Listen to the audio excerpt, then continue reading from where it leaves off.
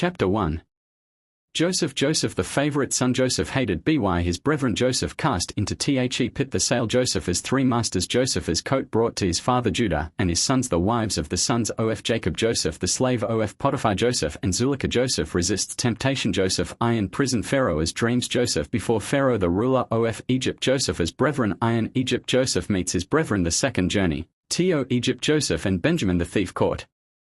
Judah pleads and threatens. Joseph makes himself known. Jacob receives the glad tidings. Jacob arrives in Egypt. Joseph as kindness and generosity. Jacob's last wish. The blessing of Ephraim and Manasseh. The blessing of the 12 tribes. The death of Jacob. The sons of Jacob at war with the sons of Esau. Zepho king of Kittim. The nations at war. Joseph as magnanimity. Asenath. The marriage of Joseph. Kind and unkind brethren. Treachery punished. The death and burial of Joseph. Joseph the favorite son. Jacob was not exempt from the lot that falls to the share of all the pious.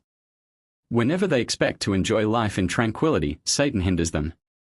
He appears before God and says, "Is it not enough that the future world is set apart for the pious? What right have they to enjoy this world, besides?"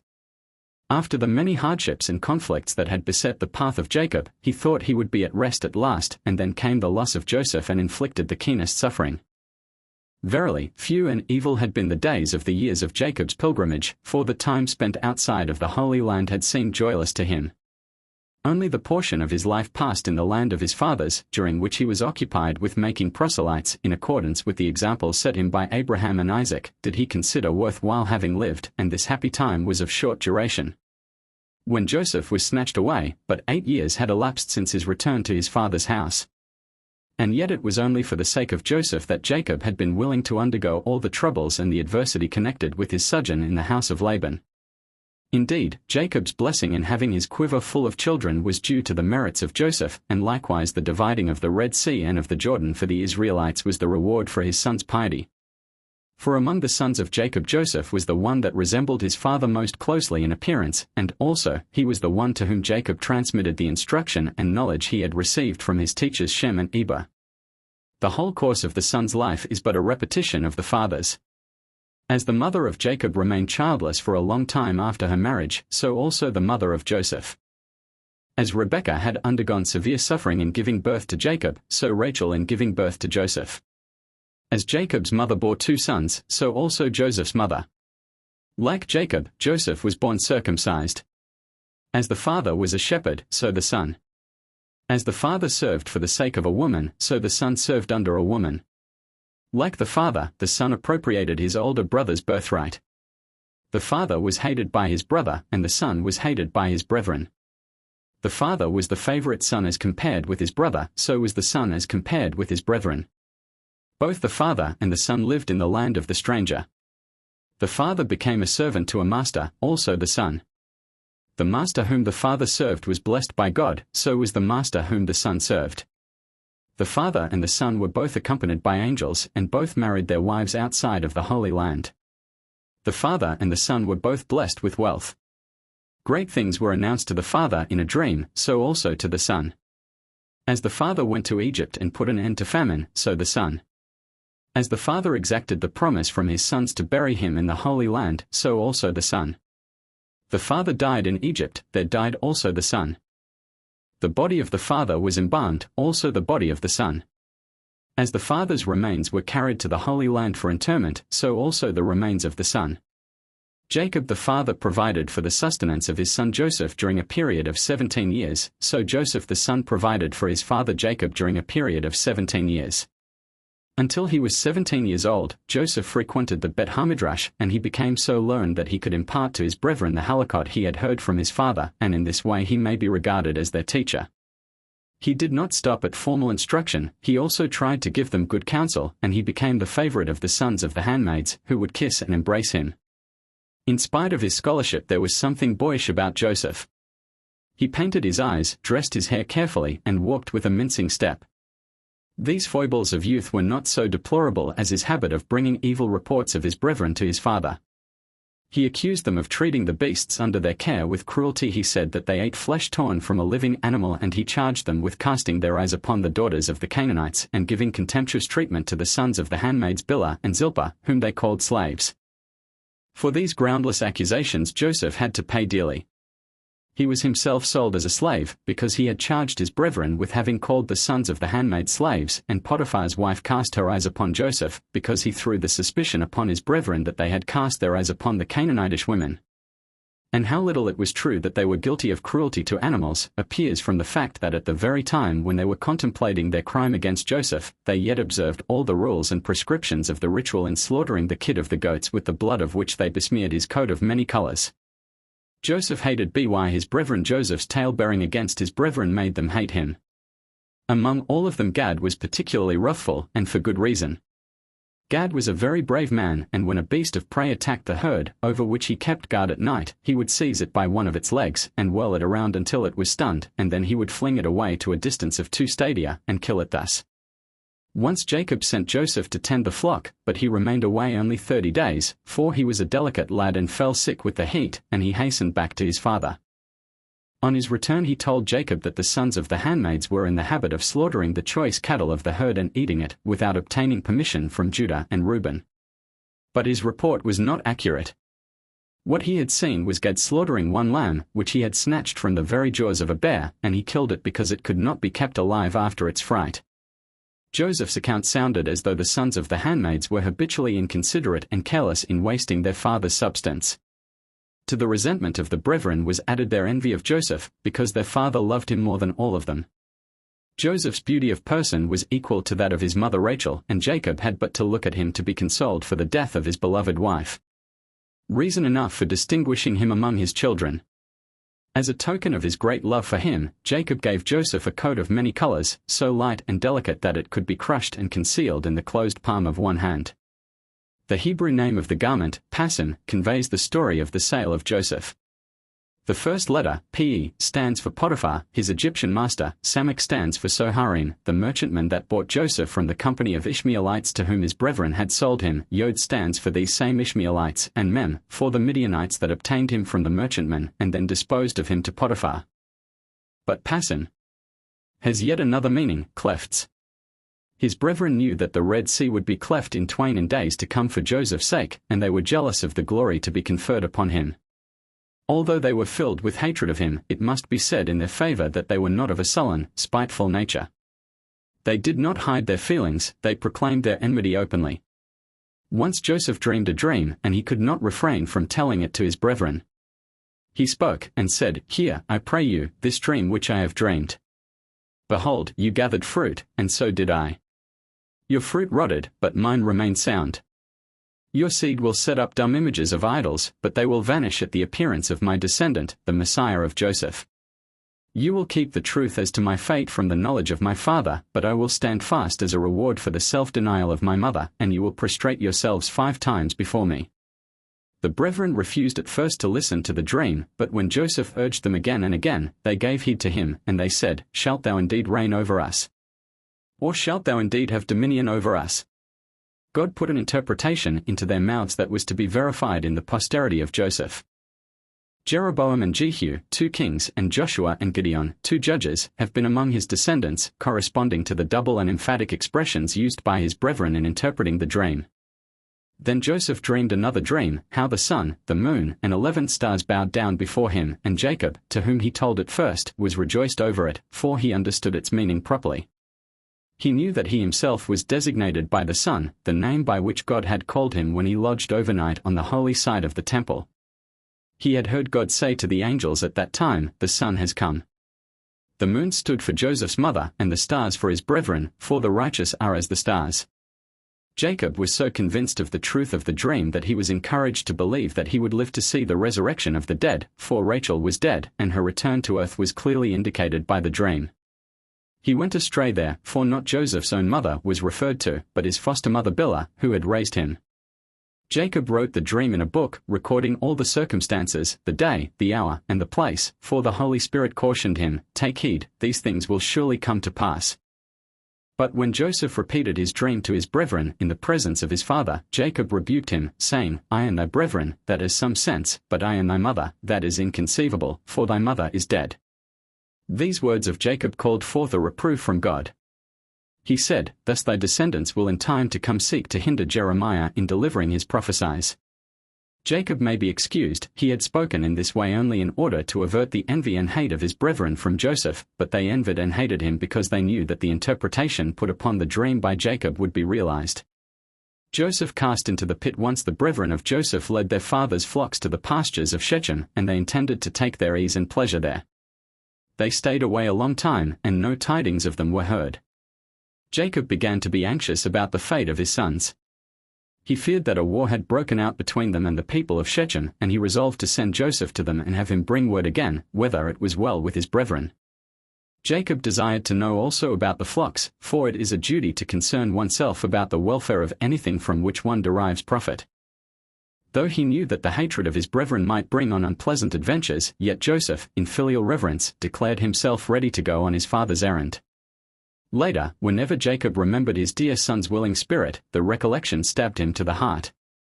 He would say to himself, "Thou didst know the hatred of thy brethren, and yet thou didst say, Here am I." Jacob dismissed Joseph, with the injunction that he journey only by daylight, saying furthermore, "Go now, see whether it be well with thy brethren, and well with the flock, and send me word." An unconscious prophecy.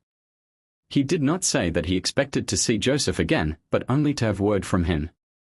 Since the covenant of the pieces, God had resolved, on account of Abraham's doubting question, that Jacob and his family should go down into Egypt to dwell there. The preference shown to Joseph by his father, and the envy it aroused, leading finally to the sale of Joseph and his establishment in Egypt, were but disguised means created by God, instead of executing his counsel directly by carrying Jacob down into Egypt as a captive. Joseph reached Shechem, where he expected to find his brethren. Shechem was always a place of ill omen for Jacob and his seed there. Dinah was Dishanid. There the 10 tribes of Israel rebelled against the house of David while Rehoboam ruled in Jerusalem, and there Jeroboam was installed as king. Not finding his brethren and the herd in Shechem, Joseph continued his journey in the direction of the next pasturing place, not far from Shechem, but he lost his way in the wilderness. Gabriel in human shape appeared before him and asked him, saying, "What seekest thou?" And he answered, "I seek my brethren."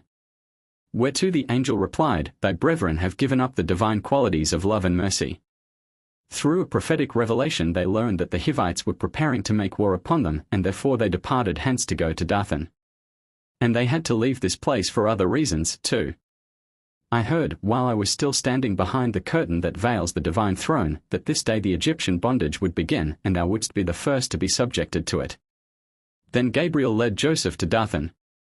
When his brethren saw him afar off, they conspired against him, to slay him. Their first plan was to set dogs on him. Simon then spoke to Levi, "Behold, the master of dreams cometh with a new dream, he whose descendant Jeroboam will introduce the worship of Baal. Come now, therefore, and let us slay him, that we may see what will become of his dreams." But God spoke, "Ye say, We shall see what will become of his dreams, and I say likewise, We shall see, and the future shall show whose word will stand, yours or mine."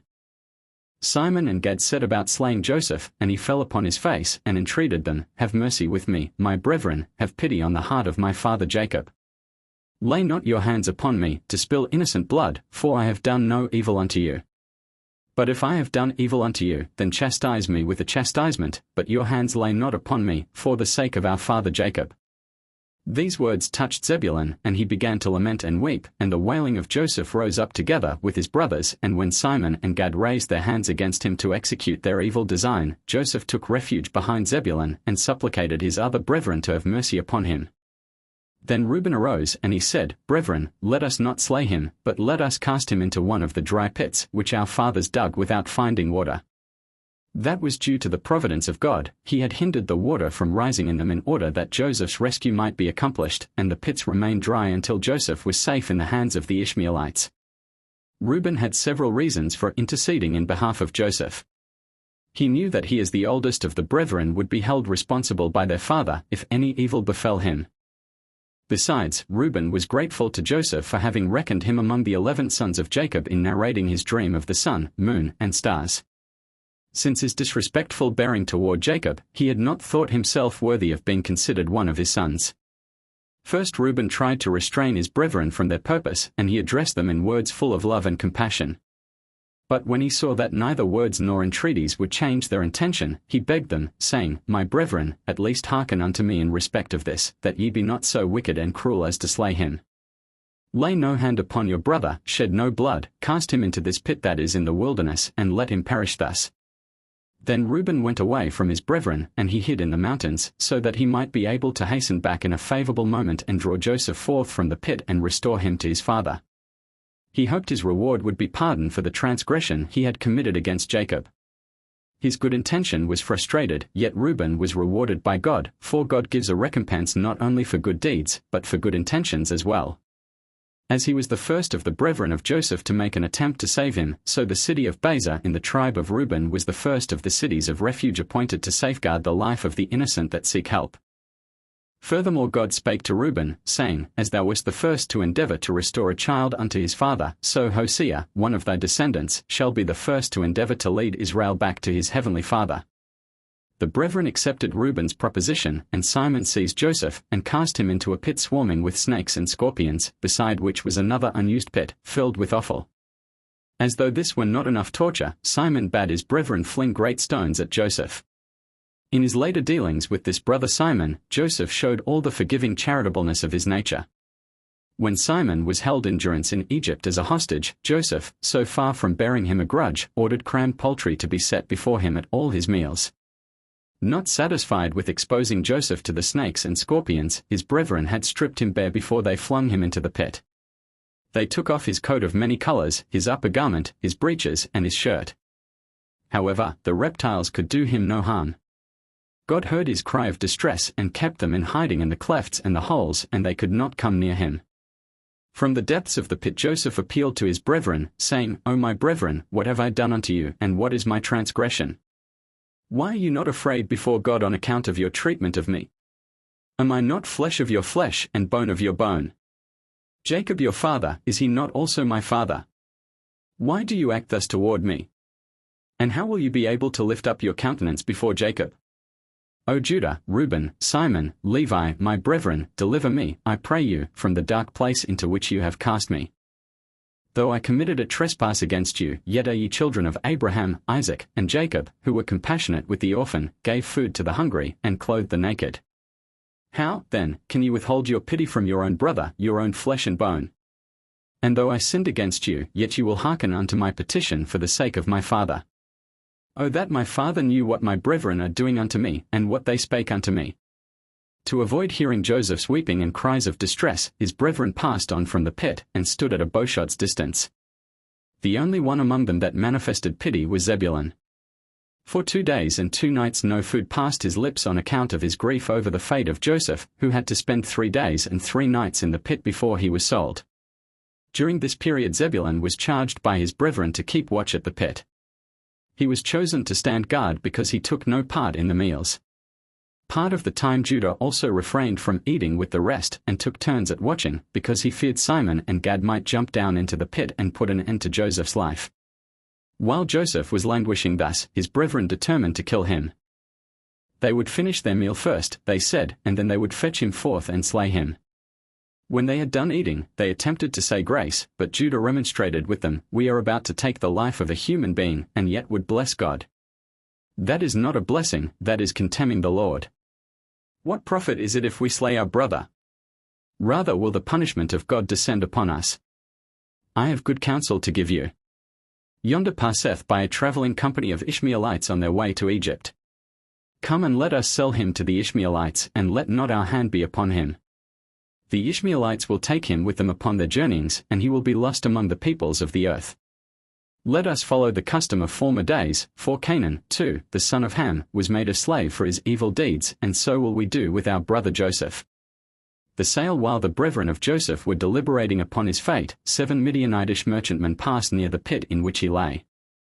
They noticed that many birds were circling above it, whence they assumed that there must be water therein, and, being thirsty, they made a halt in order to refresh themselves. When they came close, they heard Joseph screaming and wailing, and they looked down into the pit and saw a youth of beautiful figure and comely appearance. They called to him, saying, Who art thou?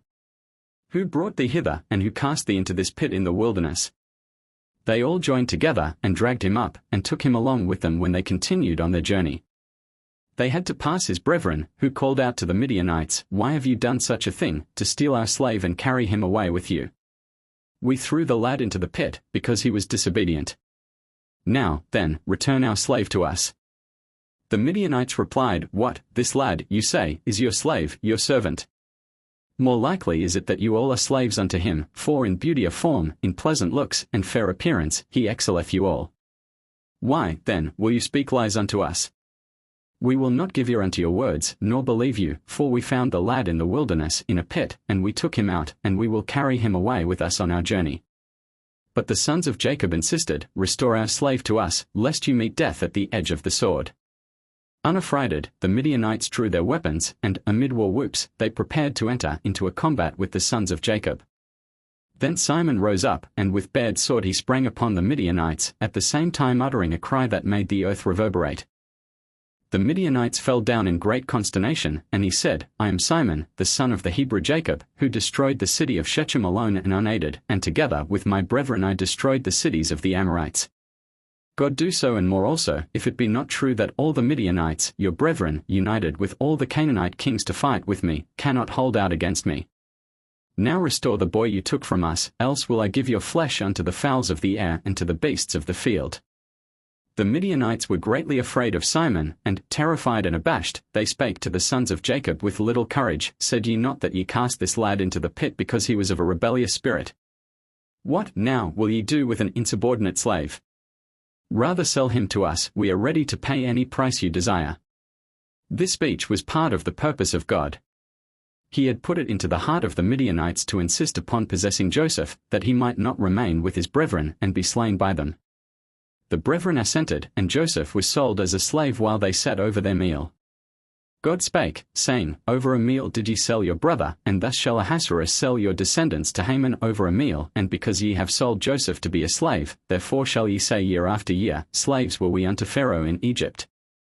The price paid for Joseph by the Midianites was 20 pieces of silver, enough for a pair of shoes for each of his brethren. Thus they sold the righteous for silver, and the needy for a pair of shoes. For so handsome a youth as Joseph the sum paid was too low by far, but his appearance had been greatly changed by the horrible anguish he had endured in the pit with the snakes and the scorpions. He had lost his ruddy complexion, and he looked sallow and sickly, and the Midianites were justified in paying a small sum for him. The merchantmen had come upon Joseph naked in the pit, for his brethren had stripped him of all his clothes. That he might not appear before men in an unseemly condition, God sent Gabriel down to him, and the angel enlarged the amulet banging from Joseph's neck until it was a garment that covered him entirely. Joseph's brethren were looking after him as he departed with the Midianites, and when they saw him with clothes upon him, they cried after them, "Give us his raiment. We sold him naked, without clothes." His owners refused to yield to their demand, but they agreed to reimburse the brethren with 4 pairs of shoes, and Joseph kept his garment, the same in which he was arrayed when he arrived in Egypt and was sold to Potiphar, the same in which he was locked up in prison and appeared before Pharaoh, and the same he wore when he was ruler over Egypt. As an atonement for the 20 pieces of silver taken by his brethren in exchange for Joseph, God commanded that every firstborn son shall be redeemed by the priest with an equal amount, and also every Israelite must pay annually to the sanctuary as much as fell to each of the brethren as his share of the price. The brethren of Joseph bought shoes for the money, for they said, "We will not eat it, because it is the price for the blood of our brother, but we will tread upon him, for that he spake, he would have dominion over us, and we will see what will become of his dreams." And for this reason the ordinance has been commanded, that he who refuseth to raise up a name in Israel unto his brother that hath died without having a son, shall have his shoe loosed from off his foot, and his face shall be spat upon. Joseph's brethren refused to do aught to preserve his life, and therefore the Lord loosed their shoes from off their feet, for, when they went down to Egypt, the slaves of Joseph took their shoes off their feet as they entered the gates, and they prostrated themselves before Joseph as before a Pharaoh, and, as they lay prostrate, they were spat upon, and put to shame before the Egyptians. The Midianites pursued their journey to Gilead, but they soon regretted the purchase they had made. They feared that Joseph had been stolen in the land of the Hebrews, though sold to them as a slave, and if his kinsmen should find him with them, death would be inflicted upon them for the abduction of a free man. The high-handed manner of the sons of Jacob confirmed their suspicion that they might be capable of man theft. Their wicked deed would explain, too, why they had accepted so small a sum in exchange for Joseph. While discussing these points, they saw, coming their way, the traveling company of Ishmaelites that had been observed earlier by the sons of Jacob, and they determined to dispose of Joseph to them, that they might at least not lose the price they had paid, and might escape the danger at the same time of being made captives for the crime of kidnapping a man. And the Ishmaelites bought Joseph from the Midianites, and they paid the same price as his former owners had given for him. Joseph's three masters. As a rule, the only merchandise with which the Ishmaelites loaded their camels was pitch and the skins of beasts. By a providential dispensation they carried bags of perfumery this time, instead of their usual ill-smelling freight, that sweet fragrance might be wafted to Joseph on his journey to Egypt.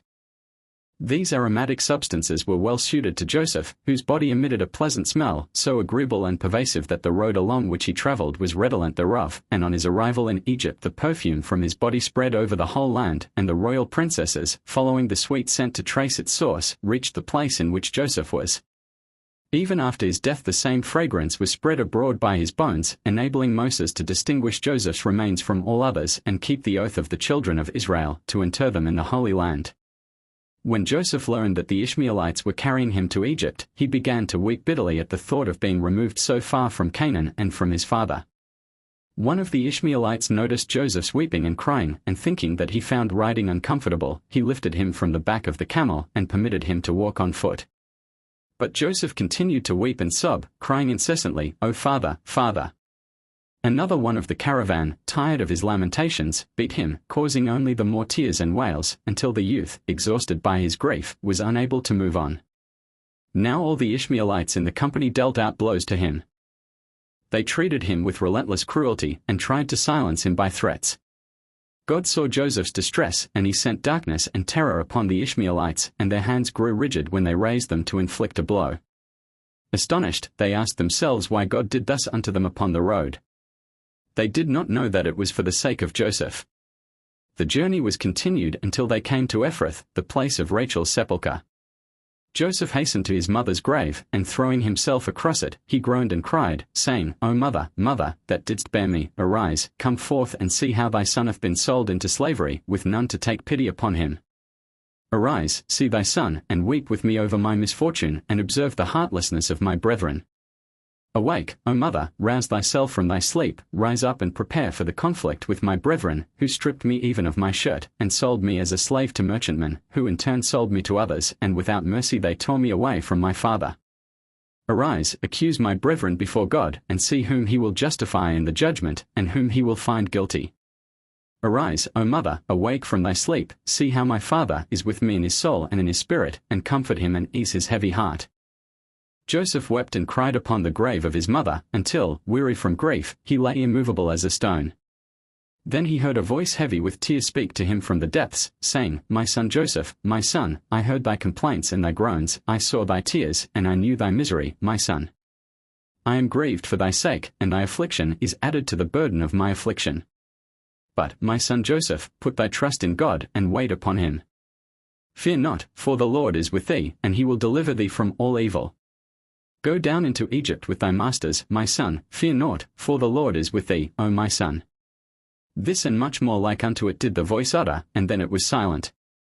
Joseph listened in great amazement at first, and then he broke out in renewed tears. Angered thereby, one of the Ishmaelites drove him from his mother's grave with kicks and curses. Then Joseph entreated his masters to take him back to his father, who would give them great riches as a reward. But they said, "Why, thou art a slave. How canst thou know where thy father is? If thou hadst had a free man as father, thou wouldst not have been sold twice for a petty sum."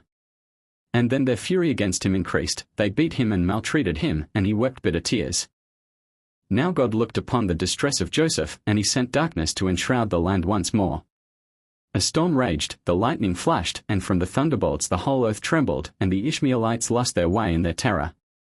The beasts and the camels stood still, and, beat them as their drivers would, they refused to budge from the spot, but crouched down upon the ground. Then the Ishmaelites spake to one another, and said, "Why hath God brought this upon us? What are our sins, what our trespasses, that such things befall us?" One of them said to the others, "Peradventure this hath come upon us by reason of the sin which we have committed against this slave. Let us beg him earnestly to grant us forgiveness, and if then God will take pity, and let these storms pass away from us, we shall know that we suffered harm on account of the injury we inflicted upon this slave." The Ishmaelites did according to these words, and they said unto Joseph, We have sinned against God and against thee. Pray to thy God, and entreat him to take this death plague from us, for we acknowledge that we have sinned against him. Joseph fulfilled their wish, and God hearkened to his petition, and the storm was assuaged. All around became calm, the beasts arose from their recumbent position, and the caravan could proceed upon its way. Now the Ishmaelites saw plainly that all their trouble had come upon them for the sake of Joseph, and they spoke one to another, saying, We know now that all this evil hath happened to us on account of this poor fellow, and wherefore should we bring death upon ourselves by our own doings? Let us take counsel together, what is to be done with the slave. One of them advised that Joseph's wish be fulfilled, and he be taken back to his father. Then they would be sure of receiving the money they had paid out for him. This plan was rejected, because they had accomplished a great part of their journey, and they were not inclined to retrace their steps. They therefore resolved upon carrying Joseph to Egypt and selling him there. They would rid themselves of him in this way, and also receive a great price for him. They continued their journey as far as the borders of Egypt, and there they met 4 men, descendants of Madan, the son of Abraham, and to these they sold Joseph for 5 shekels.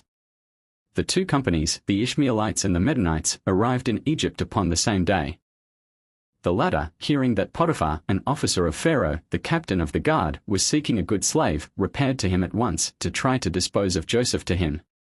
Potiphar was willing to pay as much as 400 pieces of silver, for, high as the price was, it did not seem too great for a slave that pleased him as much as Joseph.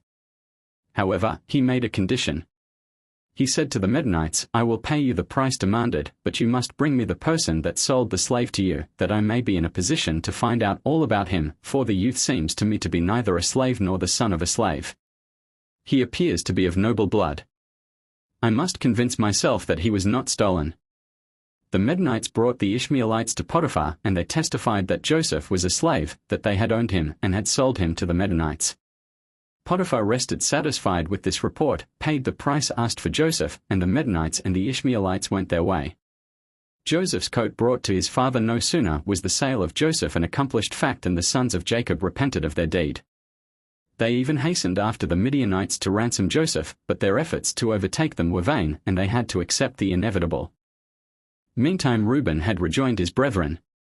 He had been so deeply absorbed in penances, in praying and studying the Torah, in expiation of his sin against his father, that he had not been able to remain with his brethren and tend the flocks, and thus it happened that he was not on the spot when Joseph was sold. His first errand was to go to the pit, in the hope of finding Joseph there. In that case he would have carried him off and restored him to his father clandestinely, without the knowledge of his brethren. He stood at the opening and called again and again, Joseph, Joseph.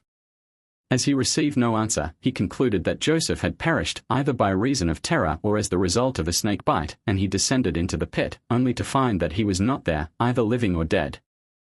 He mounted to the top again, and rent his clothes, and cried out, The lad is not there, and what answer shall I give to my father, if he be dead? Then Reuben returned unto his brethren, and told them that Joseph had vanished from the pit, whereat he was deeply grieved, because he, being the oldest of the sons, was responsible to their father Jacob. The brethren made a clean breast of what they had done with Joseph, and they related to him how they had tried to make good their evil deed, and how their efforts had been vain. Now there remained nothing to do but invent a plausible explanation for their brother's disappearance to give to Jacob. First of all, however, they took an oath not to betray to his father or any human being what they had actually done with Joseph. He who violated the oath would be put to the sword by the rest. Then they took counsel together about what to say to Jacob. It was Issachar's advice to tear Joseph's coat of many colors and dip it in the blood of a little kid of the goats, to make Jacob believe that his son had been torn by a wild beast. The reason he suggested a kid was because its blood looks like human blood. In expiation of this act of deception, it was ordained that a kid be used as an atonement sacrifice when the tabernacle was dedicated. Simon opposed this suggestion. He did not want to relinquish Joseph's coat, and he threatened to hew down anyone that should attempt to wrest it from him by force. The reason for his vehemence was that he was very much enraged against his brethren for not having slain Joseph. But they threatened him in turn, saying, If thou wilt not give up the coat, we shall say that thou didst execute the evil deed thyself. At that Simon surrendered it, and Naphtali brought it to Jacob, handing it to him with the words, When we were driving our herds homeward, we found this garment covered with blood and dust on the highway, a little beyond Shechem. Know now whether it be thy son's coat or not. Jacob recognized Joseph's coat, and, overwhelmed by grief, he fell prostrate and long lay on the ground motionless, like a stone. Then he arose and set up a loud cry and wept, saying, "It is my son's coat." In great haste Jacob dispatched a slave to his sons to bid them come to him, that he might learn more about what had happened. In the evening they all came, their garments rent and dust strewn upon their heads. When they confirmed all that Naphtali had told him, Jacob broke out in mourning and lamentation, "It is my son's coat, an evil beast hath devoured him, Joseph is without doubt torn in pieces. I sent him to you to see whether it was well with you, and well with the flock. He went to do my errand, and while I thought him to be with you, the misfortune befell." The sons of Jacob made reply, "He came to us not at all. Since we left thee, we have not set eyes on him." After these words, Jacob could doubt no longer that Joseph had been torn by wild beasts, and he mourned for his son, saying, "O my son Joseph, my son, I sent thee to inquire after the welfare of thy brethren, and now thou art torn by wild beasts. It is my fault that this evil chance hath come upon thee. I am distressed for thee, my son, I am sorely distressed. How sweet was thy life to me, and how bitter is thy death! Would God I had died for thee, O Joseph, my son, for now I am distressed on thy account. O my son Joseph, where art thou, and where is thy soul? Arise, arise from thy place, and look upon my grief for thee. Come and count the tears that roll down my cheeks, and bring the tale of them before God, that his wrath be turned away from me. O Joseph, my son, how painful and appalling was thy death! None hath died a death like thine since the world doth stand. I know well that it came to pass by reason of my sins. O that thou wouldst return and see the bitter sorrow thy misfortune hath brought upon me. But it is true, it was not I that created thee, and formed thee. I gave thee neither spirit nor soul, but God created thee. He formed thy bones, covered them with flesh, breathed the breath of life into thy nostrils, and then gave thee unto me. And God who gave thee unto me, he hath taken thee from me, and from him hath this dispensation come upon me. What the Lord doeth is well done." In these words and many others like them Jacob mourned and bewailed his son, until he fell to the ground prostrate and immovable. When the sons of Jacob saw the vehemence of their father's grief, they repented of their deed, and wept bitterly. Especially Judah was grief-stricken. He laid his father's head upon his knees, and wiped his tears away as they flowed from his eyes, while he himself broke out in violent weeping. The sons of Jacob and their wives all sought to comfort their father. They arranged a great memorial service, and they wept and mourned over Joseph's death and over their father's sorrow. But Jacob refused to be comforted. The tidings of his son's death caused the loss of 2 members of Jacob's family. Bilhah and Dinah could not survive their grief. Bilhah passed away the very day whereon the report reached Jacob, and Dinah died soon after, and so he had 3 losses to mourn in 1 month. He received the tidings of Joseph's death in the 7th month, Tishri, and on the 10th day of the month, and therefore the children of Israel are bidden to weep and afflict their souls on this day. Furthermore, on this day the sin offering of atonement shall be a kid of the goats, because the sons of Jacob transgressed with a kid, in the blood of which they dipped Joseph's coat, and thus they brought sorrow upon Jacob. When he had recovered somewhat from the stunning blow which the tidings of his favorite son's death had dealt him, Jacob rose up from the ground and addressed his sons, tears streaming down his cheeks all the while. "Up," he said, "take your swords and your bows, go out in the field, and make search, perhaps you will find the body of my son, and you will bring it to me, so that I may bury it. Keep a lookout, too, for beasts of prey, and catch the first you meet. Seize it and bring it to me. It may be that God will have pity upon my sorrow, and put the beast between your hands that hath torn my child in pieces, and I will take my revenge upon it." The sons of Jacob set out on the morrow to do the bidding of their father, while he remained at home and wept and lamented for Joseph. In the wilderness they found a wolf, which they caught and brought to Jacob alive, saying, "Here is the first wild beast we encountered, and we have brought it to thee. But of thy son's corpse we saw not a trace."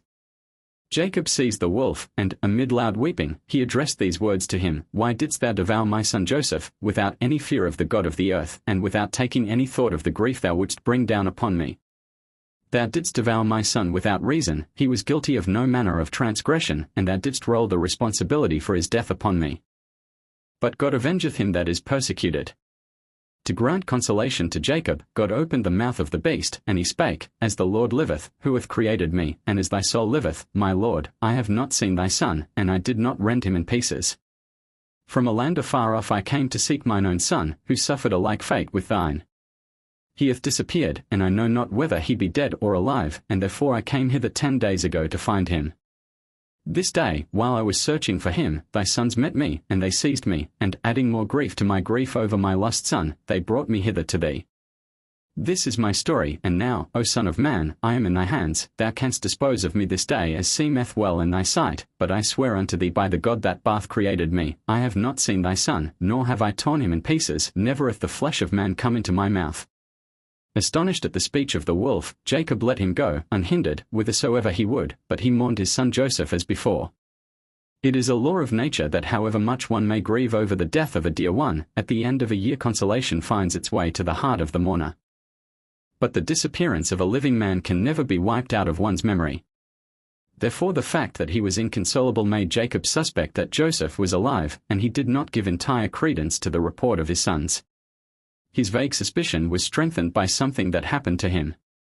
He went up into the mountains, hewed 12 stones out of the quarry, and wrote the names of his sons thereon, their constellations and the months corresponding to the constellations, a stone for a son, thus, Reuben, Ram, Nisan, and so for each of his 12 sons. Then he addressed the stones and bade them bow down before the one marked with Reuben's name, constellation, and month, and they did not move. He gave the same order regarding the stone marked for Simon, and again the stone stood still. And so he did respecting all his sons, until he reached the stone for Joseph. When he spoke concerning this one, I command you to fall down before Joseph, they all prostrated themselves. He tried the same test with other things, with trees and sheaves, and always the result was the same, and Jacob could not but feel that his suspicion was true, Joseph was alive. There was a reason why God did not reveal the real fate of Joseph to Jacob. When his brethren sold Joseph, their fear that the report of their iniquity might reach the ears of Jacob led them to pronounce the ban upon any that should betray the truth without the consent of all the others. Judah advanced the objection that a ban is invalid unless it is decreed in the presence of 10 persons, and there were but 9 of them, for Reuben and Benjamin were not there when the sale of Joseph was concluded. To evade the difficulty, the brothers counted God as the 10th person, and therefore God felt bound to refrain from revealing the true state of things to Jacob. He had regard, as it were, for the ban pronounced by the brethren of Joseph. And as God kept the truth a secret from Jacob, Isaac did not feel justified in acquainting him with his grandson's fate, which was well known to him, for he was a prophet. Whenever he was in the company of Jacob, he mourned with him, but as soon as he quitted him, he left off from manifesting grief, because he knew that Joseph lived. Jacob was thus the only one among Joseph's closest kinsmen that remained in ignorance of his son's real fortunes, and he was the one of them all that had the greatest reason for regretting his death. He spoke, "The covenant that God made with me regarding the 12 tribes is null and void now. I did strive in vain to establish the 12 tribes, seeing that now the death of Joseph hath destroyed the covenant. All the works of God were made to correspond to the number of the tribes. 12 are the signs of the zodiac, 12 the months, 12 hours of the day, 12 the night, and 12 stones are set in Aaron's breastplate. And now that Joseph hath departed, the covenant of the tribes is set at naught." He could not replace the lost son by entering into a new marriage, for he had made the promise to his father-in-law to take none beside his daughters to wife, and this promise, as he interpreted it, held good after the death of Laban's daughters as well as while they were alive. Beside grief over his loss and regret at the breaking of the covenant of the tribes, Jacob had still another reason for mourning the death of Joseph. God had said to Jacob, "If none of thy sons dies during thy lifetime, thou mayest look upon it as a token that thou wilt not be put in Gehenna after thy death." Thinking Joseph to be dead, Jacob had his own fate to bewail, too, for he now believed that he was doomed to Gehenna. His mourning lasted all of 22 years, corresponding to the number of the years he had dwelt apart from his parents, and had not fulfilled the duty of a son toward them. In his mourning Jacob put sackcloth upon his loins, and therein became a model for the kings and princes in Israel, for David, Ahab, Joram, and Mordecai did likewise when a great misfortune befell the nation. Judah and his sons, when the sons of Jacob saw how inconsolable their father was, they went to Judah, and said to him, "This great misfortune is thy fault." Judah replied, "It was I that asked you, what profit is it if we slay our brother and conceal his blood? And now you say the sin lies at my door." The brethren continued to argue, but it was thou that didst say, "Come and let us sell him to the Ishmaelites," and we followed thy advice. Hadst thou said, "Let us restore him to his father," we had heeded these words of thine as well. The brethren hereupon deprived Judah of his dignity, for hitherto he had been their king, and they also excluded him from their fellowship, and he had to seek his fortune alone. Through the mediation of his chief shepherd Hira, he became acquainted with the Canaanitish king of Adullam, Basan by name. Though he was well aware of the corruption of the generations of Canaan, he permitted passion to get the better of him and took a Canaanite to wife. The Adullamite king gave a banquet in his honor, at which his daughter Bathsheba poured the wine, and intoxicated by wine and passion Judah took her and married her. Judah's action may be compared to that of the lion who passes a carrion and eats of it, though a cur preceding him on the way had refused to touch it. Even Esau came in time to acknowledge that the daughters of Canaan were wicked, and the lion Judah must needs take one of them to wife. The Holy Spirit cried out against Judah when he married the Canaanite woman of Adullam, saying, "The glory of Israel went down in Adullam." The firstborn son of Judah from this marriage was named the childless, a suitable name for him that died without begetting any issue. At Judah's desire, married Tamar, a daughter of Aram, the son of Shem, but because she was not a Canaanitish woman, his mother used artifices against her, and he did not know her, and an angel of the Lord killed him on the third day after his wedding. Then Judah gave Tamar to his second son Onan, the marriage taking place before the week of the wedding festivities for a had elapsed. A whole year Onan lived with Tamar without knowing her, and when, finally, Judah uttered threats against him on that account, he did, indeed, have intercourse with her, but, giving heed to the injunctions of his mother, he took care not to beget any children with her. He, too, died on account of his iniquity, and his name Onan mourning was well chosen, for very soon was his father called upon to mourn for him. Now Judah conceived the plan of marrying Tamar to his youngest son Shelah, but his wife would not permit it. She hated Tamar because she was not of the daughters of Canaan like herself, and while Judah was away from home, Bathsheba chose a wife for her son Shelah from the daughters of Canaan. Judah was very angry at Bathsheba for what she had done, and also God poured out his wrath upon her, for on account of her wickedness she had to die, and her death happened a year after that of her two sons. Now that Bathsheba was dead, Judah might have carried out his wish and married Tamar to his youngest son. But he waited for Shelah to grow up, because he feared for his life, seeing that Tamar had brought death to two husbands before him. So she remained a widow in her father's house for 2 years. Endowed with the gift of prophecy, Tamar knew that she was appointed to be the ancestress of David and of the Messiah, and she determined to venture upon an extreme measure in order to make sure of fulfilling her destiny. Accordingly, when the Holy Spirit revealed to her that Judah was going up to Timnah, she put off from her the garments of her widowhood, and sat in the gate of Abraham's tent, and there she encountered Judah. All the time she lived in the house of her father-in-law, he had never seen her face, for in her virtue and chastity she had always kept it covered, and now when Judah met her, he did not recognize her. It was as a reward for her modesty that God made her to become the mother of the royal line of David, and the ancestress of Isaiah, and his father Amoz as well, both of whom were prophets and of royal blood. Judah passed Tamar by without paying any attention to her, and she raised her eyes heavenward, and said, O Lord of the world, shall I go forth empty from the house of this pious man? Then God sent the angel that is appointed over the passion of love, and he compelled Judah to turn back. With prophetic caution, Tamar demanded that, as a pledge for the reward he promised her, he leave with her his signet, his mantle, and his staff, the symbols of royalty, judgeship, and messiahship, the three distinctions of the descendants of Tamar from her union with Judah. When Judah sent her the promised reward, a kid of the goats, by the hand of his friend, in order to receive the pledges from her hand, Tamar could not be found, and he feared to make further search for her, lest he be put to shame. But Tamar, who soon discerned that she was with child, felt very happy and proud, for she knew that she would be the mother of kings and redeemers. When her state became known, she was forcibly dragged before the court, in which Isaac, Jacob, and Judah sat as judges. Judah, being the youngest of the judges and the least considerable in dignity, was the first to give a decision, for thus it is prescribed in criminal cases, that the prominent judges overawe not the lesser and influence their decisions unduly. It was the opinion of Judah that the woman was liable to the penalty of death by burning, for she was the daughter of the high priest Shem, and death by fire is the punishment ordained by the law for a high priest's daughter that leads an unchaste life. The preparations for her execution were begun. In vain Tamar searched for the 3 pledges she had received from Judah, she could not find them, and almost she lost hope that she would be able to wring a confession from her father-in-law.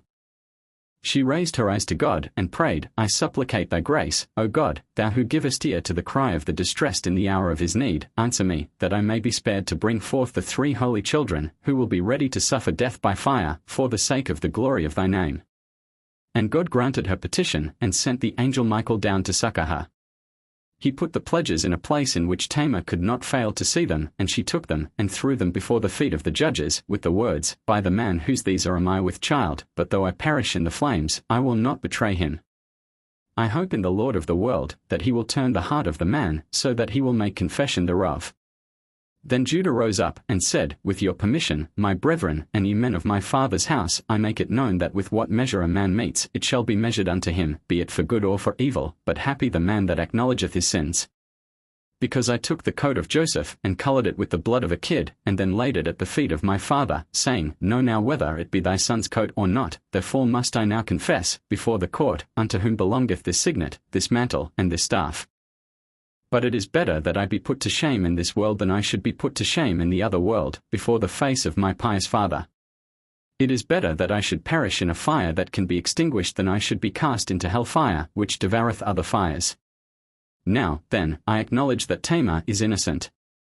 By me is she with child, not because she indulged in illicit passion, but because I held back her marriage with my son Shelah." Then a heavenly voice was heard to say, "Ye are both innocent." It was the will of God that it should happen. The open confession of Judah induced his oldest brother Reuben to make public acknowledgement of the sin he had committed against his father, for he had kept it a secret until then. Tamar gave birth to twin sons, Perez and Zerah, both resembling their father in bravery and piety. She called the first Perez, mighty, because she said, Thou didst show thyself of great power, and it is meet and proper that thou shouldst be strong, for thou art destined to possess the kingdom. The second son was called Zerah, because he appeared from out of the womb before his brother, but he was forced back again to make way for Perez. These two, Perez and Zerah, were sent out as spies by Joshua, and the line that Rahab bound in the window of her house as a token to the army of the Israelites, she received from Zerah. It was the scarlet thread that the midwife had bound upon his hand, to mark him as the child that appeared first and withdrew. The wives of the sons of Jacob. Judah was the first of the sons of Jacob to enter wedlock. After the sale of Joseph to the Midianites, his brethren had said to Judah, If conditions were as before, our father would provide wives for us now. As it is, he is entirely absorbed by his grief for Joseph, and we must look about for wives ourselves. Thou art our chief, and thou shouldst marry first. Judah's marriage with Alit, the daughter of the noble merchant Shua, which was consummated at Adullam, the residence of his friend Hira, or, as he was called later, Hiram, king of Tyre, was not happy. His two oldest sons died, and shortly thereafter his wife also. It was Judah's punishment for having begun a good deed and left it unfinished, for he who begins a good deed and does not execute it to the end, brings down misfortune upon his own head. Judah had rescued Joseph from death, but it was his suggestion to sell him into slavery. Had he urged them to restore the lad to his father, his brethren would have obeyed his words. He was lacking in constancy to persist until he had completed the work of Joseph's deliverance, which he had begun. In the same year, the year of Joseph's misfortune, all his other brethren married, too. Reuben's wife was named Eliaram, the daughter of the Canaanite Uzi of Timnah. Simon married his sister Dinah first and then a second wife. When Simon and Levi massacred the men of Shechem, Dinah refused to leave the city and follow her brethren, saying, Whither shall I carry my shame? But Simon swore he would marry her, as he did later, and when she died in Egypt, he took her body to the Holy Land and buried it there. Dinah bore her brother a son, and from her union with Shechem, the son of Hamor, sprang a daughter, Asenath by name, afterward the wife of Joseph. When this daughter was born to Dinah, her brethren, the sons of Jacob, wanted to kill her, that the finger of men might not point at the fruit of sin in their father's house. But Jacob took a piece of tin, inscribed the holy name upon it, and bound it about the neck of the girl, and he put her under a thorn bush, and abandoned her there. An angel carried the babe down to Egypt, where Potiphar adopted her as his child, for his wife was barren. Years thereafter, when Joseph traveled through the land as viceroy, the maidens threw gifts at him, to make him turn his eyes in their direction and give them the opportunity of gazing upon his beauty. Asenath possessed nothing that would do as a present, therefore she took off the amulet suspended from her neck, and gave it to him. Thus Joseph became acquainted with her lineage, and he married her, seeing that she was not an Egyptian, but one connected with the house of Jacob through her mother. Beside the son of Dinah, Simon had another son, whose name was Saul, by Bunah, the damsel he had taken captive in the campaign against Shechem. Levi and Issachar married two daughters of Jobab, the grandson of Eber. The wife of the former was named Adinah, the wife of the latter, Aridah. Dan's wife was Elphalet, a daughter of the Moabite Hamudin. For a long time their marriage remained childless. Finally they had a son, whom they called Hushim. Gad and Naphtali married women from Haran, two sisters, daughters of Amram, a grandson of Nahor. Naphtali's wife, Merimit, was the older of the two, and the younger, the wife of Gad, was named Uzit. Asher's first wife was Ardon, the daughter of Ephel, a grandson of Ishmael. She died childless, and he married a second wife, Hadorah, a daughter of Obermael, the grandson of Shem. She had been married before, her first husband having been Malchel, also a grandson of Shem, and the issue of this first marriage was a daughter, Serah by name. When Asher brought his wife to Canaan, the 3-year-old orphan Serah came with them.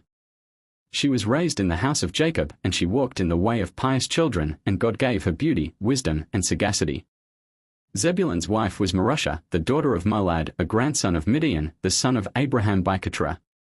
For Benjamin, when he was but 10 years old, Jacob took Maliah to wife, the daughter of Aram, the grandson of Toa, and she bore him 5 sons. At the age of 18 he married a second wife, Arbat, the daughter of Zimran, a son of Abraham by Keturah, and by her also he had 5 sons.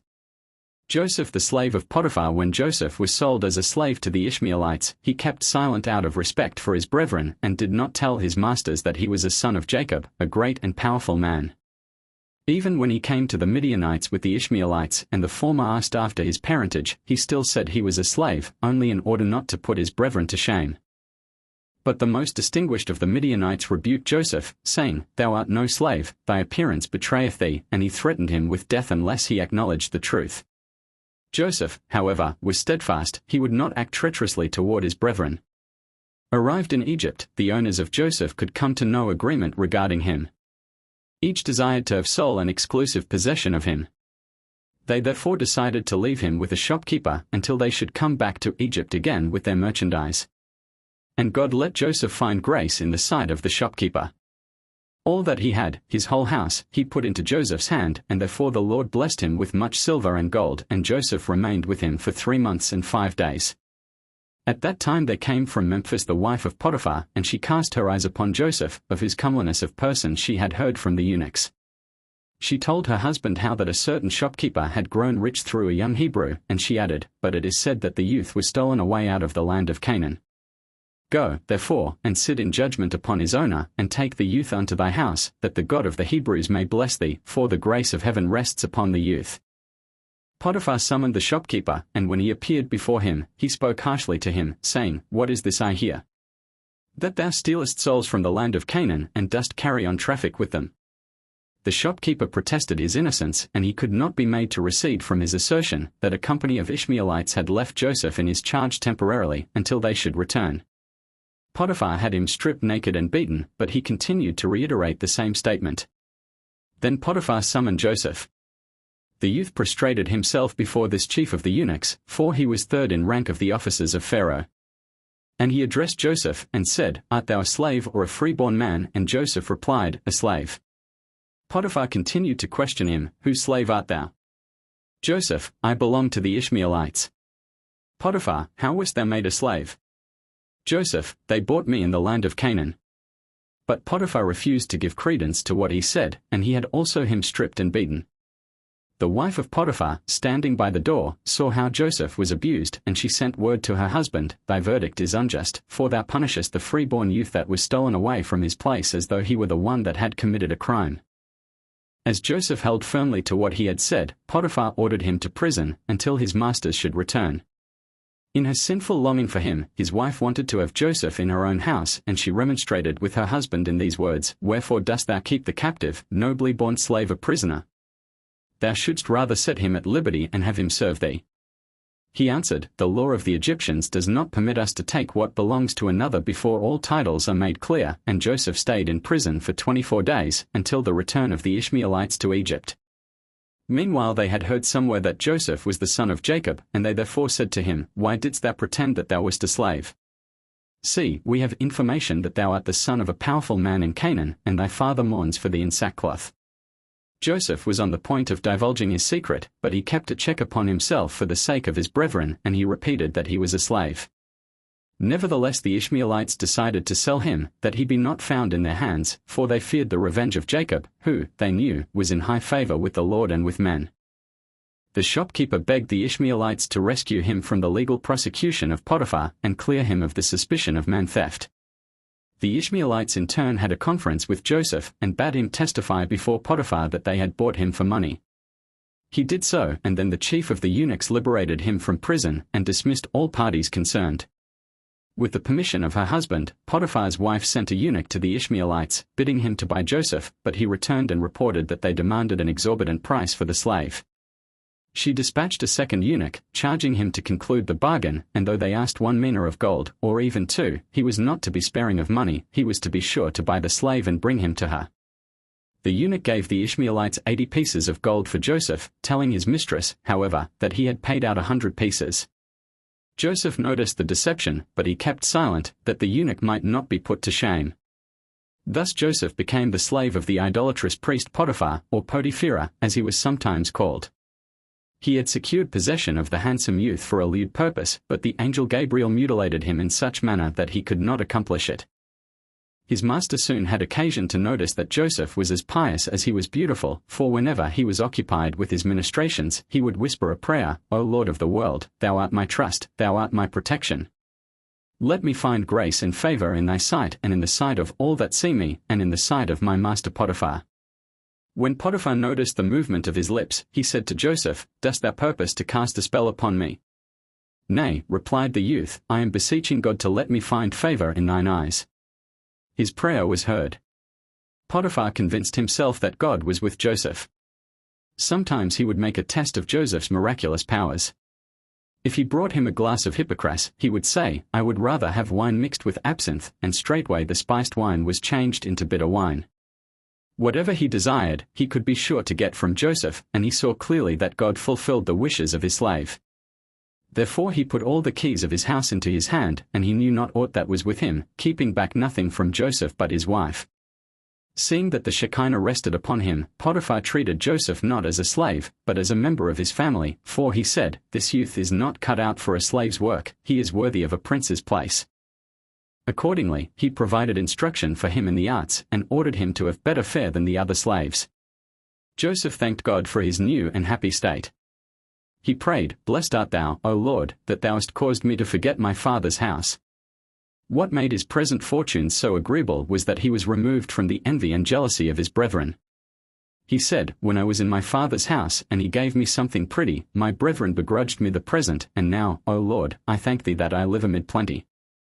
Free from anxieties, he turned his attention to his external appearance. He painted his eyes, dressed his hair, and aimed to be elegant in his walk. But God spake to him, saying, "Thy father is mourning in sackcloth and ashes, while thou dost eat, drink, and dress thy hair. Therefore I will stir up thy mistress against thee, and thou shalt be embarrassed." Thus Joseph's secret wish was fulfilled, that he might be permitted to prove his piety under temptation, as the piety of his fathers had been tested. Joseph and Zuleika, throw the stick up in the air, it will always return to its original place. Like Rachel his mother, Joseph was of ravishing beauty, and the wife of his master was filled with invincible passion for him. Her feeling was heightened by the astrologic forecast that she was destined to have descendants through Joseph. This was true, but not in the sense in which she understood the prophecy. Joseph married her daughter Asenath later on, and she bore him children, thus fulfilling what had been read in the stars. In the beginning she did not confess her love to Joseph.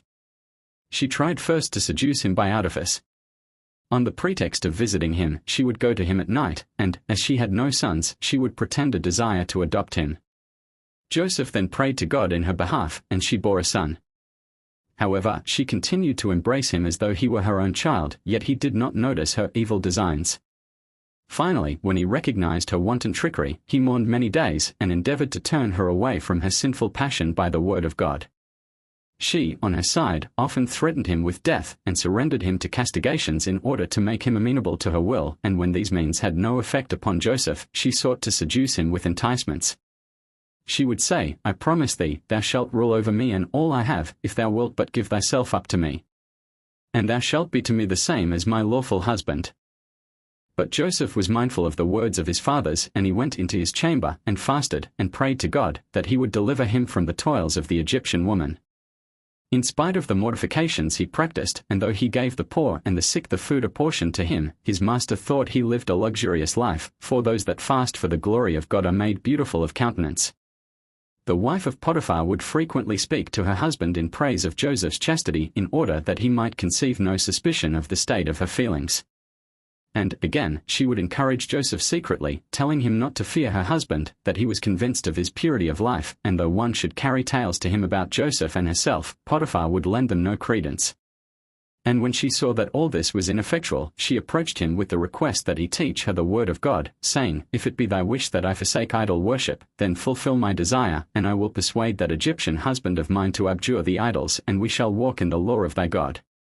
Joseph replied, The Lord desireth not that those who fear him shall walk in impurity, nor hath he pleasure in the adulterer. Another time she came to him, and said, If thou wilt not do my desire, I will murder the Egyptian, and wed with thee according to the law. Whereat Joseph rent his garment, and he said, O woman, fear the Lord, and do not execute this evil deed, that thou mayest not bring destruction down upon thyself, for I will proclaim thy impious purposes to all in public. Again, she sent him a dish prepared with magic spells, by means of which she hoped to get him into her power. But when the eunuch set it before him, he saw the image of a man handing him a sword together with the dish, and, warned by the vision, he took good care not to taste of the food. A few days later his mistress came to him, and asked him why he had not eaten of what she had sent him. He reproached her, saying, How couldst thou tell me, I do not come nigh unto the idols, but only unto the Lord? The God of my fathers hath revealed thy iniquity to me through an angel, but that thou mayest know that the malice of the wicked has no power over those who fear God in purity, I shall eat thy food before thine eyes, and the God of my fathers and the angel of Abraham will be with me. The wife of Potiphar fell upon her face at the feet of Joseph, and amid tears she promised not to commit this sin again. But her unholy passion for Joseph did not depart from her, and her distress over her unfulfilled wish made her look so ill that her husband said to her, Why is thy countenance fallen? And she replied, I have a pain at my heart, and the groanings of my spirit oppress me. Once when she was alone with Joseph, she rushed toward him, crying, I will throttle myself, or I will jump into a well or a pit, if thou wilt not yield thyself to me. Noticing her extreme agitation, Joseph endeavored to calm her with these words, Remember, if thou makest away with thyself, thy husband's concubine, Astahor, thy rival, will maltreat thy children, and extirpate thy memory from the earth. These words, gently spoken, had the opposite effect from that intended. They only inflamed her passion the more by feeding her hopes. She said, There, seest thou dost love me now. It sufficeth for me that thou takest thought for me and for the safety of my children. I expect now that my desire will be fulfilled. She did not know that Joseph spoke as he did for the sake of God, and not for her sake. His mistress, or, as she was called, Zuleika, pursued him day after day with her amorous talk and her flattery, saying, How fair is thy appearance, how comely thy form. Never have I seen so well-favored a slave as thou art. Joseph would reply, God, who formed me in my mother's womb, hath created all men. Zuleika, how beautiful are thine eyes, with which thou hast charmed all Egyptians, both men and women. Joseph, beautiful as they may be while I am alive, so ghastly they will be to look upon in the grave. Zuleika, how lovely and pleasant are thy words. I pray thee, take thy harp, play and also sing, that I may hear thy words. Joseph, lovely and pleasant are my words when I proclaim the praise of my God. Zuleika, how beautiful is thy hair. Take my golden comb, and comb it. Joseph, how long wilt thou continue to speak thus to me? Leave off. It were better for thee to care for thy household. Zuleika, there is nothing in my house that I care for, save thee alone. But Joseph's virtue was unshaken. While she spoke thus, he did not so much as raise his eyes to look at his mistress. He remained equally steadfast when she lavished gifts upon him, for she provided him with garments of one kind for the morning, another for noon, and a third kind for the evening. Nor could threats move him. She would say, I will bring false accusations against thee before thy master, and Joseph would reply, The Lord executeth judgment for the oppressed. Or, I will deprive thee of food, whereupon Joseph, the Lord giveth food to the hungry. Or, I will have thee thrown into prison, whereupon Joseph, the Lord looseth the prisoners. Or, I will put heavy labor upon thee that will bend thee double, whereupon Joseph, the Lord riseth up them that are bowed down. Or, I will blind thine eyes, whereupon Joseph, the Lord openeth the eyes of the blind. When she began to exercise her blandishments upon him, he rejected them with the words, "I fear my master." But Zuleika would say, "I will kill him." Joseph replied with indignation, "Not enough that thou wouldst make an adulterer of me, thou wouldst have me be a murderer, besides." And he spoke furthermore, saying, "I fear the Lord my God." Zuleika, nonsense. He is not here to see thee. Joseph, great is the Lord and highly to be praised, and his greatness is unsearchable. Thereupon she took Joseph into her chamber, where an idol hung above the bed. This she covered, that it might not be a witness of what she was about to do. Joseph said, "Though thou coverest up the eyes of the idol, remember, the eyes of the Lord run to and fro through the whole earth." "Yes," continued Joseph, "I have many reasons not to do this thing for the sake of God. Adam was banished from paradise on account of violating a light command, how much more should I have to fear the punishment of God, were I to commit so grave a sin as adultery? The Lord is in the habit of choosing a favorite member of our family as a sacrifice unto himself. Perhaps he desireth to make choice of me, but if I do thy will, I make myself unfit to be a sacrifice unto God. Also the Lord is in the habit of appearing suddenly in visions of the night unto those that love him. Thus did he appear unto Abraham, Isaac, and Jacob, and I fear that he may appear unto me at the very moment while I am defiling myself with thee. And as I fear God, so I fear my father, who withdrew the birthright from his firstborn son Reuben on account of an immoral act, and gave it to me. Were I to fulfill thy desire, I would share the fate of my brother Reuben." With such words, Joseph endeavored to cure the wife of his master of the wanton passion she had conceived for him, while he took heed to keep far from a heinous sin, not from fear of the punishment that would follow, nor out of consideration for the opinion of men, but because he desired to sanctify the name of God, blessed be he, before the whole world. It was this feeling of his that Zuleika could not comprehend, and when, finally, carried away by passion, she told him in unmistakable language what she desired, and he recoiled from her, she said to Joseph, "Why dost thou refuse to fulfill my wish? Am I not a married woman? None will find out what thou hast done." Joseph replied, "If the unmarried women of the heathen are prohibited unto us, how much more their married women? As the Lord liveth, I will not commit the crime thou biddest me do." In this Joseph followed the example of many pious men, who utter an oath at the moment when they are in danger of succumbing to temptation, and seek thus to gather moral courage to control their evil instincts. When Zuleika could not prevail upon him to persuade him, her desire threw her into a grievous sickness, and all the women of Egypt came to visit her, and they said unto her, "Why art thou so languid and wasted, thou that lackest nothing? Is not thy husband a prince great and esteemed in the sight of the king? Is it possible that thou canst want aught of what thy heart desireth?" Zuleika answered them, saying, "This day shall it be made known unto you whence cometh the state wherein you see me. For why should I die on account of thee?" Joseph remained as steadfast under these importunities as before. Zuleika, however, was not discouraged. She continued her solicitations unremittingly, day after day, month after month, for a whole year, but always without the least success, for Joseph in his chastity did not permit himself even to look upon her, wherefore she resorted to constraint. She had an iron shackle placed upon his chin, and he was compelled to keep his head up and look her in the face. Joseph resists temptation, seeing that she could not attain her object by entreaties or tears. Zuleika finally used force when she judged that the favorable chance had come. She did not have long to wait. When the Nile overflowed its banks, and, according to the annual custom of the Egyptians, all repaired to the river, men and women, people and princes, accompanied by music, Zuleika remained at home under pretense of being sick. This was her long-looked-for opportunity, she thought.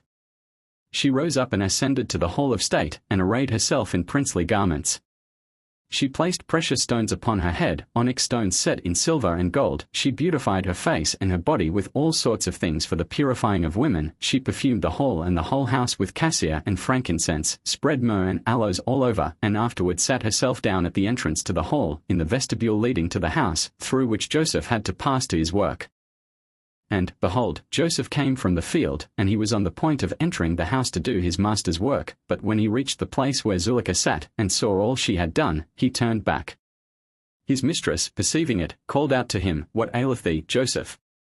Go to thy work, I will make room for thee, that thou mayest pass by to thy seat." Joseph did as she bade him. He entered the house, took his seat, and set about his master's work as usual. Then Zuleika stood before him suddenly in all her beauty of person and magnificence of raiment, and repeated the desire of her heart. It was the first and the last time that Joseph's steadfastness deserted him, but only for an instant. When he was on the point of complying with the wish of his mistress, the image of his mother Rachel appeared before him, and that of his aunt Leah, and the image of his father Jacob. The last addressed him thus: "In time to come the names of thy brethren will be graven upon the breastplate of the high priest. Dost thou desire to have thy name appear with theirs? Or wilt thou forfeit this honor through sinful conduct? For no, he that keepeth company with harlots wasteth his substance." This vision of the dead, and especially the image of his father, brought Joseph to his senses, and his illicit passion departed from him. Astonished at the swift change in his countenance, Zuleika said, "My friend and true love, why art thou so affrighted that thou art near to swooning?" "Joseph, I see my father." "Zuleika, where is he?" "Why, there is none in the house." "Joseph, thou belongest to a people that is like unto the ass, it perceiveth nothing. But I belong to those who can see things." Joseph fled forth, away from the house of his mistress, the same house in which aforetime wonders had been done for Sarah, kept a captive there by Pharaoh. But hardly was he outside when the sinful passion again overwhelmed him, and he returned to Zuleika's chamber. Then the Lord appeared unto him, holding the ebon shataya in his hand, and said to him, "If thou touchest her, I will cast away this stone upon which the earth is founded, and the world will fall to ruin." So but again, Joseph started to escape from his mistress, but Zuleika caught him by his garment, and she said, "As the king liveth, if thou wilt not fulfill my wish, thou must die." And while she spoke thus, she drew a sword with her free hand from under her dress, and, pressing it against Joseph's throat, she said, "Do as I bid thee, or thou diest." Joseph ran out, leaving a piece of his garment in the hands of Zuleika, as he wrenched himself loose from the grasp of the woman with a quick, energetic motion. Zuleika's passion for Joseph was so violent that, in lieu of its owner, whom she could not succeed in subduing to her will, she kissed and caressed the fragment of cloth left in her hand.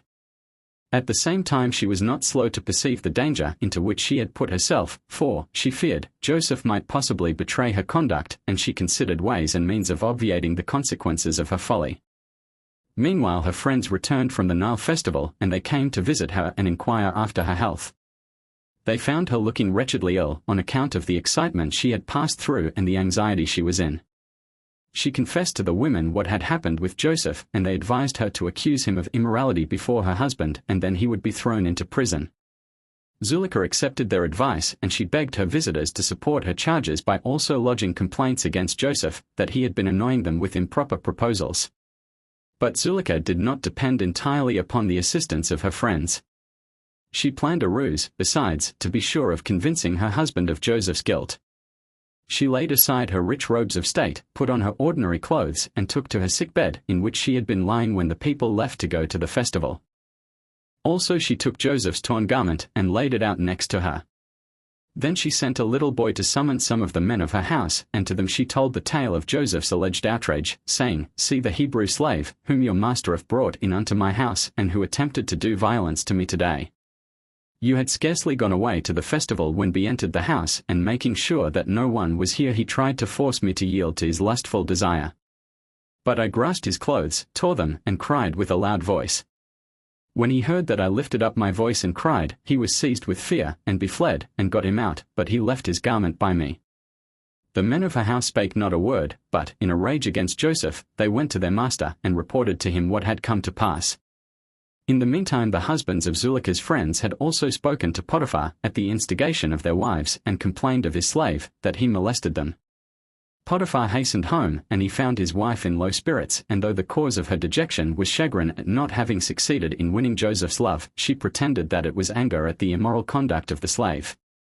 She accused him in the following words, "O husband, mayest thou not live a day longer, if thou dost not punish the wicked slave that hath desired to defile thy bed, that hath not kept in mind who he was when he came to our house, to demean himself with modesty, nor hath he been mindful of the favours he hath received from thy bounty.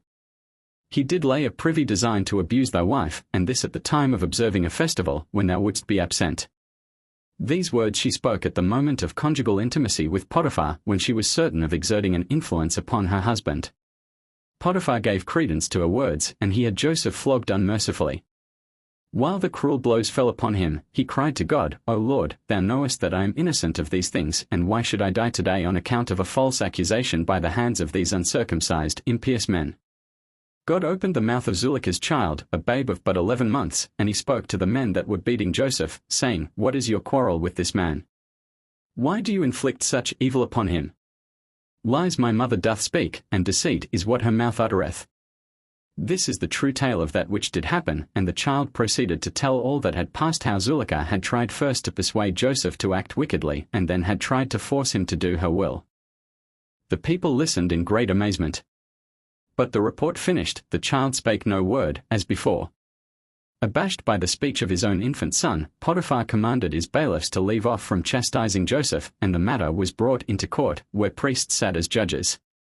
Joseph protested his innocence and related all that had happened according to the truth, but Potiphar repeated the account his wife had given him. The judges ordered the garment of Joseph to be brought which Zuleika had in her possession, and they examined the tear therein. It turned out to be on the front part of the mantle, and they came to the conclusion that Zuleika had tried to hold him fast and had been foiled in her attempt by Joseph, against whom she was now lodging a trumped-up charge. They decided that Joseph had not incurred the death penalty, but they condemned him to incarceration, because he was the cause of a stain upon Zuleika's fair name.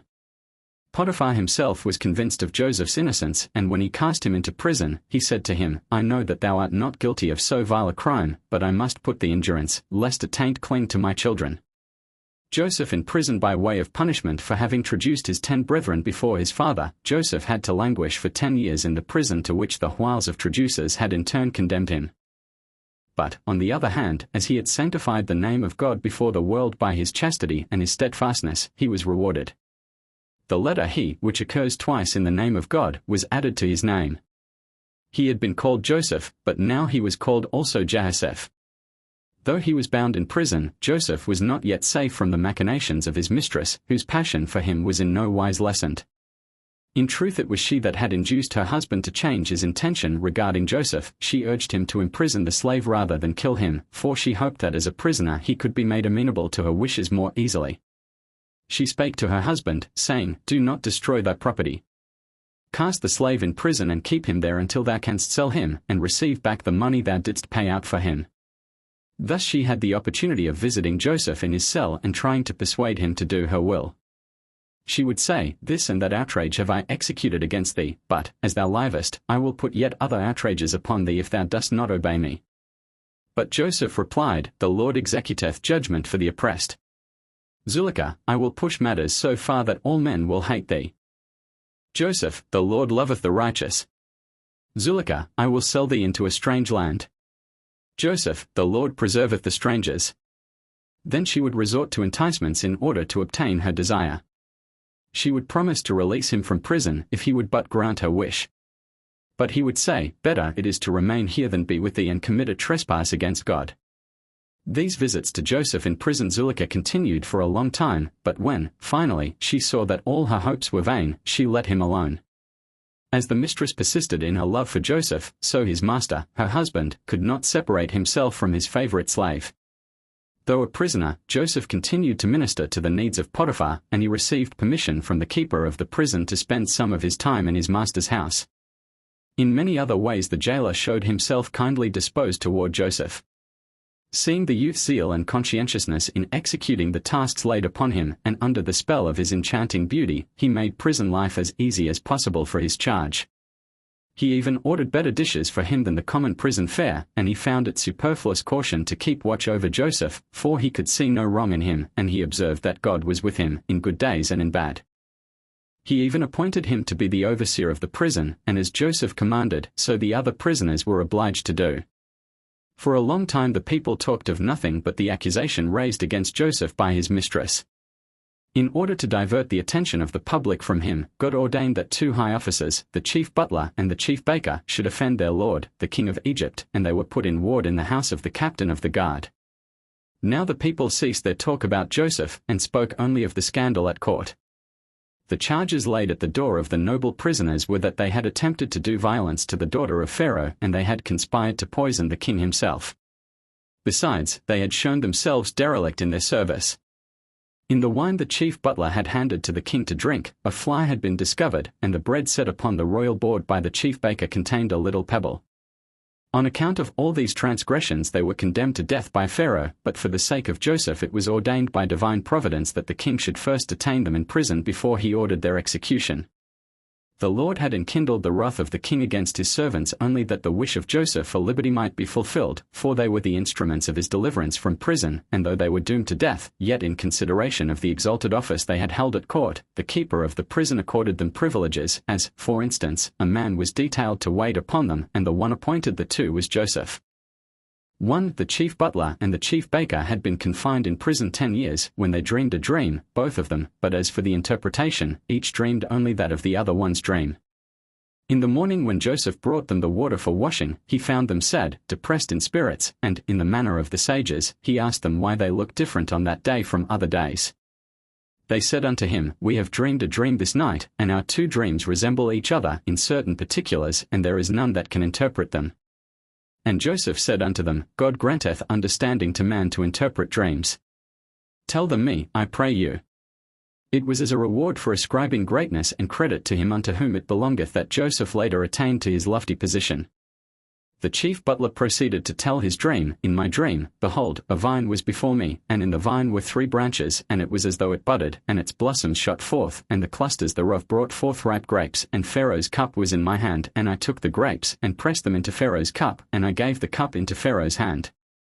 The chief butler was not aware that his dream contained a prophecy regarding the future of Israel, but Joseph discerned the recondite meaning, and he interpreted the dream thus: the 3 branches are the 3 fathers, Abraham, Isaac, and Jacob, whose descendants in Egypt will be redeemed by 3 leaders, Moses, Aaron, and Miriam, and the cup given into the hand of Pharaoh is the cup of wrath that he will have to drain in the end. This interpretation of the dream Joseph kept for himself, and he told the chief butler nothing thereof, but out of gratitude for the glad tidings of the deliverance of Israel from the bondage of Egypt, he gave him a favorable interpretation of his dream, and begged him to have him in his remembrance when it should be well with him, and liberate him from the dungeon in which he was confined. When the chief baker heard the interpretation of the butler's dream, he knew that Joseph had divined its meaning correctly, for in his own he had seen the interpretation of his friend's dream, and he proceeded to tell Joseph what he had dreamed in the night. I also was in my dream, and, behold, 3 baskets of white bread were on my head, and in the uppermost basket there was of all manner of baked meats for Pharaoh, and the birds did eat them out of the basket upon my head. Also this dream conveyed a prophecy regarding the future of Israel. The 3 baskets are the 3 kingdoms to which Israel will be made subject, Babylon, Media, and Greece, and the uppermost basket indicates the wicked rule of Rome, which will extend over all the nations of the world, until the bird shall come, who is the Messiah, and annihilate Rome. Again Joseph kept the prophecy a secret. To the chief baker he gave only the interpretation that had reference to his person, but it was unfavorable to him, because through his dream Joseph had been made acquainted with the suffering Israel would have to undergo. And all came to pass, as Joseph had said, on the 3rd day. The day whereon he explained the meaning of their dreams to the 2 distinguished prisoners, a son was born unto Pharaoh, and to celebrate the joyous event, the king arranged a feast for his princes and servants that was to last 8 days. He invited them and all the people to his table, and he entertained them with royal splendor. The feast had its beginning on the 3rd day after the birth of the child, and on that occasion the chief butler was restored in honor to his butlership, and the chief baker was hanged, for Pharaoh's counselors had discovered that it was not the butler's fault that the fly had dropped into the king's wine, but the baker had been guilty of carelessness in allowing the pebble to get into the bread. Likewise it appeared that the butler had had no part in the conspiracy to poison the king, while the baker was revealed as one of the plotters, and he had to expiate his crime with his life. Pharaoh's dreams. Properly speaking, Joseph should have gone out free from his dungeon on the same day as the butler. He had been there 10 years by that time, and had made amends for the slander he had uttered against his 10 brethren. However, he remained in prison 2 years longer. Blessed is the man that trusteth in the Lord, and whose hope is the Lord. But Joseph had put his confidence in flesh and blood.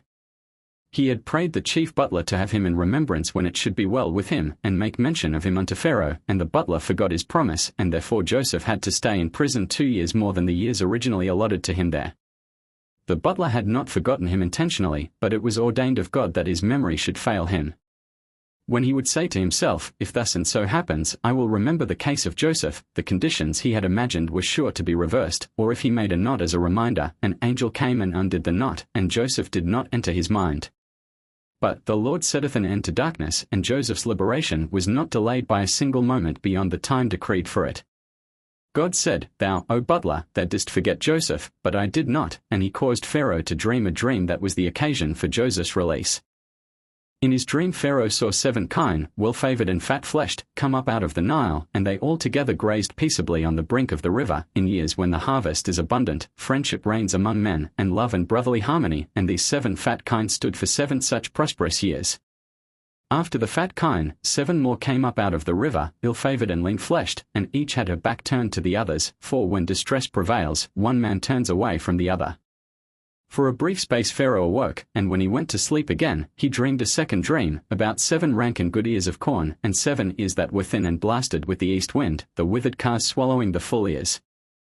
He awoke at once, and it was morning, and dreams dreamed in the morning are the ones that come true. This was not the first time Pharaoh had had these dreams. They had visited him every night during a period of 2 years, and he had forgotten them invariably in the morning. This was the first time he remembered them, for the day had arrived for Joseph to come forth from his prison house. Pharaoh's heart beat violently when he called his dreams to mind on awaking. Especially the second one, about the ears of corn, disquieted him. He reflected that whatever has a mouth can eat, and therefore the dream of the 7 lean kine that ate up the 7 fat kine did not appear strange to him. But the ears of corn that swallowed up other ears of corn troubled his spirit.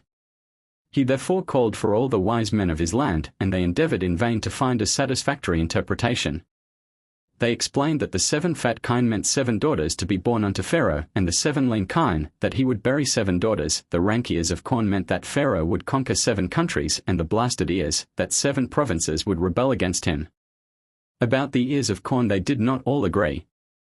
Some thought the good ears stood for 7 cities to be built by Pharaoh, and the 7 withered ears indicated that these same cities would be destroyed at the end of his reign. Sagacious as he was, Pharaoh knew that none of these explanations hit the nail on the head. He issued a decree summoning all interpreters of dreams to appear before him on pain of death, and he held out great rewards and distinctions to the one who should succeed in finding the true meaning of his dreams.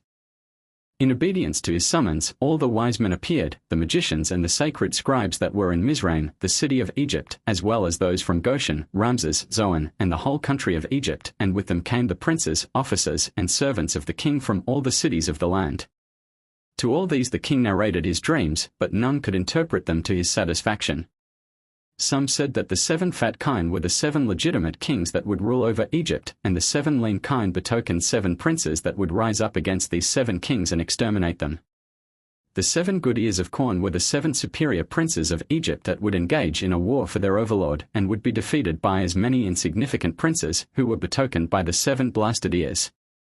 Another interpretation was that the 7 fat kine were the 7 fortified cities of Egypt, at some future time to fall into the hands of 7 Canaanitish nations, who were foreshadowed in the 7 lean kine. According to this interpretation, the second dream supplemented the first. It meant that the descendants of Pharaoh would regain sovereign authority over Egypt at a subsequent period, and would subdue the 7 Canaanitish nations as well.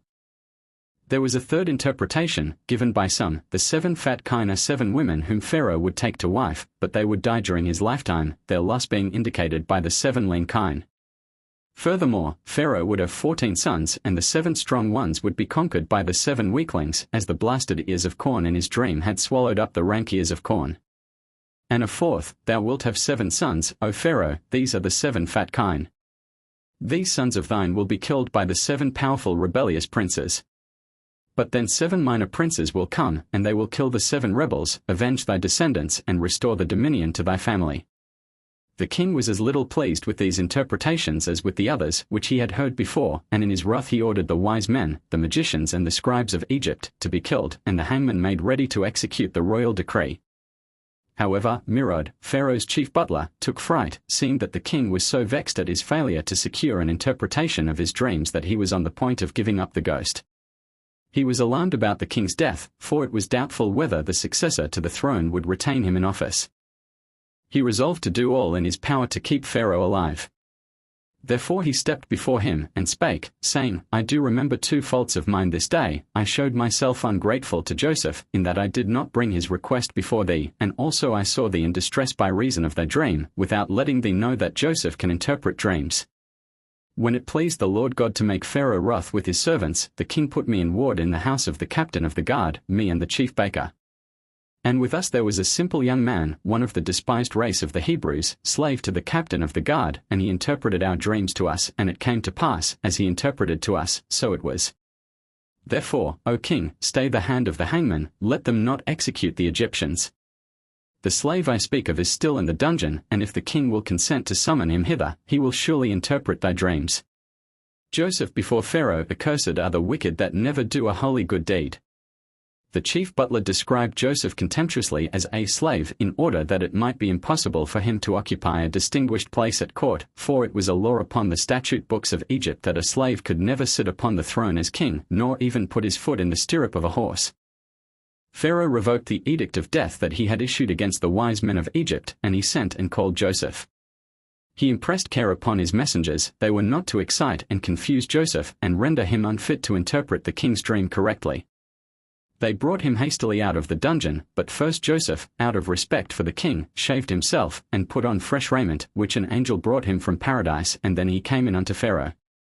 The king was sitting upon the royal throne, arrayed in princely garments, clad with a golden ephod upon his breast, and the fine gold of the ephod sparkled, and the carbuncle, the ruby, and the emerald flamed like a torch, and all the precious stones set upon the king's head flashed like a blazing fire, and Joseph was greatly amazed at the appearance of the king.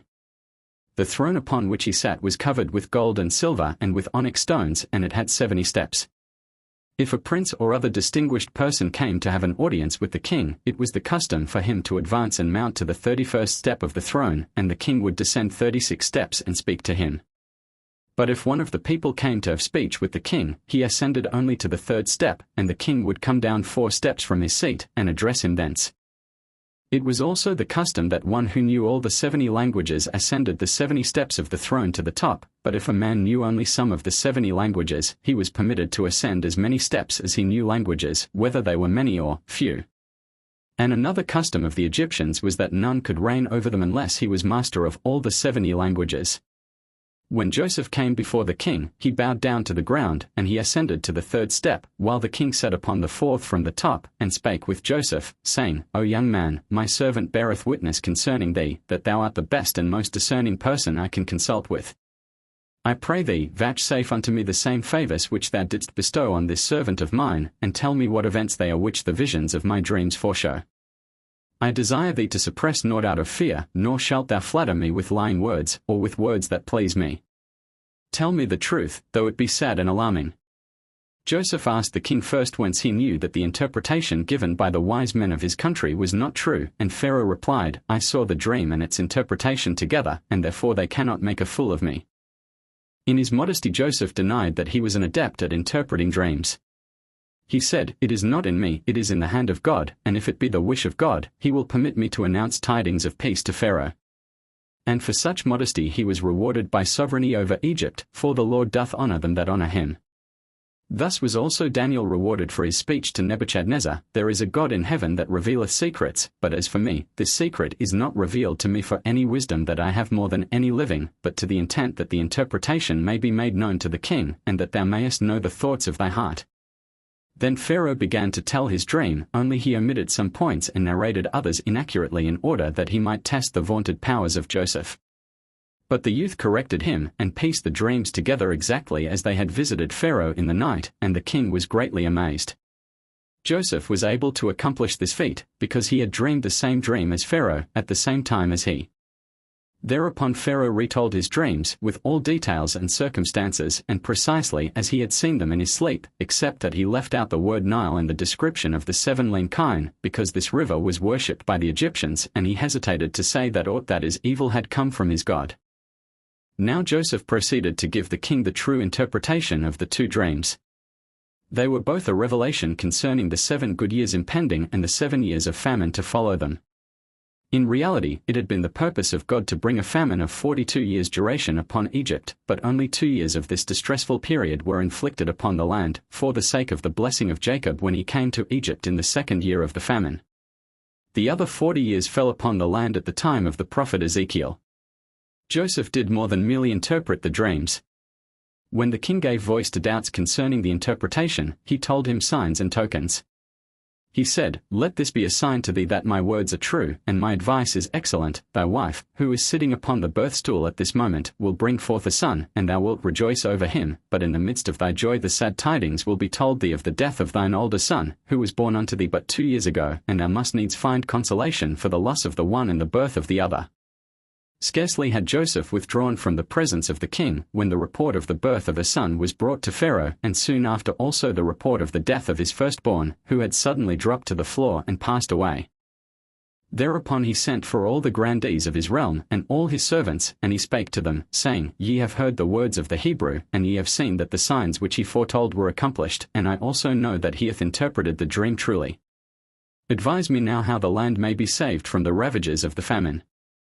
Look hither and thither whether you can find a man of wisdom and understanding, whom I may set over the land, for I am convinced that the land can be saved only if we heed the counsel of the Hebrew.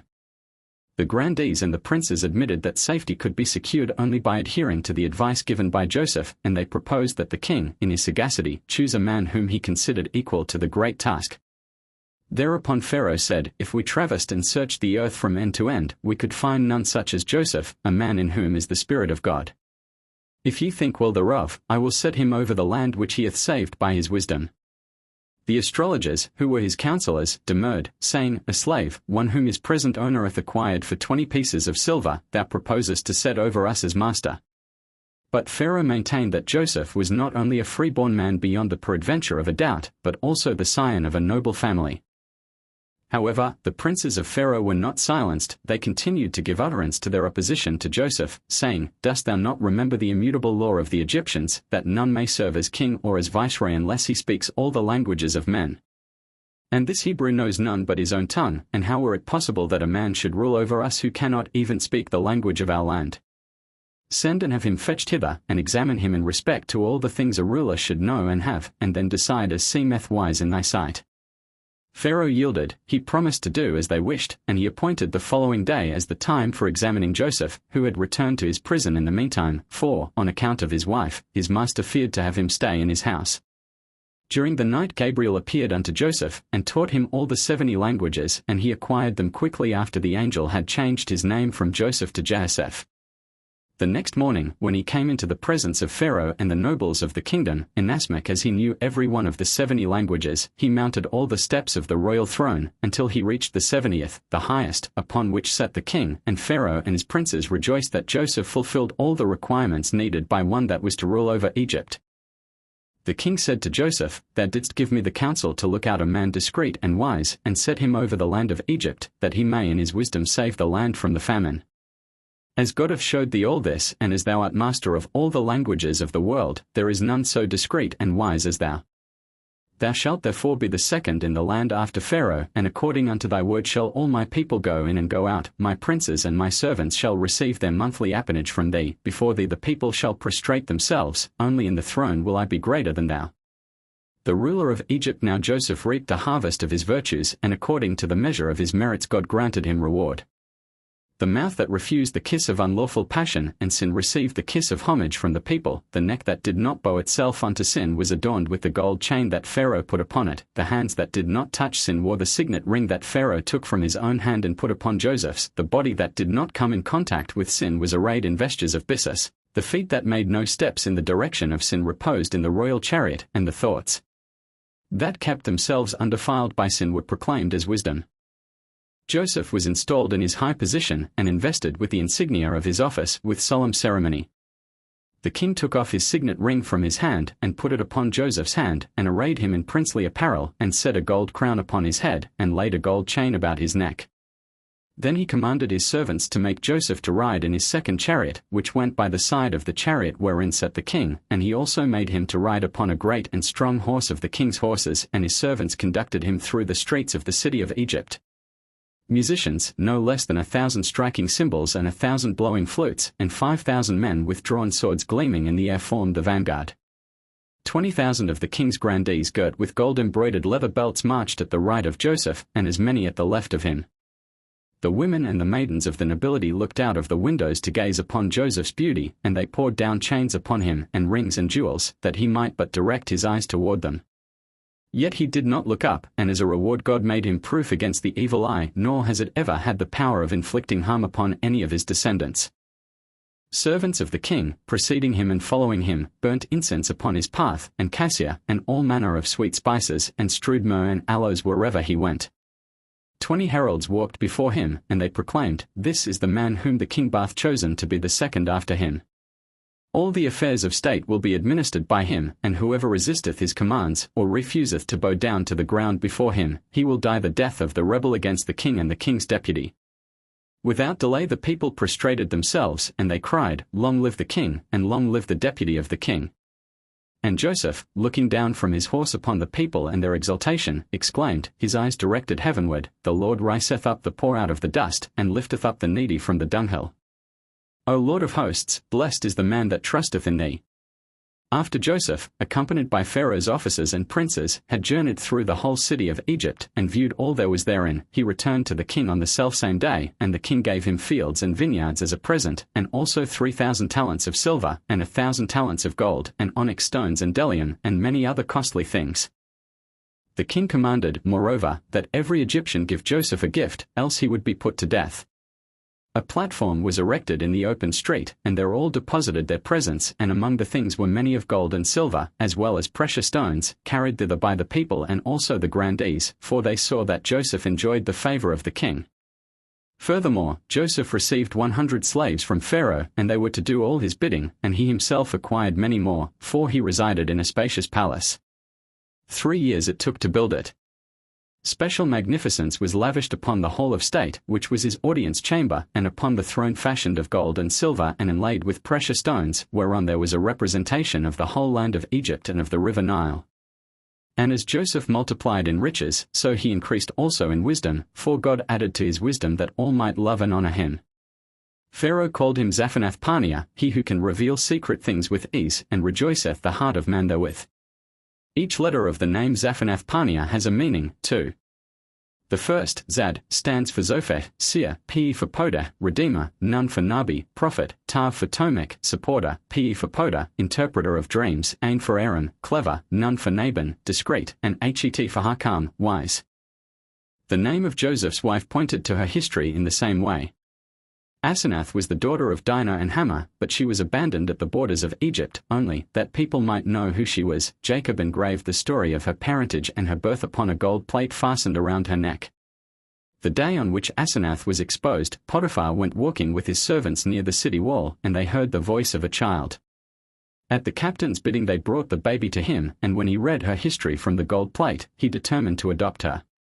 He took her home with him and raised her as his daughter. The Aleph in Asenath stands for On, where Potiphar was priest, the Samach for Satira, hidden, for she was kept concealed on account of her extraordinary beauty, the Nun for Nohemet, for she wept and entreated that she might be delivered from the house of the heathen Potiphar, and the Tav for Tamar, the perfect one, on account of her pious, perfect deeds. Asenath had saved Joseph's life while she was still an infant in arms. When Joseph was accused of immoral conduct by Potiphar's wife and the other women, and his master was on the point of having him hanged, Asenath approached her foster father, and she assured him under oath that the charge against Joseph was false. Then spake God, As thou livest, because thou didst try to defend Joseph, thou shalt be the woman to bear the tribes that he is appointed to beget. Asenath bore him 2 sons, Manasseh and Ephraim, during the 7 years of plenty, for in the time of famine Joseph refrained from all indulgence in the pleasures of life. They were bred in chastity and fear of God by their father, and they were wise and well instructed in all knowledge and in the affairs of state, so that they became the favorites of the court, and were educated with the royal princes. Before the famine broke over the land, Joseph found an opportunity of rendering the king a great service. He equipped an army of 4,600 men, providing all the soldiers with shields and spears and bucklers and helmets and slings. With this army, and aided by the servants and officers of the king, and by the people of Egypt, he carried on a war with Tarshish in the first year after his appointment as viceroy. The people of Tarshish had invaded the territory of the Ishmaelites, and the latter, few in number at that time, were sore pressed and applied to the king of Egypt for help against their enemies. At the head of his host of heroes, Joseph marched to the land of Havilah, where he was joined by the Ishmaelites, and with united forces they fought against the people of Tarshish, routed them utterly, settled their land with the Ishmaelites, while the defeated men took refuge with their brethren in Jovan. Joseph and his army returned to Egypt, and not a man had they lost. In a little while Joseph's prophecy was confirmed. That year and the 6 following years were years of plenty, as he had foretold.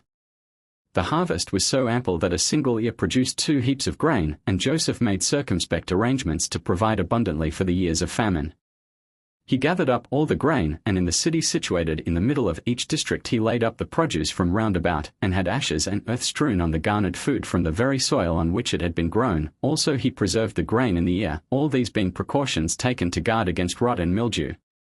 The inhabitants of Egypt also tried, on their own account, to put aside a portion of the superabundant harvest of the 7 fruitful years against the need of the future, but when the grievous time of dearth came, and they went to their storehouses to bring forth the treasured grain, behold, it had rotted, and become unfit for food. The famine broke in upon the people with such suddenness that the bread gave out unexpectedly as they sat at their tables. They had not even a bite of bran bread. Thus they were driven to apply to Joseph and beseech his help, and he admonished them, saying, Give up your allegiance to your deceitful idols, and say, Blessed is he who giveth bread unto all flesh. But they refused to deny their lying gods, and they betook themselves to Pharaoh, only to be told by him, Go unto Joseph, what he saith to you, do. For this Pharaoh was rewarded. God granted him long life and a long reign, until he became arrogant, and well-merited punishment overtook him. When the Egyptians approached Joseph with the petition for bread, he spoke, saying, I give no food to the uncircumcised. Go hence and circumcise yourselves, and then return hither. They entered the presence of Pharaoh, and complained to him regarding Joseph, but he said as before, Go unto Joseph. And they replied, We come from Joseph, and he hath spoken roughly unto us, saying, Go hence and circumcise yourselves. We warned thee in the beginning that he is a Hebrew, and would treat us in such wise. Pharaoh said to them, O ye fools, did he not prophesy through the Holy Spirit and proclaim to the whole world, that there would come 7 years of plenty to be followed by 7 years of dearth? Why did you not save the yield of 1 or 2 years against the day of your need? Weeping, they made reply, The grain that we put aside during the good years hath rotted. Pharaoh, have ye nothing over of the flour of yesterday? The Egyptians, the very bread in the basket rotted. Pharaoh, why? The Egyptians, because Joseph willed thus. Pharaoh, O ye fools, if his word hath power over the grain, making it to rot when he desireth it to rot, then also must we die, if so be his wish concerning us. Go, therefore, unto him, and do as he bids you. Joseph's brethren in Egypt. The famine, which inflicted hardships first upon the wealthy among the Egyptians, gradually extended its ravages as far as Phoenicia, Arabia, and Palestine. Though the sons of Jacob, being young men, frequented the streets and the highways, yet they were ignorant of what their old home-keeping father Jacob knew, that corn could be procured in Egypt. Jacob even suspected that Joseph was in Egypt. His prophetic spirit, which forsook him during the time of his grief for his son, yet manifested itself now and again in dim visions, and he was resolved to send his sons down into Egypt. There was another reason. Though he was not yet in want, he nevertheless had them go thither for food, because he was averse from arousing the envy of the sons of Esau and Ishmael by his comfortable state. For the same reason, to avoid friction with the surrounding peoples, he bade his sons not appear in public with bread in their hands, or in the accoutrements of war. And as he knew that they were likely to attract attention, on account of their heroic stature and handsome appearance, he cautioned them against going to the city altogether through the same gate, or, indeed, showing themselves altogether anywhere in public, that the evil eye be not cast upon them. The famine in Canaan inspired Joseph with the hope of seeing his brethren. To make sure of their coming, he issued a decree concerning the purchase of corn in Egypt, as follows, By order of the king and his deputy, and the princes of the realm, be it enacted that he who desireth to buy grain in Egypt may not send his slave hither to do his bidding, but he must charge his own sons therewith. An Egyptian or a Canaanite that hath bought grain and then selleth it again shall be put to death, for none may buy more than he requireth for the needs of his household. Also, who cometh with 2 or 3 beasts of burden, and loads them up with grain, shall be put to death. At the gates of the city of Egypt, Joseph stationed guards, whose office was to inquire and take down the name of all that should come to buy corn, and also the name of their father and their grandfather, and every evening the list of names thus made was handed to Joseph. These precautions were bound to bring Joseph's brethren down to Egypt, and also acquaint him with their coming as soon as they entered the land. On their journey his brethren thought more of Joseph than of their errand. They said to one another, "We know that Joseph was carried down into Egypt, and we will make search for him there, and if we should find him, we will ransom him from his master, and if his master should refuse to sell him, we will use force, though we perish ourselves." At the gates of the city of Egypt, the brethren of Joseph were asked what their names were, and the names of their father and grandfather. The guard on duty happened to be Manasseh, the son of Joseph. The brethren submitted to being questioned, saying, "Let us go into the town, and we shall see whether this taking down of our names be a matter of taxes. If it be so, we shall not demur, but if it be something else, we shall see tomorrow what can be done in the case." On the evening of the day they entered Egypt, Joseph discovered their names in the list, which he was in the habit of examining daily, and he commanded that all stations for the sale of corn be closed, except one only. Furthermore, even at this station no sales were to be negotiated unless the name of the would-be purchaser was first obtained. His brethren, with whose names Joseph furnished the overseer of the place, were to be seized and brought to him as soon as they put in appearance. But the first thought of the brethren was for Joseph, and their first concern, to seek him. For 3 days they made search for him everywhere, even in the most disreputable quarters of the city. Meantime Joseph was in communication with the overseer of the station kept open for the sale of corn, and, hearing that his brethren had not appeared there, he dispatched some of his servants to look for them, but they found them neither in Mizraim, the city of Egypt, nor in Goshen, nor in Ramses. Thereupon he sent 16 servants forth to make a house-to-house search for them in the city, and they discovered the brethren of Joseph in a place of ill fame and haled them before their master. Joseph meets his brethren a large crown of gold on his head, apparelled in byssus and purple, and surrounded by his valiant men. Joseph was seated upon his throne in his palace. His brethren fell down before him in great admiration of his beauty, his stately appearance, and his majesty. They did not know him, for when Joseph was sold into slavery, he was a beardless youth. But he knew his brethren, their appearance had not changed in aught, for they were bearded men when he was separated from them. He was inclined to make himself known to them as their brother, but an angel appeared unto him, the same that had brought him from Shechem to his brethren at Dathan, and spoke, saying, "These came hither with intent to kill thee." Later, when the brethren returned home, and gave an account of their adventures to Jacob, they told him that a man had accused them falsely before the ruler of Egypt, not knowing that he who incited Joseph against them was an angel. It was in reference to this matter, and meaning their accuser, that Jacob, when he dispatched his sons on their second expedition to Egypt, prayed to God, "God Almighty give you mercy before the man." Joseph made himself strange unto his brethren, and he took his cup in his hand, knocked against it, and said, "By this magic cup I know that ye are spies." They replied, "Thy servants came from Canaan into Egypt for to buy corn." Joseph, if it be true that ye came hither to buy corn, why is it that each one of you entered the city by a separate gate? The brethren, we are all the sons of one man in the land of Canaan, and he bade us not enter a city together by the same gate, that we attract not the attention of the people of the place. Unconsciously they had spoken as seers, for the word all included Joseph as one of their number. Joseph, verily, ye are spies. All the people that come to buy corn return home without delay, but ye have lingered here 3 days, without making any purchases, and all the time you have been gadding about in the disreputable parts of the city, and only spies are wont to do thus. The brethren, with thy servants are 12 brethren, the sons of Jacob, the son of Isaac, the son of the Hebrew Abraham. The youngest is this day with our father in Canaan, and one hath disappeared. Him did we look for in this land, and we looked for him even in the disreputable houses. Joseph, have ye made search in every other place on earth, and was Egypt the only land left? And if it be true that he is in Egypt, what should a brother of yours be doing in a house of ill fame, if, indeed, ye are the descendants of Abraham, Isaac, and Jacob? The brethren, we did hear that some Ishmaelites stole our brother, and sold him into slavery in Egypt, and as our brother was exceeding fair in form and face, we thought he might have been sold for illicit uses, and therefore we searched even the disreputable houses to find him. Joseph, you speak deceitful words, when you call yourselves sons of Abraham. By the life of Pharaoh, ye are spies, and you did go from one disreputable house to another that none might discover you. The expression, by the life of Pharaoh, might have betrayed Joseph's real feeling to his brethren, had they but known his habit of taking this oath only when he meant to avoid keeping his word later. Joseph continued to speak to his brethren, "Let us suppose you should discover your brother serving as a slave, and his master should demand a high sum for his ransom, would you pay it?" The brethren, yes.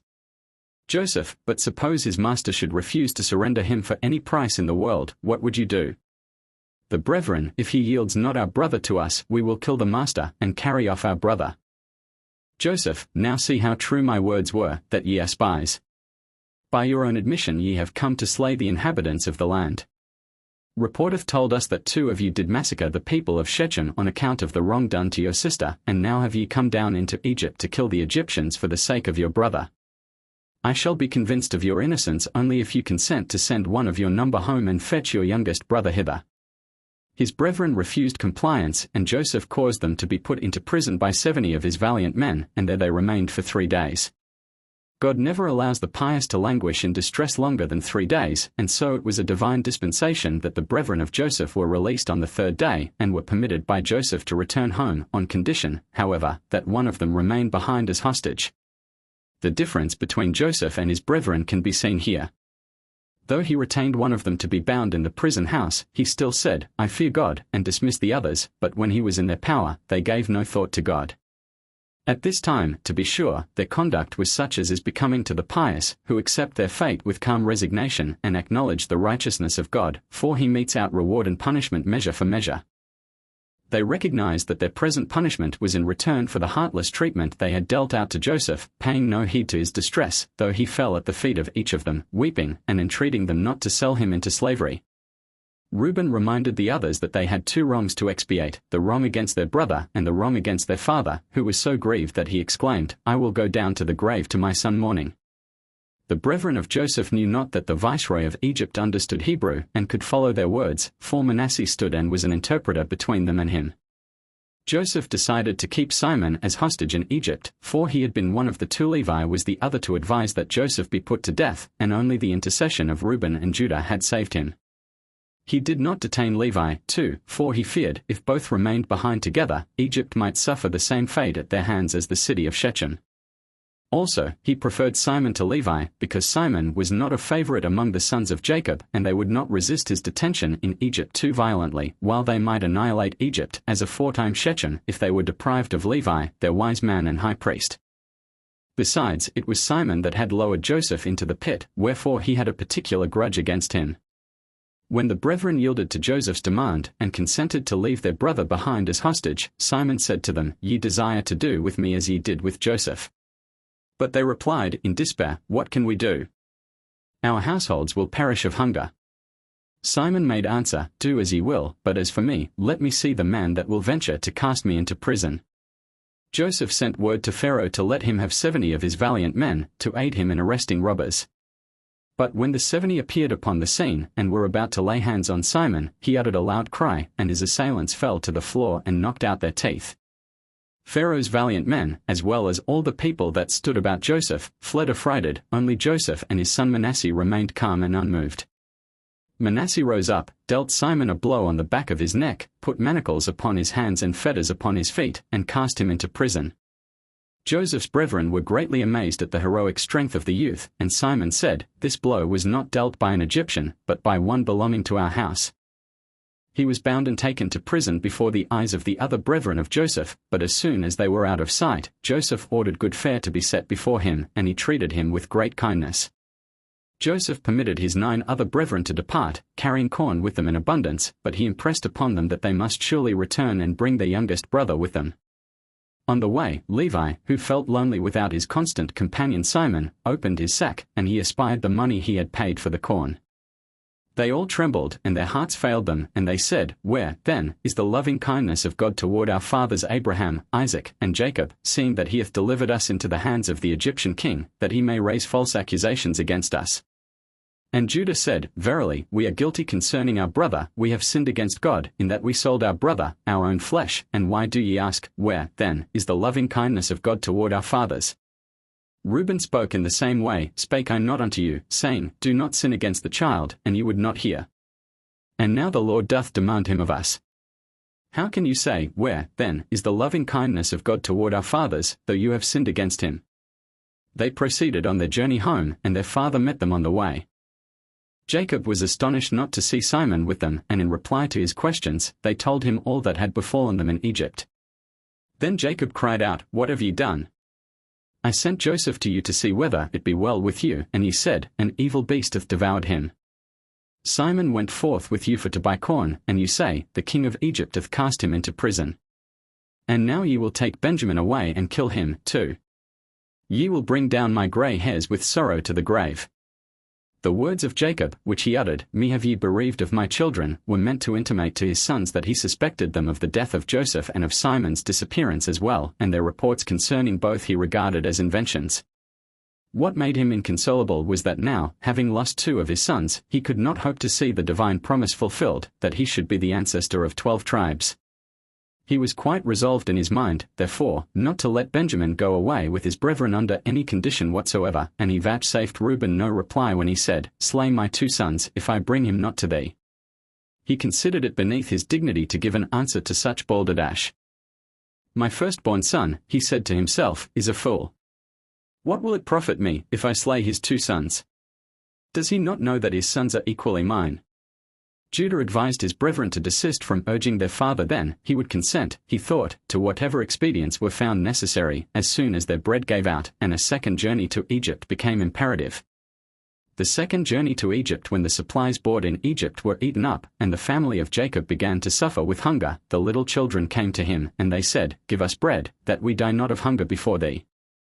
The words of the little ones brought scorching tears to the eyes of Jacob, and he summoned his sons and bade them go again down into Egypt and buy food.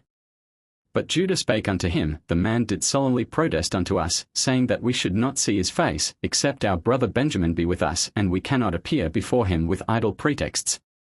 And Jacob said, Wherefore dealt ye so with me as to tell the man whether ye had yet a brother? It was the first and only time Jacob indulged in empty talk, and God said, I made it my business to raise his son to the position of ruler of Egypt, and he complains, and says, Wherefore dealt ye so with me? And Judah protested against the reproach, that he had initiated the Egyptian viceroy in their family relations, with the words, Why, he knew the very wood of which our baby coaches are made.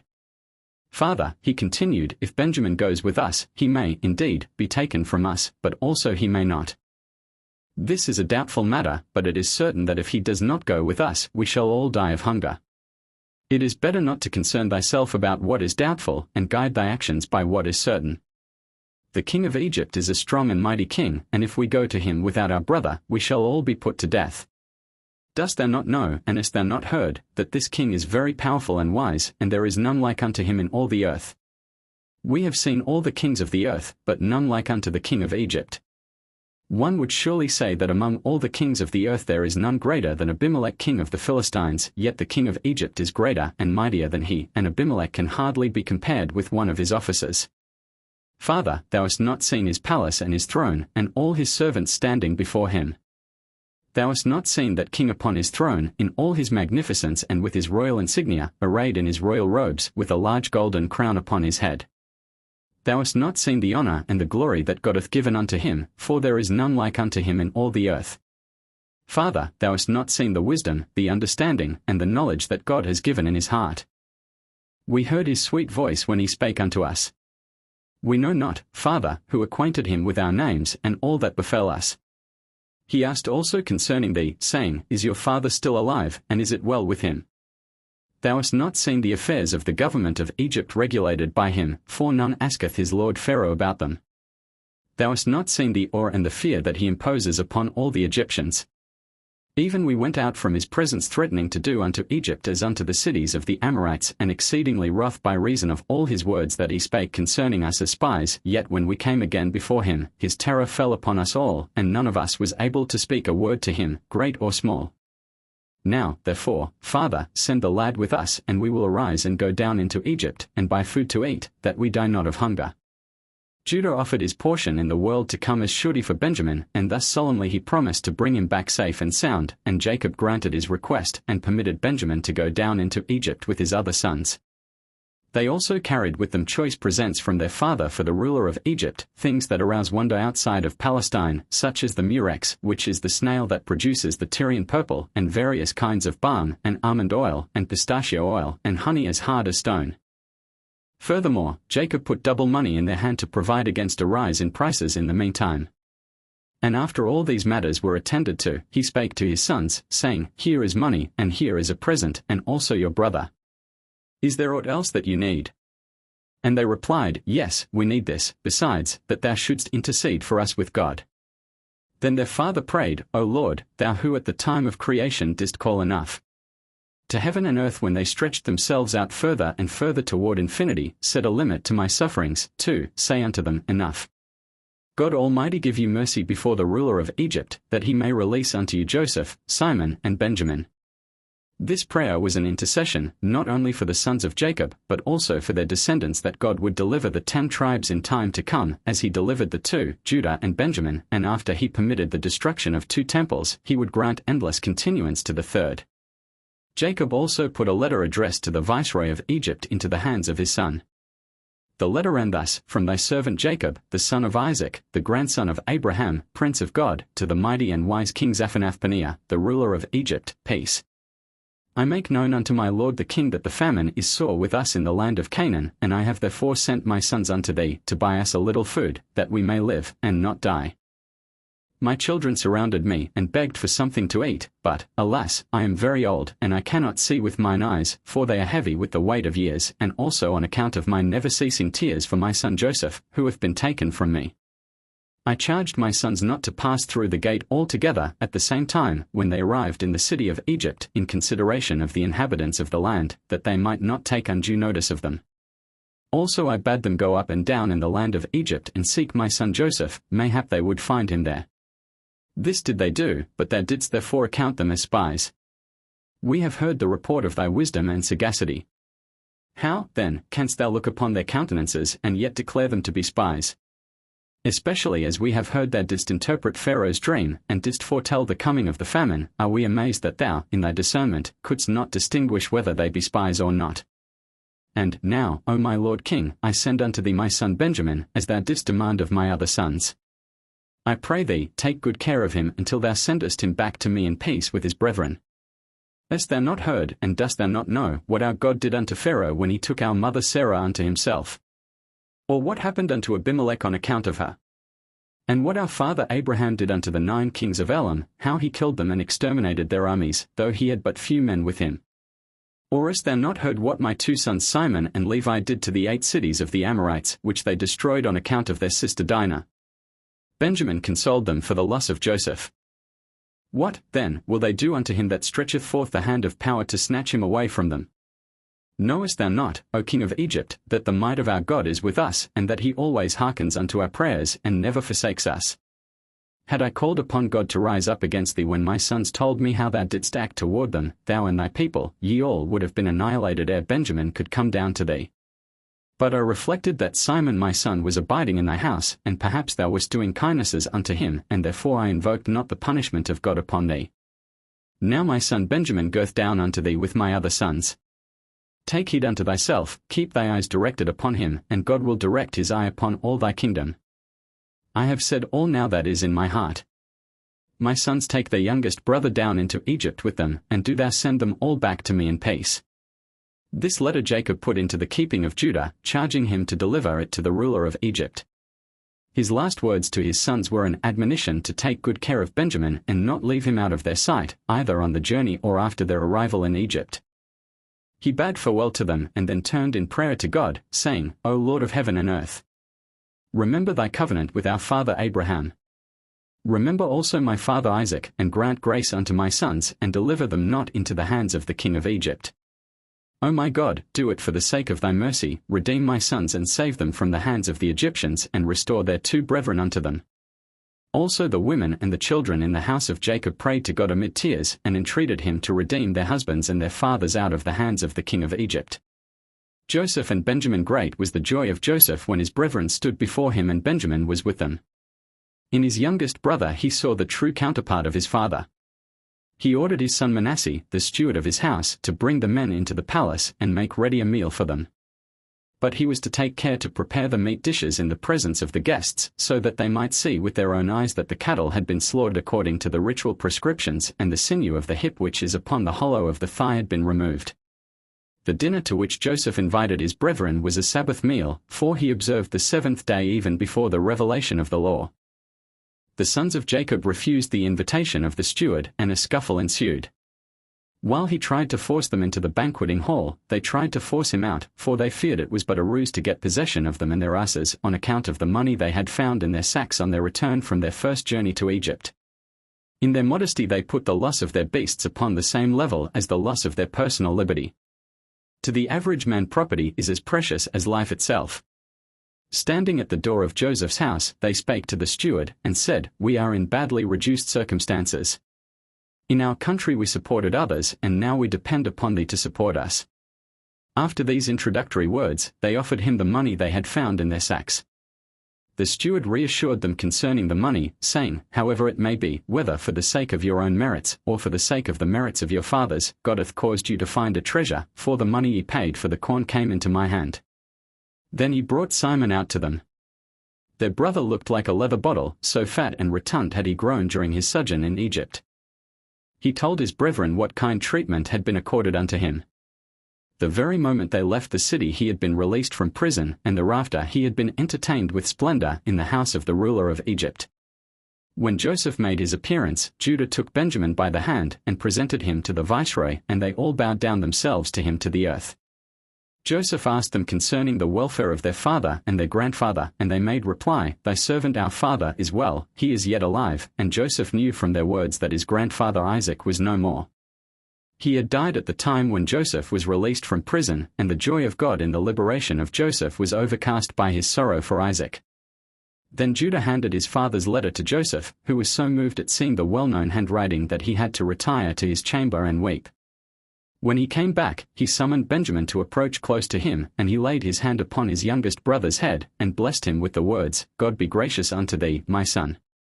His father had once mentioned the children which God hath graciously given thy servant, and as Benjamin was not among the children thus spoken of, for he was born later, Joseph compensated him now by blessing him with the grace of God. The table was set in 3 divisions, for Joseph, for his brethren, and for the Egyptians. The sons of Jacob did not venture to eat of the dishes set before them, they were afraid they might not have been prepared according to the ritual prescriptions, a punishment upon Joseph for having slandered his brethren, whom he once charged with not being punctilious in the observance of the dietary laws. The Egyptians, again, could not sit at the same table with the sons of Jacob, because the latter ate the flesh of the animals to which the former paid divine worship. When all was ready, and the guests were to be seated, Joseph raised his cup, and, pretending to inhale his knowledge from it, he said, Judah is king, therefore let him sit at the head of the table, and let Reuben the firstborn take the second seat, and thus he assigned places to all his brethren corresponding to their dignity and their age. Moreover, he seated the brothers together who were the sons of the same mother, and when he reached Benjamin, he said, I know that the youngest among you has no brother born by his own mother, next to whom he might be seated, and also I have none, therefore he may take his place next to me. The brethren marveled one with another at all this. During the meal, Joseph took his portion, and gave it to Benjamin, and his wife Asenath followed his example, and also Ephraim and Manasseh, so that Benjamin had 4 portions in addition to that which he had received like the other sons of Jacob. Wine was served at the meal, and it was the first time in 22 years that Joseph and his brethren tasted of it, for they had led the life of Nazarites, his brethren because they regretted the evil they had done to Joseph, and Joseph because he grieved over the fate of his father. Joseph entered into conversation with his brother Benjamin. He asked him whether he had a brother born by his own mother, and Benjamin answered, I had one, but I do not know what hath become of him. Joseph continued his questions, Hast thou a wife? Benjamin, Yes, I have a wife and 10 sons. Joseph, And what are their names? Benjamin, Bela, and Besha, and Ashbel, Jerah, and Naaman, Ahi, and Rosh, Muppim, and Huppim, and Ard. Joseph, Why didst thou give them such peculiar names? Benjamin, in memory of my brother and his sufferings. Bela, because my brother disappeared among the peoples. Besha, he was the firstborn son of my mother. Ashbel, he was taken away from my father. Jerah, he dwells a stranger in a strange land. Naaman, he was exceedingly lovely. Ahi, he was my only brother by my father and my mother together. Rosh, he was at the head of his brethren. Muppim, he was beautiful in every respect. Huppim, he was slandered. And Ard, because he was as beautiful as a rose.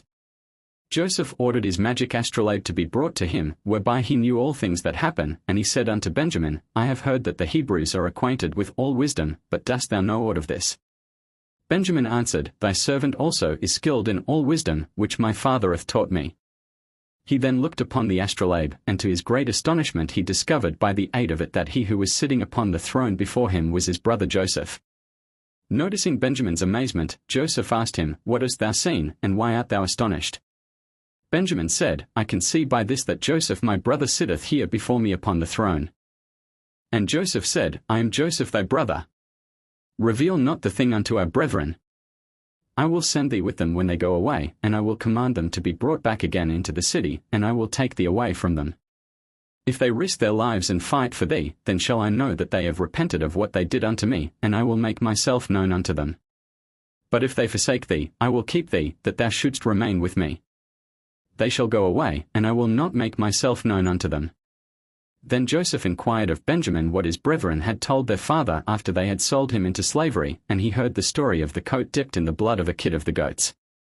Yes, brother, spoke Joseph, when they had stripped me of my coat, they handed me over to the Ishmaelites, who tied an apron around my waist, scourged me, and bade me run off.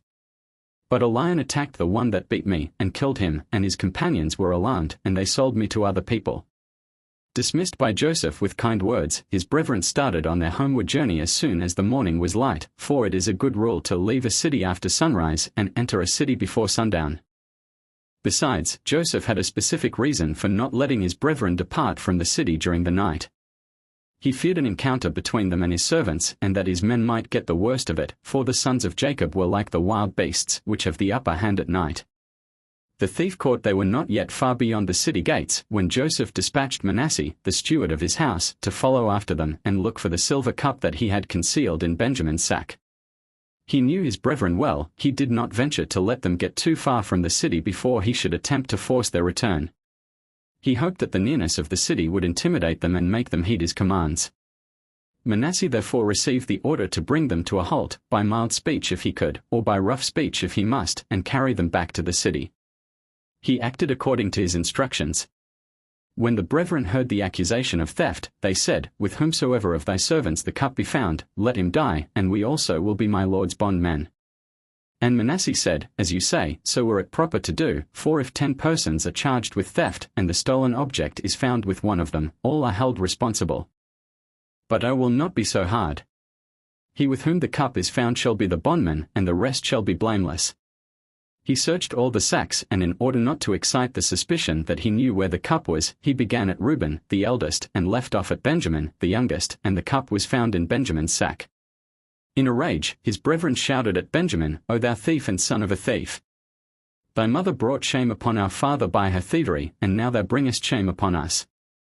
But he replied, Is this matter as evil as the matter of the kid of the goats as the deed of the brethren that sold their own brother into slavery? In their fury and vexation, the brethren rent their clothes. God paid them in their own coin. They had caused Jacob to tear his clothes in his grief over Joseph, and now they were made to do the same on account of their own troubles. And as they rent their clothes for the sake of their brother Benjamin, so Mordecai, the descendant of Benjamin, was destined to rent his on account of his brethren, the people of Israel. But because mortification was inflicted upon the brethren through Manasseh, the steward of Joseph, the allotment of territory given to the tribe of Manasseh was torn in two. One half of the tribe had to live on one side of the Jordan, the other half on the other side. And Joseph, who had not shrunk from vexing his brethren so bitterly that they rent their clothes in their abasement, was punished, in that his descendant Joshua was driven to such despair after the defeat of Ai that he, too, rent his clothes. Convicted of theft beyond the peradventure of a doubt, the brethren of Joseph had no choice but to comply with the steward's command and return to the city. They accompanied him without delay. Each of them loaded his ass himself, raising the burden with one hand from the ground to the back of the beast, and then they retraced their steps cityward, and as they walked, they rapped Benjamin roughly on the shoulder, saying, O thou thief and son of a thief, thou hast brought the same shame upon us that thy mother brought upon our father. Benjamin bore the blows and the abusive words in patient silence, and he was rewarded for his humility. For submitting to the blows upon his shoulder, God appointed that his Shekinah should dwell between his shoulders, and he also called him the beloved of the Lord. Joseph's brethren returned to the city without fear. Though it was a great metropolis, in their eyes it appeared but as a hamlet of 10 persons, which they could wipe out with a turn of the hand. They were led into the presence of Joseph, who, contrary to his usual habit, was not holding a session of the court in the forum on that day. He remained at home, that his brethren might not be exposed to shame in public. They fell to the earth before him, and thus came true his dream of the 11 stars that made obeisance to him. But even while paying homage to Joseph, Judah was boiling inwardly with suppressed rage, and he said to his brethren, Verily, this man hath forced me to come back hither only that I should destroy the city on this day. Guarded by his valiant men on the right and on the left, Joseph addressed his brethren, snarling, What deed is this that ye have done, to steal away my cup? I know well, ye took it in order to discover with its help the whereabouts of your brother that hath disappeared. Judah was spokesman, and he replied, What shall we say unto my lord concerning the first money that he found in the mouth of our sacks? What shall we speak concerning the second money that also was in our sacks? And how shall we clear ourselves concerning the cup? We cannot acknowledge ourselves guilty, for we know ourselves to be innocent in all these matters. Yet we cannot avow ourselves innocent, because God hath found out the iniquity of thy servants, like a creditor that goes about and tries to collect a debt owing to him. Two brothers take care not to enter a house of mirth and festivity together, that they be not exposed to the evil eye, but we all were caught together in one place, by reason of the sin which we committed in company. Joseph, but if your punishment is for selling Joseph, why should this brother of yours suffer, the youngest, he that had no part in your crime? Judah, a thief and his companions are taken together. Joseph, if you could prevail upon yourselves to report to your father concerning a brother that had not stolen, and had brought no manner of shame upon you, that a wild beast had torn him, you will easily persuade yourselves to say it concerning a brother that hath stolen, and hath brought shame upon you. Go hence and tell your father, the rope follows after the water bucket. But, continued Joseph, shaking his purple mantle, God forbid that I should accuse you all of theft. Only the youth that stole the cup in order to divine his brother's whereabouts shall remain with me as my bondman, but as for you, get you up in peace unto your father. The Holy Spirit called out, Great peace have they which love thy law. The brethren all consented to yield Benjamin to the ruler of Egypt, only Judah demurred, and he cried out, Now it is all over with peace, and he prepared to use force, if need be, to rescue Benjamin from slavery. Judah pleads and threatens. Joseph dismissed his brethren and carried Benjamin off by main force and locked him up in a chamber. But Judah broke the door open and stood before Joseph with his brethren. He determined to use in turn the three means of liberating Benjamin at his disposal. He was prepared to convince Joseph by argument, or move him by entreaties, or resort to force in order to accomplish his end. He spake, Thou doest a wrong unto us. Thou who didst say, I fear God, thou showest thyself to be like unto Pharaoh, who hath no fear of God. The judgments which thou dost pronounce are not in accordance with our laws, nor are they in accordance with the laws of the nations. According to our law, a thief must pay double the value of what he hath stolen. Only, if he hath no money, he is sold into slavery, but if he hath the money, he maketh double restitution. And according to the law of the nations, the thief is deprived of all he owns. Do so, but let him go free. If a man buys a slave, and then discovers him to be a thief, the transaction is void.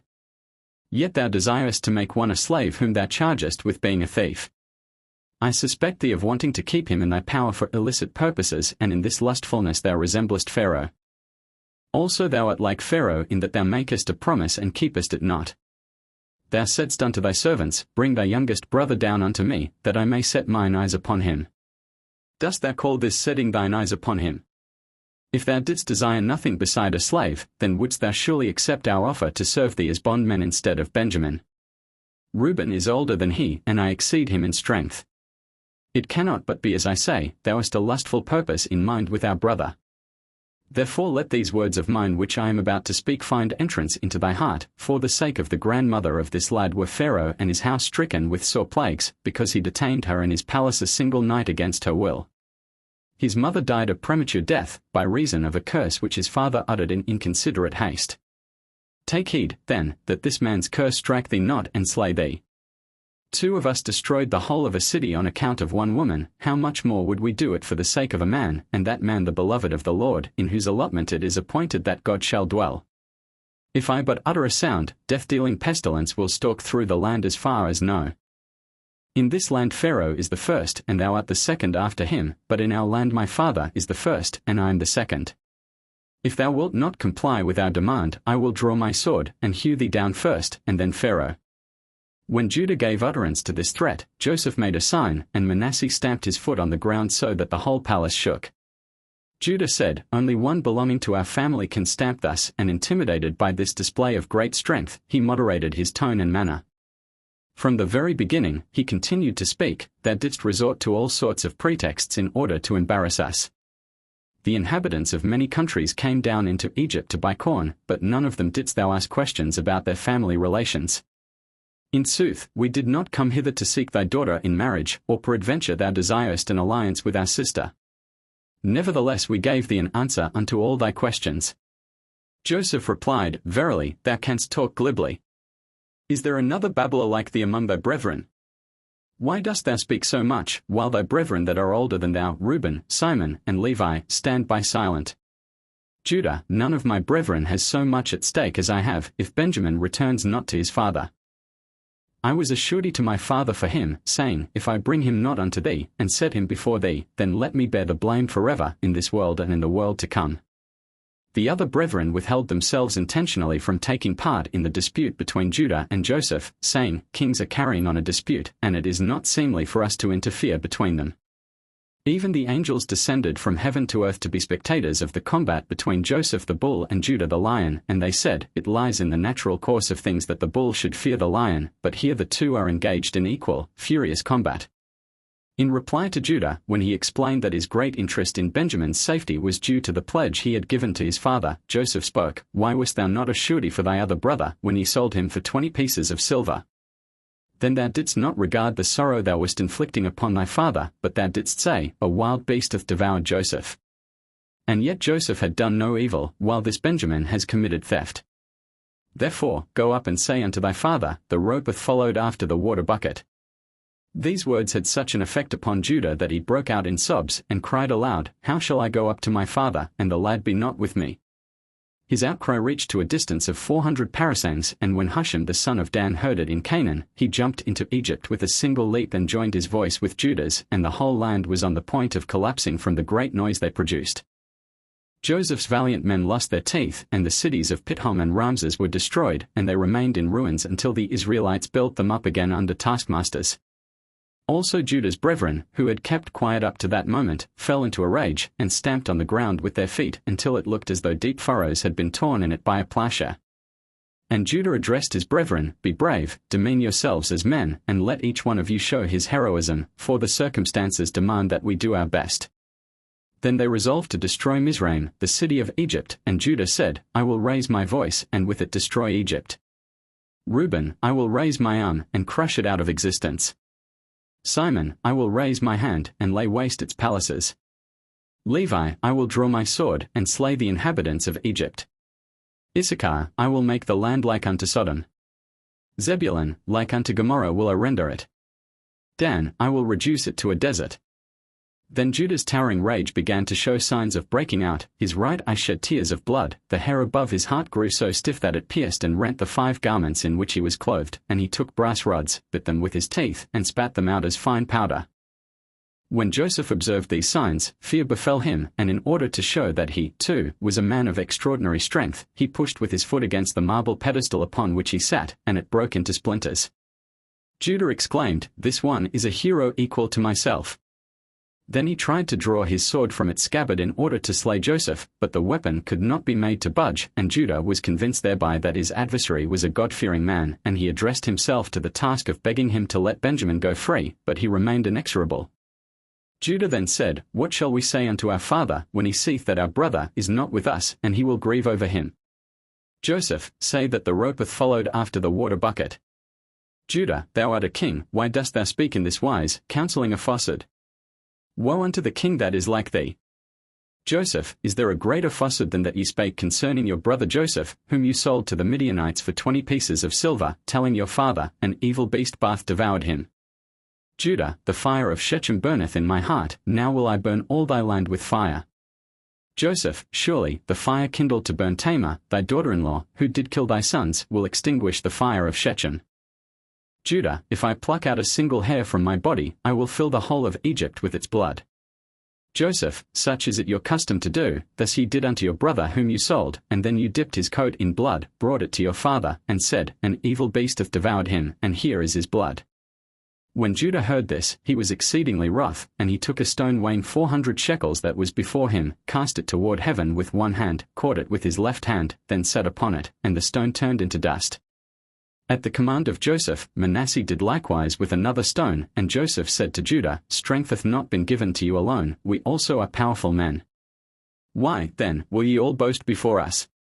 Then Judah sent Naphtali forth, saying, Go and count all the streets of the city of Egypt, and come and tell me the number. But Simon interposed, saying, Let not this thing trouble you, I will go to the mount, and take up one huge stone from the mount, throw it over the whole of Mizraim, the city of Egypt, and kill all therein. Hearing all these words, which they spake aloud, because they did not know that he understood Hebrew, Joseph bade his son Manasseh make haste and gather together all the inhabitants of Egypt, and all the valiant men, and let them come to him on horseback and afoot. Meantime Naphtali had gone quickly to execute Judah's bidding, for he was as swift as the nimble hart, he could run across a field of corn without breaking an ear. And he returned and reported that the city of Egypt was divided into 12 quarters. Judah bade his brethren destroy the city, he himself undertook to raise 3 quarters, and he assigned the 9 remaining quarters to the others, 1 quarter to each. In the meantime Manasseh had assembled a great army, 500 mounted men and 10,000 on foot, among them 400 valiant heroes, who could fight without spear or sword, using only their strong, unarmed hands. To inspire his brethren with more terror, Joseph ordered them to make a loud noise with all sorts of instruments, and their appearance and the hubbub they produced did, indeed, cause fear to fall upon some of the brethren of Joseph. Judah, however, called to them, Why are you terrified, seeing that God grants us his mercy? He drew his sword and uttered a wild cry, which threw all the people into consternation, and in their disordered flight many fell over each other and perished, and Judah and his brethren followed after the fleeing people as far as the house of Pharaoh. Returning to Joseph, Judah again broke out in loud roars, and the reverberations caused by his cries were so mighty that all the city walls in Egypt and in Goshen fell in ruins, the pregnant women brought forth untimely births, and Pharaoh was flung from his throne. Judah's cries were heard at a great distance, as far off as Succos. When Pharaoh learnt the reason of the mighty uproar, he sent word to Joseph that he would have to concede the demands of the Hebrews, else the land would suffer destruction.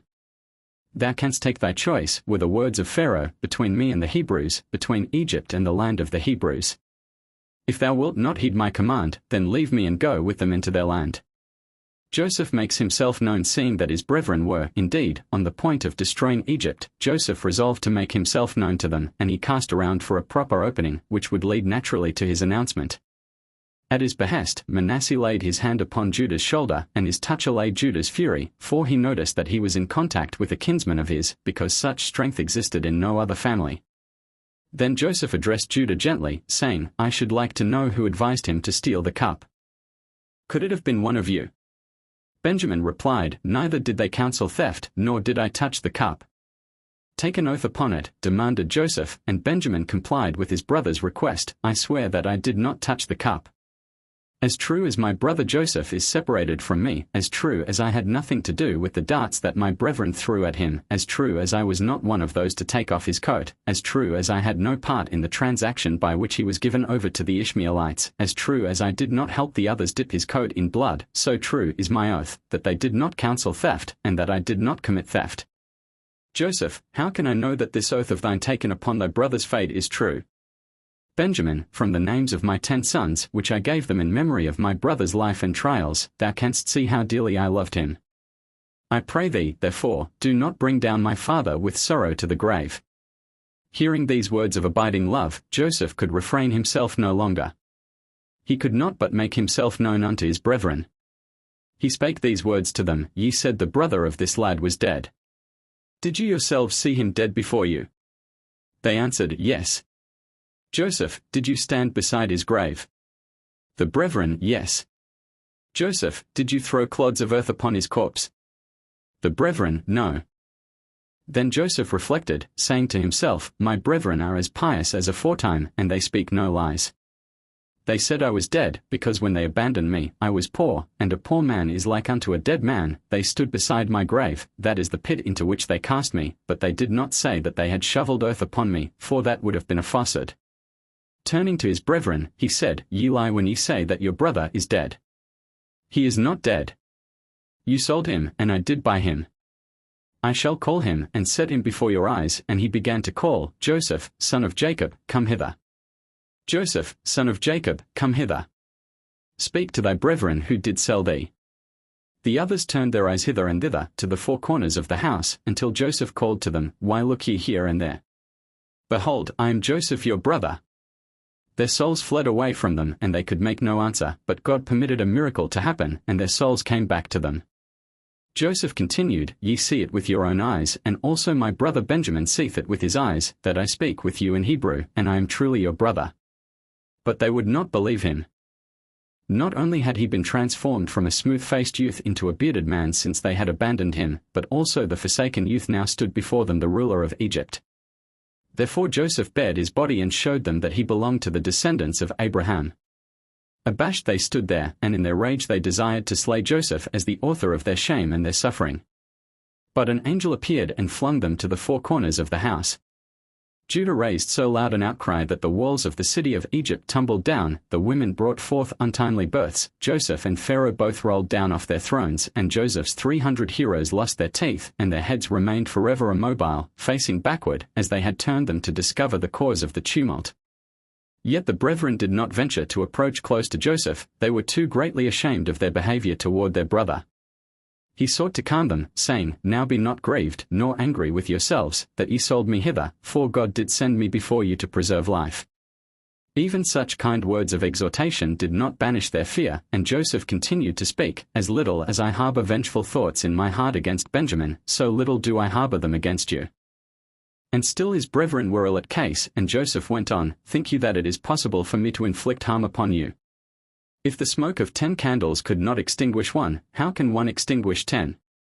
At last the brethren were soothed, and they went up to Joseph, who knew each by name, and, weeping, he embraced and kissed them all in turn. The reason why he wept was that his prophetic spirit showed him the descendants of his brethren enslaved by the nations. Especially did he weep upon Benjamin's neck, because he foresaw the destruction decreed for the 2 temples to be situated in the allotment of Benjamin. And Benjamin also wept upon Joseph's neck, for the sanctuary at Shiloh in the territory of Joseph which was likewise doomed to destruction. Pharaoh was well pleased with the report of the reconciliation between Joseph and the Hebrews, for he had feared that their dissensions might cause the ruin of Egypt, and he sent his servants to Joseph, that they take part in his joy. Also he sent word to Joseph that it would please him well if his brethren took up their abode in Egypt, and he promised to assign the best parts of the land to them for their dwelling place. Not all the servants of Pharaoh were in agreement with their master concerning this invitation to the Hebrews. Many among them were disquieted, saying, If one of the sons of Jacob came hither, and he was advanced to a high position over our heads, what evil will happen to us when 10 more come hither? Joseph gave all his brethren 2 changes of raiment, one for use on the ordinary days of the week and one for use on the Sabbath, for, when the cup was found with Benjamin, they had rent their clothes, and Joseph would not have his brethren go about in torn garments. But to Benjamin he gave 5 changes of raiment, though not in order to distinguish him above his brethren. Joseph remembered only too well what mischief his father had caused by giving him the coat of many colors, thereby arousing the envy of his brethren. He desired only to intimate that Mordecai, a descendant of Benjamin, would once be arrayed in 5 royal garments. Joseph presented his brethren, apparelled in their gold and silver embroidered clothes, before Pharaoh, who was well pleased to become acquainted with them when he saw that they were men of heroic stature and handsome appearance. He gave them wagons to bring their families down into Egypt, but as they were ornamented with images of idols, Judah burnt them, and Joseph replaced them with 11 other wagons, among them the one he had ridden in at his accession to office, to view the land of Egypt. This was to be used by his father on his journey to Egypt. For each of his brother's children, he sent raiments, and also 100 pieces of silver for each, but for each of the children of Benjamin he sent 10 changes of raiment. And for the wives of his brethren he gave them rich garments of state, such as were worn by the wives of the pharaohs, and also ointments and aromatic spices. To his sister Dinah he sent silver and gold embroidered clothes, and myrrh, aloes, and other perfumes, and such presents he gave also to the wife and the daughters-in-law of Benjamin. For themselves and for their wives the brethren received all sorts of precious stones and jeweled ornaments, like those that are worn by the Egyptian nobility. Joseph accompanied his 11 brethren to the frontier, and there he took leave of them with the wish that they and all their families come down to Egypt, and he enjoined upon them, besides, 3 maxims to be observed by travelers: do not take too large steps, do not discuss halakhic subjects, that you lose not your way, and enter the city at the latest with the going down of the sun. Jacob receives the glad tidings in blithe spirits. The sons of Jacob journeyed up to the land of Canaan, but when they reached the boundary line, they said to one another, How shall we do? If we appear before our father and tell him that Joseph is alive, he will be greatly frightened and he will not be inclined to believe us." Besides, Joseph's last injunction to them had been to take heed and not startle their father with the tidings of joy. On coming close to their habitation, they caught sight of Sarah, the daughter of Asher, a very beautiful maiden and very wise, who was skilled in playing upon the harp. They summoned her unto them and gave her a harp, and bade her play before Jacob and sing that which they should tell her. She sat down before Jacob, and, with an agreeable melody, she sang the following words, accompanying herself upon the harp: "Joseph, my uncle, liveth, he ruleth over the whole of Egypt, he is not dead."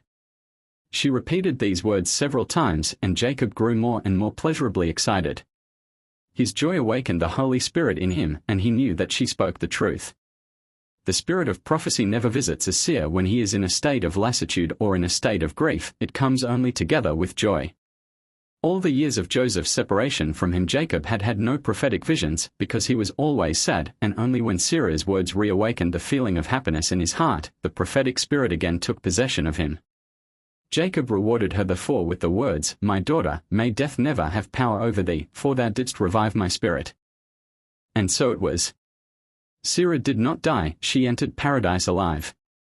At his bidding, she repeated the words she had sung again and again, and they gave Jacob great joy and delight, so that the Holy Spirit waxed stronger and stronger within him. While he was sitting thus in converse with Sarah, his sons appeared arrayed in all their magnificence and with all the presents that Joseph had given them, and they spake to Jacob, saying, "Glad tidings! Joseph our brother liveth.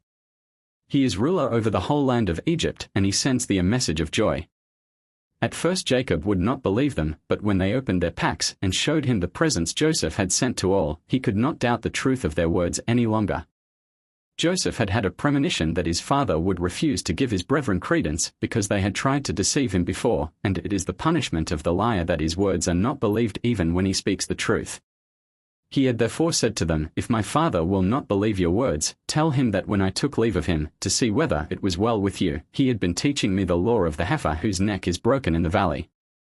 When they repeated this, every last vestige of Jacob's doubt disappeared, and he said, "Great is the steadfastness of my son Joseph. In spite of all his sufferings he has remained constant in his piety. Yea, great are the benefits that the Lord hath conferred upon me. He saved me from the hands of Esau, and from the hands of Laban, and from the Canaanites who pursued after me. I have tasted many joys, and I hope to see more, but never did I hope to set eyes upon Joseph again, and now I shall go down to him and behold him before my death." Then Jacob and the members of his family put on the clothes Joseph had sent, among them a turban for Jacob, and they made all preparations to journey down into Egypt and dwell there with Joseph and his family. Hearing of his good fortune, the kings and the grandees of Canaan came to wait upon Jacob and express sympathy with him in his joy, and he prepared a 3 days banquet for them. Jacob, however, would not go down into Egypt without first inquiring whether it was the will of God that he should leave the Holy Land. He said, "How can I leave the land of my fathers, the land of my birth, the land in which the Shekinah dwells, and go into an unclean land, inhabited by slaves of the sons of Ham, a land wherein there is no fear of God?" Then he brought sacrifices in honor of God, in the expectation that a divine vision would descend upon him and instruct him whether to go down into Egypt or have Joseph come up to Canaan. He feared the sojourn in Egypt, for he remembered the vision he had had at Bethel on leaving his father's house, and he said to God, "I resemble my father. As he was greedy in filling his maw, so am I, and therefore I would go down into Egypt in consequence of the famine. As my father preferred one son to the other, so had I a favorite son, and therefore I would go down into Egypt to see Joseph. But in this I do not resemble my father, he had only himself to provide for, and my house consists of 70 souls, and therefore am I compelled to go down into Egypt. The blessing which my father gave me was not fulfilled in me, but in my son Joseph, whom peoples serve, and before whom nations bow down." Then the Shekinah addressed Jacob, calling his name twice in token of love, and bidding him not to fear the Egyptian slavery foretold for the descendants of Abraham, for God would have pity upon the suffering of his children and deliver them from bondage. God furthermore said, "I will go down into Egypt with thee," and the Shekinah accompanied Jacob thither, bringing the number of the company with which he entered Egypt up to 70. But as Jacob entertained fears that his descendants would stay there forever, God gave him the assurance that he would lead him forth together with all the pious that were like unto him. And God also told Jacob that Joseph had remained steadfast in his piety even in Egypt, and he might dismiss all doubts from his mind on this score, for it was his anxiety on this account that had induced Jacob to consider going down into Egypt. He wanted only to make sure of Joseph's faithfulness and then return home, but God commanded him to go thither and remain there.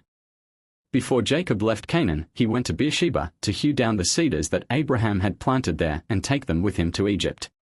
For centuries these cedar trees remained in the possession of his descendants. They carried them with them when they left Egypt, and they used them in building the tabernacle. Although Joseph had put wagons at the disposal of his brethren for the removal of his family from Canaan to Egypt, they yet carried Jacob upon their arms, for which purpose they divided themselves into 3 divisions, one division after the other assuming the burden. As a reward for their filial devotion, God redeemed their descendants from Egypt. Judah was sent on ahead by his father to erect a dwelling in Goshen, and also a Bet Hamidrash, that Jacob might set about instructing his sons at once after his arrival. He charged Judah with this honorable task in order to compensate him for a wrong he had done him. All the years of Joseph's absence he had suspected Judah of having made away with Rachel's son. How little the suspicion was justified he realized now when Judah, in particular, had been assiduous in securing the safety of Benjamin, the other son of Rachel. Jacob therefore said to Judah, Thou hast done a pious, God-bidden deed, and hast shown thyself to be a man capable of carrying on negotiations with Joseph. Complete the work thou hast begun. Go to Goshen, and together with Joseph prepare all things for our coming. Indeed, continued Jacob, thou wast the cause of our going down into Egypt, for it was at thy suggestion that Joseph was sold as a slave, and, also, through thy descendants Israel will be led forth out of Egypt. When Joseph was informed of the approach of his father, he rejoiced exceedingly, chiefly because his coming would stop the talk of the Egyptians, who were constantly referring to him as the slave that had dominion over them. Now, thought Joseph, they will see my father and my brethren, and they will be convinced that I am a freeborn man, of noble stock. In his joy and anticipation of seeing his father, Joseph made ready his chariot with his own hands, without waiting for his servants to minister to him, and this loving action redounded later to the benefit of the Israelites, for it rendered of none effect Pharaoh's zeal in making ready his chariot himself, with his own hands, to pursue after the Israelites. Jacob arrives in Egypt when the Egyptian nobles observed their viceroy completing his preparations to meet his father. They did the same.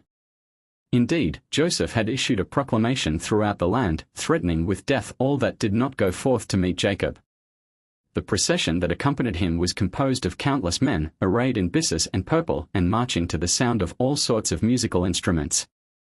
Even the women of Egypt had a part in the reception ceremonies. They ascended to the roofs of the houses and the walls of the cities, ready to greet Jacob with the music of cymbals and timbrels. Joseph wore the royal crown upon his head. Pharaoh had yielded it to him for the occasion. He descended from his chariot when he was at a distance of about 50 ells from his father, and walked the rest of the way on foot, and his example was followed by the princes and nobles of Egypt. When Jacob caught sight of the approaching procession, he was rejoiced, and even before he recognized Joseph, he bowed down before him, but for permitting his father to show him this mark of honor, punishment was visited upon Joseph. He died an untimely death, before the years of life assigned to him had elapsed. That no harm befall Jacob from a too sudden meeting with him, Joseph sent his oldest son ahead with 5 horses, the second son following close after him in the same way. As each son approached, Jacob thought he beheld Joseph, and so he was prepared gradually to see him face to face. Meantime Jacob had espied, from where he was seated, a man in royal robes among the Egyptians, a crown upon his head, and a purple mantle over his shoulders, and he asked Judah who it might be. When he was told that it was Joseph, his joy was great over the high dignity attained by his son. By this time Joseph had come close to his father, and he bowed himself before him down to the earth, and all the people with him likewise prostrated themselves. Then Joseph fell upon his father's neck, and he wept bitterly. He was particularly grieved that he had permitted his father to bow down before him but a little while before without hindering it. At the very moment when Joseph embraced his father, Jacob was reciting the Shema, and he did not allow himself to be interrupted in his prayer, but then he said, When they brought me the report of the death of Joseph, I thought I was doomed to double death, that I should lose this world and the world to come as well. The Lord had promised to make me the ancestor of 12 tribes, and as the death of my son rendered it impossible that this promise should be realized, I feared I had incurred the doom by my own sins, and as a sinner I could not but expect to forfeit the future world, too. But now that I have beheld thee alive, I know that my death will be only for the world here below.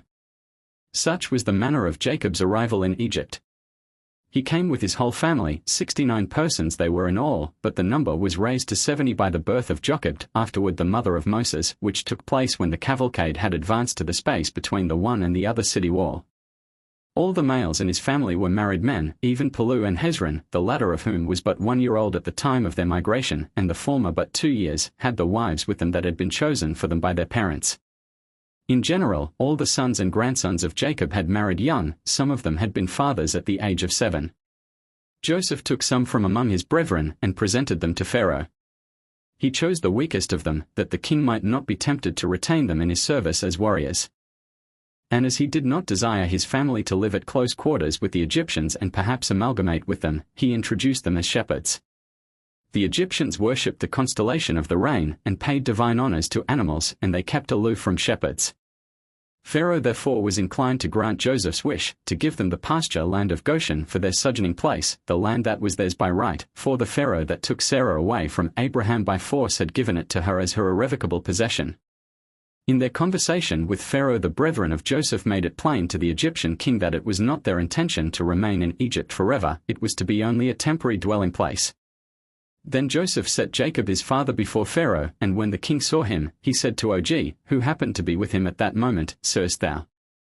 Thou wast wont to call Abraham a sterile mule, and here is his grandson with a family of 70 persons.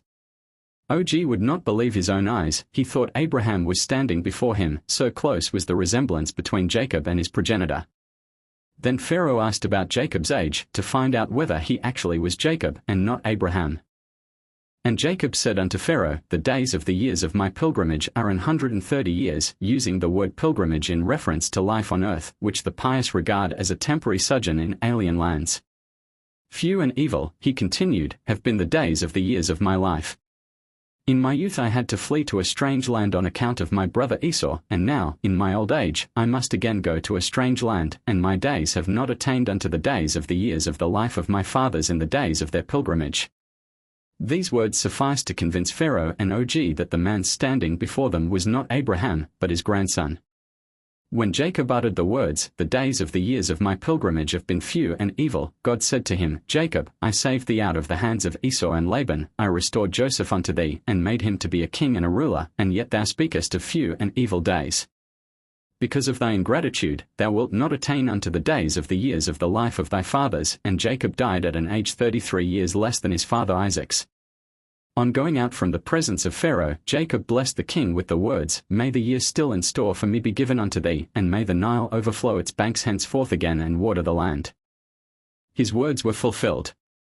In order to show that the pious are a blessing for the world, God caused the Nile to rise above its bed and fructify the land of Egypt. Joseph's kindness and generosity. Jacob and his family now settled in the land of Goshen, and Joseph provided them with all things needful, not only with food and drink, but also with clothing, and in his love and kindness he entertained his father and his brethren daily at his own table. He banished the wrong done to him by his brethren from his mind, and he besought his father to pray to God for them, that he should forgive their great transgression. Touched by this noble sign of love, Jacob cried out, O Joseph, my child, thou hast conquered the heart of thy father Jacob. Joseph had other virtues, besides. The title the God-fearing one, born only by him, Abraham, Job, and Obadiah, he gained by reason of his kindness of heart and his generosity. Whatever he gave his brethren, he gave with a good eye, a liberal spirit. If it was bread for food, it was sure to be abundant enough, not only to satisfy the hunger of all, but also for the children to crumble, as is their habit. But Joseph was more than a helper to his family. As a shepherd pastures his flock, so he provided for the whole world during the years of famine. The people cursed Pharaoh, who kept the stores of corn in his treasure chambers for his own use, and they blessed Joseph, who took thought for the famishing, and sold grain to all that came. The wealth which he acquired by these sales was lawful gain, for the prices were raised, not by him, but by the Egyptians themselves. One part of his possessions, consisting of gold and silver and precious stones, Joseph buried in 4 different places, in the desert near the Red Sea, on the banks of the Euphrates, and in 2 spots in the desert in the vicinity of Persia and Media. Korah discovered one of the hiding places, and the Roman Emperor Antoninus, the son of Severus, another. The other 2 will never be found, because God has reserved the riches they hold for the pious, to be enjoyed by them in the latter days, the days of the Messiah. The remainder of Joseph's possessions he gave away, partly to his brethren and their families, and partly to Pharaoh, who put them into his treasury. The wealth of the whole world flowed into Egypt at that time, and it remained there until the exodus of the Israelites. They took it along, leaving Egypt like a net without fish. The Israelites kept the treasure until the time of Rehoboam, who was deprived of it by the Egyptian king Shishak, and he in turn had to yield it to Zerah, the king of Ethiopia. Once more it came into possession of the Jews when King Asa conquered Zerah, but this time they held it for only a short while, for Asa surrendered it to the Aramean king Ben-Hadad, to induce him to break his league with Baasha, the king of the 10 tribes. The Ammonites, in turn, captured it from Ben-Hadad, only to lose it in their war with the Jews under Jehoshaphat. Again it remained with the Jews until the time of King Ahaz, who sent it to Sennacherib as tribute money. Hezekiah won it back, but Zedekiah, the last king of the Jews, lost it to the Chaldeans, from whom it came to Persia, thence to the Greeks, and finally to the Romans, and with the last it remained for all time. The people were soon left without means to purchase the corn they needed. In a short time they had to part with their cattle, and when the money thus secured was spent, they sold their land to Joseph, and even their persons. Many of them would cover themselves with clay and appear before Joseph, and say to him, "O Lord King, see me and see my possessions." And so Joseph bought all the land of Egypt, and the inhabitants became his tenants, and they gave 1/5 of their ingatherings unto Joseph. The only class of the people permitted to remain in possession of their land were the priests. Joseph owed them gratitude, for they had made it possible for him to become the ruler over Egypt. The Egyptians had hesitated to make him their viceroy because they shrank from choosing a man accused of adultery for so high an office. It was the priests that made the suggestion to examine Joseph's torn garment, which his mistress had submitted as evidence of his guilt, and see whether the rent was in front or in back. If it was in back, it would show his innocence. He had turned to flee, and his temptress had clutched him so that the garment tore. But if the tear was in front, then it would be a proof of his guilt. He had used violence with the woman, and she had torn the mantle in her efforts to defend her honor. The angel Gabriel came and transferred the rent from the forepart to the back, and the Egyptians were convinced of Joseph's innocence, and their scruples about raising him to the kingship were removed. As soon as the Egyptians learnt of the advantageous position of the priests, they all tried to prove themselves members of the caste. But Joseph investigated the lists in the archives and determined the estate of every citizen. The priests were favored in another way.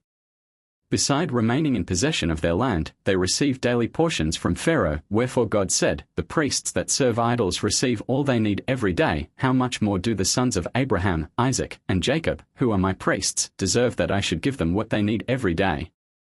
The rest of the inhabitants of Egypt, who had to part with their land, were not permitted to remain in their native provinces. Joseph removed them from their own cities and settled them in others. His purpose herein was to prevent the Egyptians from speaking of his brethren derogatorily as exiles, the sons of exiles. He made them all equally aliens.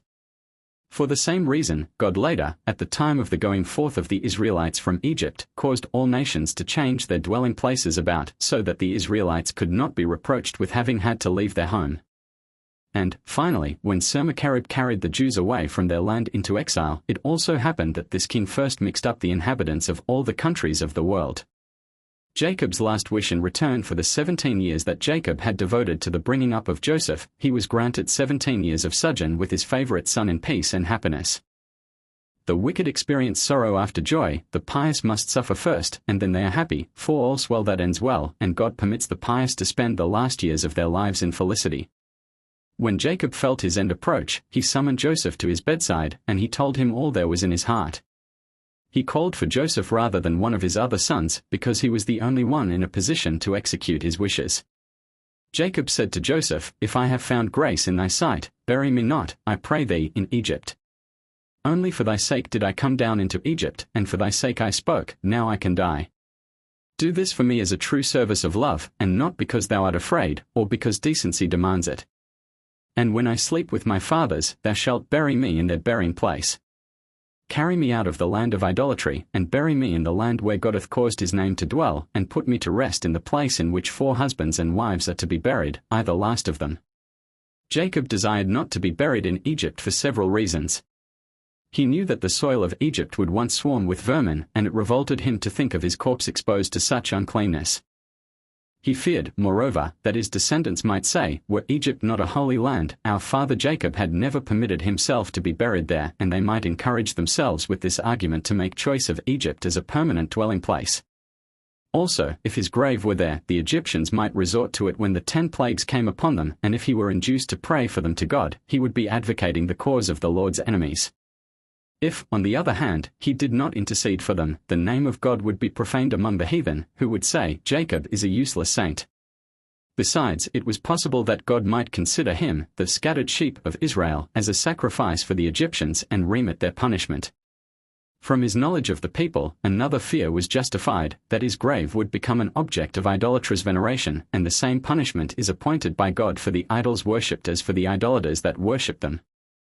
If Jacob had good reasons for not wanting his body to rest in the soil of Egypt, he had equally good reasons for wanting it to rest in the Holy Land.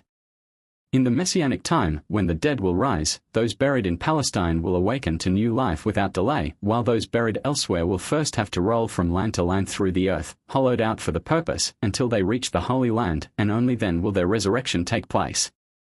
But over and beyond this, Jacob had an especial reason for desiring to have his body interred in Palestine. God had said to him at Bethel, "The land whereon thou liest, to thee will I give it, and to thy seed," and hence he made every endeavor to lie in the Holy Land, to make sure it would belong to him and his descendants. Nevertheless he bade Joseph strew some Egyptian earth over his dead body. Jacob expressed these his last wishes 3 times. Such is the requirement of good breeding in preferring a request. In the last period of Jacob's life, one can see how true it is that even a king depends upon favors in a strange land. Jacob, the man for the sake of whose merits the whole world was created, for the sake of whom Abraham was delivered from the fiery furnace, had to ask services of others while he was among strangers, and when Joseph promised to do his bidding, he bowed himself before his own son, for it is a true saying, "Bow before the fox in his day, the day of his power." He was not satisfied with a simple promise from Joseph, that he would do his wish. He insisted upon his taking an oath by the sign of the covenant of Abraham, putting a hand under his thigh in accordance with the ceremony customary among the patriarchs. But Joseph said, "Thou treatest me like a slave. With me thou hast no need to require an oath. Thy command sufficeth."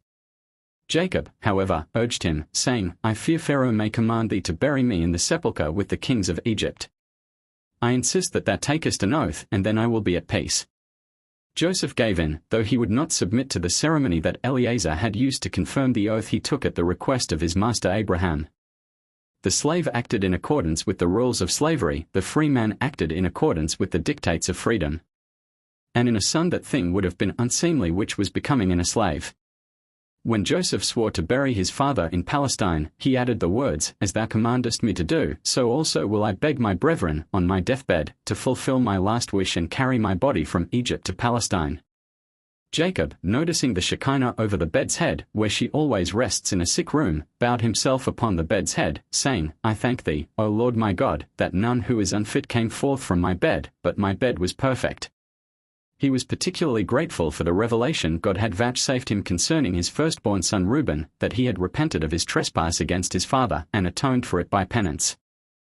He was thus assured that all his sons were men worthy of being the progenitors of the 12 tribes, and he was blessed with happiness such as neither Abraham nor Isaac had known, for both of them had had unworthy as well as worthy sons. Until the time of Jacob death had always come upon men suddenly, and snatched them away before they were warned of the imminent end by sickness. Once Jacob spoke to God, saying, "O Lord of the world, a man dies suddenly, and he is not laid low first by sickness, and he cannot acquaint his children with his wishes regarding all he leaves behind. But if a man first fell sick, and felt that his end were drawing nigh, he would have time to set his house in order." And God said, "Verily, thy request is sensible, and thou shalt be the first to profit by the new dispensation." And so it happened that Jacob fell sick a little while before his death. His sickness troubled him grievously, for he had undergone much during his life. He had worked day and night while he was with Laban, and his conflicts with the angel and with Esau, though he came off victor from both, had weakened him, and he was not in a condition to endure the hardships of disease. The blessing of Ephraim and Manasseh all the years of Jacob's sojourn in Egypt, Asenath, the wife of Joseph, was his constant nurse. When she saw his end drawing nigh, she spoke to Joseph, "I have heard that one who is blessed by a righteous man is as though he had been blessed by the Shekinah. Therefore, bring thy sons hither, that Jacob give them his blessing." Though Joseph was a devoted and loving son to his father, he was not in constant attendance upon him, because he wanted to avoid giving him the opportunity of inquiring into the circumstances of his coming to Egypt. He was apprehensive that Jacob might curse his sons and bring death upon them if he discovered the facts connected with their treacherous dealings with Joseph. He took good care therefore never to be alone with his father. But as he desired to be kept informed of his welfare, he arranged a courier service between himself and Jacob. Now when Joseph received the news of his father's having fallen sick, through his messenger, as well as through Ephraim, whom Jacob was instructing in the Torah, he hastened to the land of Goshen, taking his 2 sons with him. He desired to have certainty upon 5 points: would his father bless his 2 sons, who were born in Egypt, and, if so, would he appoint them to be heads of tribes? Would he assign the rights of the firstborn unto himself, and, if so, would he divest Reuben of such rights altogether? And why had his father buried his mother Rachel by the wayside, and not carried her body to the family tomb at Machpelah? Jacob had also entertained doubts on 5 points. When he was about to emigrate from Canaan to Egypt, he did not know whether his descendants would lose themselves among the people of Egypt, whether he would die there and be buried there, and whether he would be permitted to see Joseph and see the sons of Joseph. God gave him the assurance, saying, I will go down with thee into Egypt, and I will surely bring thee up again after thy death, and thy descendants also, and Joseph shall put his hand upon thine eyes. When the time approached for the fulfillment of the divine promise, God appeared unto Jacob, and he said, I promise to fulfill thy wish, and the time of fulfillment hath come. The Holy Spirit made known to Jacob that Joseph was coming to him, and he strengthened himself, and sat upon the bed in order to pay due respect to the representative of the government. Though Joseph was his son, he was also viceroy and entitled to special marks of honor. Besides, Jacob desired to make the impression of being a man in good health. He wanted to avoid the possibility of having his blessing of Joseph and Joseph's sons questioned as the act of an irresponsible person. He strengthened himself spiritually as well as physically by prayer to God, in which he besought him to let the Holy Spirit descend upon him at the time of his giving the blessing to the sons of Joseph. When Joseph appeared in the company of his 2 sons, his father said to him, In all the 17 years thou hast been visiting me, thou didst never bring thy sons with thee, but now they have come, and I know the reason. If I bless them, I shall act in opposition to the word of God, who promised to make me the progenitor of 12 tribes, for if I adopt them as my sons, there will be 14 tribes. But if I do not bless them, it will plunge thee in sorrow. So be it, I will bless them. But think not I do it because thou didst support me all these years. There is quite another reason. When I left my father's house to go to Haran, I offered up a prayer at Bethel, and I promised to give unto God the 10th of all I owned. So far as my material possessions are concerned, I kept my vow, but I could not give the tithe of my sons, because according to the law I had to withdraw from the reckoning the 4 sons, Reuben, Joseph, Dan, and Gad, that are the firstborn children of their mothers. When I returned, God again appeared unto me in Bethel, and he said, Be fruitful and multiply. But after this blessing no son was born unto me except Benjamin alone, and it cannot be but that God meant Manasseh and Ephraim when he spoke of a nation and a company of nations. If now I have found favor in thy sight, thy 2 sons Ephraim and Manasseh, even as Reuben and Simon, shall be mine, and then I shall be able to give a 10th part of my 10 sons unto the Lord, and I shall leave this world free from the sin of not keeping my vow to the Lord concerning the tithe-giving. Joseph consented to do his father's will, and Jacob tithed his sons, consecrating Levi to the Holy One, and appointing him to be the chief of his brethren. He enjoined his sons to have a care that there should never fail them a son of Levi in the priestly succession. And it happened that, of all the tribes Levi was the only one that never proved faithless to the covenant of the fathers. Thus Jacob adopted Manasseh and Ephraim to be his own sons, even as Reuben and Simon were his sons. They were entitled like the others to a portion in the Holy Land, and like the others they were to bear standards on their journey through the desert. Satisfied as to Jacob's intentions concerning his sons, Joseph asked his father about his mother's burial place, and Jacob spoke, saying, As thou livest, thou wish to see thy mother lying by my side in the grave doth not exceed mine own. I had joy in life only as long as she was alive, and her death was the heaviest blow that ever fell upon me. Joseph questioned him, Perhaps thou didst have to bury her in the way, because she died during the rainy season, and thou couldst not carry her body through the rain to our family sepulchre. No, replied Jacob, she died in the springtime, when the highways are clean and firm. Joseph, grant me permission to take up her body now and place it in our family burial place. Jacob, no, my son, that thou mayest not do. I was unwilling to bury her in the way, but the Lord commanded it. The reason of the command was that God knew that the temple would be destroyed, and Israel would be carried away into banishment, and the exiles would ask the patriarchs to intercede for them with God, but God would not hearken unto them. On their way to the land of the stranger they would pass the grave of Rachel, and they would throw themselves upon it, and beseech their mother to make intercession for them with God. And Rachel would pray to God in their behalf, O Lord of the world, look upon my tears, and have compassion upon my children. But if thou wilt not take pity on them, then indemnify me for the wrong done to me. Unto a prayer God will hearken, and he will have mercy upon Israel. Therefore was Rachel buried in the way. Now Jacob desired to bless the sons of Joseph, but the Holy Spirit made him to see Jeroboam, the descendant of Ephraim, and Jehu, the descendant of Manasseh, how they would seduce Israel to idolatry, and the Shekinah forsook him as he was about to lay his hands upon the heads of his grandsons. He said to Joseph, Is it possible that thou didst not marry the mother of thy children according to the law? Joseph thereupon brought his wife Asenath to his father, and pointing to her marriage contract, he said, This one is my wife, whom I married as is proper, with a marriage contract and due ceremony. I pray thee, my father, bless my sons if only for the sake of this pious woman. Jacob bade his grandsons approach close to him, and he kissed and embraced them, in the hope that his joy in them would lure back the Holy Spirit, but his hope was vain. Joseph concluded that the time was not favorable for blessing, and he decided to go away until a more propitious opportunity presented itself, first, however, proving to his father that his sons had been initiated in the covenant of Abraham. Outside of his father's chamber, alone with his sons, he threw himself down before God and besought him to show him mercy, and he bade his sons do likewise, saying, Be not content with your high station, for worldly honors are but for a time. Entreat God to be merciful, and let the Shekinah descend upon my father, that he bless you both. Then spake God to the Holy Spirit, How long yet shall Joseph suffer? Reveal thyself quickly, and enter into Jacob, that he may be able to bestow blessings. In the words of Jacob, Ephraim and Manasseh, even as Reuben and Simon, shall be mine. Joseph had noticed his father's preference for his younger son Ephraim. It made him very anxious about his older son's birthright, and he was careful to put the two lads before his father in such wise that Manasseh should stand opposite Jacob's right hand and Ephraim opposite his left hand. But Ephraim, on account of his modesty, was destined for greater things than his older brother Manasseh, and God bade the Holy Spirit prompt Jacob to give the birthright to Ephraim. Now when Joseph observed his father put his right hand upon Ephraim's head, he made an attempt to remove it unto Manasseh's head. But Jacob warded him off, saying, What, thou wouldst displace my hand against my will, the hand that overcame the prince of the angel hosts, who is as large as 1/3 of the world? I know things not known to thee. I know what Reuben did to Bilhah, and what Judah did to Tamar. How much more do I know things known to thee? Thinkest thou I know not what thy brethren did to thee, because thou wouldst betray nothing whenever I asked thee? I know it. Manasseh also shall become great, the judge Gideon shall descend from him, but his younger brother will be the ancestor of Joshua, who will bring the sun and the moon to a standstill, though they have dominion over the whole earth from end to end. Thus did Jacob set Ephraim the younger above Manasseh the older, and thus did it remain unto all times.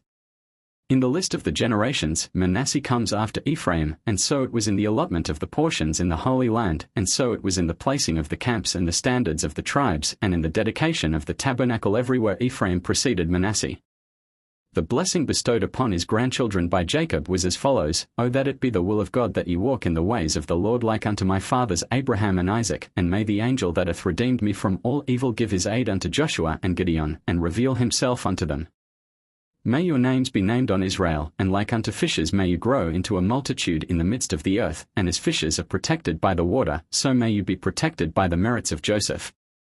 The words like unto fishes were used by Jacob for the purpose of intimating the manner of death awaiting the Ephraimites, the descendants of Joseph. As fish are caught by their mouth, so the Ephraimites were in later days to invite their doom by their peculiar lisp. At the same time, Jacob's words contained the prophecy that Joshua the son of the man Nun, the fish, would lead Israel into the Holy Land. And in his words lay still another prophecy, with reference to the 60,000 men children begot in the same night as Moses, all cast into the river with him, and saved for the sake of his merits.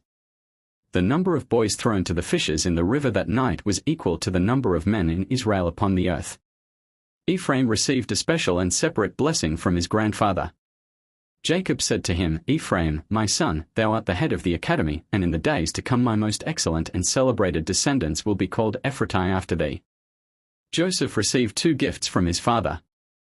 The first was Shechem, the city that Jacob had defended, with sword and bow, against the depredations of the Amorite kings when they tried to take revenge upon his sons for the outrage committed there.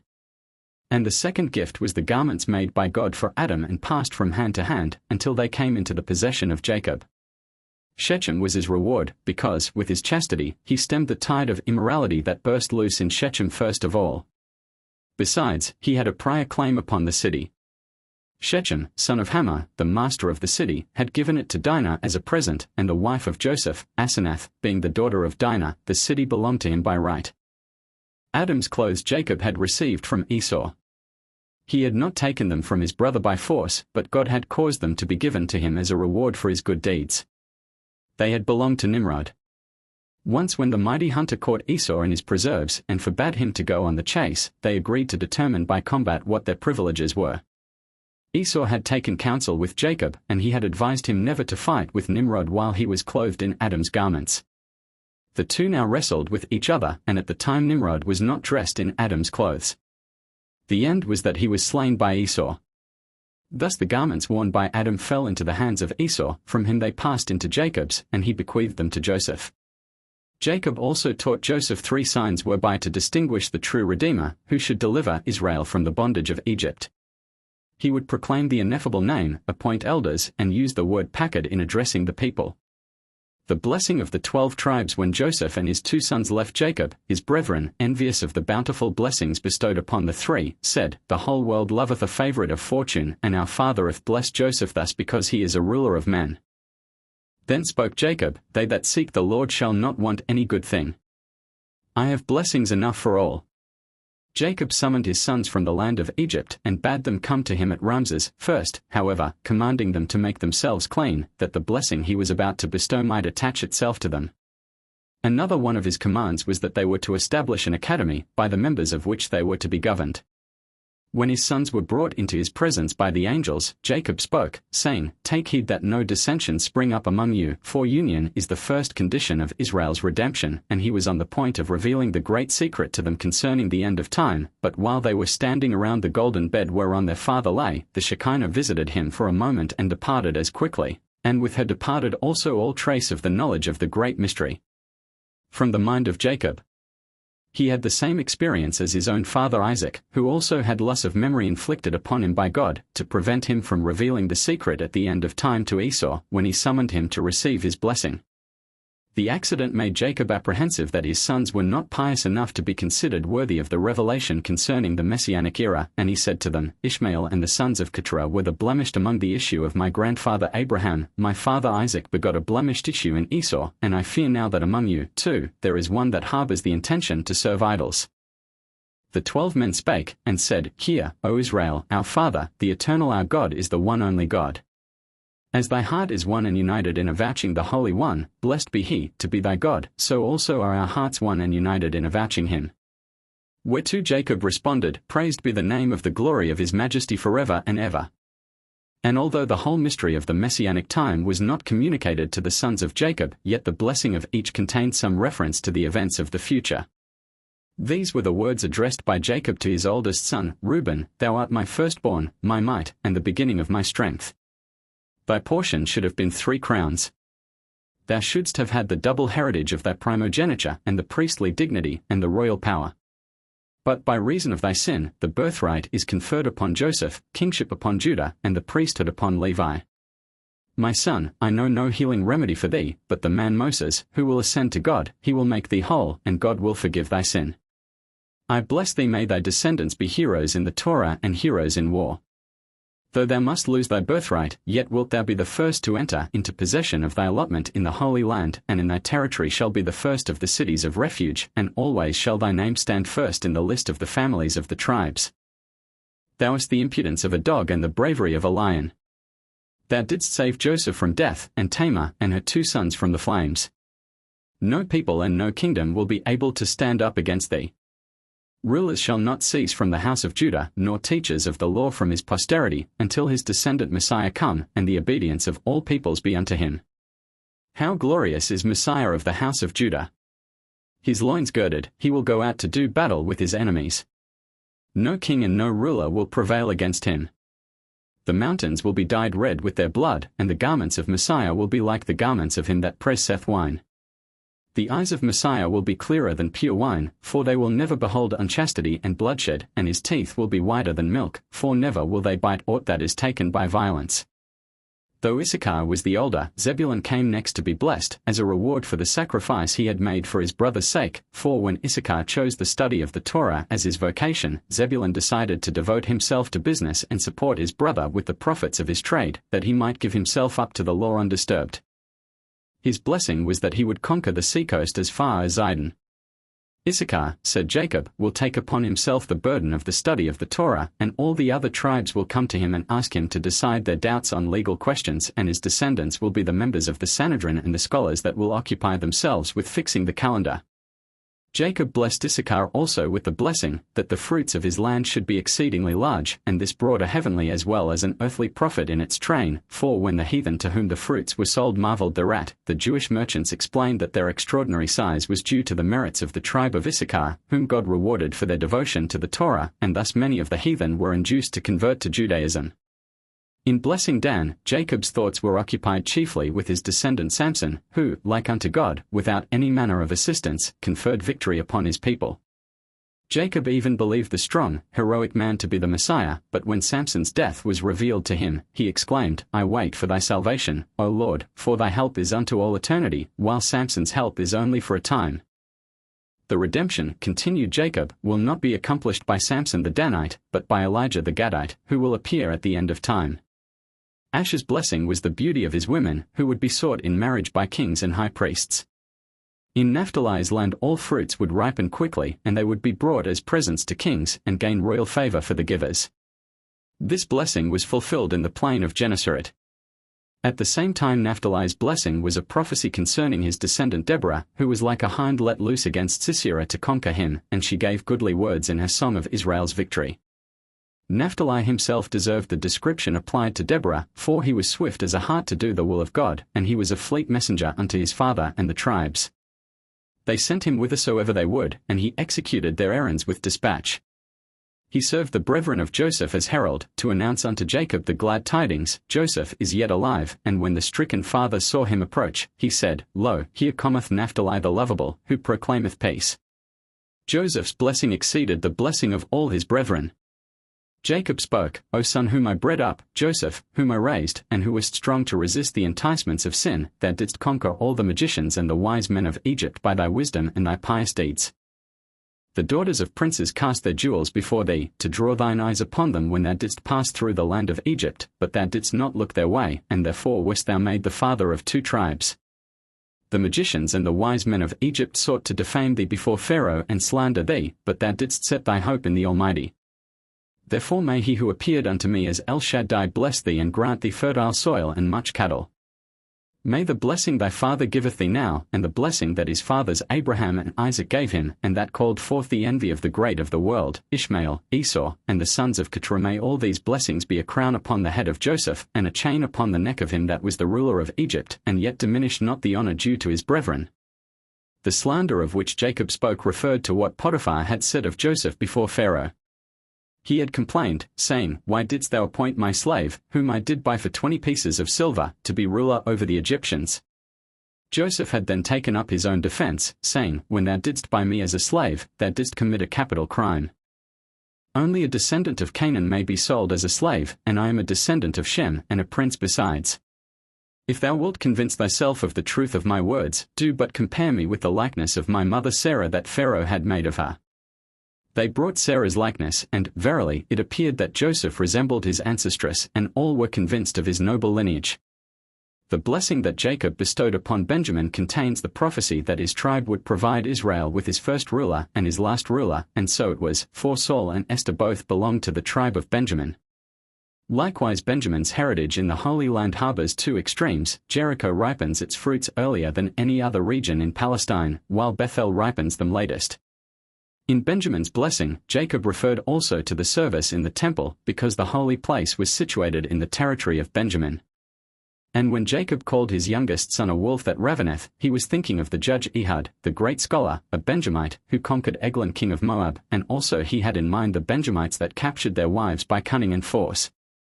Again, if he called Benjamin a wolf, Judah a lion, and Joseph a bull, he wanted to point to the three kingdoms known as wolf, lion, and bull, the doom of which was and will be sealed by the descendants of his three sons. Babylon, the kingdom of the lion, fell through the hands of Daniel of the tribe of Judah. Media, the wolf, found its master in the Benjamite Mordecai, and the bull Joseph will subdue the horned beast, the kingdom of wickedness, before the Messianic time.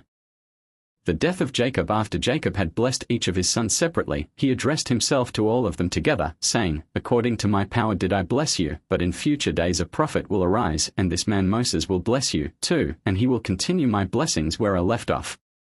He added, besides, that the blessing of each tribe should redound to the good of all the other tribes. The tribe of Judah should have a share in the fine wheat of the tribe of Benjamin, and Benjamin should enjoy the goodly barley of Judah. The tribes should be mutually helpful, one to another. Moreover, he charged them not to be guilty of idolatry in any form or shape, and not to let blasphemous speech pass their lips, and he taught them the order of transporting his bier. Thus, Joseph, being king, shall not help to bear it, nor shall Levi, who is destined to carry the ark of the Shekinah. Judah, Issachar, and Zebulun shall grasp its front end, Reuben, Simon, and Gad its right side, Ephraim, Manasseh, and Benjamin the hindmost end, and Dan, Asher, and Naphtali its left side. And this was the order in which the tribes, bearing each its standard, were to march through the desert, the Shekinah dwelling in the midst of them. Jacob then spake to Joseph, saying, And thou, my son Joseph, forgive thy brethren for their trespass against thee, forsake them not, and grieve them not, for the Lord hath put them into thine hands, that thou shouldst protect them all thy days against the Egyptians. Also he admonished his sons, saying that the Lord would be with them if they walked in his ways, and he would redeem them from the hands of the Egyptians. I know, he continued, great suffering will befall your sons and your grandsons in this land, but if you will obey God, and teach your sons to know him, then he will send your Redeemer, who will bring you forth out of Egypt and lead you into the land of your fathers. In resignation to the will of God, Jacob awaited his end, and death enveloped him gently. Not the angel of death ended his life, but the Shekinah took his soul with a kiss. Beside the three patriarchs, Abraham, Isaac, and Jacob, only Moses, Aaron, and Miriam breathed their last in this manner, through the kiss of the Shekinah. And these six, together with Benjamin, are the only ones whose corpses are not exposed to the ravages of the worms, and they neither corrupt nor decay. Thus Jacob departed this world, and entered the world to come, a foretaste of which he had enjoyed here below, like the other two patriarchs, and none beside among men. In another respect their life in this world resembled their life in the world to come. The evil inclination had no power over them, either here or there, wherein David resembled them. Joseph ordered his father's body to be placed upon a couch of ivory, covered with gold, studded with gems, and hung with drapery of byssus and purple. Fragrant wine was poured out at its side, and aromatic spices burnt next to it. Heroes of the house of Esau, princes of the family of Ishmael, and the lion Judah, the bravest of his sons, surrounded the sumptuous bier of Jacob. Come, said Judah to his brethren, let us plant a high cedar tree at the head of our father's grave. Its top shall reach up to the skies, its branches shall shade all the inhabitants of the earth, and its roots shall grow down deep into the earth, unto the abyss. For from him are sprung 12 tribes, and from him will arise kings and rulers, chapters of priests prepared to perform the service of the sacrifices, and companies of Levites ready to sing psalms and play upon sweet instruments. The sons of Jacob tore their garments and girded their loins with sackcloth, threw themselves upon the ground, and strewed earth upon their heads until the dust rose in a high cloud. And when Asenath, the wife of Joseph, heard the tidings of Jacob's death, she came, and with her came the women of Egypt, to weep and mourn over him. And the men of Egypt that had known Jacob repaired thither, and they mourned day after day, and also many journeyed down into Egypt from Canaan, to take part in the 70 days' mourning made for him. The Egyptians spake to one another, saying, Let us lament for the pious man Jacob, because the affliction of the famine was averted from our land on account of his merits, for instead of ravaging the land for 42 years according to the decree of God, the famine had lasted but 2 years, and that was due to the virtues of Jacob. Joseph ordered the physicians to embalm the corpse. This he should have refrained from doing, for it was displeasing to God, who spoke, saying, Have I not the power to preserve the corpse of this pious man from corruption? Was it not I that spoke the reassuring words, Fear not the worm, O Jacob, thou dead Israel? Joseph's punishment for this useless precaution was that he was the first of the sons of Jacob to suffer death. The Egyptians, on the other hand, who devoted 40 days to embalming the corpse and preparing it for burial, were rewarded for the veneration they showed. Before he destroyed their city, God gave the Ninevites a 40 days' respite on account of their king, who was the Pharaoh of Egypt. And for the 60 days of mourning that the heathen made for Jacob, they were recompensed at the time of Ahasuerus. During 70 days, from the 13th of Nisan, the date of Haman's edict ordering the extermination of the Jews, until the 23rd of Siwan, when Mordecai recalled it, they were permitted to enjoy absolute power over the Jews. When all preparations for the burial of Jacob had been completed, Joseph asked permission of Pharaoh to carry the body up into Canaan. But he did not himself go to put his petition before Pharaoh, for he could not well appear before the king in the garb of a mourner, nor was he willing to interrupt his lamentation over his father for even a brief space and stand before Pharaoh and prefer his petition. He requested the family of Pharaoh to intercede for him with the king for the additional reason that he was desirous of enlisting the favor of the king's relations, lest they advise Pharaoh not to fulfill his wish. He acted according to the maxim, "Seek to win over the accuser, that he cause thee no annoyance." Joseph applied first to the queen's hairdresser, and she influenced the queen to favor him, and then the queen put in a good word for him with the king. At first Pharaoh refused the permission craved by Joseph, who, however, urged him to consider the solemn oath he had given his dying father, to bury him in Canaan. Pharaoh desired him to seek absolution from the oath.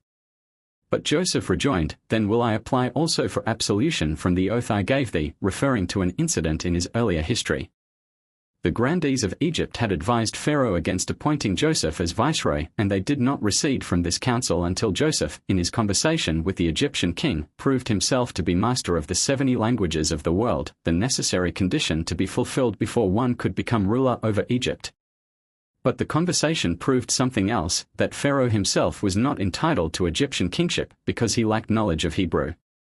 He feared, if the truth became known, Joseph would be raised to his own place, for he knew Hebrew beside all the other tongues. In his anxiety and distress, Pharaoh made Joseph swear an oath never to betray the king's ignorance of Hebrew. Now when Joseph threatened to have himself absolved from this oath as well as the one to his dying father, great terror overwhelmed him, and he speedily granted Joseph permission to go up to Canaan and bury his father there.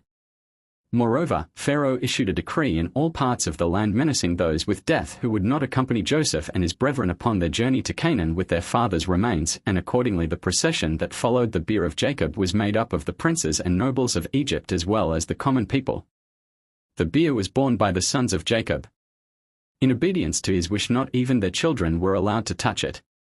It was fashioned of pure gold, the border thereof inlaid with onyx stones and bdellium, and the cover was gold-woven work joined to the bier with threads that were held together with hooks of onyx stones and bdellium. Joseph placed a large golden crown upon the head of his father, and a golden scepter he put in his hand, arraying him like a living king. The funeral cordage was arranged in this order: first came the valiant men of Pharaoh and the valiant men of Joseph, and then the rest of the inhabitants of Egypt. All were girt with swords and clothed in coats of mail, and the trappings of war were upon them. The weepers and mourners walked, crying and lamenting, at some distance from the bier, and the rest of the people went behind it, while Joseph and his household followed together after it, with bare feet and in tears, and Joseph's servants were close to him, each man with his accoutrements and weapons of war. 50 of Jacob's servants preceded the bier, strewing myrrh upon the road in passing, and all manner of perfumes, so that the sons of Jacob trod upon the aromatic spices as they carried the body forward. Thus the procession moved on until it reached Canaan. It halted at the threshing floor of Atad, and there they lamented with a very great and sore lamentation. But the greatest honor conferred upon Jacob was the presence of the Shekinah, who accompanied the cordage. The Canaanites had no intention at first to take part in the mourning made for Jacob, but when they saw the honors shown him, they joined the procession of the Egyptians, loosing the girdles of their garments as a sign of grief. Also the sons of Esau, Ishmael, and Keturah appeared, though their design in coming was to seize the opportunity and make war upon the sons of Jacob. But when they saw Joseph's crown suspended from the bier, the Edomite and Ishmaelite kings and princes followed his example, and attached theirs to it, too, and it was ornamented with 36 crowns. Nevertheless the conflict was not averted. It broke out in the end between the sons of Jacob and Esau and his followers. When the former were about to lower the body of their father into the cave of Machpelah, Esau attempted to prevent it, saying that Jacob had used his allotted portion of the tomb for Leah, and the only space left for a grave belonged to himself. For, continued Esau, though I sold my birthright unto Jacob, I yet have a portion in the tomb as a son of Isaac. The sons of Jacob, however, were well aware of the fact that their father had acquired Esau's share in the cave, and they even knew that a bill of sale existed, but Esau, assuming properly that the document was left behind in Egypt, denied that any such had ever been made out, and the sons of Jacob sent Naphtali, the fleet runner, back to Egypt to fetch the bill. Meantime, while this altercation was going on between Esau and the others, Husham the son of Dan arose and inquired in astonishment why they did not proceed with the burial of Jacob, for he was deaf and had not understood the words that had passed between the disputants. When he heard what it was all about, and that the ceremonies were interrupted until Naphtali should return from Egypt with the bill of sale, he exclaimed, with indignation, "My grandfather shall lie here unburied until Naphtali comes back," and he seized a club and dealt Esau a vigorous blow, so that he died, and his eyes fell out of their sockets and dropped upon Jacob's knees, and Jacob opened his own eyes and smiled. Esau being dead, his brother's burial could proceed without hindrance, and Joseph interred him in the cave of Machpelah in accordance with his wish. His other children had left all arrangements connected with the burial of their father's body to their brother Joseph, for they reflected that it was a greater honor for Jacob if a king concerned himself about his remains rather than simple private individuals. The head of Esau, as he lay slain by the side of Jacob's grave, rolled down into the cave, and fell into the lap of Isaac, who prayed to God to have mercy upon his son, but his supplications were in vain. God spoke, saying, "As I live, he shall not behold the majesty of the Lord." The sons of Jacob at war with the sons of Esau. Jacob having been interred with royal pomp, and the 7 days period of mourning over, the conflict between the sons of Jacob and the sons of Esau broke out anew. In the skirmish that had ensued when Esau advanced to claim upon a place in the cave of Machpelah, while his brothers remained still lay unburied, he lost 40 of his men, and after his death fortune favored his sons as little. 80 of their followers were slain, while of the sons of Jacob not one was lost. Joseph succeeded in capturing Zepho the son of Eliphaz and 50 of his men, and he clapped them in chains and carried them off to Egypt. Thereupon the rest of the attacking army led by Eliphaz fled to Mount Seir, taking with them the headless corpse of Esau, to bury it in his own territory. The sons of Jacob pursued after them, but they slew none, out of respect for the remains of Esau. On the 3rd day a great army gathered together, consisting of the inhabitants of Seir and the children of the east, and they marched down into Egypt with the purpose of making war upon Joseph and his brethren. In the battle that came off, this army was almost totally destroyed, not less than 600,000 men were mowed down by Joseph and his warriors, and the small remnant fled precipitately. Returned to their own country after this fatal campaign, the sons of Esau and the sons of Seir fell to quarreling among themselves, and the sons of Seir demanded that their former allies leave the place, because it was they that had brought misfortune upon the country. The sons of Esau thereupon dispatched a messenger in secret to their friend Agnias, king of Africa, begging his aid against the sons of Seir. He granted their request and sent them troops consisting of foot soldiers and mounted men. The sons of Seir, on their part, also sought allies, and they secured the help of the children of the east and of the Midianites, who put warriors at their disposal. In the encounters that ensued between the hostile forces, the sons of Esau were defeated again and again, partly on account of treachery in their own ranks, for their men sometimes deserted to the enemy while the combat was on. At last, however, in the battle that took place in the desert of Paran, the sons of Esau gained a decisive victory. They massacred all the warriors of the sons of Seir, and the Midianites and the children of the east were put to flight. Thereafter the sons of Esau returned to Seir, and they slew all the inhabitants of the place, men, women, and children, sparing only 50 lads and maidens. The former they used as slaves, and the latter they took to wife. They also enriched themselves with the spoils, seizing all the possessions of the sons of Seir, and the whole land was divided among the 5 sons of Esau. Now these descendants of Esau determined to put a king over themselves, but in consequence of the treachery committed during the war there prevailed such hatred and bitterness among them that they decided never to appoint a ruler from their own people. Their choice fell upon Bela, the son of Beer, one of the warriors sent to them by King Agnias. His peer could not be found among the allied troops for bravery, wisdom, and handsome appearance. They set the royal crown upon his head, built a palace for him, and gave him gifts of silver, gold, and gems, until he lived in great opulence. He reigned happily for 30 years, and met his death then in a war against Joseph and his brethren. This war came about because the sons of Esau could not banish from their memory the disgrace of the defeat inflicted upon them by Joseph and his people. Having enlisted the aid of Agnias and of the Ishmaelites and other nations of the east, they set forth on a second campaign against Egypt in the hope of delivering Zepho and his followers from the hands of Joseph. In spite of their enormous host, they had no less than 800,000 men of infantry and cavalry. They were defeated at Ramses by Joseph and his brethren and their little company of 600 men. Beside their king Bela, they left 1/4 of their army upon the field. The loss of their king discouraged them grievously, and they took to flight, hard pressed by Joseph, who cut down many of the fugitives. When he returned from the battle, Joseph ordered manacles and fetters to be put upon Zepho and his followers, and their captivity was made more bitter unto them than it had been before. The sons of Esau appointed Jobab of Bozrah to succeed their dead king Bela. His reign lasted 10 years, but they desisted from all further attempts at waging war with the sons of Jacob. Their last experience with them had been too painful, but the enmity they cherished against them was all the fiercer, and their hatred never abated. Their third king was Husham, and he ruled over them for 20 years. During his reign, Zepho succeeded in making good his escape from Egypt. He was received kindly by Agnias, king of Africa, and appointed commander-in-chief of his troops. He used every means of persuasion to induce his sovereign lord to enter into a war with Egypt, but in vain, for Agnias was only too well acquainted with the strength and heroism of the sons of Jacob. For many years he resisted Zepho's arguments and blandishments. Indeed, as it was, Agnias had his hands full with other warlike enterprises. It had happened about this time that a man of the land of Kittim, Uzi by name, whom his countrymen venerated as a god, died in the city of Potsamana, and he left behind a fair and clever daughter. Agnias heard of Yaniah's beauty and wisdom, and he sued for her hand, and his request was granted him by the people of Kittim. The messengers of Agnias were hastening away from Kittim, bearing to their master the promise of the inhabitants that Yaniah should become his wife, when Turnus, king of Benevento, arrived on the same errand. His suit was rejected, for the people of Kittim were afraid to break the promise given to Agnias. In his anger, Turnus went to Sardinia to make war upon King Lucus, a brother of Agnias, intending to deal with the latter as soon as the other was rendered harmless. Hearing of the design hatched by Turnus, Agnias hastened to Sardinia to the assistance of his brother, and a battle took place in the valley of Campania. Against Turnus were arrayed Agnias, his brother Lucus, and the son of the latter, Niblos, whom his father had appointed commander-in-chief of the Sardinian troops. In the first encounter, Turnus was the victor, and the Sardinians lost their general Niblos. But in the second engagement the army of Turnus was routed completely, and he himself was left dead on the field. His army fled, pursued closely by Agnias as far as the crossroad between Rome and Albano.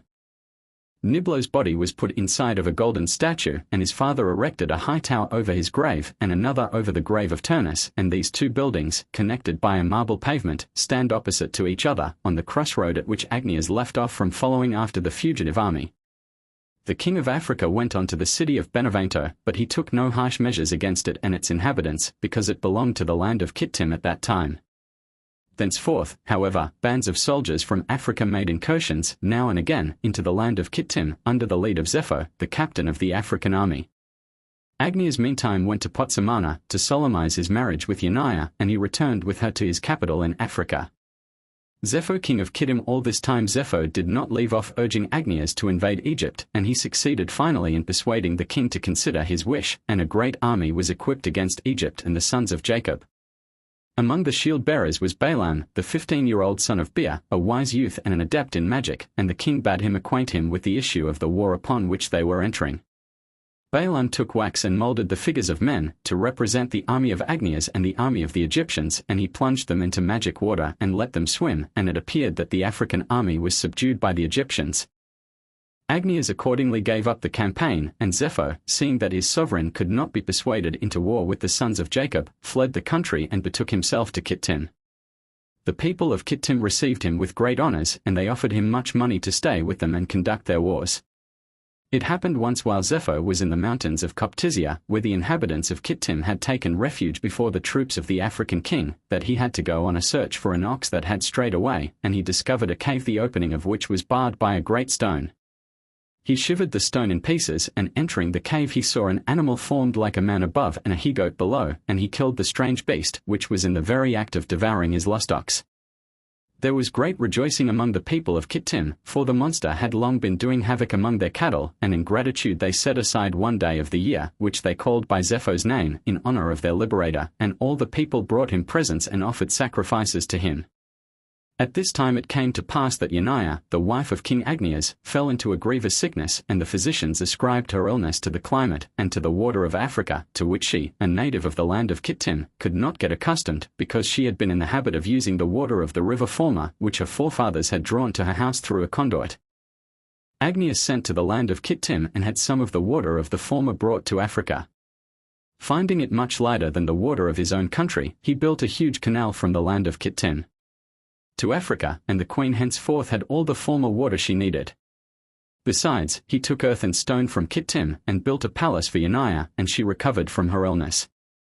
Meantime Zepho had won a decisive victory over the African troops that had made an incursion into the land of Kittim, and the people chose him as king. His first undertaking was a campaign against the sons of Tubal and the islands of the sea, and again he was successful. He subdued them completely. On his return, the people built a great palace for Zepho, and they renewed his kingship, and he continued until his death to reign as king of Kittim and of Italy. During the first 13 years of his reign, the Africans made no attempt to disturb the peace of Kittim, but then they invaded the land, only to be severely repulsed by Zepho, who pursued the troops up to the very borders of Africa, and Agnias the king was in such consternation that he did not venture to make reprisals for some time. When he finally made a second attempt, his troops were annihilated by Zepho down to the very last man. Now Agnias, in despair, assembled all the inhabitants of Africa, as numerous as the sand on the seashore, and he united his great host with the army of his brother Lucas, and thus he made his third attempt upon Zepho and the people of the land of Kittim. Alarmed, Zepho wrote to his brethren in Seir, and entreated their king Hadad to send him aid. But the people of Seir had concluded an alliance with Agnias as far back as under their first king Bela, and they refused Zepho's request, and the king of Kittim had to face the host of 800,000 men mustered by Agnias with his little band of 3,000. Then the people of Kittim spake to their king Zepho, saying, Pray for us unto the God of thy ancestors. Peradventure he may deliver us from the hand of Agnias and his army, for we have heard that he is a great God, and he delivers all that trust in him. Zepho prayed unto the Lord, saying, O Lord, God of Abraham and Isaac, my fathers, this day may it be made known that thou art a true God, and all the gods of the nations are vain and useless. Remember now this day unto me thy covenant with Abraham our father, which our ancestors related unto us, and do graciously with me this day for the sake of Abraham and Isaac, our fathers, and save me and the sons of Kittim from the hand of the king of Africa, who hath come against us for battle. God gave ear unto Zepho's prayer, and in the first day's battle 1/2 of the African army fell. Agnias forthwith dispatched a decree to his country, ordering, on penalty of death and confiscation of property, that all the males of the land, including boys that had passed their 10th year, were to join the army and fight against the people of Kittim. In spite of these new accessions, 300,000 strong, Agnias was beaten again by Zepho in the second battle. The African general Sosipater having fallen slain, the troops broke into flight, at their head Agnias with Lucas the brother and Asdrubal the son of Agnias. After this dire defeat the Africans made no further attempt to disturb the peace of Kittim, and their incursions ceased forever. In spite of the great victory that Zepho had won with the help of God, the king of Kittim walked in the idolatrous ways of the people whom he ruled, and in the ways of the sons of Esau, for, as saith the proverb of the ancients, out of the wicked cometh forth wickedness, and Zepho was not other than the rest of the sons of Esau. The severe defeat inflicted upon Agnias drove Balaam from Africa to Kittim, and he was received with great honors by Zepho, who welcomed him on account of his deep wisdom. Now Zepho thought the time had arrived for him to carry out his plan of vengeance against the posterity of Jacob, all the more as in the meantime Joseph had died, and also his brethren and the valiant men of Pharaoh had passed away. He was joined in the enterprise by Hadad, the king of Edom, and by the nations of the east and the Ishmaelites. The allied army was so vast that the space it covered as it stood in rank and file was equal to a 3 days' journey. It formed in battle array in the valley of Pathros, and it was met by 300,000 Egyptians and 150 Israelites from Goshen. But the Egyptians did not trust the Israelites, they feared their defection to the sons of Esau and Ishmael. They therefore made an agreement with them that the Israelites were not to come to the help of the Egyptians until it appeared that the enemy were getting the upper hand.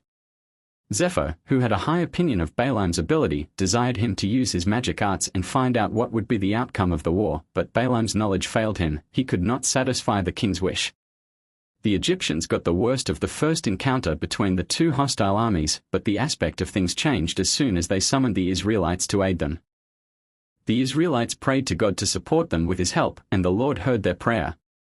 Then they threw themselves upon Zepho and his allies, and after they had cut down several thousand men, such dismay and confusion took hold of the enemy that they fled hastily, pursued by the Israelites as far as the boundary of the country. The Egyptians, instead of coming to the assistance of the Israelites, had taken to flight, leaving the small band of their allies to dispose of the huge host of their adversaries. Embittered by such treatment, the Israelites slew as many as 200 Egyptians under the pretext that they thought they belonged to the enemy. The nations at war. Hadad, the king of Edom, who had failed to gain fame and honor in the Egyptian campaign, was favored by fortune in another war, a war against Moab. The Moabites shrank from meeting Hadad alone, and they made an alliance with the Midianites. In the thick of the fight, the Moabites fled from the field of battle, leaving the Midianites to their fate, and these deserted allies of theirs were cut down to a man by Hadad and his Edomites. The Moabites saved their skins and suffered only the inconvenience of having to pay tribute. To avenge the faithlessness practiced against them, the Midianites, supported by their kinsmen, the sons of Keturah, gathered a mighty army and attacked the Moabites the following year. But Hadad came to their assistance, and again he inflicted a severe defeat upon the Midianites, who had to give up their plan of revenge against Moab. This is the beginning of the inveterate enmity between the Moabites and the Midianites. If a single Moabite is caught in the land of Midian, he is killed without mercy, and a Midianite in Moab fares no better. After the death of Hadad, the Edomites installed Samlah of Masrekah as their king, and he reigned 18 years. It was his desire to take up the cause of Agnias, the old ally of the Edomites, and chastise Zepho for having gone to war with him, but his people, the Edomites, would not permit him to undertake aught that was inimical to their kinsmen, and Samlah had to abandon the plan. In the 14th year of Samlah's reign, Zepho died, having been king of Kittim for 50 years. His successor was Janus, one of the people of Kittim, who enjoyed an equally long reign. Balaam had made his escape to Egypt after the death of Zepho, and he was received there with great demonstrations of honor by the king and all the nobles, and Pharaoh appointed him to be royal counselor, for he had heard much about his exceeding great wisdom. In the Edomite kingdom, Samlah was succeeded by Saul of Petha, a youth of surpassing beauty, whose reign lasted 40 years. His successor upon the throne was Baal-Hamon, king for 38 years, during which period the Moabites rose up against the Edomites, to whom they had been paying tribute since the time of Hadad, and they succeeded in throwing off the yoke of the stranger. The times were troubled everywhere. Agnias, the king of Africa, died, and also the death of Janus occurred, the king of Kittim. The successors to these two rulers, Asdrubal, the son of Agnias, and Ladanus, the king of Kittim, then entered upon a long drawn-out war of many years. At first the fortune of war favored Ladanus. He sailed to Africa in ships and inflicted one defeat after another upon Asdrubal, and finally this king of Africa lost his life upon the battlefield. After destroying the canal from Kittim to Africa built many years before by Agnias, Ladanus returned to his own country, taking with him as his wife Ashpizuna, the daughter of Asdrubal, who was so wondrously beautiful that her countrymen wore her likeness upon their garments. Ladanus did not enjoy the fruits of his victory long. Annibal, the younger brother of Asdrubal and his successor in the royal power, went to Kittim in ships and carried on a series of wars lasting 18 years, in the course of which he killed off 80,000 of the people of Kittim, not sparing the princes and the nobles. At the end of this protracted period he went back to Africa, and reigned over his people in quiet and peace. The Edomites, during the 48 years of the reign of Hadad, the successor of Baal-Hamon, fared no better than the people of Kittim. Hadad's first undertaking was to reduce the Moabites again under the sovereignty of Edom, but he had to desist, because he could not offer successful resistance to a newly chosen king of theirs, one of their own people, who enlisted the aid of their kinsmen the Ammonites. The allies commanded a great host, and Hadad was overwhelmed. These wars were followed by others between Hadad of Edom and Abimenos of Kittim. The latter was the attacking party, and he invaded Seir with a mighty army. The sons of Seir were defeated abjectly, their king Hadad was taken captive, and then executed by Abimenos, and Seir was made a province subject to Kittim and ruled by a governor. Thus ended the independence of the sons of Esau. Henceforth they had to pay tribute to Kittim, over which Abimenos ruled until his death, in the 38th year of his reign. Joseph's magnanimity. As Joseph was returning from the burial of his father in the cave of Machpelah, he passed the pit into which his brethren had once cast him, and he looked into it, and said, "Blessed be God who permitted a miracle to come to pass for me here." The brethren inferred from these words of gratitude, which Joseph but uttered in compliance with the injunctions of the law, that he cherished the recollection of the evil they had done him, and they feared that now their father was dead, their brother would requite them in accordance with their deeds. They observed, moreover, that since their father was no more, Joseph had given up the habit of entertaining them at his table, and they interpreted this as a sign of his hatred of them. In reality, it was due to Joseph's respect and esteem for his brethren. So long as my father was alive, Joseph said to himself, he bade me sit at the head of the table, though Judah is king and Reuben is the firstborn. It was my father's wish, and I complied with it. But now it is not seemly that I should have the first seat in their presence, and yet, being ruler of Egypt, I cannot yield my place to any other. He thought it best therefore not to have the company of his brethren at his meals. But they, not fathoming his motives, sent Bilhah to him with the dying message of their father, that he was to forgive the transgression and the sin of his brethren. For the sake of the ways of peace they had invented the message, Jacob had said nothing like it. Joseph, on his part, realized that his brethren spoke thus only because they feared he might do harm unto them, and he wept that they should put so little trust in his affection. When they appeared, and fell down before his face, and said, Thou didst desire to make one of us a slave unto thyself. Behold, we all are ready to be thy servants, he spoke to them gently, and tried to convince them that he harbored no evil design against them. He said, Be not afraid, I will do you no harm, for I fear God, and if ye think I failed to have you sit at my table because of enmity toward you, God knows the intentions of my heart, he knows that I acted thus out of consideration for the respect I owe to you. Furthermore he said, Ye are like unto the dust of the earth, the sand on the seashore, and the stars in the heavens. Can I do aught to put these out of the world?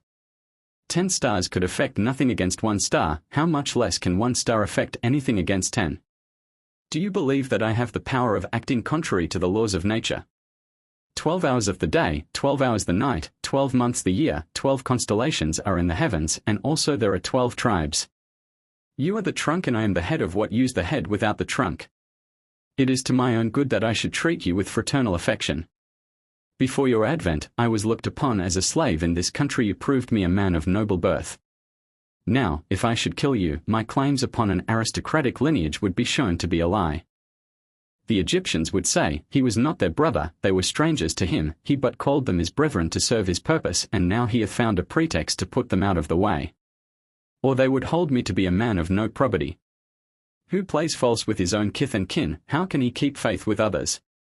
And, in sooth, how can I venture to lay hand upon those whom God and my father both have blessed?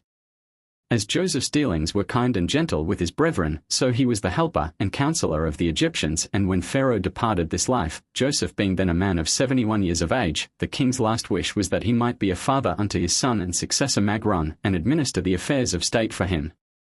Some of the Egyptians desired to make Joseph king after the death of Pharaoh, but this plan met with opposition on the part of others. They objected to an alien on the throne, and so the royal title was left to Magron, called Pharaoh, according to the established custom, the name given to all the Egyptian kings.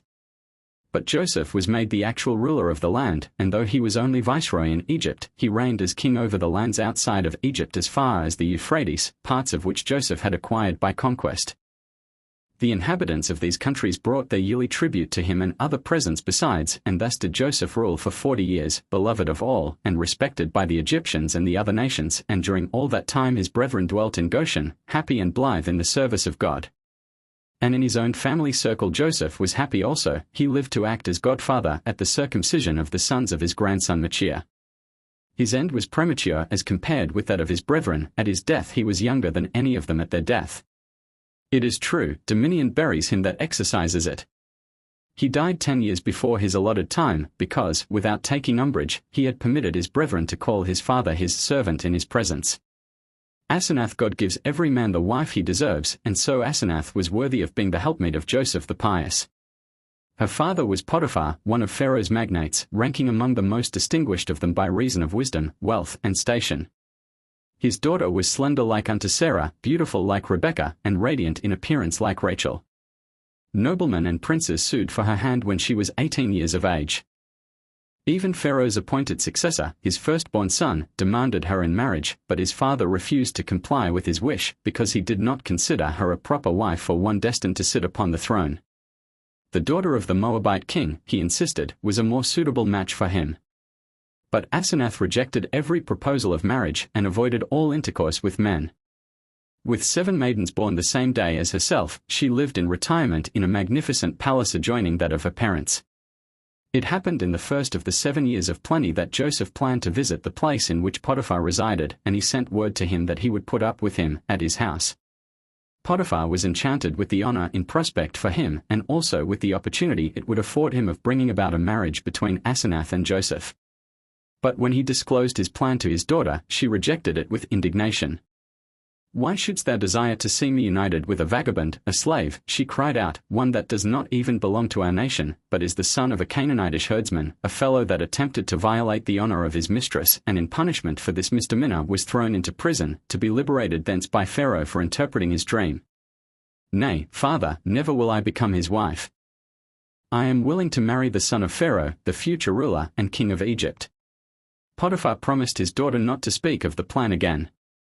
At that moment Joseph's arrival was announced, and Asenath left the presence of her parents and withdrew to her own apartments. Standing by the window, she saw Joseph pass, and she was so transported with his divine beauty and his indescribably noble carriage that she burst into tears and said, "Poor, foolish me, what shall I do?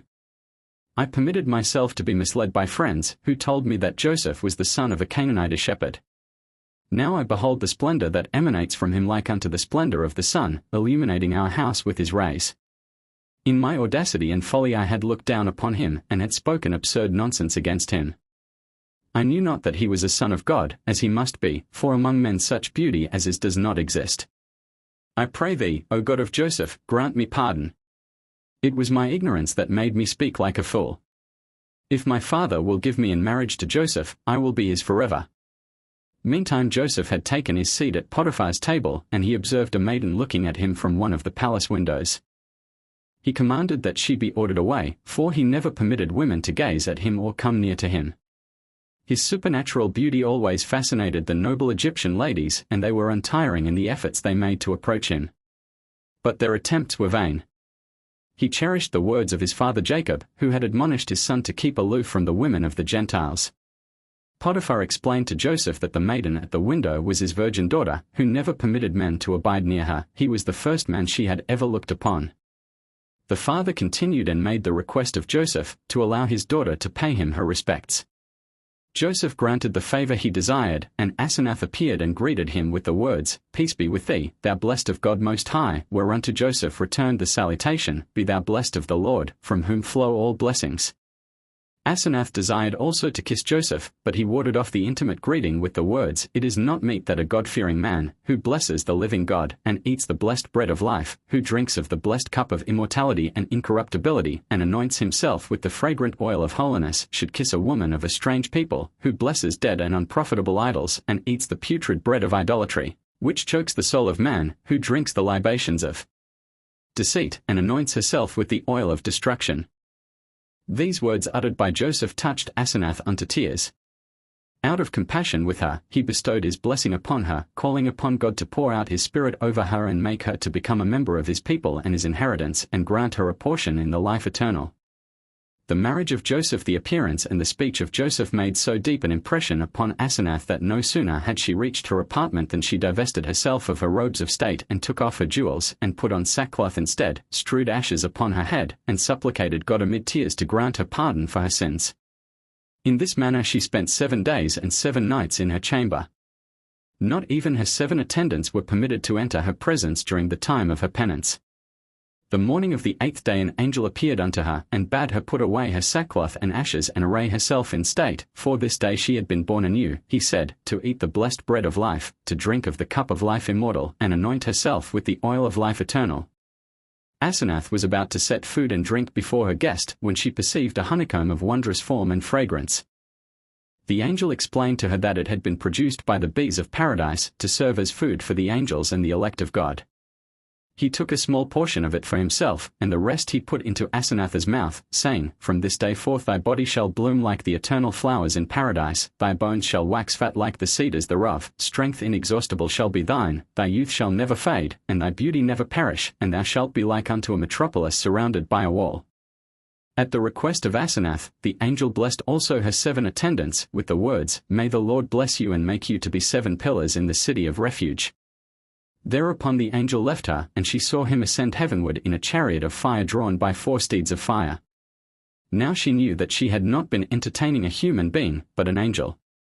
The celestial messenger had scarcely departed when a visit from Joseph was announced, and she hastened to array and adorn herself for his reception. When she washed her face, she caught sight of it in the water, and saw it to be of such beauty as never before, so great had been the transformation wrought by the angel. When Joseph came, he did not recognize her. He asked her who she was, whereto she replied, I am thy maidservant Asenath. I have cast away my idols, and this day a visitant came to me from heaven. He gave me to eat of the bread of life and to drink of the blessed cup, and he spake these words unto me, I give thee unto Joseph as his affianced wife, that he may be thy affianced husband forever. And furthermore he said, Thy name shall not any more be called Asenath, but thy name shall be City of Refuge, whither the nations shall flee for safety. And he added, I go to Joseph, to tell him all these things that have reference to thee. Now, my lord, thou knowest whether the man was with thee and spoke to thee in my behalf. Joseph confirmed all she had said, and they embraced and kissed each other in token of their betrothal, which they celebrated by a banquet with Potiphar and his wife. The wedding took place later in the presence of Pharaoh, who set a golden crown upon the head of the bridegroom and the bride, gave them his blessing, and made a 7 days feast in their honor, to which he invited the magnates and princes of Egypt and of other countries. And during the 7 days of the wedding festivities the people were prohibited, under penalty of death, from doing any manner of work. They all were to join in the celebration of Joseph's marriage. Kind and unkind brethren, on the 21st day of the 2nd month in the 2nd of the 7 years of famine, Jacob came down to Egypt, and his daughter-in-law Asenath visited him. She marveled not a little at his beauty and strength. His shoulders and his arms were like an angel's, and his loins like a giant's. Jacob gave her his blessing, and with her husband she returned home, accompanied by the sons of Leah, while the sons of the handmaids, remembering the evil they had once done unto Joseph, kept aloof. Levi in particular had conceived a fondness for Asenath. He was especially close to the living God, for he was a prophet and a sage, his eyes were open, and he knew how to read the celestial books written by the finger of God. He revealed to Asenath that he had seen her future resting place in heaven, and it was built upon a rock and encompassed by a diamond wall. On their journey they met the son of Pharaoh, his successor to the throne, and he was so transported with Asenath's beauty that he made the plan of murdering Joseph in order to secure possession of his wife. He summoned Simon and Levi, and by blandishments and promises sought to induce them to put Joseph out of the way. Simon was so enraged that he would have felled him at once, had not his brother Levi, who was endowed with the gift of prophecy, divined his purpose and frustrated it by stepping upon his foot, while whispering, Why art thou so angry, and so wroth with the man? We that fear God may not repay evil with evil. Turning to the son of Pharaoh, he told him that nothing would induce them to execute the wickedness he had proposed, rather he advised him not to undertake aught against Joseph, else he would kill him with the sword that had served him in his slaughter of the inhabitants of Shechem. The culprit was seized with frantic alarm, and fell down before Simon and Levi to entreat their mercy. Levi raised him tip, saying, Fear not, but abandon thy wicked plan, and harbor no evil design against Joseph. Nevertheless the son of Pharaoh did not give up his criminal purpose. He approached the sons of Bilhah and Zilpah, and sought to accomplish through them what had failed with Simon and Levi. He called them into his presence and told them of a conversation between Joseph and Pharaoh that he had overheard. The former had said that he waited but to learn of the death of his father Jacob in order to do away with the sons of the handmaids, because they had been the ones to sell him into slavery. Their wrath excited against Joseph by these words, the sons of Bilhah and Zilpah assented to the proposition of the son of Pharaoh. It was arranged that the latter should kill Pharaoh, the friend of Joseph, while they would fall upon their brother and put him out of the way. They were furnished with 600 able warriors and 50 spearmen for the purpose. The first part of the plan, the murder of Pharaoh, failed. The palace guard would not allow even the successor to the throne to enter his father's bedchamber, and he had to depart without having effected his object. Now Dan and Gad gave him the advice to take up his station with 50 archers in a secret place that Asenath had to pass on her homeward journey. Thence he could make a successful attack upon her suite and gain possession of her. Naphtali and Asher did not care to have anything to do with this hostile enterprise against Joseph, but Dan and Gad forced them into it, insisting that all the sons of the handmaids must stand together as men and repel the danger that threatened them. Treachery punished from their ambush, the forces of the son of Pharaoh fell upon Asenath and her 600 attendants. They succeeded in hewing down the vanguard, and Asenath had to take to flight. To her alarm, she encountered the son of Pharaoh with 50 mounted men. Benjamin, seated in the same chariot with her, came to her rescue, for in spite of his youth he was exceedingly courageous. He descended from the chariot, gathered pebbles, and, throwing them at the son of Pharaoh, struck him on his forehead and inflicted a severe wound. The charioteer aided him by keeping him supplied with pebbles, which he cast at the 50 riders with such expert skill that he slew 48 of them with as many missiles. Meantime the sons of Leah arrived on the spot and came to Asenath's aid, for Levi, with his prophetic spirit, had seen what was happening, and summoning his 5 brothers he had hastened thither. These 6 attacked the troops in ambush and cut them down. But the danger to Asenath was by no means removed. At this moment the sons of the handmaids threw themselves upon her and Benjamin with drawn swords.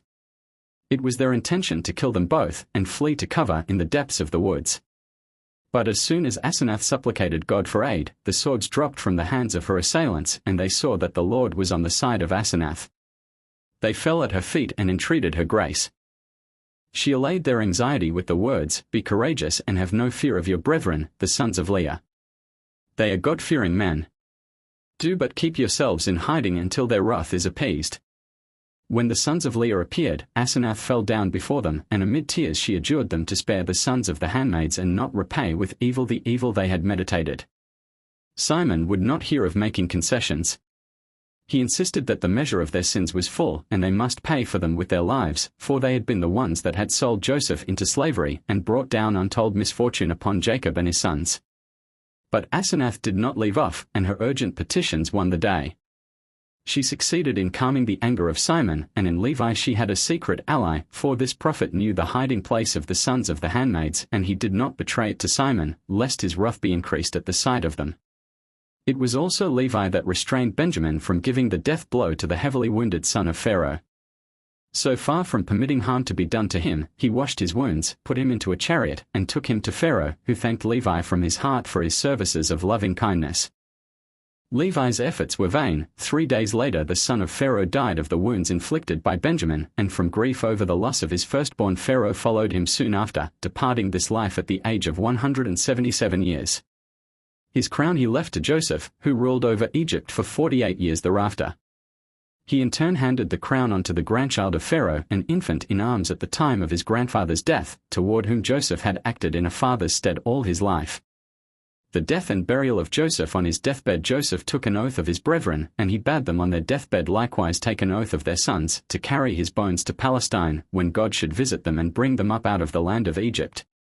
He said, "I that am a ruler could take my father's body up to the Holy Land while it was still intact.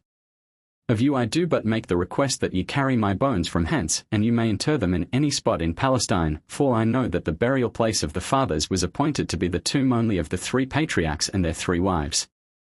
Joseph took the oath to carry his remains along with them when they left Egypt, from his brethren, and not from his sons, to bury him at once in Palestine, for he feared the Egyptians would not give the latter permission to transport his bones even if they recalled what Joseph had been allowed to do with his father's body.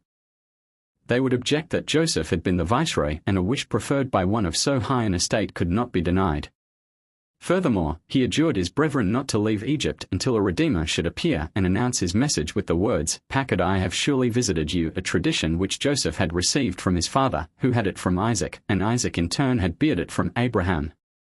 And he told them that God would redeem Israel through Moses as through the Messiah, in this world as in the world to come, and the Egyptian redemption would begin in Tishri, when Israel would be freed from slave labor, and would be completed in the following Nisan, when they would leave Egypt. Joseph also admonished his brethren to walk in the ways of the Lord, so that they might become worthy of his grace and help. Especially he impressed upon his brethren and his sons the virtue of chastity and a steadfast moral life. He told them all that had happened to him, the hatred of his brethren, the persecutions of the wife of Potiphar, the slander, envy, and malice of the Egyptians, to show how that those who fear the Lord are not forsaken by him in darkness, or bondage, or tribulation, or distress. "I was sold into slavery," he said, "but the Lord delivered me. I was thrown into prison, but his strong hand helped me. I was tortured by hunger, but the Lord himself gave me sustenance. I was alone, and God comforted me. And as for you, if ye will walk in the ways of chastity and purity and patience and humility of heart, the Lord will dwell among you, for he loveth a chaste life. And if you, my children, will observe the commandments of the Lord, he will raise you up here, in this world, and bless you there, in the world to come. If men seek to do evil unto you, pray for them, and you will be delivered from all evil by the Lord. On account of my forbearing patience I received the daughter of my master to wife, and her dowry was 100 talents of gold. And God gave me also beauty like the beauty of a flower, more than all the children of Jacob, and he preserved me unto mine old age in vigor and beauty, for in all things did I resemble Jacob. Joseph continued and told them the visions he had had, in which the future of Israel was revealed to him, and then he closed with the words, I know that the Egyptians will oppress you after my death, but God will execute vengeance for your sakes, and he will lead you to the land of promise of your fathers. But ye shall surely carry my bones with you from hence, for if my remains are taken to Canaan, the Lord will be with you in the light, and Bahar will be with the Egyptians in the darkness. Also take with you the bones of your mother Zilpah, and bury them near the sepulchre of Bilhah and Rachel. These words ended, he stretched out his feet, and slept his last eternal sleep, and the whole of Israel mourned him, and the whole of Egypt was in great grief, for he had been a compassionate friend to the Egyptians, too, and he had done good unto them, and given them wise counsel and assistance in all their undertakings. Joseph's wish, that his bones should rest in the Holy Land, was fulfilled when the Israelites went forth from Egypt, and no less a personage than Moses applied himself to its execution. Such was Joseph's reward for the devotion he had displayed in the interment of his father's body, for he had done all things needful himself, leaving naught to others. Therefore so great a man as Moses busied himself with the realization of Joseph's wish. For 3 days and 3 nights preceding the Exodus Moses hunted up and down through the land of Egypt for Joseph's coffin, because he knew that Israel could not leave Egypt without heeding the oath given to Joseph. But his trouble was in vain, the coffin was nowhere to be found. Sarah, the daughter of Asher, met Moses, tired and exhausted, and in answer to her question about the cause of his weariness, he told her of his fruitless search. Sarah took him to the Nile River, and told him that the leaden coffin made for Joseph by the Egyptians had been sunk there after having been scaled up on all sides. The Egyptians had done this at the instigation and with the help of the magicians, who, knowing that Israel could not leave the country without the coffin, had used their arts to put it in a place whence it could not be removed. Moses now took Joseph's cup, and he cut 4 flat pieces from it, and engraved a lion on one of them, an eagle on the second, a bull on the third, and a human figure on the fourth. He threw the first, with the lion, into the river, saying at the same time, Joseph, Joseph, the hour for the redemption of Israel hath arrived, the Shekinah lingers here only for thy sake, the clouds of glory await thy coming. If thou wilt show thyself, well and good, if not, then we are clear from our oath. But the coffin did not appear. Then Moses threw the second plate into the water, that with the figure of the eagle, repeating the same words, but again the coffin did not rise from the bed of the Nile, and there it remained, too, when he threw in the third plate bearing the figure of the bull, and called upon Joseph a third time to come forth. But the fourth plate with the human figure and the fourth invocation to Joseph brought the coffin to the surface of the water. Moses seized it, and in joy he bore it off. While Israel had been busy gathering gold and silver from the Egyptians, Moses had been thinking of nothing but Joseph's coffin, and his happiness was great that he had been permitted to fulfill the wish of Joseph. During the 40 years of wandering through the desert, the coffin was in the midst of Israel, as a reward for Joseph's promise to his brethren, I will nourish you and take care of you. God had said, As thou livest, for 40 years they will take care of thy bones. All this time in the desert Israel carried 2 shrines with them, the one the coffin containing the bones of the dead man Joseph, the other the ark containing the covenant of the living God. The wayfarers who saw the 2 receptacles wondered, and they would ask, How doth the ark of the dead come next to the ark of the ever-living? The answer was, The dead man enshrined in the one fulfilled the commandments enshrined in the other. In the latter it is written, I am the Lord thy God, and he said, Am I in the place of God? Here it is written, Thou shalt have no other gods before my face, and he said, I fear God. Here it is written, Thou shalt not take the name of the Lord thy God in vain, and therefore he did not swear by God, but said, By the life of Pharaoh. Here it is written, Remember the Sabbath day, and he said to the overseer of his palace on Friday, Slay and make ready, meaning for the Sabbath. Here it is written, Honor thy father and thy mother, and he said, when his father desired to send him to his brethren, Here am I, although he knew it was perilous for him to go. Here it is written, Thou shalt not kill, and he refrained from murdering Potiphar when Potiphar's wife urged him to do it. Here it is written, Thou shalt not commit adultery, and he scorned the adulterous proposals of Potiphar's wife. Here it is written, Thou shalt not steal, and he stole nothing from Pharaoh, but gathered up all the money and brought it unto Pharaoh's house. Here it is written, Thou shalt not bear false witness against thy neighbor, and he told his father nothing of what his brethren had done to him, though what he might have told was the truth. Here it is written, Thou shalt not covet, and he did not covet Potiphar's wife. On their arrival in the Holy Land, the Israelites buried the bones of Joseph in Shechem, for God spake to the tribes, saying, From Shechem did ye steal him, and unto Shechem shall ye return him. God, who is so solicitous about the dead bodies of the pious, is even more solicitous about their souls, which stand before him like angels, and do their service ministering unto him. Chapter 2. The sons of Jacob. The sons of Jacob. Significant names. Reuben's testament. Simon's admonition against envy. The recension of Levi. Judah warns against greed and unchastity. Issachar's singleness. Heart. Zebulun exhorts unto compassion. Dan's confession. Naphtali's dreams of the division of The tribes. Gad's hatred. Asher's last words. Benjamin extols Joseph. The sons of Jacob. Significant names. Jacob raised all his sons in the fear of God, and taught them the ways of a pious life, using severity when there was need to make his lessons impressive. He reaped the fruits of his labor, for all his sons were godly men of stainless character. The ancestors of the 12 tribes resembled their fathers in piety, and their acts were no less significant than those of Abraham, Isaac, and Jacob. Like these three, they deserve to be called the fathers of Israel. God made a covenant with them as he had made with the 3 patriarchs, and to this covenant their descendants owe their preservation. The very names of the tribes point to the redemption of Israel.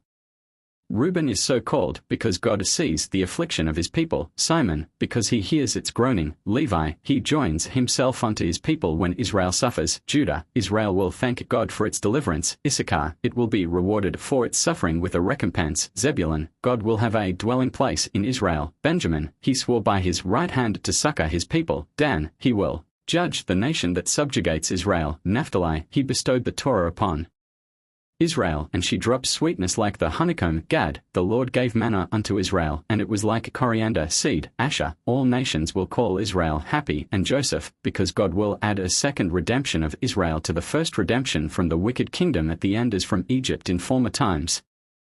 Not only the names of Jacob's sons are significant, but the names of their sons as well. Thus the names of the sons of Issachar express the activities of the tribe known for its learning above all the others. The oldest was called Tola, worm, as the silkworm is distinguished for its mouth, with which it spins, so also the men of the tribe of Issachar for the wise words of their mouth. The second is Pua, madder plant, as this plant colors all things, so the tribe of Issachar colors the whole world with its teachings. The third is Jashub, the returning one, for through the teachings of Issachar Israel will be turned back to its heavenly Father. And Shimron, the fourth, is the observing one, to indicate that the tribe of Issachar observes the Torah. The names of the sons of Gad likewise interpret the history of the tribe. During Israel's sojourn in Egypt, it had strayed from the right path, but when Aaron appeared as prophet and monitor, and called unto the Israelites to cast away the abominations of their eyes and forsake the idols of Egypt, they hearkened unto his words. Hence the double name Ozni and Esbon, born by one of the sons of Gad, for this tribe hearkened to the word of God, and fulfilled his will. The grandsons of Asher bear the names Heber and Malchel, because they were the associates of kings, and their inheritance yielded royal dainties. Partly the history of the tribe of Benjamin can be read in the names of its chiefs. It consisted originally of 10 divisions, descended from Benjamin's 10 sons, but 5 of them perished in Egypt on account of their ungodly ways, from which no admonition availed to turn them aside.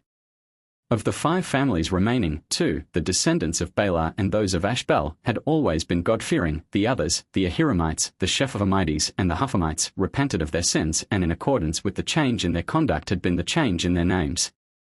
Ahi had become a Hiram, because the breach with the exalted one was healed. Mupira was called Shephapham, because they afflicted themselves in their penance, and Huppim was turned into Huppim, to indicate that they had cleansed themselves from sin. As a reward for their piety, the family springing from Bela was permitted to have 2 subdivisions, the Ardites and the Naamites. Their names point them out as men that know well how the fear of God is to be manifested, whose deeds are exceedingly lovely. Naphtali was another tribe of steadfast piety, and the names of his sons testify thereto. Jaziel, because the tribesmen raised a partition wall between God and the idols, and Nasmach, as they trusted in God and contemned the idols. Guni, because God was their protection, and Jezer and Shullam designate the Naphtalites as men devoted to God with all their hearts. Reuben's testament. 2 years after the death of Joseph, Reuben fell sick. Feeling that his end was nigh, he called together his sons, his grandsons, and his brethren, to give them his last admonitions from out of the fullness of his experience. He spake, Hear, my brethren, and do ye, my children, give ear unto Reuben your father in the commands that I enjoin upon you. And, behold, I adjure you this day by the God of heaven that ye walk not in the follies of youth and the fornications to which I was addicted, and wherewith I defiled the bed of my father Jacob.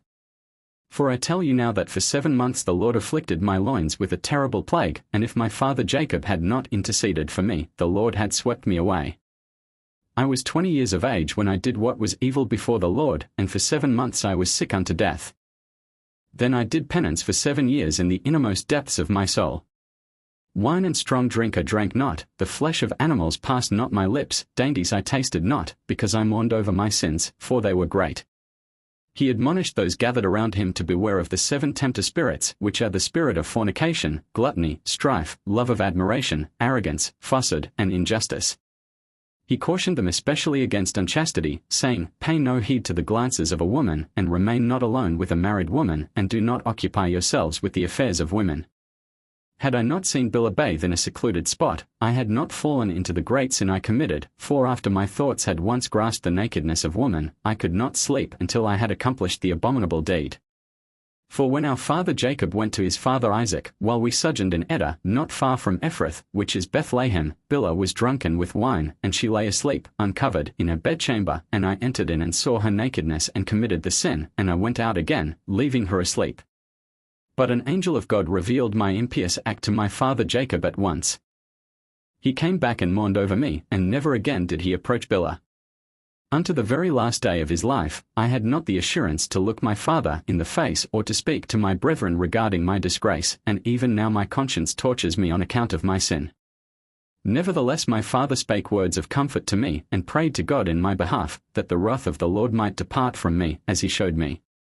Reuben admonished his children impressively to join themselves to Levi, because he will know the law of the Lord, he said, and he will give ordinances for judgment, and bring sacrifices for all Israel, until the consummation of the times, as the anointed high priest of whom the Lord spake.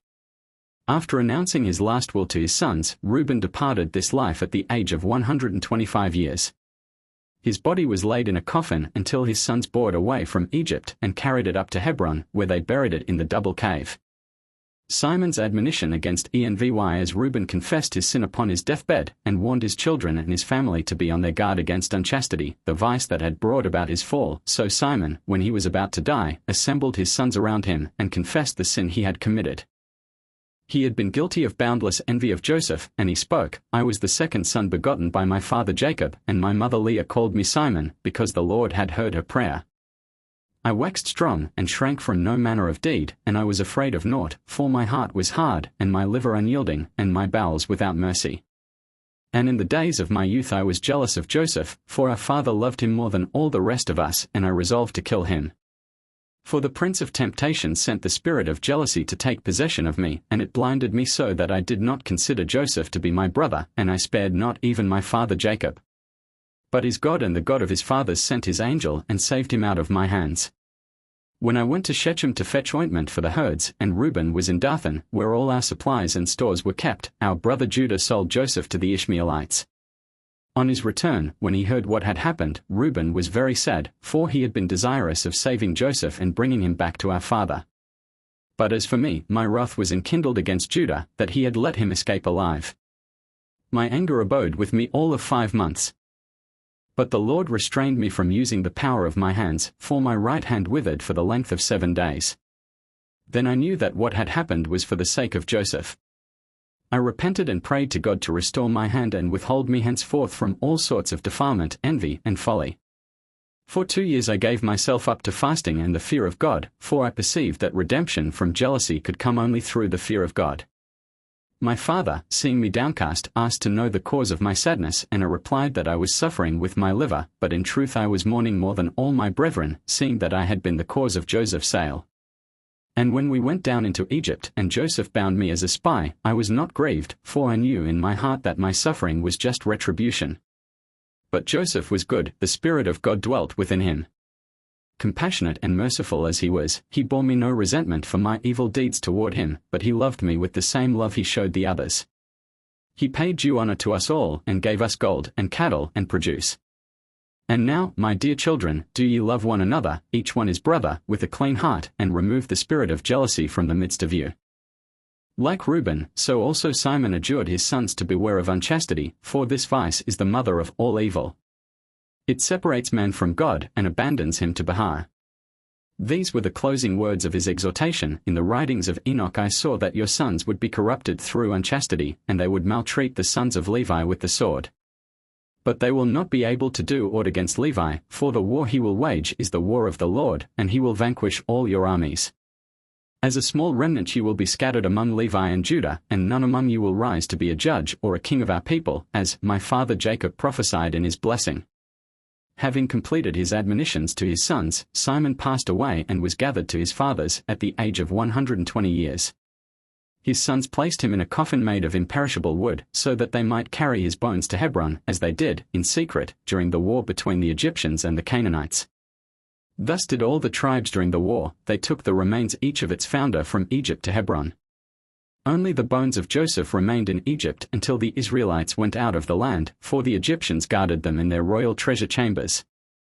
Their magicians had warned them that whenever Joseph's bones should be removed from Egypt, a great darkness would envelop the whole land, and it would be a dire misfortune for the Egyptians, for none would be able to recognize his neighbor even with the light of a lamp. The ascension of Levi. When it was disclosed to Levi that he was about to die, he gathered all his children around him, to tell them the story of his life, and he also prophesied unto them what they would do, and what would happen to them until the judgment day. He spoke, when we were pasturing the flocks in Abel-Meholah, the spirit of understanding of the Lord came upon me, and I saw all mankind, how they corrupt their ways, and that injustice builds up walls for herself, and impiety sits enthroned upon the towers. And I fell to grieving over the generations of men, and I prayed to the Lord to save me. Sleep enshrouded me, and I beheld a tall mountain, and lo, the heavens opened, and an angel of God addressed me, and said, Levi, enter. I entered the first heaven, and I saw a great sea hanging there, and farther on I saw a second heaven, brighter and more resplendent than the first. I said to the angel, Why is this so? And the angel said to me, Marvel not at this, for thou shalt see another heaven, brilliant beyond compare, and when thou hast ascended thither, thou shalt stand near the Lord, and thou shalt be his minister, and declare his mysteries to men, and of the Lord's portion shall be thy life, and he shall be thy field and vineyard and fruits and gold and silver. Then the angel explained the uses of the different heavens to me, and all that happens in each, and he proclaimed the judgment day. He opened the gates of the third heaven, where I beheld the holy temple, and God seated upon the throne of glory. The Lord spake to me, Levi, upon thee have I bestowed the blessing of the priesthood, until I come and dwell in the midst of Israel. Then the angel carried me back to earth, and gave me a shield and a sword, saying, Execute vengeance upon Shechem for Dinah, and I will be with thee, for the Lord hath sent me. I asked the angel what his name was, and he replied, I am the angel that intercedes for the people of Israel, that it may not be destroyed utterly, for every evil spirit attacks it. When I awoke, I betook myself to my father, and on the way, near Jebel, I found a brass shield, such as I had seen in my dream. Then I advised my father and my brother Reuben to bid the sons of Hamor circumcise themselves, for I was quivering with rage on account of the abominable deed they had done. I slew Shechem first of all, and then Simon slew Hamor, and all my other brothers came out and destroyed the whole city. Our father took this in ill part, and in his blessing he remembered our conduct. Although we did a wrong thing in acting thus against his wishes, yet I recognized it to be the judgment of God upon the people of Shechem on account of their sins, and I said to my father, Be not wroth, my lord, for God will exterminate the Canaanites through this, and he will give the land to thee and to thy seed after thee. Henceforth Shechem will be called the city of imbeciles, for as a fool is mocked at, so have we made a mockery of them. When we journeyed to Bethlehem, and had been abiding there for 70 days, another vision was vouchsafed me, like unto the former. I saw 7 men clad in white, and they spake to me, saying, Rise up, and array thyself in the priestly garments, set the crown of righteousness upon thy head, and put on the ephod of understanding, and the robe of truth, and the mitre-plate of faith, and the mitre of dignity, and the shoulder-pieces of prophecy. And each of the men brought a garment unto me and invested me therewith, and spake, Henceforth be the priest of the Lord, thou and thy seed unto eternity. And ye shall eat all that is lovely to look upon, and the table of the Lord thy descendants will appropriate for themselves, and from them will come high priests, judges, and scholars, for all that is holy will be guarded by their mouth. 2 days after I was visited by this dream, Judah and I repaired to our grandfather Isaac, who blessed me in accordance with the words I had heard. Jacob also had a vision, and he saw, too, that I was appointed to be the priest of God, and through me he set apart 1/10 of his possessions unto the Lord. And when we established ourselves in Hebron, the residence of Isaac, our grandfather taught me the law of the priesthood and admonished me to hold myself aloof from unchastity. At the age of 28 years I took Milcah to wife, and she bore me a son, and I named him Gershom, because we were strangers in the land. But I perceived he would not be in the first ranks of men. My second son was born unto me in my 35th year, and he saw the light of the world at sunrise, and I beheld him in a vision standing among the proud of the assembly, and therefore I gave him the name Kohath. The third son my wife bore me in the 40th year of my life, and I called his name Meroi, because bitter had been her travail in bearing him. My daughter Jochebed was born in Egypt when I was 63 years old, and I called her thus because I was known honorably among my brethren in those days. And in my 94th year, Amram took Jochebed to wife, he that was born on the same day with her. Thereupon Levi admonished his children to walk in the ways of the Lord, and fear him with all their heart, and he told them what he had learnt from the writings of Enoch, that his descendants would sin against the Lord in times to come, and they would suffer the divine punishment for their transgression, and then God would raise up a new priest, unto whom all the words of the Lord would be revealed. His last words were, "And now, my children, ye have heard all I have to say. Choose, now, light or darkness, the law of the Lord or the works of Beliar." And his sons made answer, "Before the Lord we will walk according to his law." Then Levi spake, "The Lord is witness and the angels are witnesses, I am witness and ye are witnesses, concerning the word of your mouth." And his sons replied, "We are witnesses." Thus Levi ceased to admonish his sons. He stretched out his feet, and was gathered unto his fathers, at the age of 137 years, a greater age than any of his brethren attained. Judah warns against greed and unchastity. The last words addressed by Judah to his sons were the following: "I was the 4th son begotten by my father, and my mother called me Judah, saying, I thank the Lord that he hath given me a 4th son. I was zealous in my youth and obedient to my father in all things. When I grew up to manhood, he blessed me, saying, Thou wilt be king, and wilt prosper in all thy ways. The Lord granted me his grace in whatever I undertook, in the field and in the house. I could speed as swiftly as the hind, and overtake it, and prepare a dish of it for my father. A deer I could catch on the run, and all the animals of the valley. A wild mare I could outstrip, hold it, and bridle it. A lion I slew, and snatched a kid from its jaws. A bear I caught by the paw, and flung it adown the cliff, and it lay beneath crushed. I could keep pace with the wild boar, and overtake it, and as I ran I seized it, and tore it to pieces. A leopard sprang at my dog in Hebron, and I grasped its tail, and hurled it away from me, and its body burst on the coast at Gaza. A wild steer I found grazing in the field. I took it by its horns, swung it round and round until it was stunned, and then I cast it to the ground and killed it. Judah continued and told his children of his heroism in the wars that the sons of Jacob had waged with the kings of Canaan and with Esau and his family. In all these conflicts he bore a distinguished part, beyond the achievements of the others. His father Jacob was free from all anxiety when Judah was with his brethren in their combats, because he had had a vision showing him an angel of strength standing at the side of Judah on all his ways. Judah did not conceal his shortcomings either. He confessed how drunkenness and passion had betrayed him first into marriage with a Canaanitish woman, and then into improper relations with his daughter-in-law Tamar. He said to his children, Do not walk after the desire of your hearts, and vaunt not the valiant deeds of your youth. This, too, is evil in the eyes of the Lord. For while I boasted that the face of a beautiful woman had never allured me in the wars, and reviled my brother Reuben for his transgression with Bilhah, the spirit of passion and unchastity gained possession of me, and I took Bathshua to wife, and trespassed with Tamar, though she was the affianced of my son. First I said to Bathshua's father, I will take counsel with my father Jacob, to know whether I should marry thy daughter, but he was a king, and he showed me an untold heap of gold accredited to his daughter, and he adorned her with the magnificence of women, in gold and pearls, and he bade her pour the wine at the meal. The wine turned my eyes awry, and passion darkened my heart. In mad love for her, I violated the command of the Lord and the will of my father, and I took her to wife. The Lord gave me a recompense according to the counsel of my heart, for I had no joy in the sons she bore me. And now, my children, I pray you, do not intoxicate yourselves with wine, for wine twists the understanding away from the truth and confuses the sight of the eyes. Wine led me astray, so that I felt no shame before the throngs of people in the city, and I turned aside and went into Tamar in the presence of them, and committed a great sin. And though a man be a king, if he leads an unchaste life, he loses his kingship. I gave Tamar my staff, which is the stay of my tribe, and my girdle cord, which is power, and my signet diadem, which is the glory of my kingdom. I did penance for all this, and unto old age I drank no wine, and ate no flesh, and knew no sort of pleasure. Wine causes the secret things of God and man to be revealed unto the stranger. Thus did I disclose the commands of the Lord and the mysteries of my father Jacob to the Canaanite woman Bathsheba, though God had forbidden me to betray them. I also enjoin you not to love gold, and not to look upon the beauty of women, for through money and through beauty I was led astray to Bathsheba the Canaanite.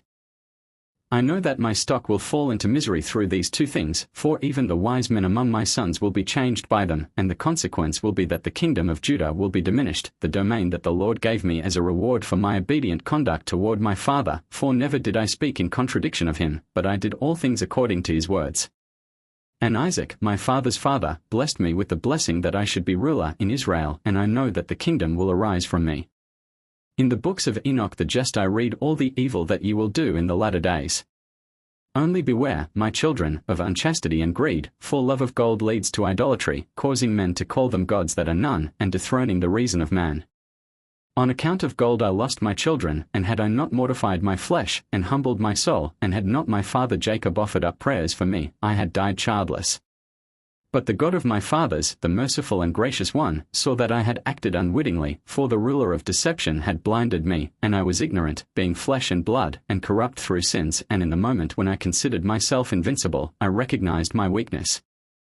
Then Judah revealed to his sons, in clear, brief words, the whole history of Israel until the advent of the Messiah, and his final speech was, My children, observe the whole law of the Lord, in it is hope for all that keep his ways. I die this day at the age of 119 years before your eyes. None shall bury me in a costly garment, nor shall ye cut my body to embalm it, but ye shall carry me to Hebron. Having spoken these words, Judah sank into death. Issachar's singleness of heart. When Issachar felt his end approach, he summoned his sons, and he said to them, Hearken, my children, unto your father Issachar, and listen to the words of him that is beloved of the Lord. I was born unto Jacob as his fifth son, as a reward for the dudaim. Reuben brought the dudaim from the field.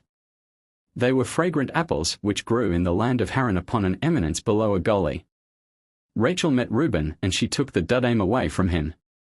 The lad wept, and his cries brought his mother Leah to his side, and she addressed Rachel thus, Is it a small matter that thou hast taken away my husband?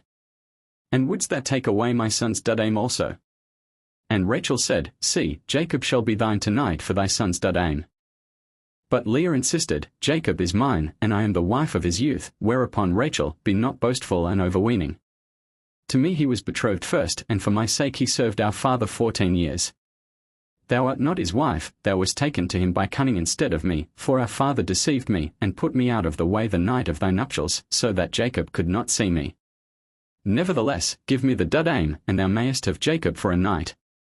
Then Leah bore me, and I was called Issachar, on account of the reward Rachel had given to my mother. At that time an angel of the Lord appeared to Jacob, and he spoke, Rachel will bear only 2 sons, for she rejected the espousal of her husband, and chose continence. But Leah bore 6 sons, for the Lord knew that she desired to be with her husband, not because she was prompted by the evil inclination, but for the sake of children.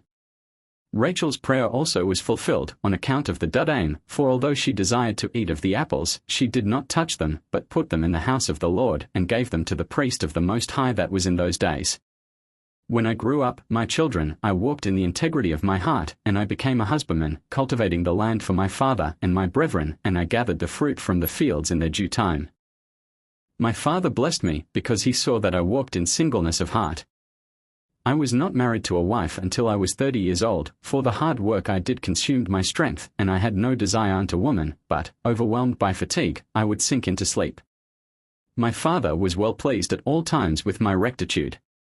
If my work was crowned with good results, I brought the first fruits of my labor to the priest of the Lord, the next harvest went to my father, and then I thought of myself.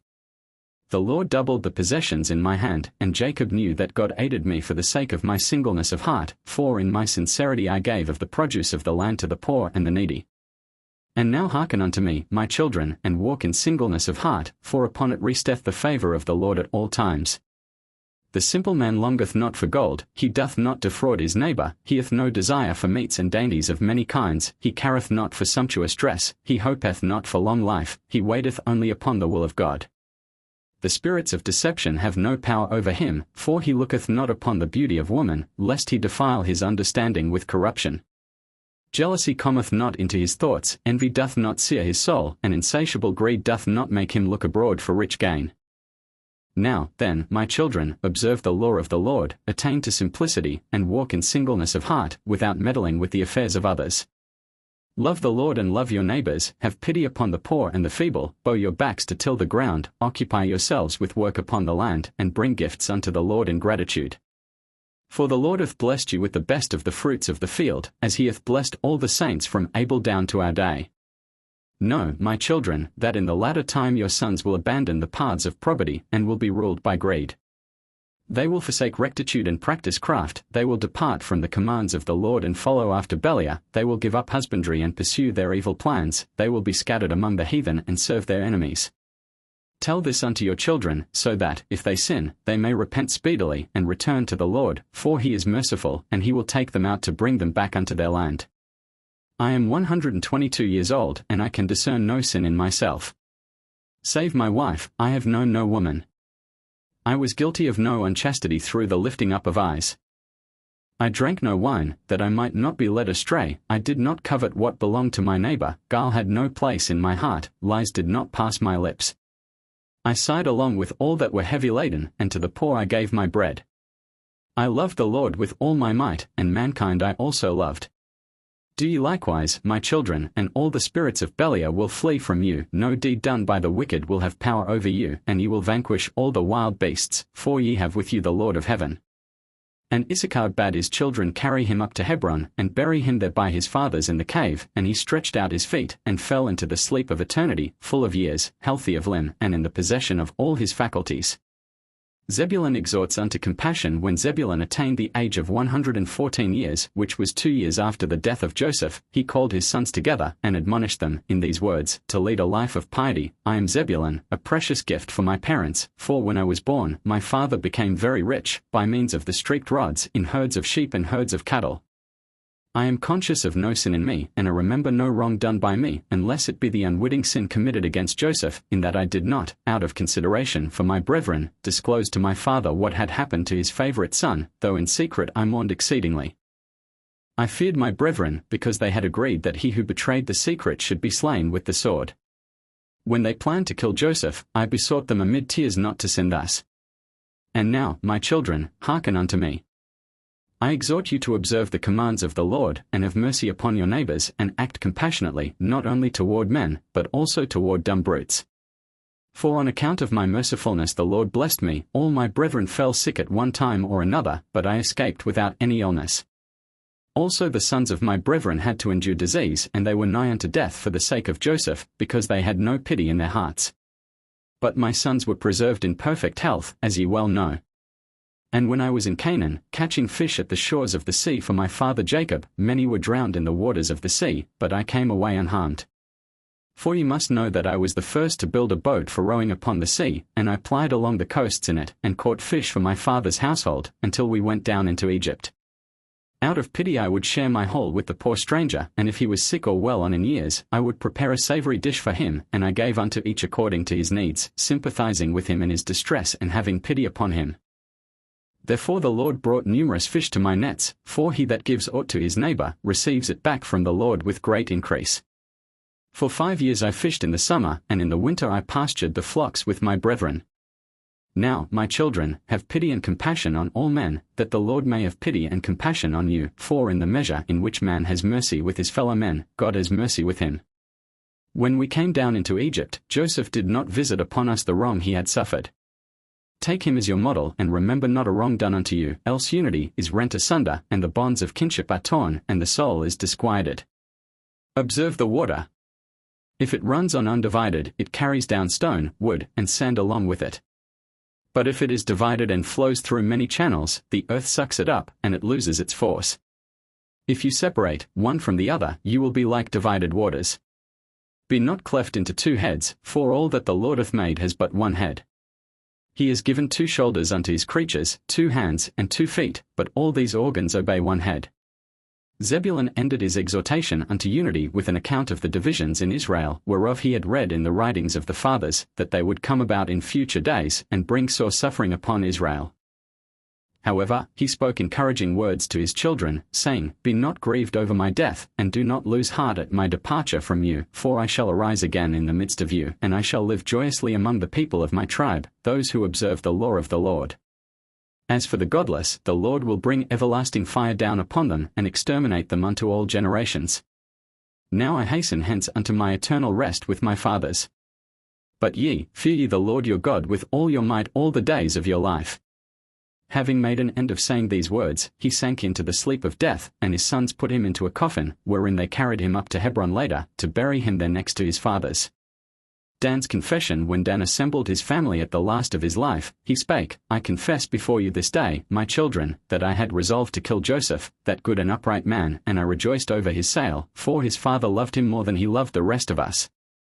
The spirit of envy and boastfulness goaded me on, saying, Thou, too, art the son of Jacob, and one of the spirits of Bahar stirred me up, saying, Take this sword, and slay Joseph, for once he is dead thy father will love thee. It was the spirit of anger that was seeking to persuade me to crush Joseph, as a leopard crunches a kid between its teeth. But the God of our father Jacob did not deliver him into my hand, to let me find him alone, and he did not permit me to execute this impious deed, that 2 tribes in Israel might not be destroyed. And now, my children, I am about to die, and I tell it unto you in truth, if you take not heed against the spirit of lies and anger, and if ye love not truth and generosity, you will perish. The spirit of anger casts the net of error around its victim, and it blinds his eyes, and the spirit of lies warps his mind, and clouds his vision. Evil is anger, it is the grave of the soul. Desist from anger and hate lies, that the Lord may dwell among you, and Bahar flee from your presence. Speak the truth each unto his neighbor, and you will not fall into anger and trouble, but you will be at peace, and the Lord of peace you will have with you, and no war will vanquish you. I speak thus, for I know that in the latter days you will fall off from God, and you will kindle the wrath of Levi, and rise in rebellion against Judah, but you will not accomplish aught against them, for the angel of the Lord is their guide, and Israel will perish through them. And if you turn recreant to the Lord, you will execute every kind of evil thing, and do the abominations of the heathen, committing unchastity with the wives of the godless, while the tempter spirits are at work among you. Therefore you will be carried away into captivity, and in the lands of exile you will suffer all the plagues of Egypt and all the tribulations of the heathen. But when you return to the Lord, you will find mercy. He will take you into his sanctuary, and grant you peace. And now, my children, fear the Lord, and be on your guard against Satan and his spirits. Keep aloof from every evil deed, cast anger away from you and every sort of lie, love truth and forbearance, and what ye have heard from your father, tell unto your children. Avoid all manner of unrighteousness, cling to the integrity of the law of the Lord, and bury me near my fathers. Having spoken these words, he kissed his children, and fell asleep.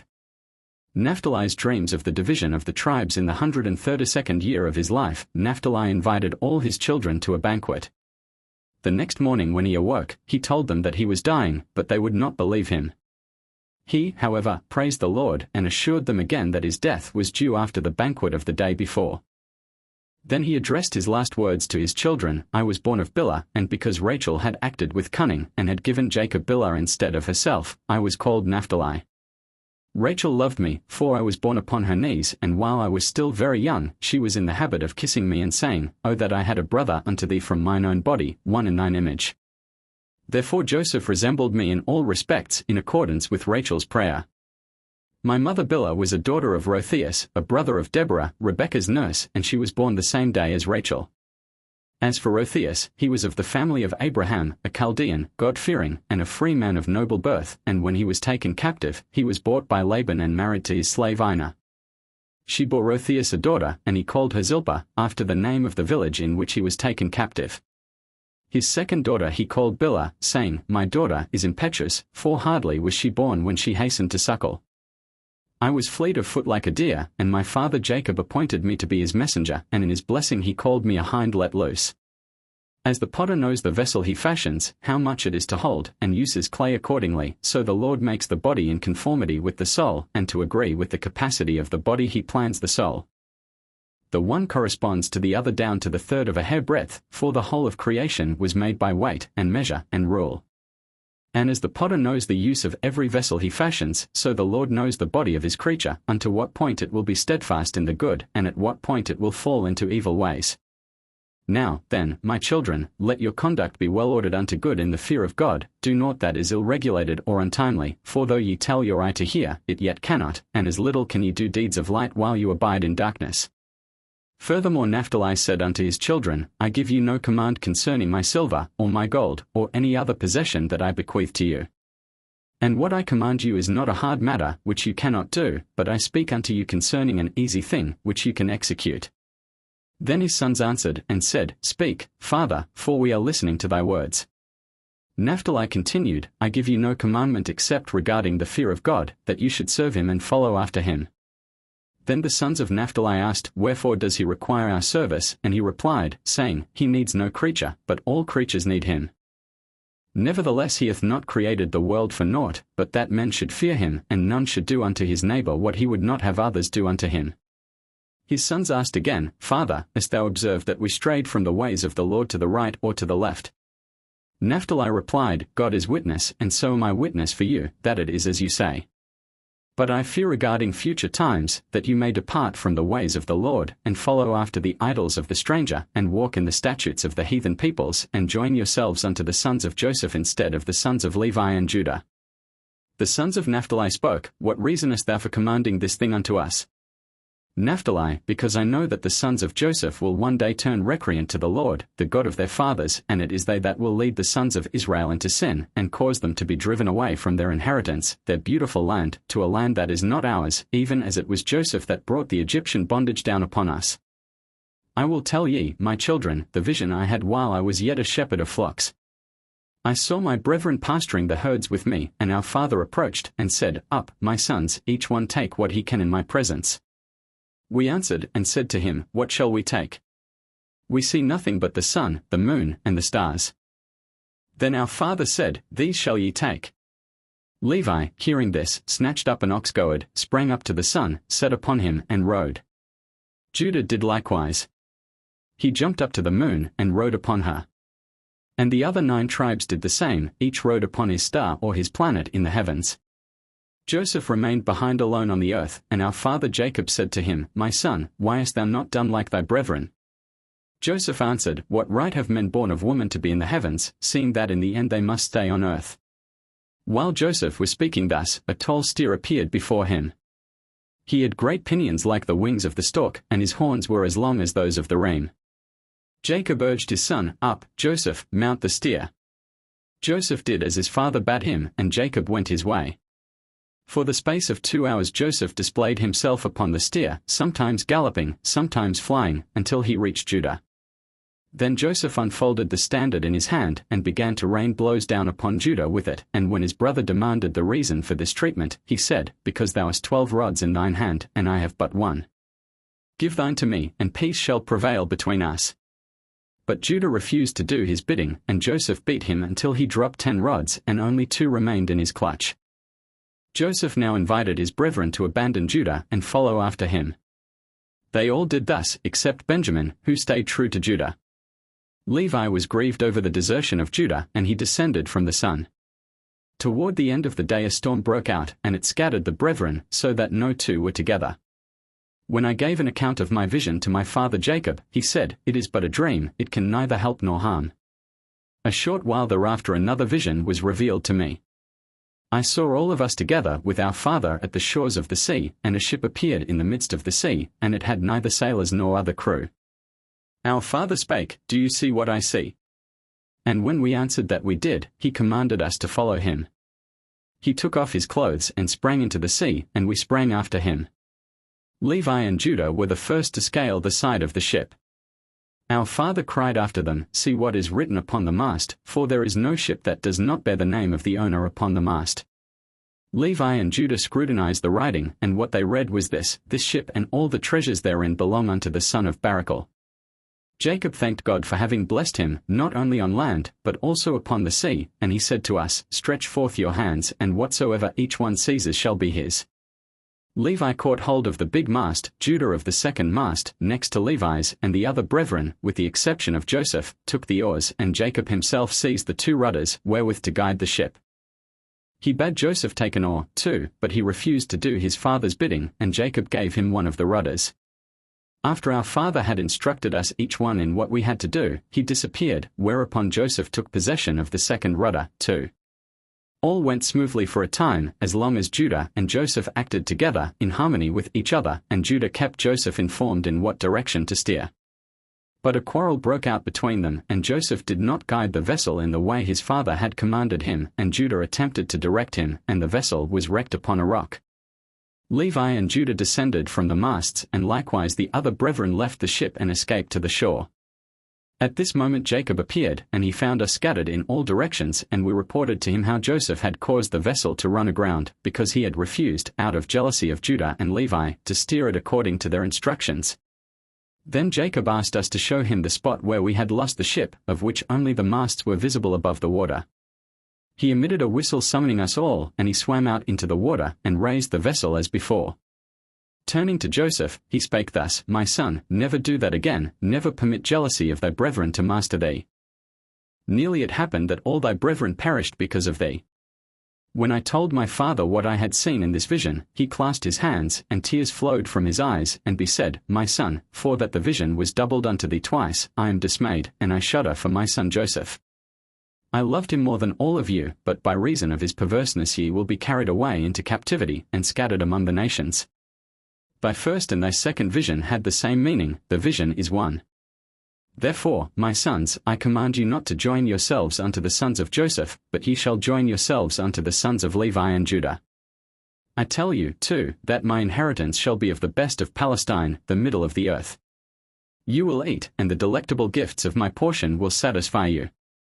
But I warn you not to kick in your prosperity and not to become perverse, resisting the commands of God, who satisfies you with the best of his land, and not to forget your God, whom your father Abraham chose when the families of the earth were divided in the days of Peleg.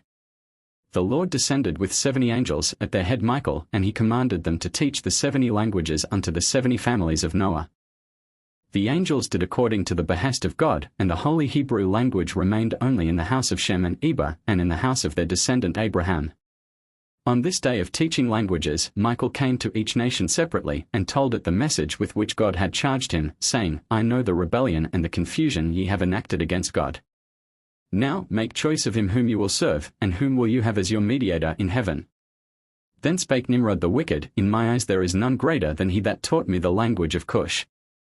The other nations also answered in words like these, each one designated its angel. But Abraham said, I choose none other than him that spake and the world was. In him I will have faith, and my seed forever and ever. Thenceforth God put every nation in the care of its angel, but Abraham and his seed he kept for himself. Therefore I adjure you not to go astray and serve other gods beside him whom our fathers made choice of. You can perceive somewhat of his power in the creation of man. From head to foot is man wonderfully made. With his ears he hears, with his eyes he sees, with his brain he comprehends, with his nose he smells, with the tubes of his throat he utters sounds, with his gullet he swallows food, with his tongue he articulates, with his mouth he forms words, with his hands he does his work, with his heart he meditates, with his spleen he laughs, with his liver he waxes angry, with his stomach he crushes his food, with his feet he walks, with his lungs he breathes, and with his kidneys he makes resolves. And none of his organs undergoes a change in function, each performs its own.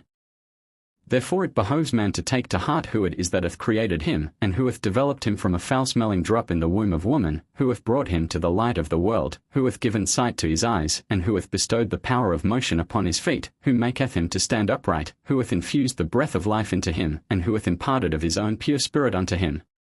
Happy the man, therefore, that polluteth not the Holy Spirit of God within him by doing evil deeds, and well for him if he returns it to his Creator as he received it.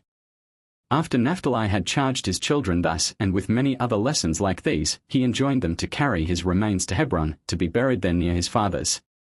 Then he ate and drank with rejoicing, covered his face, and died, and his sons did according to all that their father Naphtali had commanded them.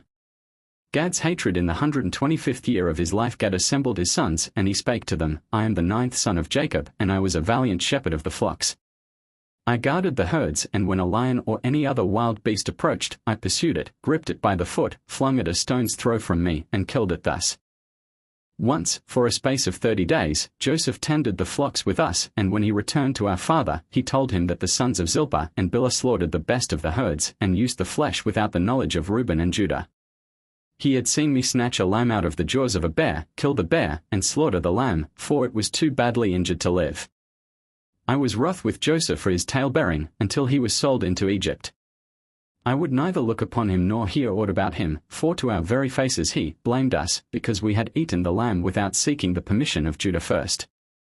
And whatever Joseph told our father, he believed. Now I confess my sin, that ofttimes I longed to kill him, for I hated him from the bottom of my heart, and on account of his dreams I hated him still more, and I desired to destroy him from off the land of the living. But Judah sold him by stealth to the Ishmaelites. Thus the God of our fathers saved him out of our hands, and he did not permit us to commit an abominable outrage in Israel. Hear now, my children, the words of truth, that ye may practice justice and the whole law of the Most High, and permit yourselves not to be tempted by the spirit of hatred. Evil is hatred, for it is the constant companion of deception, it always contradicts the truth. A little thing it magnifies into a great thing, light it takes for darkness, the sweet it calls bitter, and it teaches slander, enkindles anger, brings on war and violence, and fills the heart with devilish poison. I tell you my own experience, my children, that ye may drive hatred out of your hearts, and cleave to the love of the Lord. Righteousness banishes hatred, and humility kills it, for he that fears to give umbrage to the Lord, desires not to do wrong even in his thoughts. This is what I recognized at the last, after I had done penance on account of Joseph, for true atonement, pleasing to God, enlightens the eyes, illumines the soul with knowledge, and creates a counsel of salvation. My penance came in consequence of a sickness of the liver that God inflicted upon me. Without the prayers of my father Jacob, my spirit would have departed from me, for through the organ wherewith man transgresses, he is punished. As my liver had felt no mercy for Joseph, unmerciful suffering was caused unto me by my liver. My judgment lasted 11 months, as long as my enmity toward Joseph. And now, my children, each of you shall love his brother, and ye shall uproot hatred from your hearts by loving one another in word and deed and the thoughts of the soul. For I spake peaceably with Joseph in the presence of our father, but when I went out from before him, the spirit of hatred darkened my understanding, and stirred up my soul to murder him. If you see one that hath more good fortune than you, do not grieve, but pray for him, that his happiness may be perfect, and if one of the wicked even should grow rich in substance, like Esau, my father's brother, do not envy him. Wait for the end of the Lord. This also tell unto your children, that they shall honor Judah and Levi, for from them the Lord will cause a Saviour to arise unto Israel. For I know that in the end your children will fall off from God, and they will take part in all wickedness, malice, and corruptness, before the Lord. After Gad had rested a little while, he spake again, My children, hearken unto your father, and bury me with my fathers. Then he drew up his feet, and slept in peace. After 5 years, his sons carried his remains to Hebron unto his fathers. Asher's last words in the 125th year of his life, while he was still robust in health, Asher summoned his children unto him, and admonished them to walk in the ways of virtue and the fear of God. He spake, Hearken, ye sons of Asher, unto your father, and I will show you all that is right before God. 2 ways hath God put before the children of men, and 2 inclinations hath he bestowed upon them, 2 kinds of actions and 2 aims. Therefore all things are in twos, the one opposite to the other. But ye, my children, ye shall not be double, pursuing both goodness and wickedness. Ye shall cling only to the ways of goodness, for the Lord taketh delight in them, and men yearn after them. And flee from wickedness, for thus you will destroy the evil inclination. Heed well the commands of the Lord, by following truth with a single mind. Observe the law of the Lord, and have not the same care for wicked things as for good things. Rather keep your eyes upon what is truly good, and guard it through all the commands of the Lord. The end of man, when he meets the messengers of God and of Satan, shows whether he was righteous or unrighteous in his life. If his soul goes out with agitation, she will be plagued by the evil spirit, whom she served with her lusts and her evil deeds, but if she departs tranquilly, the angel of peace will lead her to life eternal. Be not like Sodom, my children, which recognize not the angels of the Lord, that ye be not delivered into the hands of your enemies, and your land be cursed, and your sanctuary destroyed, and you be scattered to the 4 corners of the earth, and scorned in the confusion like stale water, until the Most High shall visit the earth, and break the heads of the dragons in the waters. Tell this, my sons, unto your children, that they be not disobedient toward God, for I read in the tablets of the heavens that you will be contumacious and act impiously toward him, in that you will have no care for the law of God, but you will heed human laws, and they are corrupted by reason of man's godlessness. Therefore ye will be dispersed abroad like unto Gad and Dan, my brethren, and you will not know either your land, or your tribe, or your tongue. Nevertheless the Lord will gather you in his faithfulness, for the sake of his gracious mercy, and for the sake of Abraham, Isaac, and Jacob. And when he had made an end of saying these words, he commanded them to bury him in Hebron. And he sank into sweet sleep, and died. His sons did as he had commanded, and they carried him up and buried him with his fathers. Benjamin extols Joseph. Benjamin was 125 years old, and he called his children to come to him. When they appeared, he kissed them, and spake, As Isaac was born unto Abraham in his old age, so was I born unto Jacob when he was stricken in years. Therefore I was called Benjamin, the son of days. My mother Rachel died at my birth, and Bilhah her slave suckled me. Rachel had no children for 12 years after bearing Joseph. Therefore she prayed to God, and fasted 12 days, and she conceived and bare me. Our father loved Rachel fondly, and he had longed greatly to have 2 sons by her. When I came down to Egypt, and my brother Joseph recognized me, he asked me, What said my brethren to my father regarding me? And I told him that they had sent Jacob his coat stained with blood, and had said, Know now whether this be thy son's coat or not. And Joseph said, This is what happened to me. Canaanitish merchantmen stole me away with violence, and on the way they wanted to hide my coat, to make it seem as though a wild beast had met me and slain me. But he who was about to conceal it was torn by a lion, whereupon his companions, in great fear, sold me to the Ishmaelites. My brethren, thou seest, did not deceive my father with a lie. In this wise Joseph tried to keep the deed of our brethren a secret from me. He also summoned my brethren, and enjoined them not to make known to our father what they had done to him, and bade them repeat the tale he had told me. Now, my children, love ye the Lord, the God of heaven and earth, and observe his commandments, taking that good and pious man Joseph as your model. Until the day of his death he would not have divulged what his brethren had done to him, and although God revealed their action to Jacob, he continued to deny it. Only after many efforts, when Jacob adjured him to confess the truth, he was induced to speak out. Even then he besought our father Jacob to pray for our brethren, that God account not the evil they had done to him as a sin. And Jacob exclaimed, O my good child Joseph, thou hast shown thyself more merciful than I was. My children, have you observed the mercy of the good man? Imitate it with pure intention, that ye, too, may wear crowns of glory. A good man has not an envious eye, he has mercy with all, even with sinners, though their evil designs be directed against him, and by his good deeds he conquers the evil, since it was ordained of God. If you do good, the unclean spirits will depart from you, and even the wild beasts will stand in fear of you. The inclination of a good man lies not in the power of the tempter spirit Behar, for the angel of peace guides his soul. Flee before the malice of Beliar, whose sword is drawn to slay all that pay him obedience, and his sword is the mother of 7 evils, bloodshed, corruptness, error, captivity, hunger, panic, and devastation. Therefore God surrendered Cain to 7 punishments. Once in 100 years the Lord brought a castigation upon him. His afflictions began when he was 200 years old, and in his 900th year he was destroyed by the deluge, for having slain his righteous brother Abel. And those who are like unto Cain will be chastised forever with the same punishments as his. Know now, my children, that I am about to die. Practice truth and righteousness, and observe the law of the Lord and also his commandments. This I bequeath unto you as your sole heritage, and you shall leave it to your children as an eternal possession. Thus Abraham, Isaac, and Jacob did, they transmitted it unto us, saying, Observe the commands of God, until the Lord shall reveal his salvation in the sight of all the heathen. Then you will see Enoch, Noah, Shem, Abraham, Isaac, and Jacob rise up with rejoicing to new life at the right hand of God, and we brethren, the sons of Jacob, will arise also, each of us at the head of his tribe, and we will pay homage to the King of the heavens. After Benjamin had made an end of speaking thus, he said, I command you, my children, to carry my bones up out of Egypt and bury me near my fathers. And when he had made an end of saying these things, he fell asleep at a good old age, and they put his body into a coffin, and in the 91st year of their sojourning in Egypt, his sons and the sons of his brethren brought up the bones of their father, in secret, and buried them in Hebron, at the feet of their fathers. Then they returned from the land of Canaan, and they dwelt in Egypt until the day of the exodus from the land.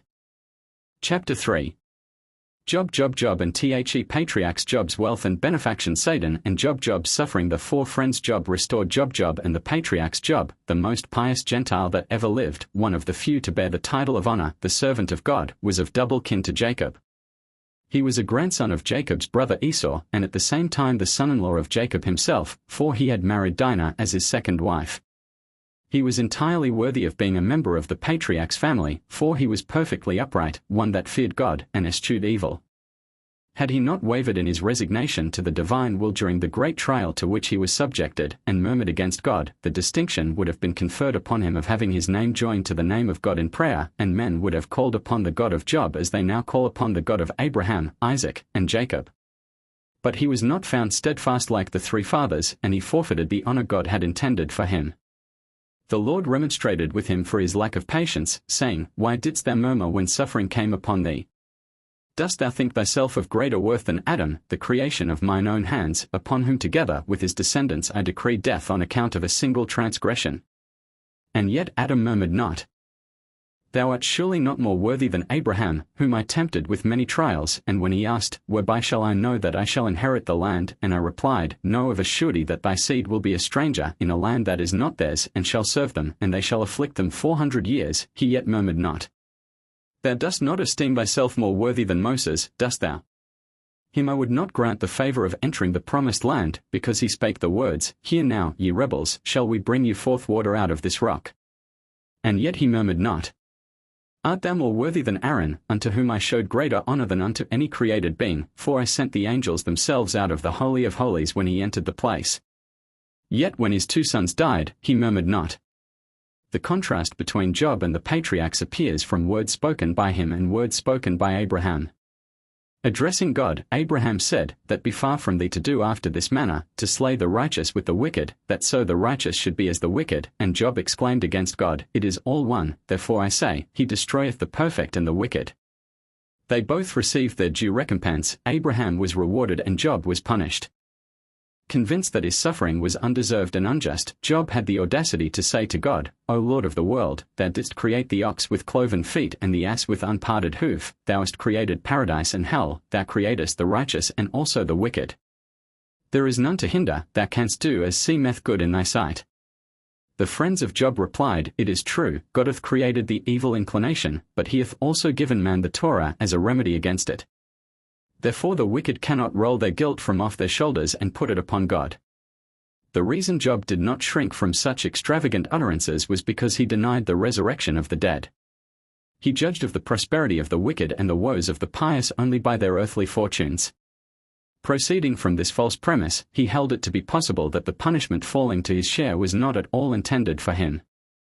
God had slipped into an error, he imposed the suffering upon him that had been appointed unto a sinner. But God spake to him, saying, Many hairs have I created upon the head of man, yet each hair hath its own sack, for were two hairs to draw their nourishment from the same sack, man would lose the sight of his eyes. It hath never happened that a sack hath been misplaced. Should I, then, have mistaken Job for another? I let many drops of rain descend from the heavens, and for each drop there is a mould in the clouds, for were two drops to issue from the same mould, the ground would be made so miry that it could not bring forth any growth. It hath never happened that a mould hath been misplaced. Should I, then, have mistaken Job for another? Many thunderbolts I hurl from the skies, but each one comes from its own path, for were two to proceed from the same path, they would destroy the whole world. It hath never happened that a path hath been misplaced. Should I, then, have mistaken Job for another? The gazelle gives birth to her young on the topmost point of a rock, and it would fall into the abyss and be crushed to death, if I did not send an eagle thither to catch it up and carry it to its mother. Were the eagle to appear a minute earlier or later than the appointed time, the little gazelle would perish. It hath never happened that the proper minute of time was missed. Should I, then, have mistaken Job for another? The hind has a contracted womb, and would not be able to bring forth her young, if I did not send a dragon to her at the right second, to nibble at her womb and soften it, for then she can bear. Were the dragon to come a second before or after the right time, the hind would perish. It hath never happened that I missed the right second. Should I, then, have mistaken Job for another? Notwithstanding Job's unpardonable words, God was displeased with his friends for passing harsh judgment upon him. A man may not be held responsible for what he does in his anguish, and Job's agony was great indeed. Job's wealth and benefactions. Job was asked once what he considered the severest affliction that could strike him, and he replied, "My enemies joy in my misfortune." And when God demanded to know of him, after the accusations made by Satan, what he preferred, poverty or physical suffering, he chose pain, saying, "O Lord of the whole world, chastise my body with suffering of all kinds, only preserve me from poverty." Poverty seemed the greater scourge, because before his trials he had occupied a brilliant position on account of his vast wealth. God graciously granted him this foretaste of the messianic time. The harvest followed close upon the ploughing of his field. No sooner were the seeds strewn in the furrows than they sprouted and grew and ripened produce. He was equally successful with his cattle. His sheep killed wolves, but were themselves never harmed by wild beasts. Of sheep he had no less than 130,000, and he required 800 dogs to keep guard over them, not to mention the 200 dogs needed to secure the safety of his house. Besides, his herds consisted of 340,000 asses and 3,500 pairs of oxen. All these possessions were not used for self-indulgent pleasures, but for the good of the poor and the needy, whom he clothed and fed and provided with all things necessary. To do all this, he even had to employ ships that carried supplies to all the cities and the dwelling places of the destitute. His house was furnished with doors on all its 4 sides, that the poor and the wayfarer might enter, no matter from what direction they approached. At all times there were 30 tables laden with viands ready in his house, and 12 besides for widows only, so that all who came found what they desired. Job's consideration for the poor was so delicate that he kept servants to wait upon them constantly. His guests, enraptured by his charitableness, frequently offered themselves as attendants to minister to the poor in his house, but Job always insisted upon paying them for their services. If he was asked for a loan of money to be used for business purposes and the borrower promised to give a part of his profits to the poor, he would demand no security beyond a mere signature. And if it happened that by some mischance or other the debtor was not able to discharge his obligation, Job would return the note to him, or tear it into bits in his presence. He did not rest satisfied at supplying the material needs of those who applied to him. He strove also to convey the knowledge of God to them. After a meal he was in the habit of having music played upon instruments, and then he would invite those present to join him in songs of praise to God. On such occasions he did not consider himself above playing the cithern while the musicians rested. Most particularly Job concerned himself about the weal and woe of widows and orphans. He was wont to pay visits to the sick, both rich and poor, and when it was necessary, he would bring a physician along with him. If the case turned out to be hopeless, he would sustain the stricken family with advice and consolation. When the wife of the incurably sick man began to grieve and weep, he would encourage her with such words as these: "Trust always in the grace and loving kindness of God. He hath not abandoned thee until now, and he will not forsake thee henceforth. Thy husband will be restored to health, and will be able to provide for his family as heretofore. But if which may God forfend thy husband should die, I call heaven to witness that I shall provide sustenance for thee and thy children." Having spoken thus, he would send for a notary and have him draw up a document, which he signed in the presence of witnesses, binding himself to care for the family, should it be bereaved of its head. Thus he earned for himself the blessing of the sick man and the gratitude of the sorrowing wife. Sometimes, in case of necessity, Job could be severe, too, especially when it was a question of helping a poor man obtain his due. If one of the parties to a suit cited before his tribunal was known to be a man of violence, he would surround himself with his army and inspire him with fear, so that the culprit could not but show himself amenable to his decision. He endeavored to inculcate his benevolent ways upon his children, by accustoming them to wait upon the poor. On the morrow after a feast he would sacrifice bountifully to God, and together with the pieces upon the altar his offerings would be divided among the needy. He would say, "Take and help yourselves, and pray for my children. It may be that they have sinned and renounced God, saying in the presumption of their hearts, We are the children of this rich man. All these things are our possessions. Why should we be servants to the poor?" Satan and Job. The happy, God-pleasing life led by Job for many years excited the hatred of Satan, who had an old grudge against him. Near Job's house there was an idol worshipped by the people.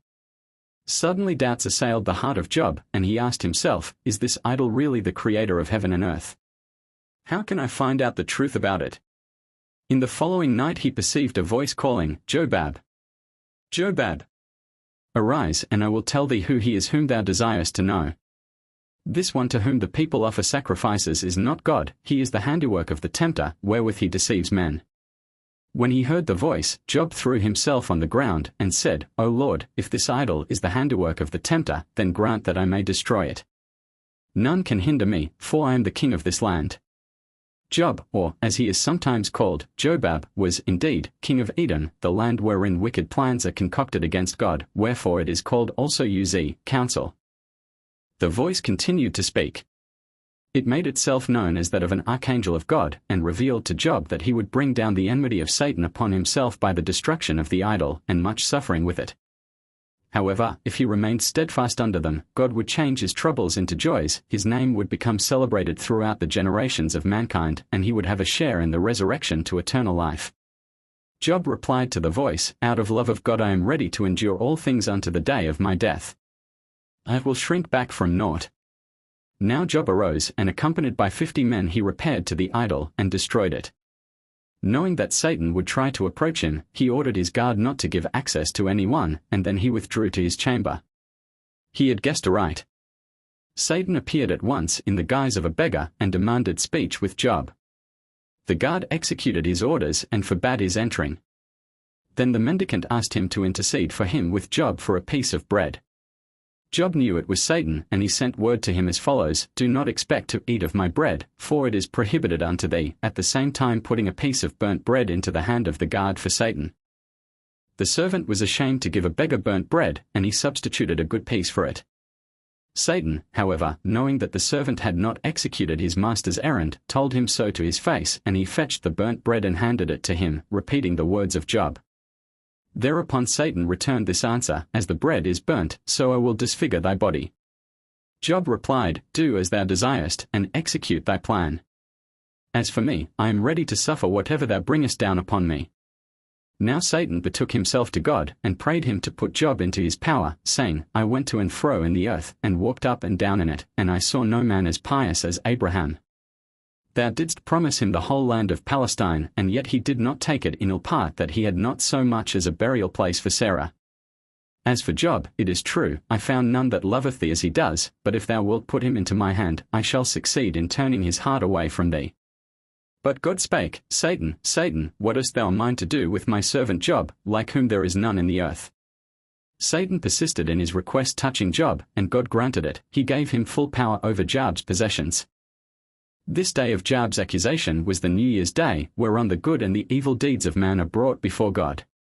Job suffering equipped with unlimited power, Satan endeavored to deprive Job of all he owned. He burnt part of his cattle, and the other part was carried off by enemies. What pained Job more than this was that recipients of his bounty turned against him, and took of his belongings. Among the adversaries that assailed him was Lilith, the queen of Sheba. She lived at a great distance from his residence, it took her and her army 3 years to travel from her home to his.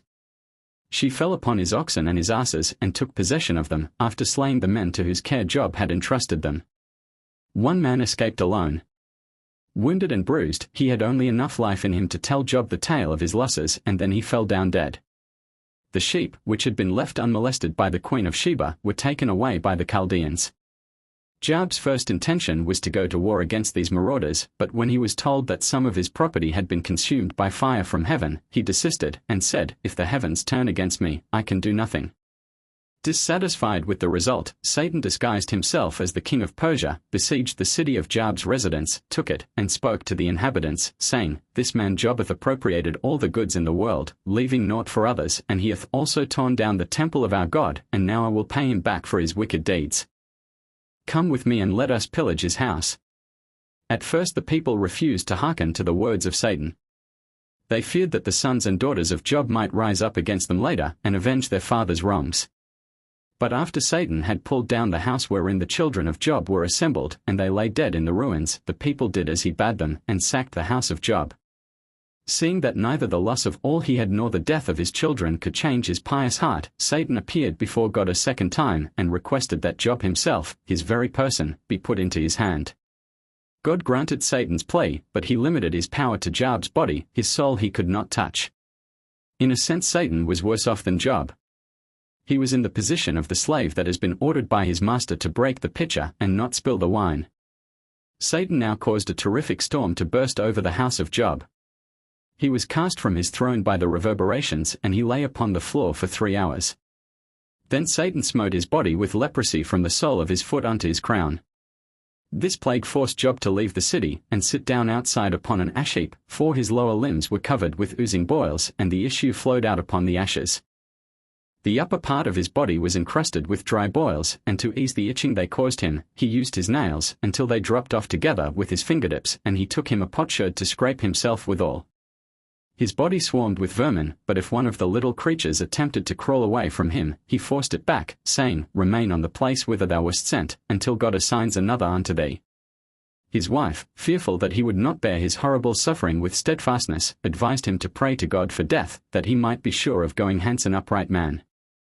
But he rejected her counsel, saying, If in the days of good fortune, which usually tempts men to deny God, I stood firm, and did not rebel against him, surely I shall be able to remain steadfast under misfortune, which compels men to be obedient to God. And Job stuck to his resolve in spite of all suffering, while his wife was not strong enough to bear her fate with resignation to the will of God. Her lot was bitter, indeed, for she had had to take service as a water carrier with a common churl, and when her master learnt that she shared her bread with Job, he dismissed her. To keep her husband from starving, she cut off her hair and purchased bread with it. It was all she had to pay the price charged by the bread merchant, none other than Satan himself, who wanted to put her to the test. He said to her, Hadst thou not deserved this great misery of thine, it had not come upon thee. This speech was more than the poor woman could bear. Then it was that she came to her husband, and amid tears and groans urged him to renounce God and die. Job, however, was not perturbed by her words, because he divined at once that Satan stood behind his wife, and seduced her to speak thus. Turning to the tempter, he said, Why dost thou not meet me frankly? Give up thy underhand ways, thou wretch. Thereupon Satan appeared before Job, admitted that he had been vanquished, and went away abashed. The friends of Job lived in different places, at intervals of 300 miles one from the other. Nevertheless they all were informed of their friend's misfortune at the same time. In this way, each one had the pictures of the others set in his crown, and as soon as any one of them met with reverses, it showed itself in his picture. Thus the friends of Job learnt simultaneously of his misfortune, and they hastened to his assistance. The 4 friends were related to one another, and each one was related to Job. Eliphaz, king of Teman, was a son of Esau. Bildad, Zophar, and Elihu were cousins. Their fathers, Shua, Naamat, and Barachel, were the sons of Buz, who was a brother of Job and a nephew of Abraham. When the 4 friends arrived in the city in which Job lived, the inhabitants took them outside the gates, and pointing to a figure reclining upon an ash heap at some distance off, they said, Yonder is Job. At first the friends would not give them credence, and they decided to look more closely at the man, to make sure of his identity. But the foul smell emanating from Job was so strong that they could not come near to him. They ordered their armies to scatter perfumes and aromatic substances all around. Only after this had been done for hours, they could approach the outcast close enough to recognize him. Eliphaz was the first to address Job, Art thou indeed Job, a king equal in rank with ourselves? And when Job said I, they broke out into lamentations and bitter tears, and all together they sang an elegy, the armies of the 3 kings, Eliphaz, Bildad, and Zophar, joining in the choir. Again Eliphaz began to speak, and he bemoaned Job's sad fortune, and depicted his friend's former glory, adding the refrain to each sentence, Whither hath departed the splendor of thy throne? After listening long to the wailing and lamenting of Eliphaz and his companions, Job spake, saying, Silence, and I will show you my throne and the splendor of its glory. Kings will perish, rulers disappear, their pride and luster will pass like a shadow across a mirror, but my kingdom will persist forever and ever, for glory and magnificence are in the chariot of my Father. These words aroused the wrath of Eliphaz, and he called upon his associates to abandon Job to his fate and go their way. But Bildad appeased his anger, reminding him that some allowance ought to be made for one so sorely tried as Job. Bildad put a number of questions to the sufferer in order to establish his sanity. He wanted to elicit from Job how it came about that God, upon whom he continued to set his hopes, could inflict such dire suffering. Not even a king of flesh and blood would allow a guardsman of his that had served him loyally to come to grief. Bildad desired to have information from Job also concerning the movements of the heavenly bodies. Job had but one answer to make to these questions: man cannot comprehend divine wisdom, whether it reveal itself in inanimate and brute nature or in relation to human beings. But, continued Job, to prove to you that I am in my right mind, listen to the question I shall put to you. Solid food and liquids combine inside of man, and they separate again when they leave his body. Who effects the separation? And when Bildad conceded that he could not answer the question, Job said, If thou canst not comprehend the changes in thy body, how canst thou hope to comprehend the movements of the planets? Zophar, after Job had spoken thus to Bildad, was convinced that his suffering had had no effect upon his mind, and he asked him whether he would permit himself to be treated by the physicians of the 3 kings, his friends. But Job rejected the offer, saying, My healing and my restoration come from God, the creator of all physicians.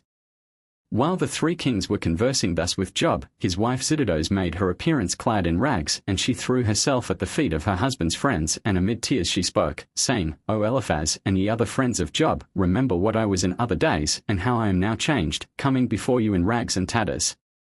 The sight of the unhappy woman touched them so deeply that they could only weep, and not a word could they force out of their mouths. Eliphaz, however, took his royal mantle of purple, and laid it about the shoulders of the poor woman. Zididos asked only one favor, that the 3 kings should order their soldiers to clear away the ruins of the building under which her children lay entombed, that she might give their remains decent burial. The command was issued to the soldiers accordingly, but Job said, Do not put yourselves to trouble for naught. My children will not be found, for they are safely bestowed with their Lord and Creator. Again his friends were sure that Job was bereft of his senses.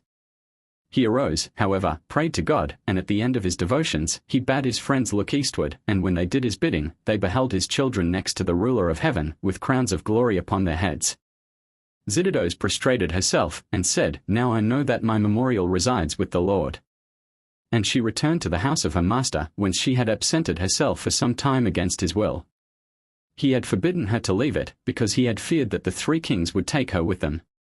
In the evening she lay down to sleep next to the manger for the cattle, but she never rose again, she died there of exhaustion.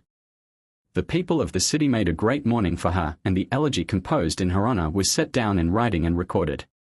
Job restored more and more. The friends of Job came to the conclusion that he had incurred divine punishment on account of his sins, and as he asseverated his innocence again and again, they prepared angrily to leave him to his fate. Especially Elihu was animated by Satan to speak scurrilous words against Job, upbraiding him for his unshakable confidence in God. Then the Lord appeared to them, first unto Job, and revealed to him that Elihu was in the wrong, and his words were inspired by Satan. Next he appeared unto Eliphaz, and to him he spake thus, Thou and thy friends Bildad and Zophar have committed a sin, for ye did not speak the truth concerning my servant Job. Rise up and let him bring a sin offering for you. Only for his sake do I refrain from destroying you. The sacrifice offered by Job in behalf of his friends was accepted graciously by God, and Eliphaz broke out into a hymn of thanksgiving to the Lord for having pardoned the transgression of himself and his 2 friends. At the same time he announced the damnation of Elihu, the instrument of Satan. God appeared to Job once more, and gave him a girdle composed of 3 ribbons, and he bade him tie it around his waist. Hardly had he put it on when all his pain disappeared, his very recollection of it vanished, and, more than this, God made him to see all that ever was and all that shall ever be.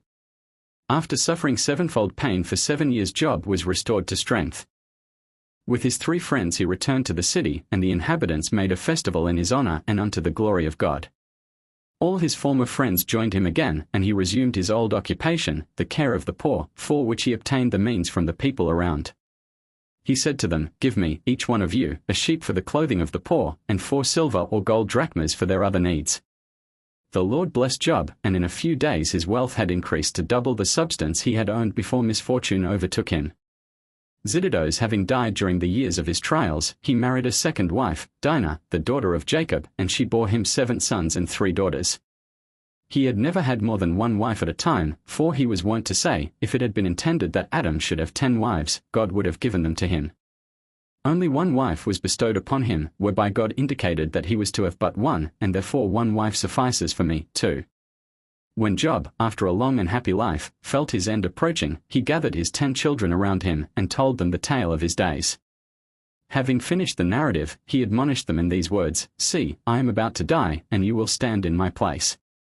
Forsake not the Lord, be generous toward the poor, treat the feeble with consideration, and do not marry with the women of the Gentiles. Thereupon he divided his possessions among his sons, and to his daughters he gave what is more precious than all earthly goods, to each of them one riband of the celestial girdle he had received from God. The magic virtue of these ribbons was such that no sooner did their possessors tie them around their waists than they were transformed into higher beings, and with seraphic voices they broke out into hymns after the manner of the angels. For 3 days Job lay upon his bed, sick though not suffering, for the celestial girdle made him proof against pain. On the 4th day he saw the angels descend to fetch his soul. He arose from his bed, handed a siphon to his oldest daughter Jemima, day, a censer to the second one, cassia, perfume, and a cymbal to the third, a malthias, horn, and bade them welcome the angels with the sound of music. They played and sang and praised the Lord in the holy tongue. Then he appeared that sits in the great chariot, kissed Job, and rode away bearing his soul with him eastward. None saw them depart except the 3 daughters of Job. The grief of the people, especially the poor, the widows, and the orphans, was exceeding great. For 3 days they left the corpse unburied, because they could not entertain the thought of separating themselves from it. As the name of Job will remain imperishable unto all time, by reason of the man's piety, so his 3 friends were recompensed by God for their sympathy with him in his distress. Their names were preserved, the punishment of hell was remitted unto them, and, best of all, God poured out the Holy Spirit over them. But Satan, the cause of Job's anguish, the Lord cast down from heaven, for he had been vanquished by Job, who amid his agony had thanked and praised God for all he had done unto him. Chapter 4.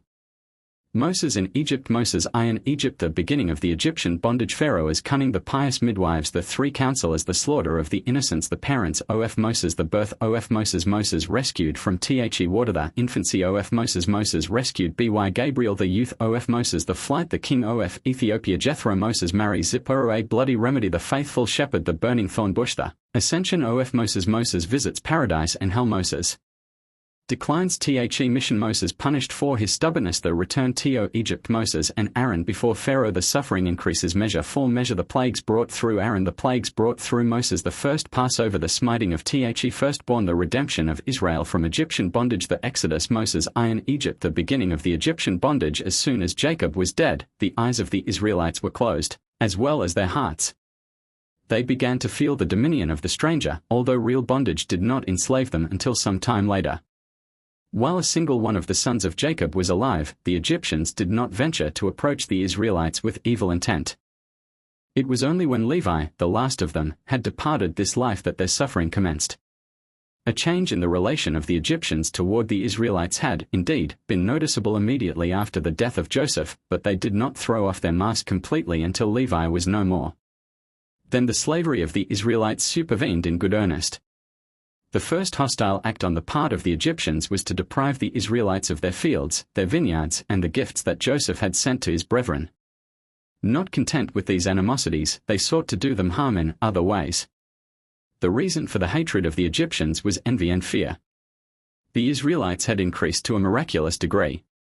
At the death of Jacob, the 70 persons he had brought down with him had grown to the number of 600,000, and their physical strength and heroism were extraordinary and therefore alarming to the Egyptians. There were many occasions at that time for the display of prowess. Not long after the death of Levi occurred that of the Egyptian king Magron, who had been bred up by Joseph, and therefore was not wholly without grateful recollection of what he and his family had accomplished for the welfare of Egypt. But his son and successor Malol, together with his whole court, knew not the sons of Jacob and their achievements, and they did not scruple to oppress the Hebrews. The final breach between them and the Egyptians took place during the wars waged by Malol against Zepho, the grandson of Esau. In the course of it, the Israelites had saved the Egyptians from a crushing defeat, but instead of being grateful they sought only the undoing of their benefactors, from fear that the giant strength of the Hebrews might be turned against them. Pharaoh is cunning. The counselors and elders of Egypt came to Pharaoh, and spake unto him, saying, Behold, the people of the children of Israel are greater and mightier than we. Thou hast seen their strong power, which they have inherited from their fathers, for a few of them stood up against a people as many as the sand of the sea, and not one hath fallen. Now, therefore, give us counsel what to do with them, until we shall gradually destroy them from among us, lest they become too numerous in the land, for if they multiply, and there falleth out any war, they will also join themselves with their great strength unto our enemies, and fight against us, destroy us from the land, and get them up out of the land. The king answered the elders, saying, This is the plan advised by me against Israel, from which we will not depart. Behold, Pithom and Ramses are cities not fortified against battle. It behoves us to fortify them. Now go ye and act cunningly against the children of Israel, and proclaim in Egypt and in Goshen, saying, All ye men of Egypt, Goshen, and Pathros. The king has commanded us to build Pithom and Ramses and fortify them against battle. Those amongst you in all Egypt, of the children of Israel and of all the inhabitants of the cities, who are willing to build with us, shall have their wages given to them daily at the king's order. Then go ye first and begin to build Pithom and Ramses, and cause the king's proclamation to be made daily, and when some of the children of Israel come to build, do ye give them their wages daily, and after they shall have built with you for their daily wages, draw yourselves away from them day by day, and one by one, in secret. Then you shall rise up and become their taskmasters and their officers, and you shall have them afterward to build without wages. And should they refuse, then force them with all your might to build. If you do this, it will go well with us, for we shall cause our land to be fortified after this manner, and with the children of Israel it will go ill, for they will decrease in number on account of the work, because you will prevent them from being with their wives. The elders, the counselors, and the whole of Egypt did according to the word of the king. For a month the servants of Pharaoh built with Israel, then they withdrew themselves gradually, while the children of Israel continued to work, receiving their daily wages, for some men of Egypt were still carrying on the work with them. After a time all the Egyptians had withdrawn, and they had turned to become the officers and taskmasters of the Israelites. Then they refrained from giving them any pay, and when some of the Hebrews refused to work without wages, their taskmasters smote them, and made them return by force to labor with their brethren. And the children of Israel were greatly afraid of the Egyptians, and they came again and worked without pay, all except the tribe of Levi, who were not employed in the work with their brethren. The children of Levi knew that the proclamation of the king was made to deceive Israel, therefore they refrained from listening to it, and the Egyptians did not molest them later, since they had not been with their brethren at the beginning, and though the Egyptians embittered the lives of the other Israelites with servile labor, they did not disturb the children of Levi. The Israelites called Malol, the king of Egypt, Merah, bitterness, because in his days the Egyptians embittered their lives with all manner of rigorous service. But Pharaoh did not rest satisfied with his proclamation and the affliction it imposed upon the Israelites. He suspended a brick press from his own neck, and himself took part in the work at Pithom and Ramses. After this, whenever a Hebrew refused to come and help with the building, alleging that he was not fit for such hard service, the Egyptians would retort, saying, Dost thou mean to make us believe thou art more delicate than Pharaoh? The king himself urged the Israelites on with gentle words, saying, My children, I beg you to do this work and erect these little buildings for me. I will give you great reward therefor. By means of such artifices and wily words the Egyptians succeeded in overmastering the Israelites, and once they had them in their power, they treated them with undisguised brutality. Women were forced to perform men's work, and men women's work. The building of Pithom and Ramses turned out of no advantage to the Egyptians, for scarcely were the structures completed when they collapsed, or they were swallowed by the earth, and the Hebrew workmen, besides having to suffer hardships during their erection, lost their lives by being precipitated from enormous heights when the buildings fell in a heap. But the Egyptians were little concerned whether or not they derived profit from the forced labor of the children of Israel. Their main object was to hinder their increase, and Pharaoh therefore issued an order that they were not to be permitted to sleep at their own homes, that so they might be deprived of the opportunity of having intercourse with their wives. The officers executed the will of the king, telling the Hebrews that the reason was the loss of too much time in going to and fro, which would prevent them from completing the required tale of bricks. Thus the Hebrew husbands were kept apart from their wives, and they were compelled to sleep on the ground, away from their habitations.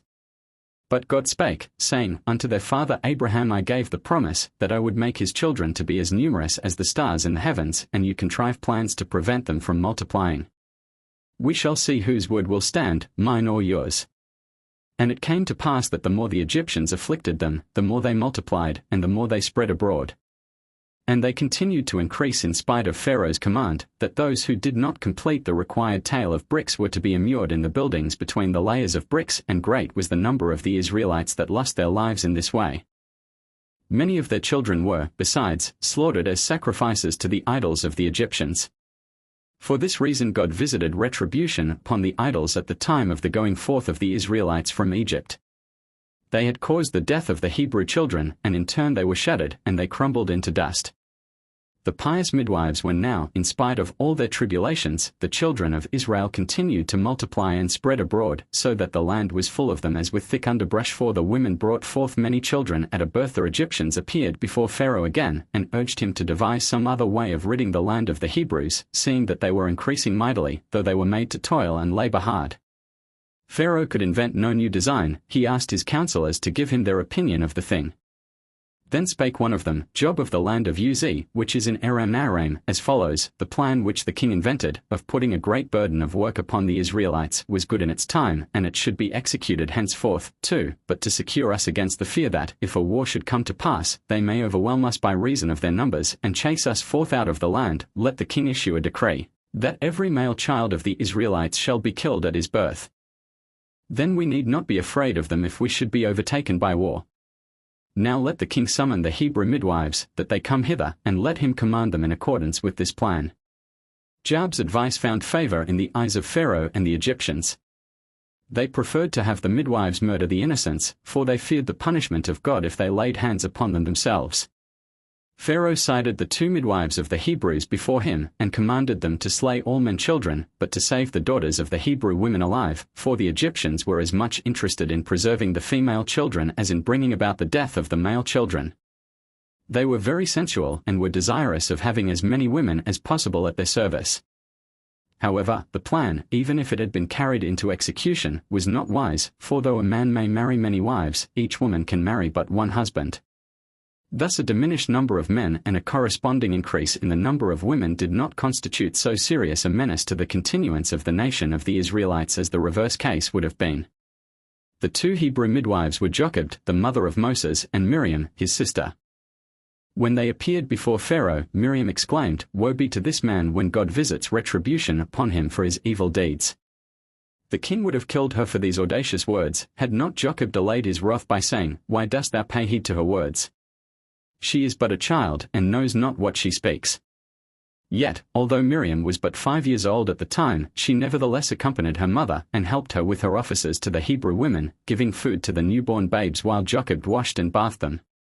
Pharaoh's order ran as follows: At the birth of the child, if it be a man-child, kill it, but if it be a female child, then you need not kill it, but you may save it alive. The midwives returned, How are we to know whether the child is male or female, for the king had bidden them kill it while it was being born? Pharaoh replied, If the child issues forth from the womb with its face foremost, it is a man-child, for it looks to the earth, whence man was taken, but if its feet appear first, it is a female, for it looks up toward the rib of the mother, and from a rib woman was made.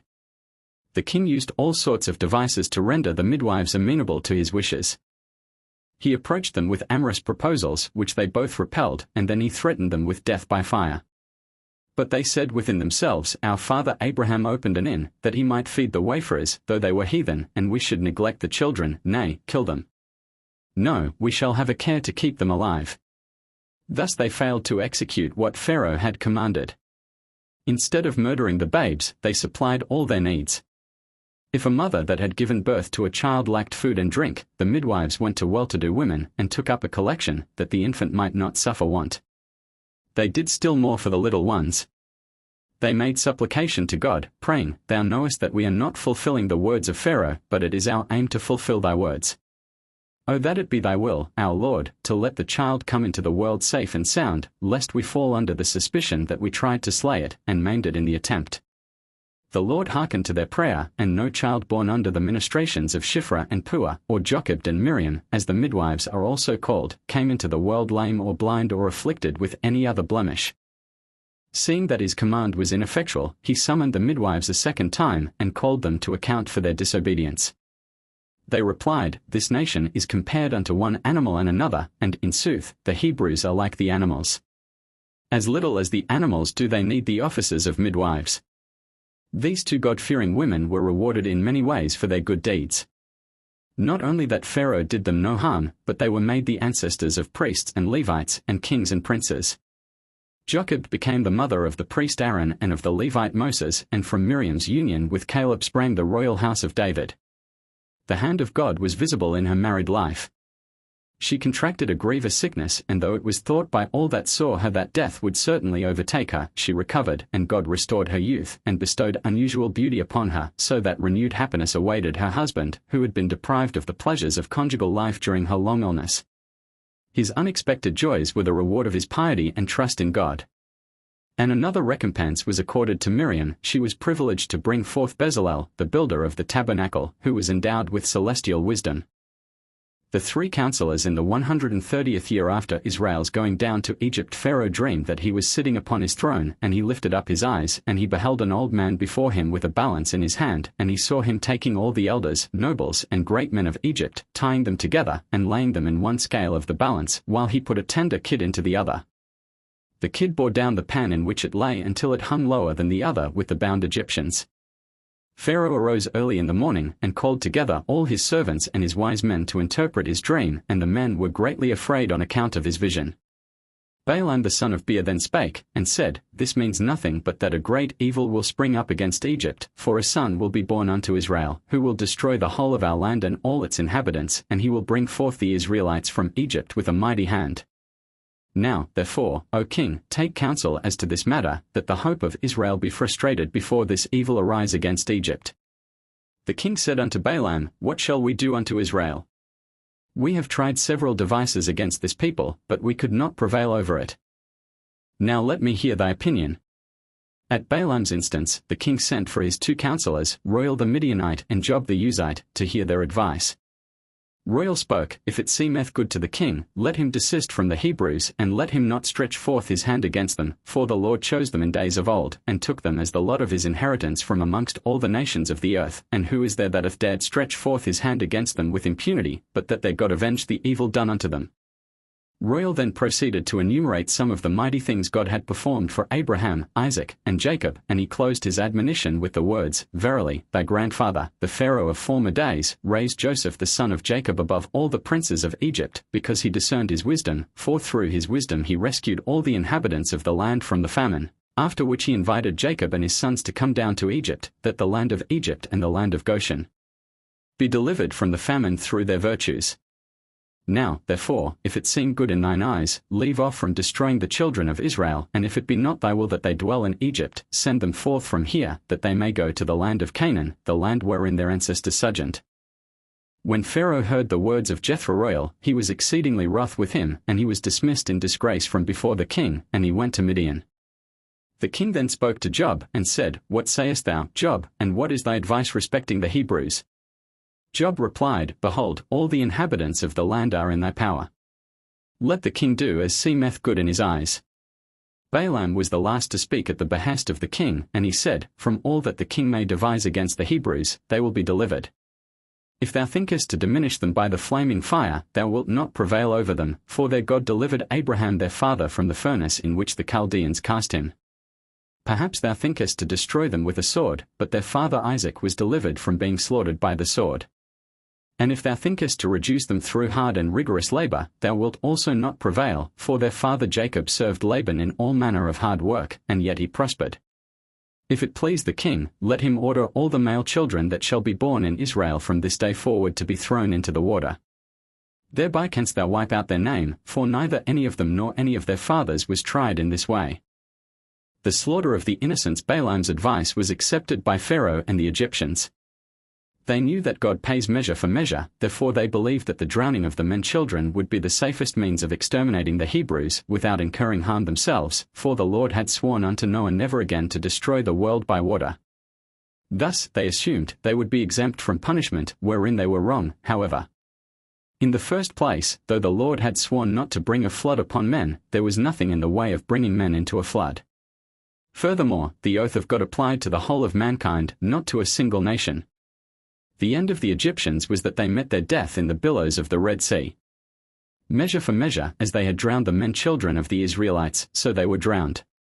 Pharaoh now took steps looking to the faithful execution of his decree. He sent his bailiffs into the houses of the Israelites to discover all newborn children, wherever they might be. To make sure that the Hebrews should not succeed in keeping the children hidden, the Egyptians hatched a devilish plan. Their women were to take their little ones to the houses of the Israelitish women that were suspected of having infants. When the Egyptian children began to cry or coo, the Hebrew children that were kept in hiding would join in, after the manner of babies, and betray their presence, whereupon the Egyptians would seize them and bear them off.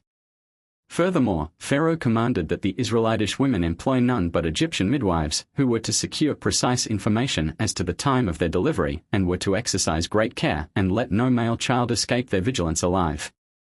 If there should be parents that evaded the command, and preserved a newborn boy in secret, they and all belonging to them were to be killed.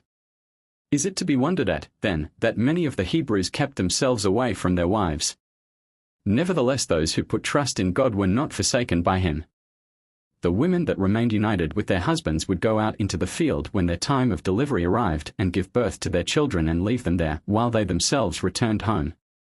The Lord, who had sworn unto their ancestors to multiply them, sent one of his angels to wash the babes, anoint them, stretch their limbs, and swathe them. Then he would give them 2 smooth pebbles, from one of which they sucked milk, and from the other honey. And God caused the hair of the infants to grow down to their knees and serve them as a protecting garment, and then he ordered the earth to receive the babes, that they be sheltered therein until the time of their growing up, when it would open its mouth and vomit forth the children, and they would sprout up like the herb of the field and the grass of the forest. Thereafter each would return to his family and the house of his father. When the Egyptians saw this, they went forth, every man to his field, with his yoke of oxen, and they plowed up the earth as one plows it at seed time. Yet they were unable to do harm to the infants of the children of Israel that had been swallowed up and lay in the bosom of the earth. Thus the people of Israel increased and waxed exceedingly. And Pharaoh ordered his officers to go to Goshen, to look for the male babes of the children of Israel, and when they discovered one, they tore him from his mother's breast by force, and thrust him into the river. But no one is so valiant as to be able to foil God's purposes, though he contrive 10,000 subtle devices unto that end. The child foretold by Pharaoh's dreams and by his astrologers was brought up and kept concealed from the king's spies. It came to pass after the following manner. The parents of Moses, when Pharaoh's proclamation was issued, decreeing that the men children of the Hebrews were to be cast into the river, Amram, who was the president of the Sanhedrin, decided that in the circumstances it was best for husbands to live altogether separate from their wives. He set the example. He divorced his wife, and all the men of Israel did likewise, for he occupied a place of great consideration among his people, one reason being that he belonged to the tribe of Levi, the tribe that was faithful to its God even in the land of Egypt, though the other tribes wavered in their allegiance and attempted to ally themselves with the Egyptians, going so far as to give up Abraham's sign of the covenant. To chastise the Hebrews for their impiety, God turned the love of the Egyptians for them into hatred, so that they resolved upon their destruction. Mindful of all that he and his people owed to Joseph's wise rule, Pharaoh refused at first to entertain the malicious plans proposed by the Egyptians against the Hebrews. He spoke to his people, "You fools, we are indebted to these Hebrews for whatever we enjoy, and you desire now to rise up against them." But the Egyptians could not be turned aside from their purpose of ruining Israel. They deposed their king, and incarcerated him for 3 months, until he declared himself ready to execute with determination what they had resolved upon, and he sought to bring about the ruin of the children of Israel by every conceivable means. Such was the retribution they had drawn down upon themselves by their own acts. As for Amram, not only did he belong to the tribe of Levi, distinguished for its piety, but by reason of his extraordinary piety he was prominent even among the pious of the tribe. He was one of the 4 who were immaculate, untainted by sin, over whom death would have had no power, had mortality not been decreed against every single human being on account of the fall of the first man and woman. The other 3 that led the same sinless life were Benjamin, Jesse the father of David, and Chileab the son of David. If the Shekinah was drawn close again to the dwelling place of mortals, it was due to Amram's piety. Originally the real residence of the Shekinah was among men, but when Adam committed his sin, she withdrew to heaven, at first to the lowest of the 7 heavens. Thence she was banished by Cain's crime, and she retired to the 2nd heaven. The sins of the generation of Enoch removed her still farther off from men. She took up her abode in the 3rd heaven, then, successively, in the 4th, on account of the malefactors in the generation of the deluge, in the 5th, during the building of the Tower of Babel and the confusion of tongues, in the 6th, by reason of the wicked Egyptians at the time of Abraham, and, finally, in the 7th, in consequence of the abominations of the inhabitants of Sodom. 6 righteous men, Abraham, Isaac, Jacob, Levi, Kohath, and Amram, drew the Shekinah back, one by one, from the 7th to the 1st heaven, and through the 7th righteous man, Moses, she was made to descend to the earth and abide among men as aforetime. Amram's sagacity kept pace with his piety and his learning. The Egyptians succeeded in enslaving the Hebrews by seductive promises. At first they gave them a shekel for every brick they made, tempting them to superhuman efforts by the prospect of earning much money. Later, when the Egyptians forced them to work without wages, they insisted upon having as many bricks as the Hebrews had made when their labor was paid for, but they could demand only a single brick daily from Amram, for he had been the only one whom they had not led astray by their artifice. He had been satisfied with a single shekel daily, and had therefore made only a single brick daily, which they had to accept afterward as the measure of his day's work. As his life partner, Amram chose his aunt Jochebed, who was born the same day with him. She was the daughter of Levi, and she owed her name, divine splendor, to the celestial light that radiated from her countenance. She was worthy of being her husband's helpmeet, for she was one of the midwives that had imperiled their own lives to rescue the little Hebrew babes. Indeed, if God had not allowed a miracle to happen, she and her daughter Miriam would have been killed by Pharaoh for having resisted his orders and saved the Hebrew children alive. When the king sent his hangman for the two women, God caused them to become invisible, and the bailiffs had to return without accomplishing their errand. The first child of the union between Amram and Jochebed, his wife, who was 126 years old at the time of her marriage, was a girl, and the mother called her Miriam, bitterness, for it was at the time of her birth that the Egyptians began to envenom the life of the Hebrews. The second child was a boy, called Aaron, which means, woe unto this pregnancy, because Pharaoh's instructions to the midwives, to kill the male children of the Hebrews, was proclaimed during the months before Aaron's birth.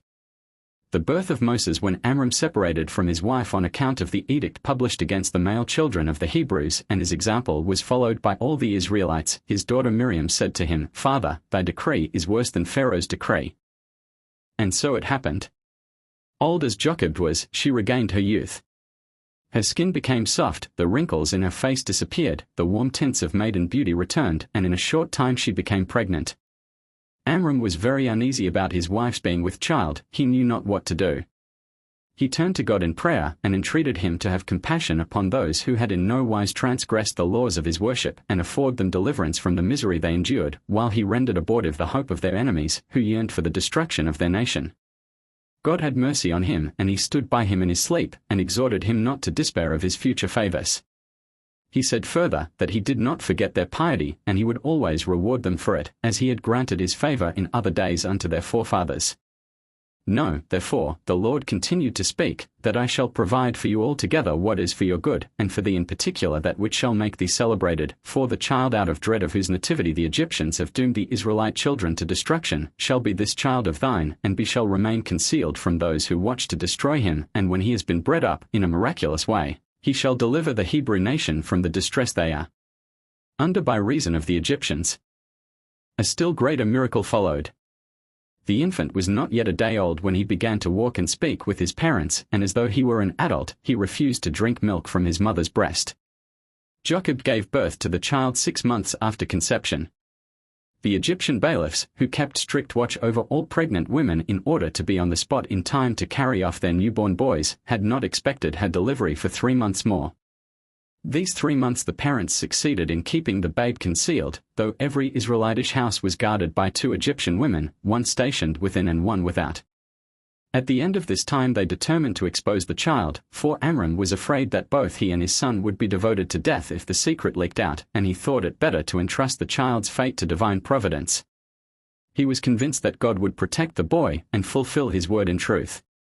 Moses rescued from the water Jochebed accordingly took an ark fashioned of bulrushes, daubed it with pitch on the outside, and lined it with clay within. The reason she used bulrushes was because they float on the surface of the water, and she put pitch only on the outside, to protect the child as much as possible against the annoyance of a disagreeable odor. Over the child as it lay in the ark she spread a tiny canopy, to shade the babe, with the words, "Perhaps I shall not live to see him under the marriage canopy." And then she abandoned the ark on the shores of the Red Sea. Yet it was not left unguarded. Her daughter Miriam stayed nearby, to discover whether a prophecy she had uttered would be fulfilled. Before the child's birth, his sister had foretold that her mother would bring forth a son that should redeem Israel. When he was born, and the house was filled with brilliant light, Amram kissed her on her head, but when he was forced into the expedient of exposing the child, he beat her on her head, saying, "My daughter, what hath become of thy prophecy?" Therefore Miriam stayed and strolled along the shore to observe what would be the fate of the babe and what would come of her prophecy concerning him. The day the child was exposed was the 21st of the month of Nisan, the same on which the children of Israel later, under the leadership of Moses, sang the song of praise and gratitude to God for the redemption from the waters of the sea. The angels appeared before God and spoke, O Lord of the world, shall he that is appointed to sing a song of praise unto thee on this day of Nisan, to thank thee for rescuing him and his people from the sea, shall he find his death in the sea today? The Lord replied, Ye know well that I see all things. The contriving of man can do naught to change what bath been resolved in my counsel. Those do not attain their end who use cunning and malice to secure their own safety, and endeavor to bring ruin upon their fellow men. But he who trusts me in his peril will be conveyed from profoundest distress to unlooked-for happiness. Thus my omnipotence will reveal itself in the fortunes of this babe. At the time of the child's abandonment, God sent scorching heat to plague the Egyptians, and they all suffered with leprosy and smarting boils. Thamudis, the daughter of Pharaoh, sought relief from the burning pain in a bath in the waters of the Nile. But physical discomfort was not her only reason for leaving her father's palace. She was determined to cleanse herself as well of the impurity of the idol worship that prevailed there. When she saw the little ark floating among the flags on the surface of the water, she supposed it to contain one of the little children exposed at her father's order, and she commanded her handmaids to fetch it. But they protested, saying, O our mistress, it happens sometimes that a decree issued by a king is unheeded, yet it is observed at least by his children and the members of his household, and dost thou desire to transgress thy father's edict? Forthwith the angel Gabriel appeared, seized all the maids except one, whom he permitted the princess to retain for her service, and buried them in the bowels of the earth. Pharaoh's daughter now proceeded to do her own will. She stretched forth her arm, and although the ark was swimming at a distance of 60 ells, she succeeded in grasping it, because her arm was lengthened miraculously. No sooner had she touched it than the leprosy afflicting her departed from her. Her sudden restoration led her to examine the contents of the ark, and when she opened it, her amazement was great. She beheld an exquisitely beautiful boy, for God had fashioned the Hebrew babe's body with peculiar care, and beside it she perceived the Shekinah. Noticing that the boy bore the sign of the Abrahamic covenant, she knew that he was one of the Hebrew children, and mindful of her father's decree concerning the male children of the Israelites, she was about to abandon the babe to his fate. At that moment the angel Gabriel came and gave the child a vigorous blow, and he began to cry aloud, with a voice like a young man's. His vehement weeping and the weeping of Aaron, who was lying beside him, touched the princess, and in her pity she resolved to save him. She ordered an Egyptian woman to be brought, to nurse the child, but the little one refused to take milk from her breast, as he refused to take it from one after the other of the Egyptian women fetched thither. Thus it had been ordained by God, that none of them might boast later on, and say, I suckled him that holds converse now with the Shekinah. Nor was the mouth destined to speak with God to draw nourishment from the unclean body of an Egyptian woman. Now Miriam stepped into the presence of Thamudis, as though she had been standing there by chance to look at the child, and she spoke to the princess, saying, It is vain for thee, O queen, to call for nurses that are in no wise of kin to the child, but if thou wilt order a woman of the Hebrews to be brought, he may accept her breast, seeing that she is of his own nation. Thamudis therefore bade Miriam fetch a Hebrew woman, and with winged steps, speeding like a vigorous youth, she hastened and brought back her own mother, the child's mother, for she knew that none present was acquainted with her. The babe, unresisting, took his mother's breast and clutched it tightly. The princess committed the child to Jochebed's care, saying these words, which contained an unconscious divination, Here is what is thine. Nurse the boy henceforth, and I will give thee 2 silver pieces as thy wages. The return of her son, safe and sound, after she had exposed him, was Jochebed's reward from God for her services as one of the midwives that had bidden defiance to Pharaoh's command and saved the Hebrew children alive. By exposing their son to danger, Amram and Jochebed had effected the withdrawal of Pharaoh's command enjoining the extermination of the Hebrew men children. The day Moses was set adrift in the little ark, the astrologers had come to Pharaoh and told him the glad tidings, that the danger threatening the Egyptians on account of one boy, whose doom lay in the water, had now been averted. Thereupon Pharaoh cried a halt to the drowning of the boys of his empire. The astrologers had seen something, but they knew not what, and they announced a message, the import of which they did not comprehend. Water was, indeed, the doom of Moses, but that did not mean that he would perish in the waters of the Nile. It had reference to the waters of Meribah, the waters of strife, and how they would cause his death in the desert, before he had completed his task of leading the people into the promised land. Pharaoh, misled by the obscure vision of his astrologers, thought that the future Redeemer of Israel was to lose his life by drowning, and to make sure that the boy whose appearance was foretold by the astrologers might not escape his fate, he had ordered all boys, even the children of the Egyptians, born during a period of 9 months to be cast into the water. On account of the merits of Moses, the 600,000 men children of the Hebrews begotten in the same night with him, and thrown into the water on the same day, were rescued miraculously together with him, and it was therefore not an idle boast if he said later, "The people that went forth out of the water on account of my merits are 600,000 men." The infancy of Moses. For 2 years the child rescued by Pharaoh's daughter stayed with his parents and kindred. They gave him various names. His father called him Heber, because it was for this child's sake that he had been reunited with his wife. His mother's name for him was Jekethiel, because, she said, "I set my hope upon God, and he gave him back to me."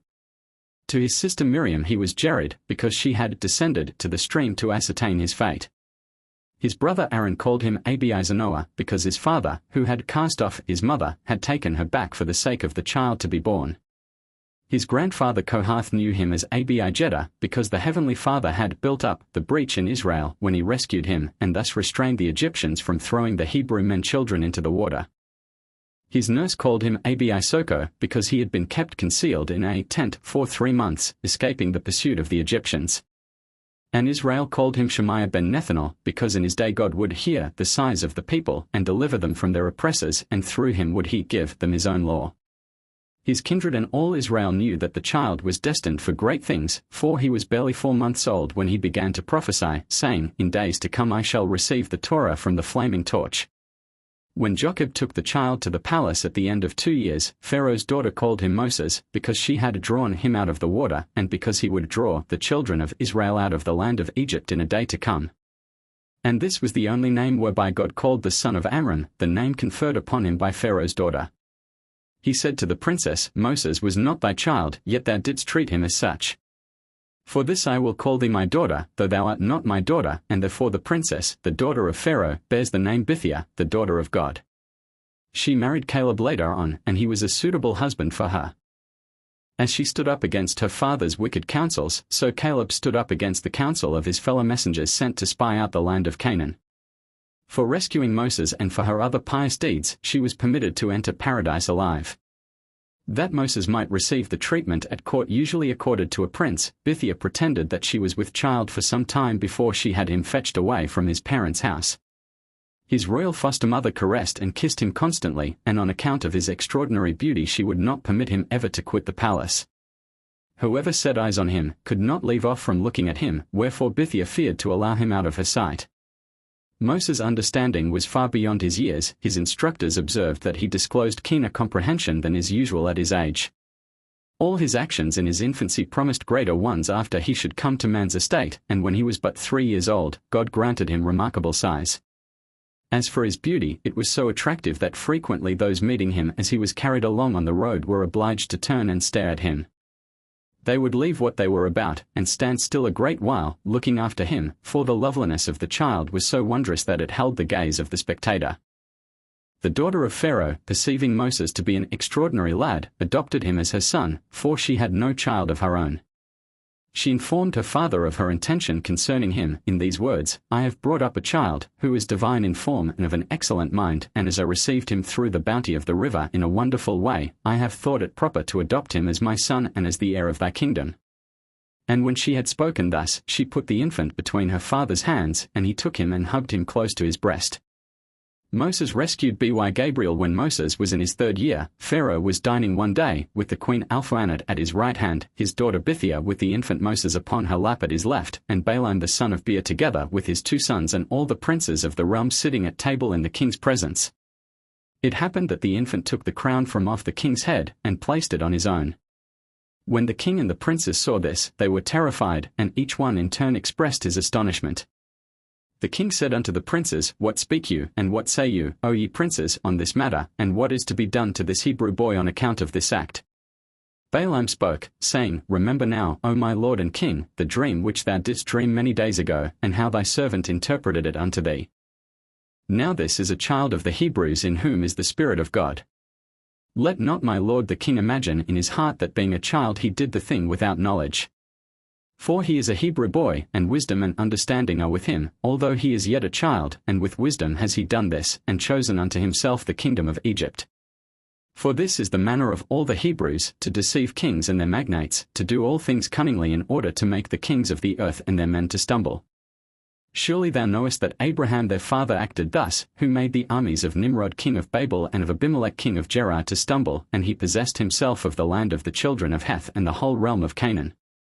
Their father Abraham went down into Egypt, and said of Sarah his wife, She is my sister, in order to make Egypt and its king to stumble. His son Isaac did likewise when he went to Gerar, and he dwelt there, and his strength prevailed over the army of Abimelech, and he intended to make the kingdom of the Philistines to stumble, by saying that Rebekah his wife was his sister. Jacob also dealt treacherously with his brother, and took his birthright and his blessing from him. Then he went to Paddan Aram, to Laban, his mother's brother, and he obtained his daughters from him cunningly, and also his cattle and all his belongings, and he fled away and returned to the land of Canaan, to his father. His sons sold their brother Joseph, and he went down into Egypt and became a slave, and he was put into prison for 12 years, until the former Pharaoh delivered him from the prison, and magnified him above all the princes of Egypt on account of his interpreting the king's dreams. When God caused a famine to descend upon the whole world, Joseph sent for his father, and he brought him down into Egypt his father, his brethren, and all his father's household, and he supplied them with food without pay or reward, while he acquired Egypt, and made slaves of all its inhabitants. Now, therefore, my lord king, behold, this child has risen up in their stead in Egypt, to do according to their deeds and make sport of every man, be he king, prince, or judge. If it please the king, let us now spill his blood upon the ground, lest he grow up and snatch the government from thine hand, and the hope of Egypt be cut off after he reigns. Let us, moreover, call for all the judges and the wise men of Egypt, that we may know whether the judgment of death be due to this child, as I have said, and then we will slay him. Pharaoh sent and called for all the wise men of Egypt, and they came, and the angel Gabriel was disguised as one of them. When they were asked their opinion in the matter, Gabriel spoke up, and said, If it please the king, let him place an onyx stone before the child, and a coal of fire, and if he stretches out his hand and grasps the onyx stone, then shall we know that the child hath done with wisdom all that he bath done, and we will slay him. But if he stretches out his hand and grasps the coal of fire, then shall we know that it was not with consciousness that he did the thing, and he shall live. The counsel seemed good in the eyes of the king, and when they had placed the stone and the coal before the child, Moses stretched forth his hand toward the onyx stone and attempted to seize it, but the angel Gabriel guided his hand away from it and placed it upon the live coal, and the coal burnt the child's hand, and he lifted it up and touched it to his mouth, and burnt part of his lips and part of his tongue, and for all his life he became slow of speech and of a slow tongue. Seeing this, the king and the princes knew that Moses had not acted with knowledge in taking the crown from off the king's head, and they refrained from slaying him. God himself, who protected Moses, turned the king's mind to grace, and his foster mother snatched him away, and she had him educated with great care, so that the Hebrews depended upon him and cherished the hope that great things would be done by him. But the Egyptians were suspicious of what would follow from such an education as his. At great cost teachers were invited to come to Egypt from neighboring lands to educate the child Moses. Some came of their own accord to instruct him in the sciences and the liberal arts. By reason of his admirable endowments of mind, he soon excelled his teachers in knowledge. His learning seemed a process of mere recollecting, and when there was a difference of opinion among scholars, he selected the correct one instinctively, for his mind refused to store up anything that was false. But he deserves more praise for his unusual strength of will than for his natural capacity, for he succeeded in transforming an originally evil disposition into a noble, exalted character, a change that was farther aided by his resolution, as he himself acknowledged later. After the wonderful exodus of the Israelites from Egypt, a king of Arabia sent an artist to Moses to paint his portrait, that he might always have the likeness of the divine man before him. The painter returned with his handiwork, and the king assembled his wise men, those in particular who were conversant with the science of physiognomy. He displayed the portrait before them and invited their judgment upon it. The unanimous opinion was that it represented a man covetous, haughty, sensual, in short, disfigured by all possible ugly traits. The king was indignant that they should pretend to be masters in physiognomy, seeing that they declared the picture of Moses, the holy, divine man, to be the picture of a villain. They defended themselves by accusing the painter in turn of not having produced a true portrait of Moses, else they would not have fallen into the erroneous judgment they had expressed. But the artist insisted that his work resembled the original closely. Unable to decide who was right, the Arabian king went to see Moses, and he could not but admit that the portrait painted for him was a masterpiece. Moses as he beheld him in the flesh was the Moses upon the canvas. There could be no doubt but that the highly extolled knowledge of his physiognomy experts was empty twaddle. He told Moses what had happened and what he thought of it. He replied, "They artists and they experts alike are masters, each in his line. If my fine qualities were a product of nature, I were no better than a log of wood, which remains forever as nature produced it at the first. Unashamed I make the confession to thee that by nature I possessed all the reprehensible traits thy wise men read in my picture and ascribed to me, perhaps to a greater degree even than they think. But I mastered my evil impulses with my strong will, and the character I acquired through severe discipline has become the opposite of the disposition with which I was born. Through this change, wrought in me by my own efforts, I have earned honor and commendation upon earth as well as in heaven." The youth of Moses. One day it was after he was grown up, and had passed beyond the years of childhood, Moses went to the land of Goshen, in which lived the children of Israel. There he saw the burdens under which his people were groaning, and he inquired why the heavy service had been put upon them. The Israelites told him all that had befallen, told him of the cruel edict Pharaoh had issued shortly before his birth, and told him of the wicked counsels given by Balaam against themselves as well as against his person when he was but a little boy and had set Pharaoh's crown upon his head. The wrath of Moses was kindled against the spiteful adviser, and he tried to think out means of rendering him harmless. But Balaam, getting wind of his ill feeling, fled from Egypt with his 2 sons and betook himself to the court of Kikanos, king of Ethiopia. The sight of his enslaved people touched Moses unto tears, and he spoke, saying, "Woe unto me for your anguish! Rather would I die than see you suffer so grievously." He did not disdain to help his unfortunate brethren at their heavy tasks as much as lay in his power. He dismissed all thought of his high station at court, shouldered a share of the burdens put upon the Israelites, and toiled in their place. The result was that he not only gave relief to the heavily laden workmen, but he also gained the favor of Pharaoh, who believed that Moses was taking part in the labor in order to promote the execution of the royal order. And God said unto Moses, "Thou didst relinquish all thy other occupations, and didst join thyself unto the children of Israel, whom thou dost treat as brethren, therefore will I, too, put aside now all heavenly and earthly affairs, and hold converse with thee." Moses continued to do all he could to alleviate the suffering of his brethren to the best of his ability. He addressed encouraging words to them, saying, "My dear brethren, bear your lot with fortitude. Do not lose courage, and let not your spirit grow weary with the weariness of your body. Better times will come, when tribulation shall be changed into joy. Clouds are followed by sunshine, storms by calm, all things in the world tend toward their opposites, and nothing is more inconstant than the fortunes of man.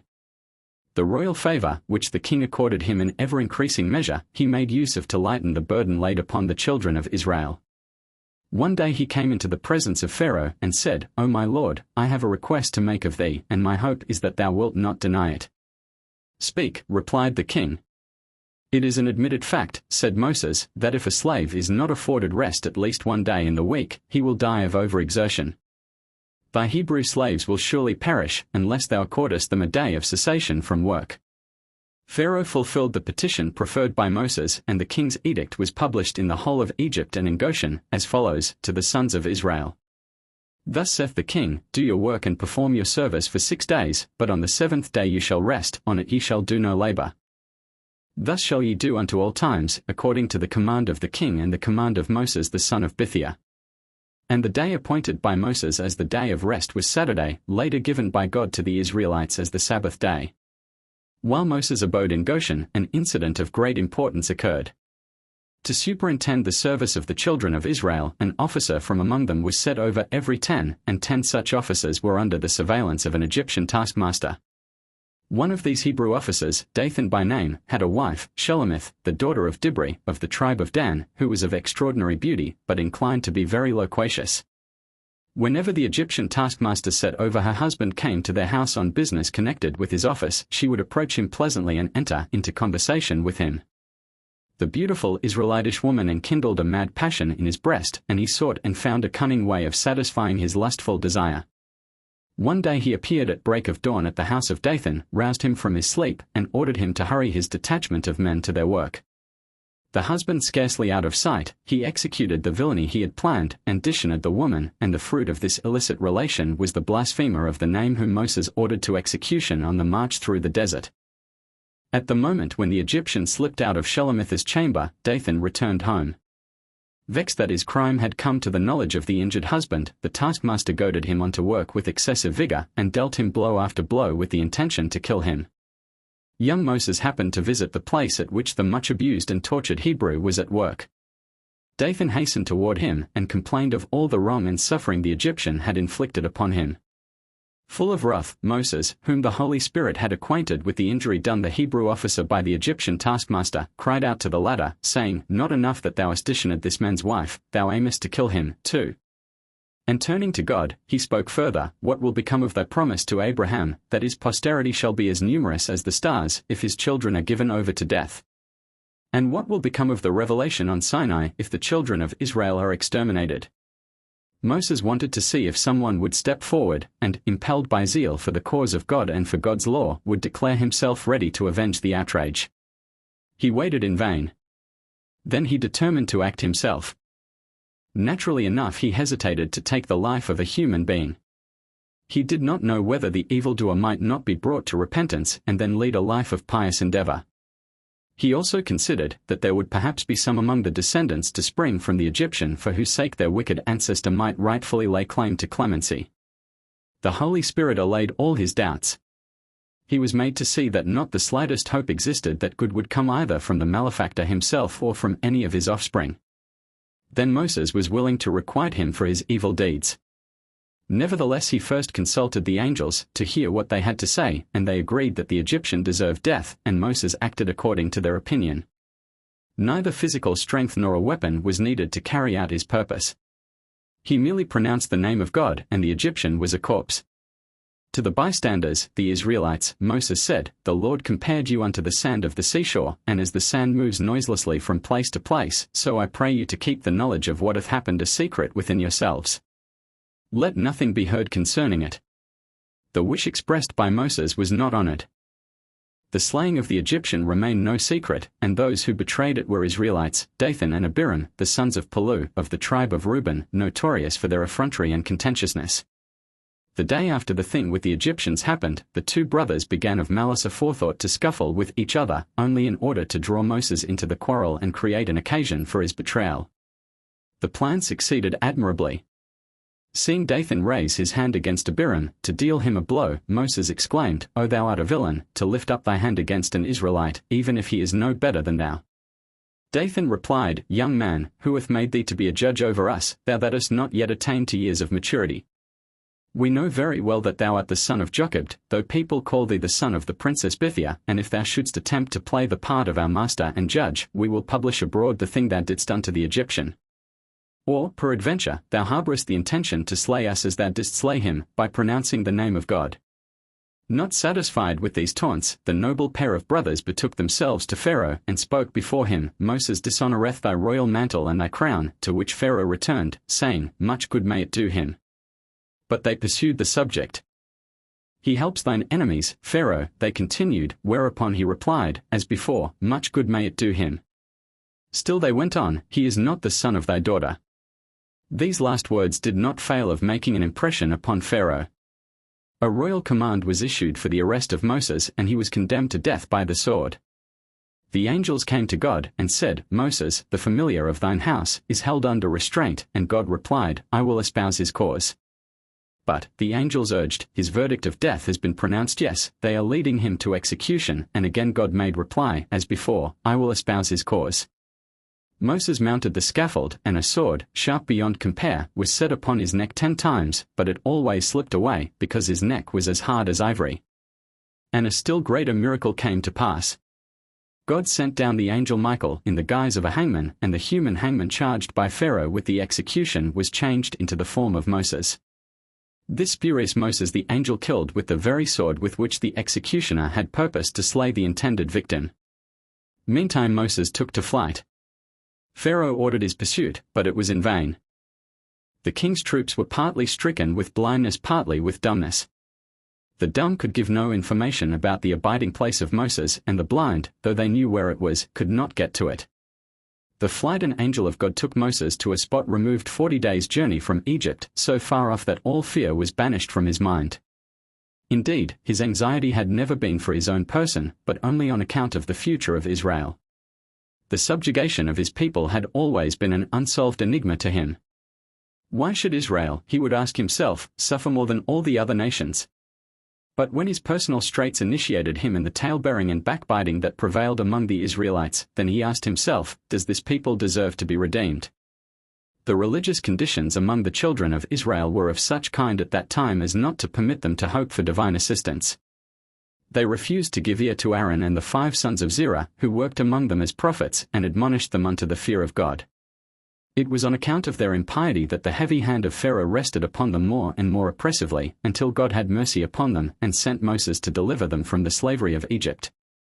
When he succeeded in effecting his escape from the hands of the hangman, Moses had no idea that a royal throne awaited him. It was nevertheless so. A war broke out at this time between Ethiopia and the nations of the east that had been subject to it until then. Kikanos, the king, advanced against the enemy with a great army. He left Balaam and Balaam's 2 sons, Jans and Jambres, behind, to keep guard over his capital and take charge of the people remaining at home. The absence of the king gave Balaam the opportunity of winning his subjects over to his side, and he was put upon the throne, and his 2 sons were set over the army as generals. To cut Kikanos off from his capital, Balaam and his sons invested the city, so that none could enter it against their will. On 2 sides they made the walls higher, on the third they dug a network of canals, into which they conducted the waters of the river girding the whole land of Ethiopia, and on the 4th side their magic arts collected a large swarm of snakes and scorpions. Thus none could depart, and none could enter. Meantime Kikanos succeeded in subjugating the rebellious nations.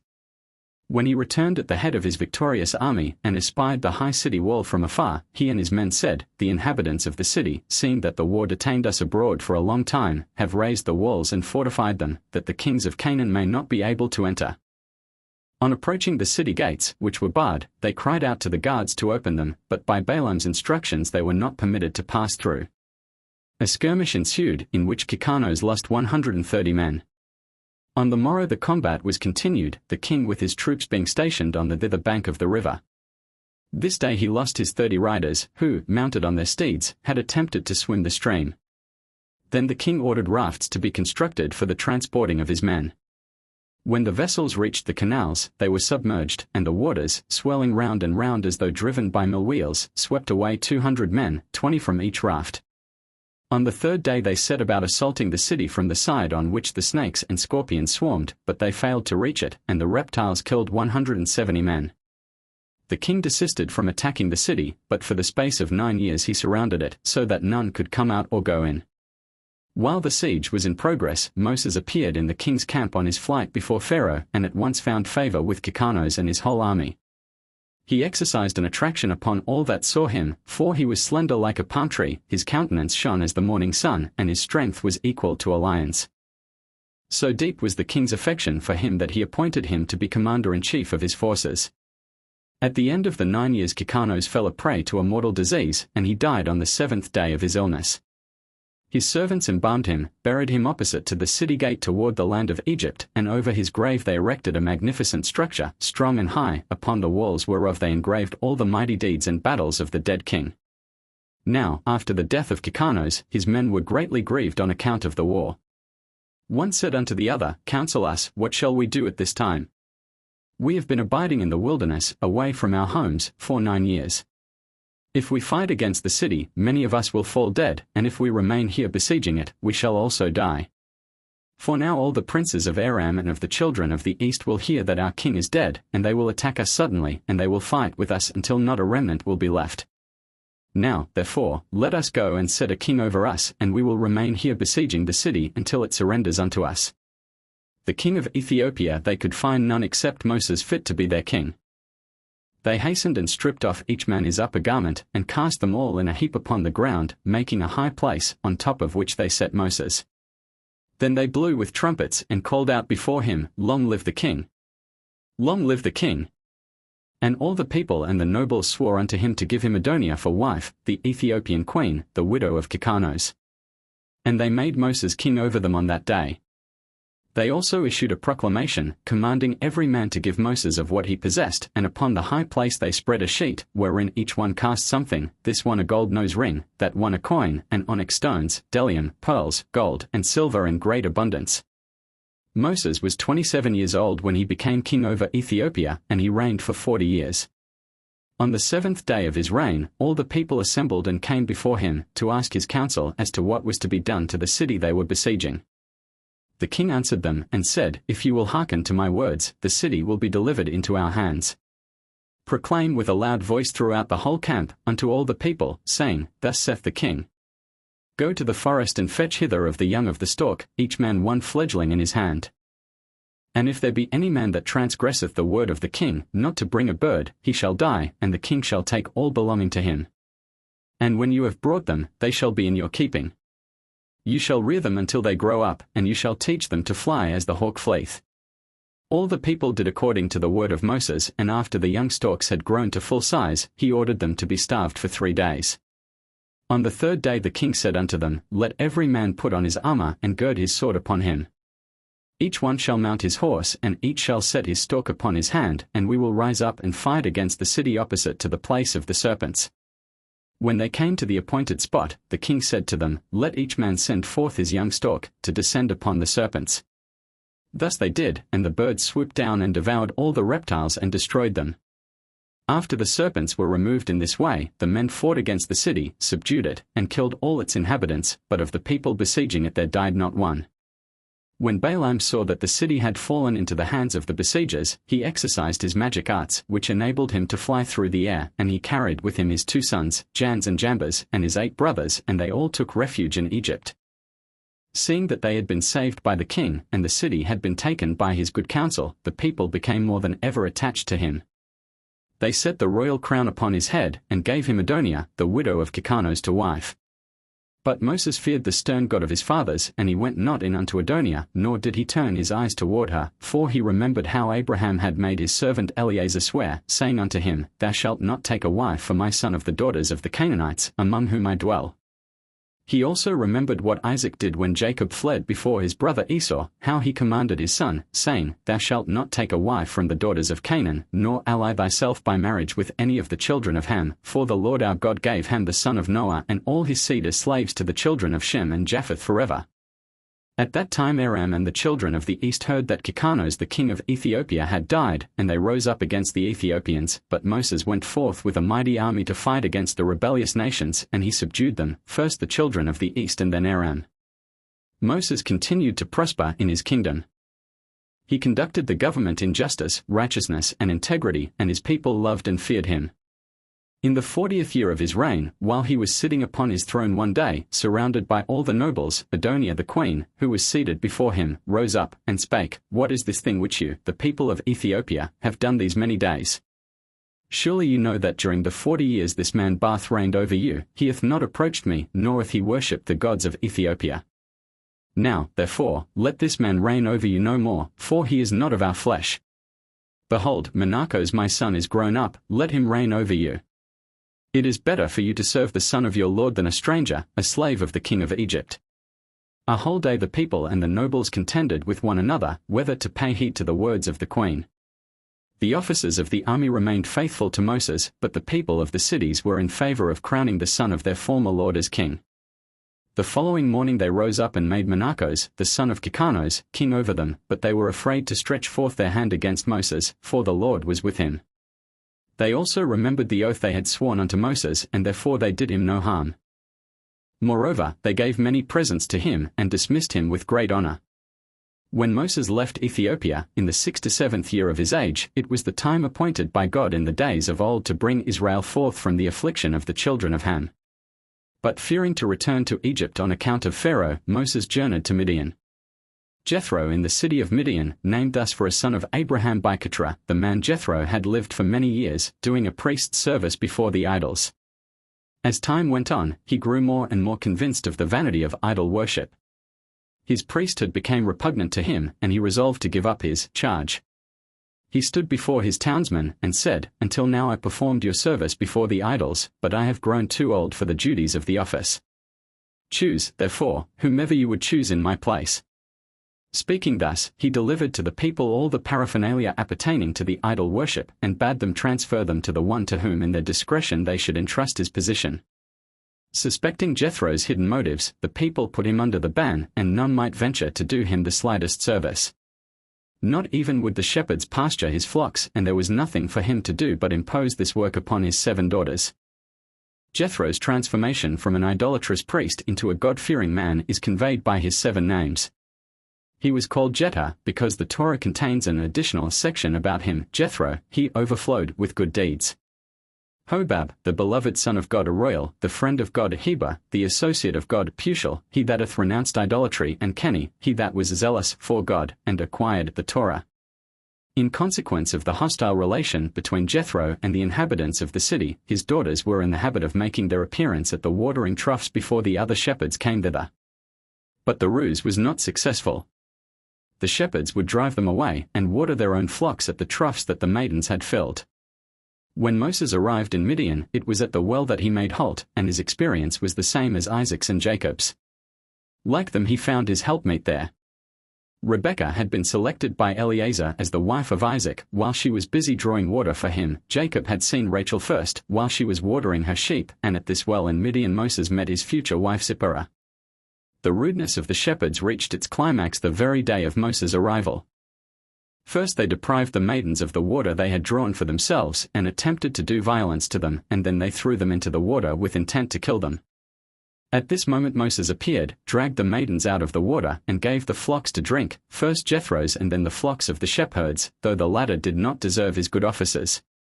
True, he did them the service with but little trouble to himself, for he had only to draw a bucketful, and the water flowed so copiously that it sufficed for all the herds, and it did not cease to flow until Moses withdrew from the well, the same well at which Jacob had met Rachel, his future wife, and the same well that God created at the beginning of the world, the opening of which he made in the twilight of the first Sabbath eve. Jethro's daughters thanked Moses for the assistance he had afforded them. But Moses warded off their gratitude, saying, "Your thanks are due to the Egyptian I killed, on account of whom I had to flee from Egypt. Had it not been for him, I should not be here now." Moses married Zipporah, one of the 7 maidens whom Moses saw at the well attracted his notice in particular on account of her modest demeanor, and he made her a proposal of marriage. But Zipporah repulsed him, saying, "My father has a tree in his garden with which he tests every man that expresses a desire to marry one of his daughters, and as soon as the suitor touches the tree, he is devoured by it." Moses, whence is he the tree? Zipporah, it is the rod that the Holy One, blessed be he, created in the twilight of the first Sabbath eve, and gave to Adam.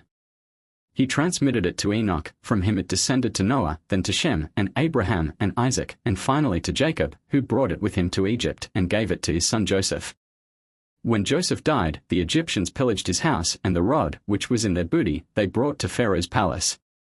At that time my father was one of the most prominent of the king's sacred scribes, and as such he had the opportunity of seeing the rod. He felt a great desire to possess it, and he stole it and took it to his house. On this rod the ineffable name is graven, and also the 10 plagues that God will cause to visit the Egyptians in a future day. For many years it lay in my father's house. One day he was walking in his garden carrying it, and he stuck it in the ground. When he attempted to draw it out again, he found that it had sprouted and was putting forth blossoms. That is the rod with which he tries any that desire to marry his daughters. He insists that our suitors shall attempt to pull it out of the ground, but as soon as they touch it, it devours them. Having given him this account of her father's rod, Zipporah went home, accompanied by her sisters, and Moses followed them. Jethro was not a little amazed to see his daughters return so soon from the watering troughs. As a rule, the chicanery they had to suffer from the shepherds detained them until late. No sooner had he heard their report about the wonder-working Egyptian than he exclaimed, "Mayhap he is one of the descendants of Abraham, from whom issueth blessing for the whole world." He rebuked his daughters for not having invited the stranger that had done them so valuable a service to come into their house, and he ordered them to fetch him, in the hope that he would take one of his daughters to wife. Moses had been standing without all this time, and had allowed Jethro's daughters to describe him as an Egyptian, without protesting and asserting his Hebrew birth. For this God punished him by causing him to die outside of the promised land. Joseph, who had proclaimed in public that he was a Hebrew, found his last resting place in the land of the Hebrews, and Moses, who apparently had no objection to being considered an Egyptian, had to live and die outside of that land. Zipporah hastened forth to execute her father's wish, and no sooner had she ushered him in than Moses requested her hand in marriage. Jethro replied, "If thou canst bring me the rod in my garden, I will give her to thee." Moses went out, found the sapphire rod that God had bestowed upon Adam when he was driven forth from paradise, the rod that had reached Jethro after manifold vicissitudes and which he had planted in the garden. Moses uprooted it and carried it to Jethro, who conceived the idea at once that he was the prophet in Israel concerning whom all the wise men of Egypt had foretold that he would destroy their land and its inhabitants. As soon as this thought struck him, he seized Moses and threw him into a pit, in the expectation that he would meet with death there. And, indeed, he would have perished if Zipporah had not devised a stratagem to save his life. She said to her father, "Would it were thou wilt to hearken unto my counsel. Thou hast no wife, but only 7 daughters. Dost thou desire my 6 sisters to preside over thy household? Then shall I go abroad with the sheep. If not, let my sisters tend the flocks, and I shall take care of the house." Her father said, "Thou hast spoken well. Thy 6 sisters shall go forth with the sheep, and thou shalt abide in the house and take care of it, and all that belongeth to me therein." Now Zipporah could provide Moses with all sorts of dainties as he lay in the pit, and she did it for the space of 7 years. At the expiration of this period, she said to her father, "I recollect that once upon a time thou didst cast into yonder pit a man that had fetched thy rod from the garden for thee, and thou didst commit a great trespass thereby. If it seemeth well to thee, uncover the pit and look into it. If the man is dead, throw his corpse away, lest it fill the house with stench. But should he be alive, then thou oughtest to be convinced that he is one of those who are wholly pious, else he had died of hunger." The reply of Jethro was, "Thou hast spoken wisely. Dost thou remember his name?" And Zipporah rejoined, "I remember he called himself Moses the son of Amram." Jethro lost no time, he opened the pit, and called out, "Moses! Moses!" Moses replied, and said, "Here am I." Jethro drew him up out of the pit, kissed him, and said, "Blessed be God, who guarded thee for 7 years in the pit. I acknowledge that he slayeth and reviveth, that thou art one of the wholly pious, that through thee God will destroy Egypt in time to come, lead his people out of the land, and drown Pharaoh and his whole army in the sea." Thereupon Jethro gave much money to Moses, and he bestowed his daughter Zipporah upon him as wife, giving her to him under the condition that the children born of the marriage in Jethro's house should be divided into 2 equal classes, the one to be Israelitish, the other Egyptian. When Zipporah bore him a son, Moses circumcised him, and called him Gershom, as a memorial of the wonder God had done for him, for although he lived in a strange land, the Lord had not refused him aid even there. Zipporah nursed her first child for 2 years, and in the 3rd year she bore a second son. Remembering his compact with Jethro, Moses realized that his father-in-law would not permit him to circumcise this one, too, and he determined to return to Egypt, that he might have the opportunity of bringing up his second son as an Israelite. On the journey thither, Satan appeared to him in the guise of a serpent, and swallowed Moses down to his extremities. Zipporah knew by this token that the thing had happened because her second son had not been circumcised, and she hastened to make good the omission. As soon as she sprinkled the blood of the circumcision on her husband's feet, a heavenly voice was heard to cry to the serpent, commanding him, "Spew him out," and Moses came forth and stood upon his feet. Thus Zipporah saved Moses' life twice, first from the pit and then from the serpent. When Moses arrived in Egypt, he was approached by Dathan and Abiram, the leaders of the Israelites, and they spake, "Comest thou hither to slay us, or dost thou purpose to do the same with us as thou didst with the Egyptian?" This drove Moses straightway back to Midian, and there he remained 2 years more, until God revealed himself at Horeb, and said to him, "Go and bring forth my children out of the land of Egypt." A bloody remedy. The latter years of Israel's bondage in Egypt were the worst. To punish Pharaoh for his cruelty toward the children of Israel, God afflicted him with a plague of leprosy, which covered his whole body, from the crown of his beard to the soles of his feet. Instead of being chastened by his disease, Pharaoh remained stiff-necked, and he tried to restore his health by murdering Israelitish children. He took counsel with his 3 advisers, Balaam, Jethro, and Job, how he might be healed of the awful malady that had seized upon him. Balaam spoke, saying, "Thou canst regain thy health only if thou wilt slaughter Israelitish children and bathe in their blood." Jethro, averse from having a share in such an atrocity, left the king and fled to Midian. Job, on the other hand, though he also disapproved of Balaam's counsel, kept silence and in no wise protested against it, wherefore God punished him with a year's suffering. But afterward he loaded him down with all the felicities of this life, and granted him many years, so that this pious Gentile might be rewarded in this world for his good deeds and not have the right to urge a claim upon the beatitude of the future life. In pursuance of the sanguinary advice given by Balaam, Pharaoh had his bailiffs snatch Israelitish babes from their mothers' breasts and slaughter them, and in the blood of these innocents he bathed. His disease afflicted him for 10 years, and every day an Israelitish child was killed for him. It was all in vain, indeed. At the end of the time his leprosy changed into boils, and he suffered more than before. While he was in this agony, the report was brought to him that the children of Israel in Goshen were careless and idle in their forced labor. The news aggravated his suffering, and he said, "Now that I am ill, they turn and scoff at me. Harness my chariot, and I will betake myself to Goshen, and see the derision wherewith the children of Israel deride me." And they took and put him upon a horse, for he was not able to mount it himself. When he and his men had come to the border between Egypt and Goshen, the king's steed passed into a narrow place. The other horses, running rapidly through the pass, pressed upon each other until the king's horse fell while he sate upon it, and when it fell, the chariot turned over on his face, and also the horse lay upon him. The king's flesh was torn from him, for this thing was from the Lord. He had heard the cries of his people and their affliction. The king's servants carried him upon their shoulders, brought him back to Egypt, and placed him on his bed. He knew that his end was come to die, and the queen Alpharanit and his nobles gathered about his bed, and they wept a great weeping with him. The princes and his counselors advised the king to make choice of a successor, to reign in his stead, whomsoever he would choose from among his sons. He had 3 sons and 2 daughters by the queen Alpharanit, beside children from concubines. The name of his firstborn was Atro, the name of the second Adikam, and of the third Moyon. The name of the older daughter was Bithia, and of the other, Accusate. The firstborn of the sons of the king was an idiot, precipitate and heedless in all his actions. Adikam, the second son, was a cunning and clever man, and versed in all the wisdom of Egypt, but ungainly in appearance, fleshy and short of stature. His height was a cubit and a space, and his beard flowed down to his ankles. The king resolved that Adikam should reign in his stead after his death. When this second son of his was but 10 years old, he had given him Bedida, the daughter of Abilat, to wife, and she bore him 4 sons. Afterward Adikam went and took 3 other wives, and begot 8 sons and 3 daughters. The king's malady increased upon him greatly, and his flesh emitted a stench like a carcass cast into the field in summer time in the heat of the sun. When he saw that his disorder had seized upon him with a strong grip, he commanded his son Adikam to be brought to him, and they made him king over the land in his place. At the end of 3 years the old king died in shame and disgrace, a loathing to all that saw him, and they buried him in the sepulchre of the kings of Egypt in Zoan, but they did not embalm him, as was usual with kings, for his flesh was putrid, and they could not approach his body on account of the stench, and they buried him in haste. Thus the Lord requited him with evil for the evil he had done in his days to Israel, and he died in terror and shame after having reigned 94 years.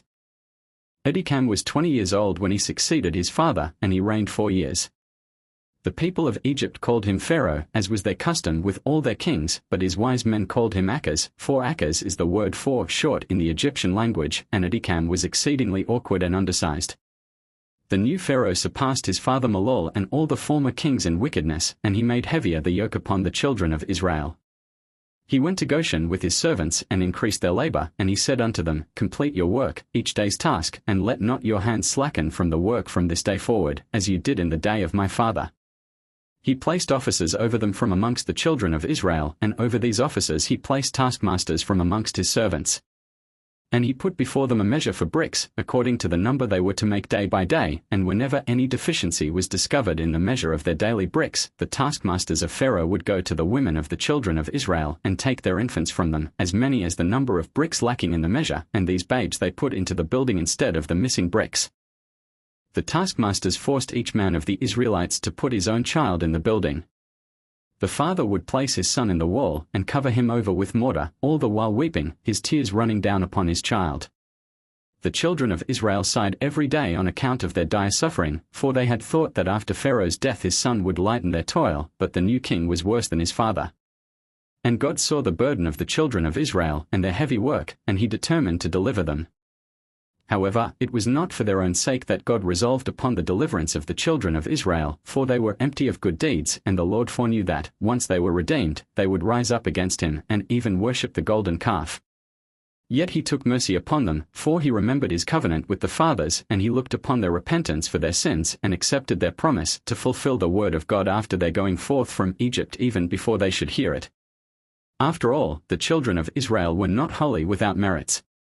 In a high degree they possessed qualities of extraordinary excellence.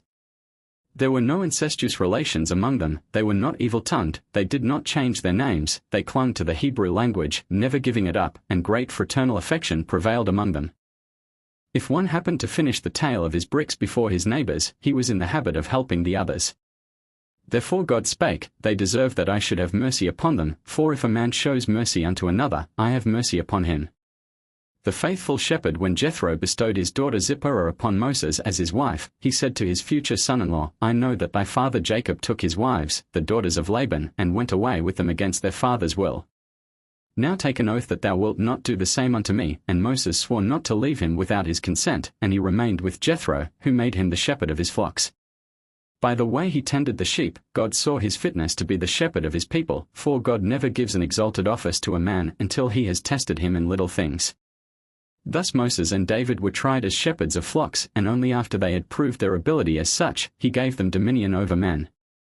Moses watched over the flocks with loving care. He led the young animals to pasture first, that they might have the tender, juicy grass for their food. The somewhat older animals he led forth next, and allowed them to graze off the herbs suitable for them, and finally came the vigorous ones that had attained their full growth, and to them he gave the hard grass that was left, which the others could not eat, but which afforded good food for them.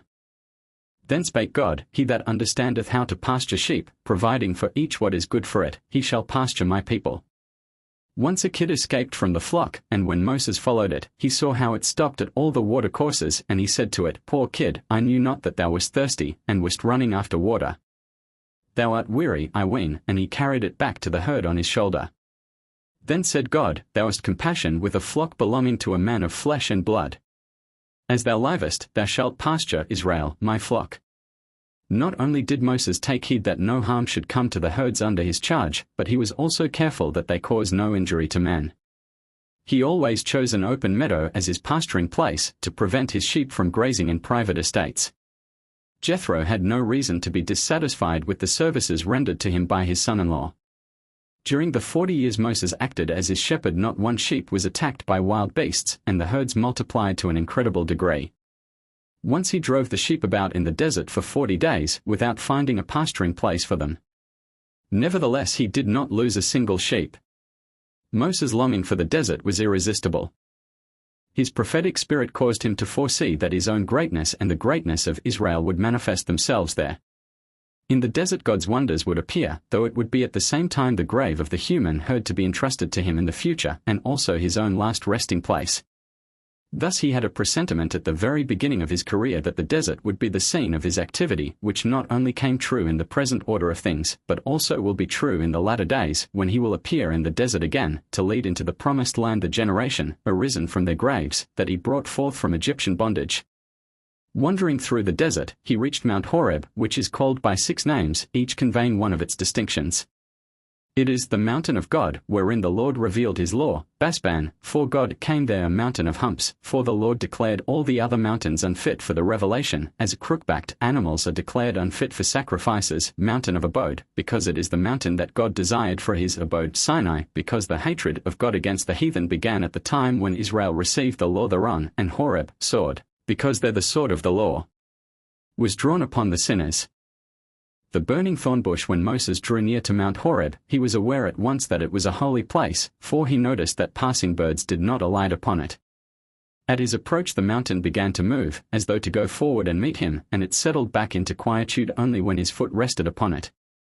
The first thing Moses noticed was the wonderful burning bush, the upper part of which was a blazing flame, neither consuming the bush nor preventing it from bearing blossoms as it burnt, for the celestial fire has 3 peculiar qualities: it produces blossoms, it does not consume the object around which it plays, and it is black of color. The fire that Moses saw in the bush was the appearance of the angel Michael, who had descended as the forerunner of the Shekinah herself to come down presently. It was the wish of God to hold converse with Moses, who, however, was not inclined to permit any interruption of the work under his charge. Therefore God startled him with the wonderful phenomenon of the burning thorn bush. That brought Moses to a stop, and then God spoke with him.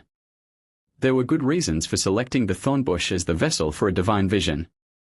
It was clean, for the heathen could not use it to make idols. God's choosing to dwell in the stunted thorn bush conveyed the knowledge to Moses that he suffers along with Israel. Furthermore, Moses was taught that there is nothing in nature, not even the insignificant thorn bush, that can exist without the presence of the Shekinah. Besides, the thorn bush may be taken as the symbol for Israel in several respects. As the thorn bush is the lowliest of all species of trees, so the condition of Israel in the exile is the lowliest as compared with that of all the other nations, but as the thorn bush releases no bird that alights upon it without lacerating its wings, so the nations that subjugate Israel will be punished. Also, as a garden hedge is made of the thorn bush, so Israel forms the hedge for the world, the garden of God, for without Israel the world could not endure. Furthermore, as the thorn bush bears thorns and roses alike, so Israel has pious and impious members, and as the thorn bush requires ample water for its growth, so Israel can prosper only through the Torah, the celestial water. And the thorn bush, the leaf of which consists of 5 leaflets, was to indicate to Moses that God had resolved to redeem Israel only for the sake of the merits of 5 pious men, Abraham, Isaac, Jacob, Aaron, and Moses. The numbers represented by the letters composing the Hebrew word for thorn bush, Sinai, add up to 120, to convey that Moses would reach the age of 120 years and that the Shekinah would rest on Mount Horeb for 120 days. Finally, in order to give Moses an illustration of his modesty, God descended from the exalted heavens and spake to him from a lowly thorn bush instead of the summit of a lofty mountain or the top of a stately cedar tree. The ascension of Moses. The vision of the burning bush appeared to Moses alone, the other shepherds with him saw nothing of it. He took 5 steps in the direction of the bush, to view it at close range, and when God beheld the countenance of Moses distorted by grief and anxiety over Israel's suffering, he spake, "This one is worthy of the office of pasturing my people." Moses was still a novice in prophecy, therefore God said to himself, "If I reveal myself to him in loud tones, I shall alarm him, but if I reveal myself with a subdued voice, he will hold prophecy in low esteem," whereupon he addressed him in his father Amram's voice. Moses was overjoyed to hear his father speak, for it gave him the assurance that he was still alive. The voice called his name twice, and he answered, "Here am I. What is my father's wish?" God replied, saying, "I am not thy father. I but desired to refrain from terrifying thee, therefore I spoke with thy father's voice. I am the God of thy father, the God of Abraham, the God of Isaac, and the God of Jacob." These words rejoiced Moses greatly, for not only was his father Amram's name pronounced in the same breath with the names of the 3 patriarchs, but it came before theirs, as though he ranked higher than they. Moses said not a word. In silent reverence before the divine vision he covered his face, and when God disclosed the mission with which he charged him, of bringing the Israelites forth from the land of Egypt, he answered with humility, "Who am I, that I should go unto Pharaoh, and bring forth the children of Israel out of Egypt?" Thereupon spake God, "Moses, thou art meek, and I will reward thee for thy modesty. I will deliver the whole land of Egypt into thine hand, and, besides, I will let thee ascend unto the throne of my glory, and look upon all the angels of the heavens." Hereupon God commanded Metatron, the angel of the face, to conduct Moses to the celestial regions amid the sound of music and song, and he commanded him furthermore to summon 30,000 angels, to serve as his bodyguard, 15,000 to right of him and 15,000 to left of him. In abject terror Moses asked Metatron, "Who art thou?" And the angel replied, "I am Enoch, the son of Jared, thy ancestor, and God has charged me to accompany thee to his throne." But Moses demurred, saying, "I am but flesh and blood, and I cannot look upon the countenance of an angel," whereupon Metatron changed Moses' flesh into torches of fire, his eyes into Merkabah wheels, his strength into an angel's, and his tongue into a flame, and he took him to heaven with a retinue of 30,000 angels, 1/2 moving to right of them and 1/2 to left of them. In the first heaven Moses saw streams upon streams of water, and he observed that the whole heaven consisted of windows, at each of which angels were stationed.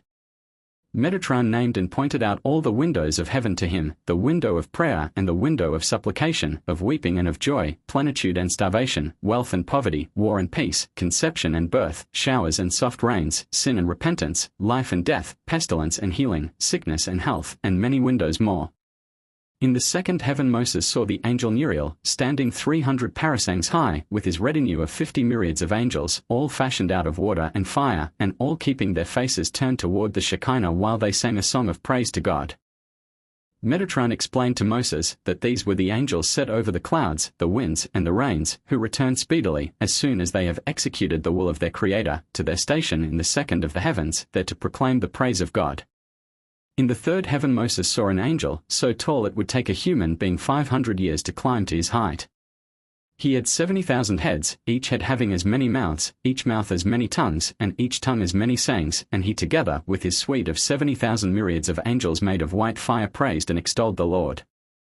These, said Metatron to Moses, are called Erelim, and they are appointed over the grass, the trees, the fruits, and the grain, but as soon as they have done the will of their Creator, they return to the place assigned to them, and praise God.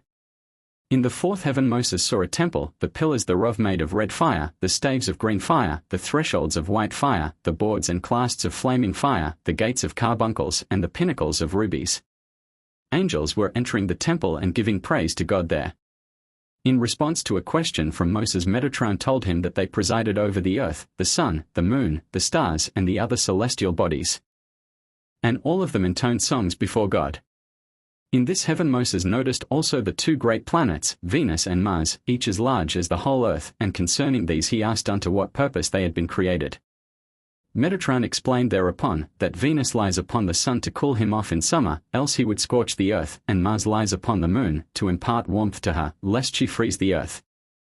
Arrived in the fifth heaven, Moses saw hosts of angels, whose nether parts were of snow and their upper parts of fire, and yet the snow did not melt nor was the fire extinguished, for God had established perfect harmony between the two elements. These angels, called Ashim, have had nothing to do since the day of their creation but praise and extol the Lord. In the sixth of the heavens were millions and myriads of angels praising God. They were called Iron and Kardashim, watchers and holy ones, and their chief was made of hail, and he was so tall, it would take 500 years to walk a distance equal to his height. In the last heaven Moses saw two angels, each 500 parasangs in height, forged out of chains of black fire and red fire, the angels Af, anger, and Hema, wrath, whom God created at the beginning of the world, to execute his will. Moses was disquieted when he looked upon them, but Metatron embraced him and said, Moses, Moses, thou favourite of God, fear not, and be not terrified, and Moses became calm. There was another angel in the seventh heaven, different in appearance from all the others, and of frightful mien. His height was so great, it would have taken 500 years to cover a distance equal to it, and from the crown of his head to the soles of his feet he was studded with glaring eyes, at the sight of which the beholder fell prostrate in awe. This one, said Metatron, addressing Moses, is Samael, who takes the soul away from man. Whither goes he now? Asked Moses, and Metatron replied, to fetch the soul of Job the pious. Thereupon Moses prayed to God in these words, O may it be thy will, my God and the God of my fathers, not to let me fall into the hands of this angel. Here, in the highest heaven, he saw also the seraphim with their 6 wings. With 2 they cover their face, that they gaze not upon the Shekinah, and with 2 their feet, which, being like a calf's feet, they hide, to keep secret Israel's transgression of the golden calf. With the 3rd pair of wings they fly and do the service of the Lord, all the while exclaiming, Holy, holy, holy is the Lord of hosts, the whole earth is full of his glory. The wings of these angels are of prodigious size, it would take a man 500 years to traverse their length and their breadth, as from one end of the earth to the other. And Moses saw in the 7th heaven the holy Hayot, which support the throne of God, and he beheld also the angel Zagzagel, the prince of the Torah and of wisdom, who teaches the Torah in 70 languages to the souls of men, and thereafter they cherish the precepts contained therein as laws revealed by God to Moses on Sinai. From this angel with the horns of glory Moses himself learned all the 10 mysteries. Having seen what there is in the 7 heavens, he spoke to God, saying, I will not leave the heavens unless thou grantest me a gift. And God replied, I will give thee the Torah, and men shall call it the law of Moses. Moses visits paradise and hell. When Moses was on the point of departing from heaven, a celestial voice announced, Moses, thou camest hither, and thou didst see the throne of my glory. Now thou shalt see also paradise and hell. And God dispatched Gabriel on the errand of showing hell to him. Terrified by its fires, when he caught sight of them as he entered the portals of hell, Moses refused to go farther. But the angel encouraged him, saying, There is a fire that not only burns but also consumes, and that fire will protect thee against hell fire, so that thou canst step upon it, and yet thou wilt not be seared. As Moses entered hell, the fire withdrew a distance of 500 parasangs, and the angel of hell, Nazagiel, asked him, Who art thou? And he answered, I am Moses, the son of Amram. Nazagiel, this is not thy place, thou belongest in paradise. Moses, I came hither to see the manifestation of the power of God. Then said God to the angel of hell, Go and show hell unto Moses, and how the wicked are treated there.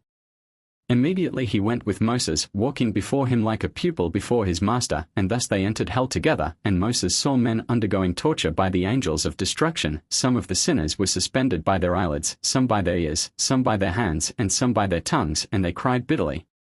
And women were suspended by their hair and by their breasts, and in other ways, all on chains of fire.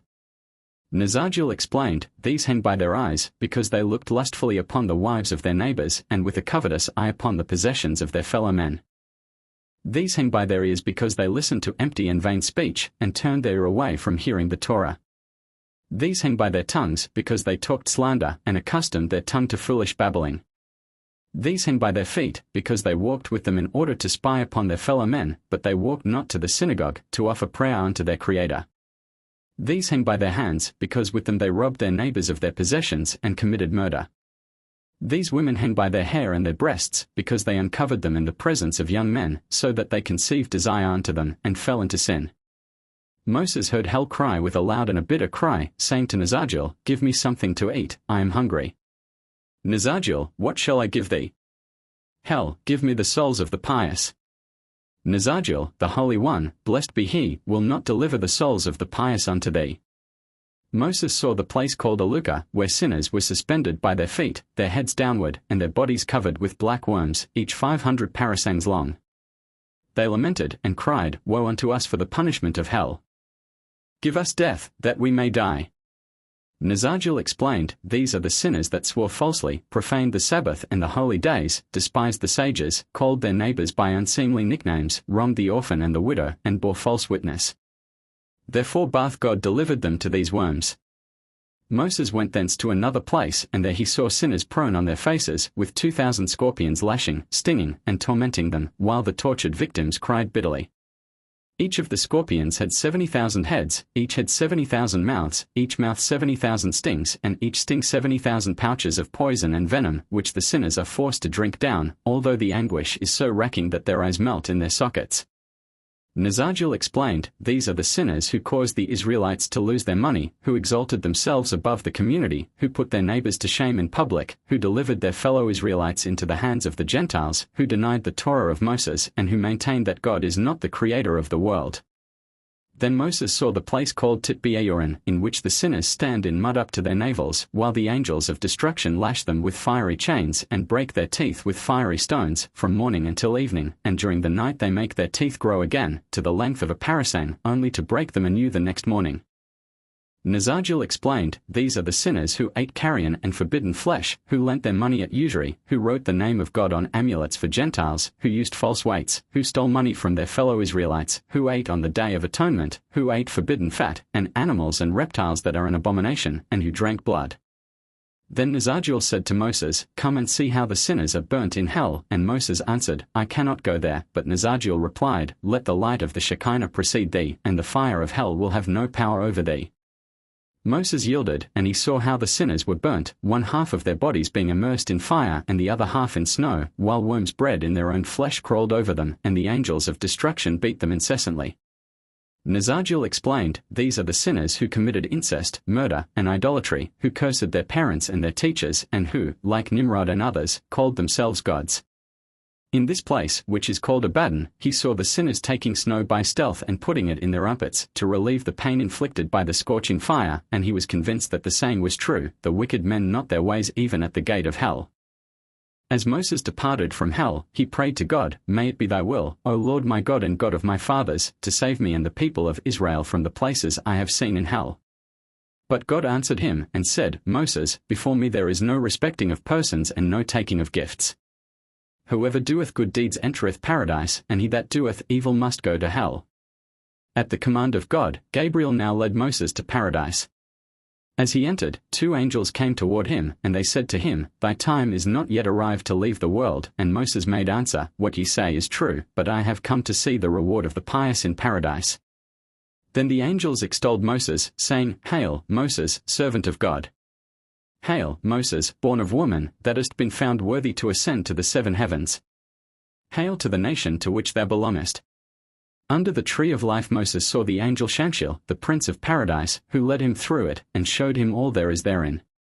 He saw 70 thrones made of precious stones, standing on feet of fine gold, each throne surrounded by 70 angels. But one of them was larger than all the others, and it was encircled by 120 angels. This was the throne of Abraham, and when Abraham beheld Moses and heard who he was and what his purpose was in visiting paradise, he exclaimed, Praise ye the Lord, for he is good, for his mercy endureth forever. Moses asked Shamshil about the size of paradise, but not even he who is the prince thereof could answer the question, for there is none that can gauge it. It can neither be measured nor fathomed nor numbered. But Shamshil explained to Moses about the thrones, that they were different one from the other, some being of silver, some of gold, some of precious stones and pearls and rubies and carbuncles. The thrones made of pearls are for the scholars that study the Torah day and night for her own sake, those of precious stones are for the pious, those of rubies for the just, those of gold for the repentant sinners, and those of silver for the righteous proselytes. The greatest of them all, continued Shamshil, is the throne of Abraham, the next in size the thrones of Isaac and Jacob, then come the thrones of the prophets, the saints, and the righteous, each in accordance with a man's worth and his rank, and the good deeds he has performed in his lifetime. Moses asked then for whom the throne of copper was intended, and the angel answered, For the sinner that has a pious son. Through the merits of his son he receives it as his share. Again Moses looked, and he beheld a spring of living water welling up from under the tree of life and dividing into 4 streams, which passed under the throne of glory, and thence encompassed paradise from end to end. He also saw 4 rivers flowing under each of the thrones of the pious, one of honey, the second of milk, the third of wine, and the fourth of pure balsam.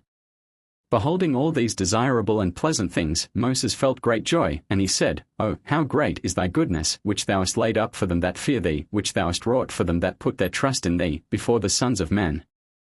And Moses left paradise and returned to the earth. At the moment of his departure, a heavenly voice cried aloud, Moses, servant of the Lord, thou that art faithful in his house, even as thou hast seen the reward that is laid up for the pious in the world to come, so also thou wilt be worthy of seeing the life of the world that shall be in the future time. Thou and all Israel, ye shall see the rebuilding of the temple and the advent of the Messiah, behold the beauty of the Lord, and meditate in his temple. In the world to come Moses, besides sharing the joys of Israel, will continue his activity as the teacher of Israel, for the people will go before Abraham and request him to instruct them in the Torah. He will send them to Isaac, saying, Go to Isaac, he hath studied more of the Torah than ever I studied, but Isaac, in turn, will send them to Jacob, saying, Go to Jacob, he hath had more converse with the sages than ever I had. And Jacob will send them to Moses, saying, Go to Moses, he was instructed in the Torah by God himself. In the Messianic time, Moses will be one of the 7 shepherds that shall be the leaders of Israel with the Messiah. Moses declines the mission. When Moses turned aside to see the great sight, that the bush was not consumed, he heard a voice calling to him, Draw not nigh hither. These words were to convey that the dignity to be conferred upon him God intended for Moses personally, not for his descendants, and further he was warned not to arrogate honors appointed for others, as the priesthood, which was to belong to Aaron and Aaron's descendants, or royalty, which was to appertain to David and the house of David. Again the voice spake, Put off thy shoes from off thy feet, for the place whereon thou standest is holy ground. These words conveyed the desire of God that he cut asunder every bond uniting him with earthly concerns, he was even to give up his conjugal life. Hereupon the angel Michael spoke to God, O Lord of the world, can it be thy purpose to destroy mankind? Blessing can prevail only if male and female are united, and yet thou biddest Moses separate from his wife. God answered, saying, Moses has begot children, he has done his duty toward the world. I desire him to unite himself now with the Shekinah, that she may descend upon earth for his sake. God spake furthermore, addressing Moses, Thou seest only what is to happen in the near future, that Israel is to receive the Torah on Mount Sinai, but I behold what cometh after, for the people will worship the steer, the figure of which they will see upon my chariot, even while my revelation will be made on Sinai. Thus they will excite my wrath. Nevertheless, though I know all the perverseness of their hearts, wherein they will rebel against me in the desert, I will redeem them now, for I accord unto man the treatment he merits for his present actions, not what he will deserve in the future.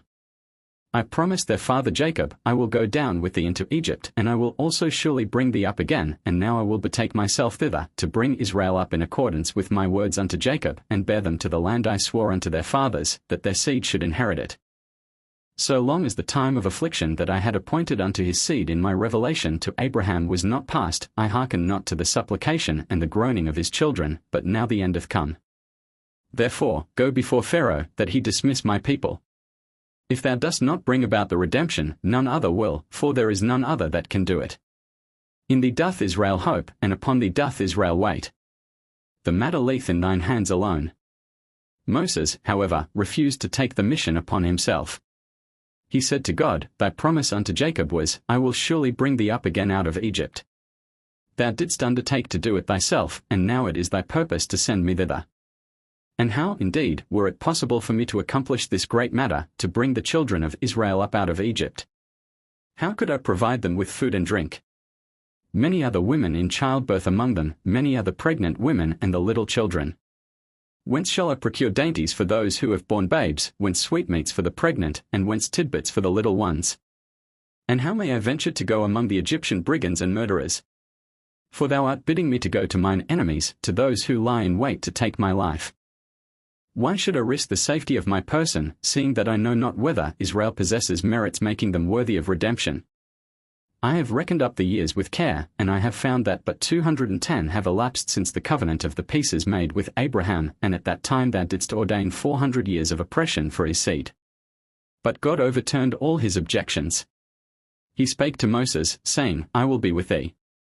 Whatever thou desirest I will do, so that the redemption will in very truth be realized through me, in accordance with my promise to Jacob.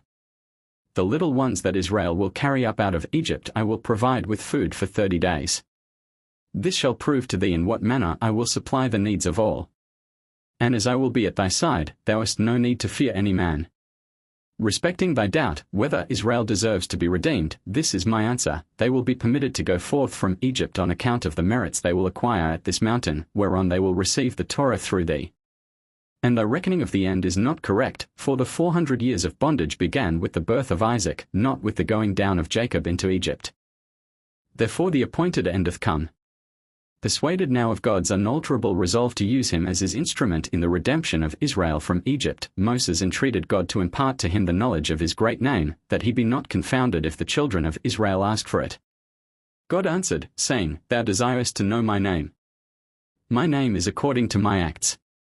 When I judge my creatures, I am called Elohim, judge when I rise up to do battle against the sinners, I am Lord Zebaoth, the Lord of hosts, when I wait with long-suffering patience for the improvement of the sinner, my name is El Shaddai, when I have mercy upon the world, I am Adonai. But unto the children of Israel shalt thou say that I am he that was, that is, and that ever will be, and I am he that is with them in their bondage now, and he that shall be with them in the bondage of the time to come. In reply to the latter words of God, Moses said, Sufficient unto the day is the evil thereof, and God assented thereto. He admitted that it was not proper to force the knowledge of future suffering upon Israel in a present that was itself full of evil and sorrow. And the Lord said to Moses, My words about the future were meant for thee alone, not also for them. Tell the children of Israel, besides, that at my behest an angel can stretch his hand from heaven and touch the earth with it, and 3 angels can find room under one tree, and my majesty can fill the whole world, for when it was my will, it appeared to Job in his hair, and, again, when I willed otherwise, it appeared in a thorn bush.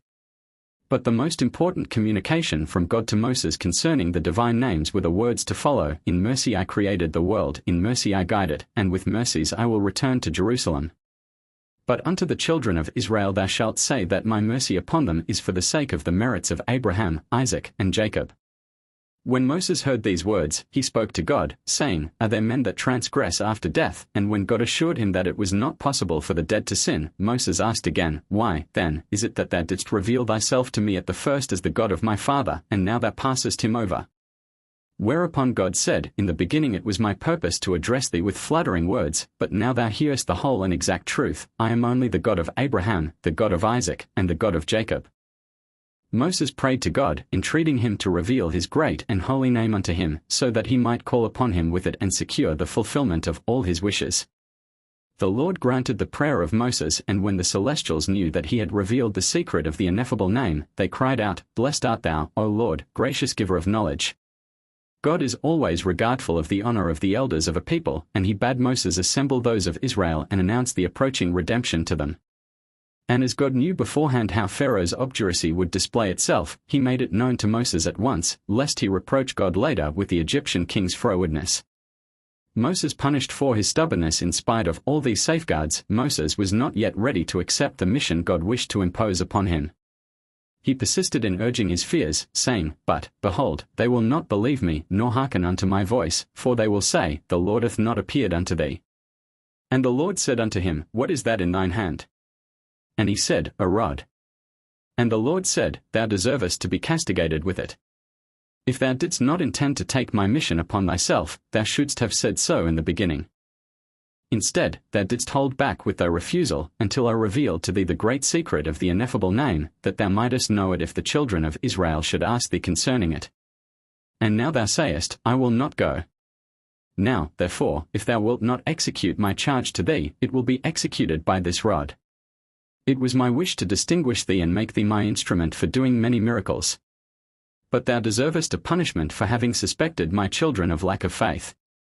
The children of Israel are believers and sons of believers, but thou wilt show thyself of little faith in thy career, and as thou followest the example of the slanderous serpent, so shalt thou be punished with leprosy, wherewith the serpent was punished.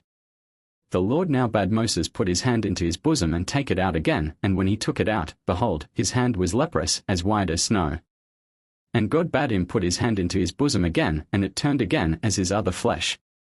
Beside being a chastisement for his hasty words, the plague on his hand was to teach him that as the leper defiles, so the Egyptians defiled Israel, and as Moses was healed of his uncleanness, so God would cleanse the children of Israel of the pollution the Egyptians had brought upon them.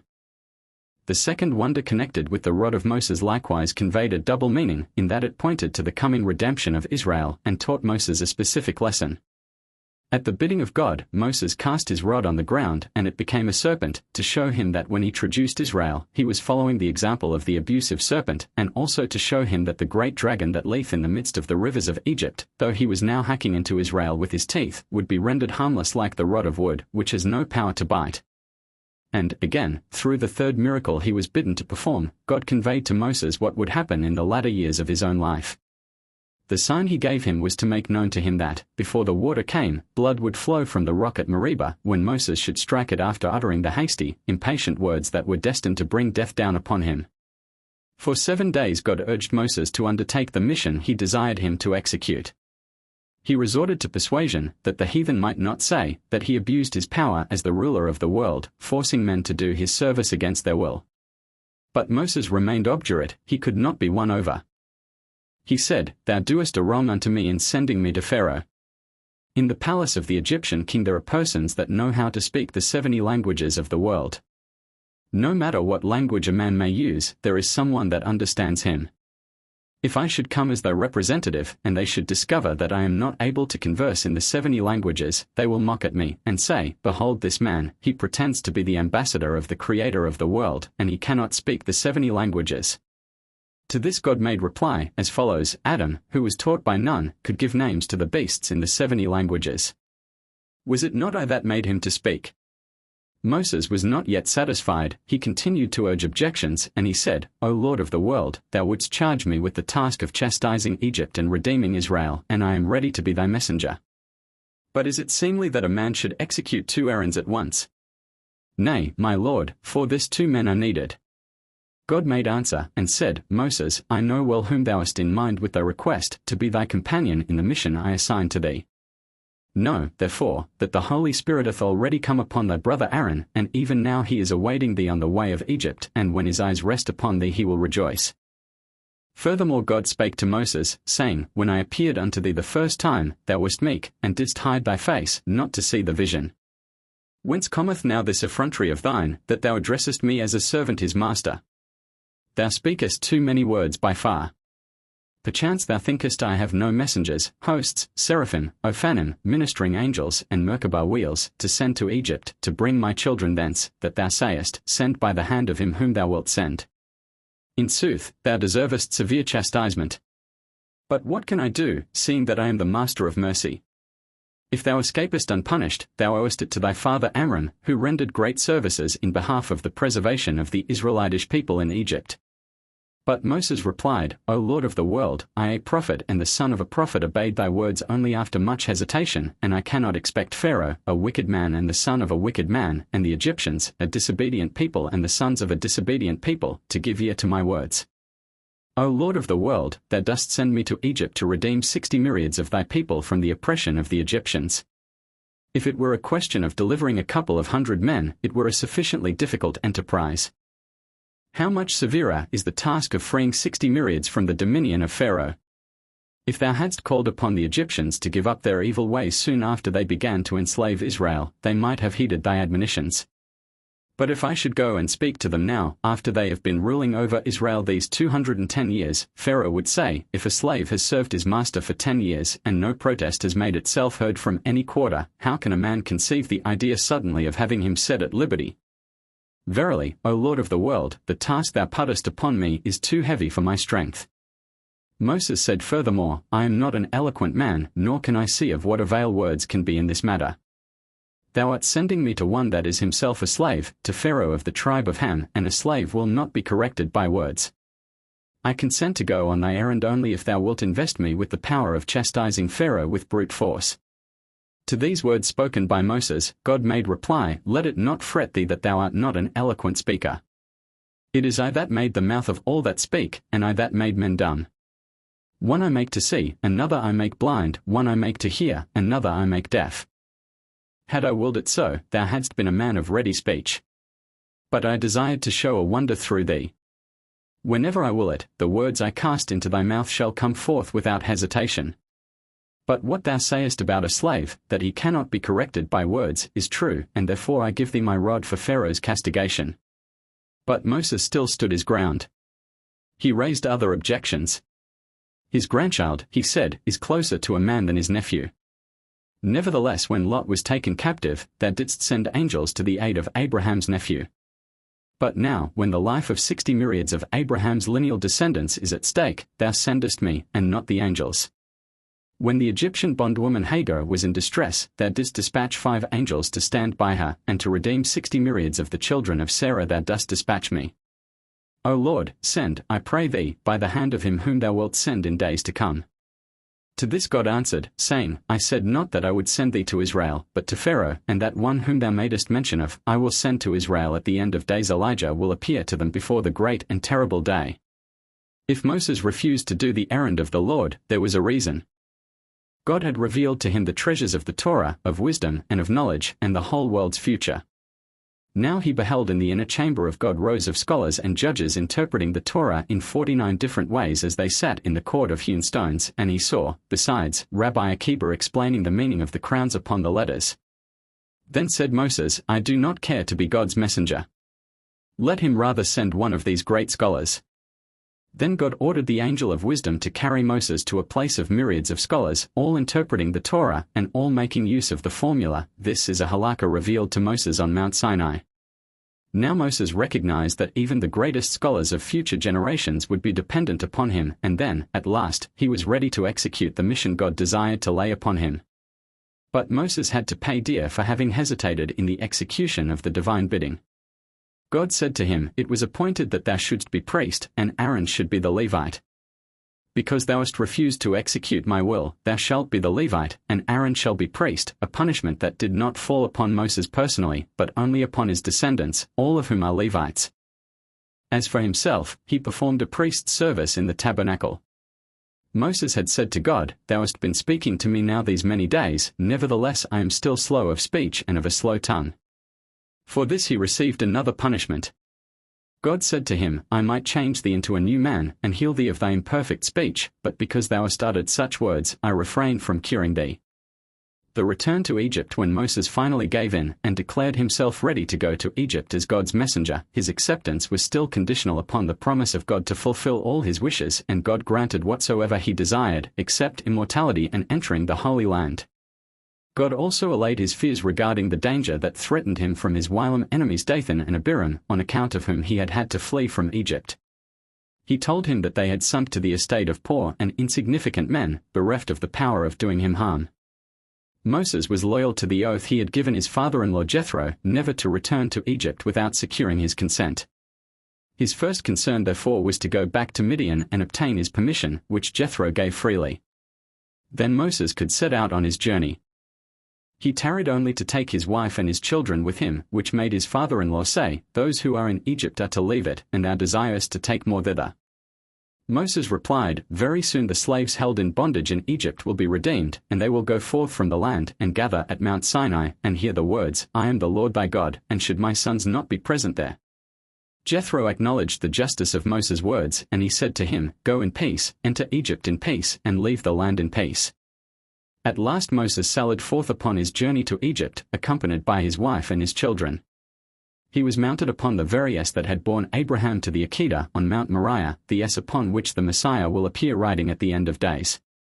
Even now, his journey begun, Moses was but half-hearted about his mission. He traveled leisurely, thinking, "When I arrive in Egypt and announce to the children of Israel that the end of the term of Egyptian slavery has come, they will say, 'We know very well that our bondage must last 400 years and the end is not yet,' but if I were to put this objection before God, he would break out in wrath against me. It is best for me to consume as much time as possible on the way thither." God was ill-pleased with Moses for this artifice, and he spake to him, saying, "Joseph prophesied long ago that the oppression of Egypt would endure only 210 years. For his lack of faith Moses was punished while he was on the road to Egypt. The angels Aph and Hema appeared and swallowed his whole body down to his feet, and they gave him up only after Zipporah, nimble as a bird, circumcised her son Gershom, and touched the feet of her husband with the blood of the circumcision.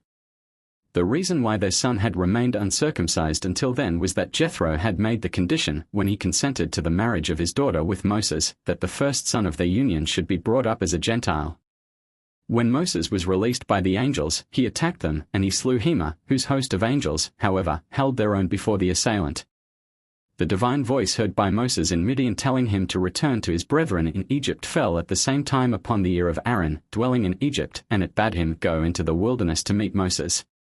God speaketh marvelously with his voice, and therefore the same revelation could be understood one way in Midian and another way in Egypt. The greeting of the two brothers was very cordial. Envy and jealousy had no place between them.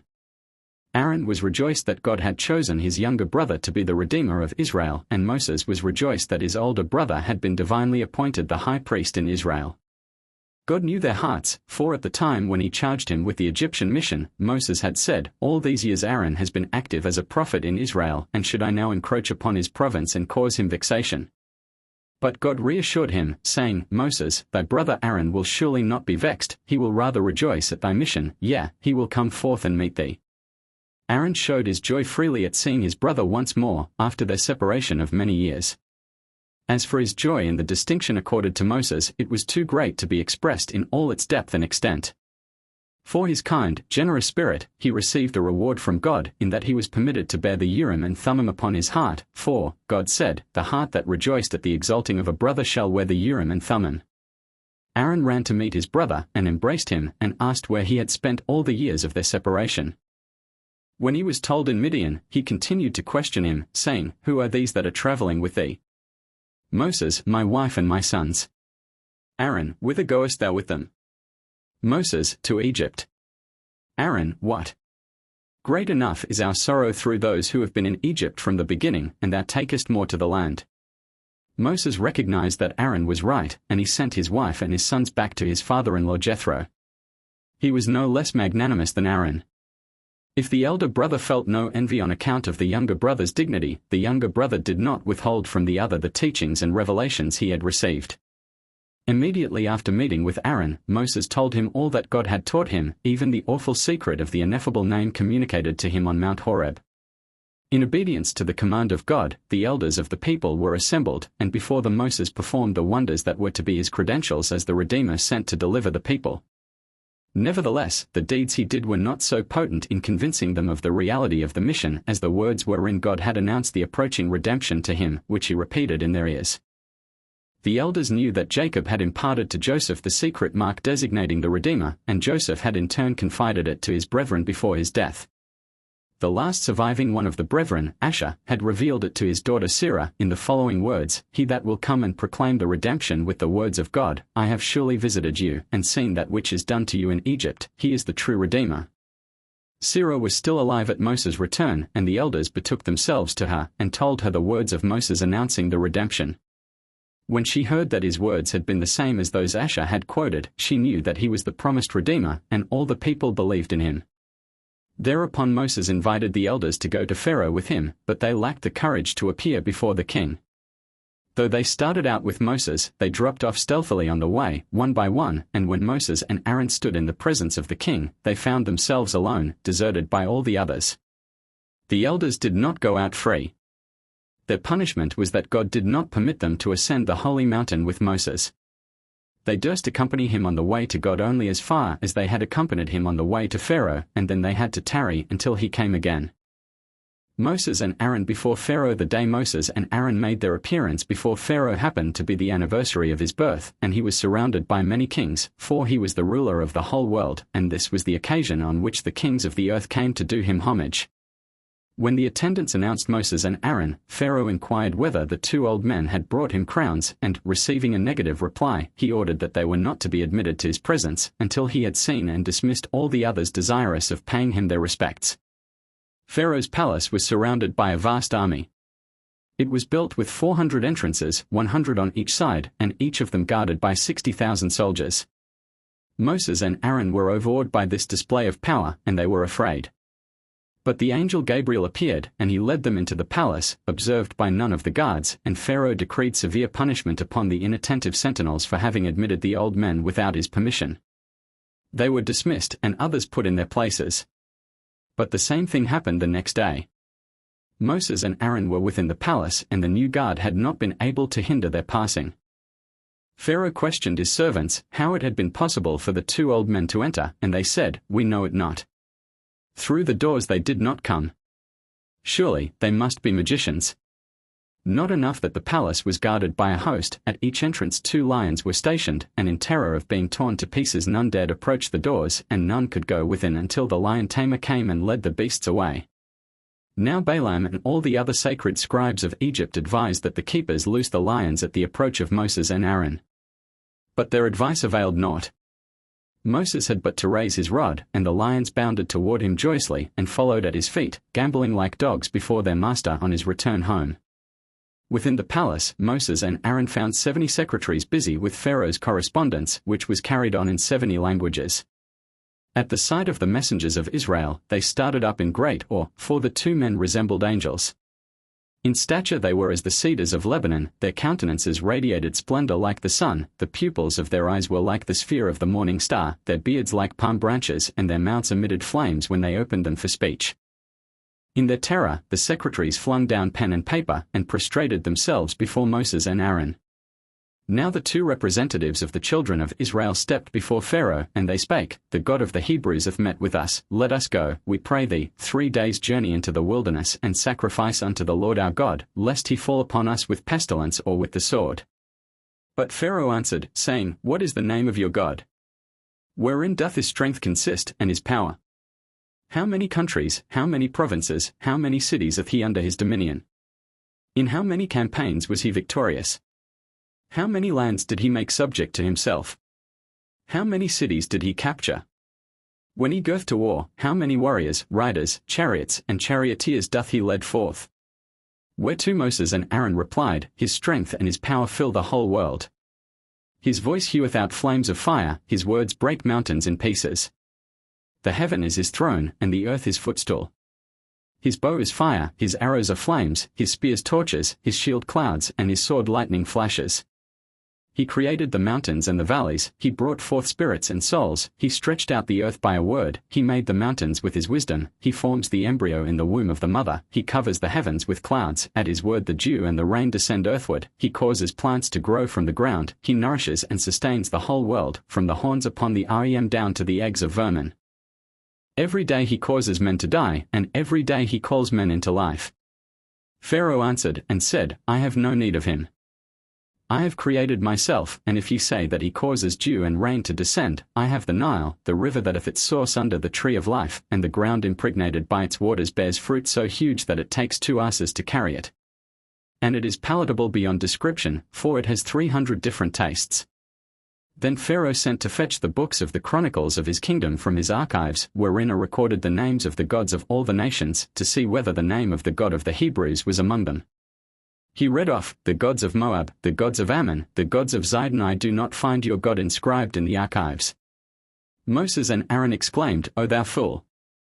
Thou seekest the living in the graves of the dead. These which thou didst read are the names of dumb idols, but our God is the God of life and the King of eternal life. When Pharaoh said the words, I know not the Lord, God himself made answer, saying, O thou rascal! Thou sayest to my ambassadors, I know not the strength and the power of your God. Lo, I will make thee to stand, for to show thee my power, and that my name may be declared throughout all the earth. Having searched his list of the gods of the nations in vain for a mention of the God of the Hebrews, Pharaoh cited before him the wise men of Egypt, and he said to them, Have ye ever heard the name of the God of these people? They replied, We have been told that he is a son of the wise, the son of ancient kings. Then spake God, saying, O ye fools! Ye call yourselves wise men, but me ye call only the son of the wise. Verily, I will set at naught all your wisdom and your understanding. Pharaoh persisted in his obduracy, even after Moses and Aaron had performed the miracle of the rod. At the time when the two Hebrews succeeded in entering the palace, guarded as it was by lions, Pharaoh had sent for his magicians, at their head Balaam and his two sons Jans and Jambres, and when they appeared before him, he told them of the extraordinary incident, how the lions had followed the two old men like dogs and fawned upon them. It was Balaam's opinion that they were simply magicians like himself and his companions, and he prayed the king to have them come before him together with themselves, to test who were the master magicians, the Egyptians or the Hebrews. Pharaoh called for Moses and Aaron, and he said to them, Who will believe you when you say that you are the ambassadors of God, as you pretend to be, if you do not convince men by performing wonders? Thereupon Aaron cast his rod to the ground, and it became a serpent. Pharaoh laughed aloud. What, he exclaimed, is this all your God can do? It is the way of merchants to carry merchandise to a place if there is none of it there, but would anyone take brine to Spain or fish to Acco? It seems you do not know that I am an adept in all sorts of magic. He ordered little school children to be brought, and they repeated the wonder done by Moses and Aaron. Indeed, Pharaoh's own wife performed it. Jans and Jambres, the sons of Balaam, derided Moses, saying, Ye carry straw to Ephraim, whereto Moses answered, To the place of many vegetables, thither carry vegetables. To show the Egyptians that Aaron could do something with his rod that their magicians could not imitate, God caused the serpent into which his rod had been changed to swallow up all the rods of the magicians. But Balaam and his associates said, There is nothing marvelous or astonishing in this feat. Your serpent has but devoured our serpents, which is in accordance with a law of nature, one living being devours another. If thou wishest us to acknowledge that the Spirit of God worketh in thee, then cast thy rod to the earth, and if, being wood, it swallows up our rods of wood, then we shall acknowledge that the Spirit of God is in thee. Aaron stood the test. After his rod had resumed its original form, it swallowed up the rods of the Egyptians, and yet its bulk showed no increase. This caused Pharaoh to reflect whether this wonderful rod of Aaron might not swallow up also him and his throne. Nevertheless he refused to obey the behest of God, to let Israel go, saying, Had I Jacob Israel himself here before me, I should put trowel and bucket on his shoulder. And to Moses and Aaron, he said, Because ye, like all the rest of the tribe of Levi, are not compelled to labor, therefore do ye speak, Let us go and sacrifice to the Lord. If you had asked for 1,000 people, or 2,000, I should have fulfilled your request, but never will I consent to let 600,000 men go away. The suffering increases. Beside refusing to dismiss the children of Israel, he ordered, on the very day of Moses and Aaron's audience with him, that the people be required to deliver the prescribed tale of bricks, though the taskmasters were not as heretofore to give them straw to make brick. Another decree was, that the children of Israel were not to be permitted to rest on the Sabbath, for Pharaoh knew that they used the leisure for reading the rolls that described their redemption. All this was a part of God's plan. The oppression of Israel was to be increased the closer the end approached. As they wandered up and down the land of Egypt gathering the straw they needed for the due tale of bricks, they were maltreated by the Egyptians if they caught them on their fields. Such unkind acts perpetrated by the whole people made it impossible for them to cast the entire blame for the bondage of Israel upon Pharaoh. All the Egyptians showed cruelty to the Israelites on their straw foraging expeditions, and therefore the divine punishment descended upon all alike. This frightful time of Israel's extreme suffering lasted 6 months. Meantime Moses went to Midian, leaving Aaron alone in Egypt. When Moses returned at the end of the reign of terror, 2 of the Israelitish officers accosted him and Aaron and heaped abuse upon them for having increased the woes of their people rather than diminished them.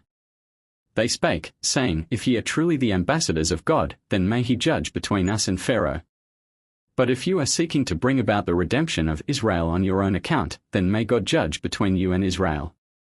You are responsible for the widespread stench now issuing from the Israelitish corpses used as bricks for building when our tale was not complete. I know thou wilt redeem Israel in thine own good time, and it is of little moment to thee that now they are immuring living Israelites in these buildings. Were he a God of justice only, the Lord would have slain Moses for the audacity of his last words, but in view of his having spoken as he had only out of compassion with Israel, the Lord dealt graciously with him. He answered Moses, saying, Thou shalt see what I will do to Pharaoh, words conveying to Moses, that although he would be witness to the chastisement of Pharaoh, he would not be present at that of the 31 kings of Canaan. Thus he was rebuked for the unbecoming language he had used in addressing God. At the same time God's words were a rejoinder to another speech by Moses. He had said, O Lord of the world, I know well that thou wilt bring thy children forth from Egypt. O that thou wouldst make use of another instrument, for I am not worthy of being the redeemer of thy children. God made answer thereto, Yes, Moses, thou art worthy thereof. Through thee my children will be brought forth out of Egypt. Thou shalt see what I will do to Pharaoh. At the same time God called him to account for having so little faith. He said, O for the departed, their like cannot be found any more. I appeared unto Abraham, Isaac, and Jacob, as El Shaddai, God Almighty, but I was not known to them by my name Adonai, God All-Merciful, as I appeared unto thee. Nevertheless they did not cast aspersions upon my acts. I spake to Abraham, Unto thee will I give the land, but when he was about to bury Sarah, he had to pay out silver and buy a resting place for her body, and yet he did not find fault with me. I spake to Isaac, Unto thee and unto thy seed I will give all these lands, but when he desired water to drink, he had to strive with the herdsmen of Gerar, and yet he did not find fault with me.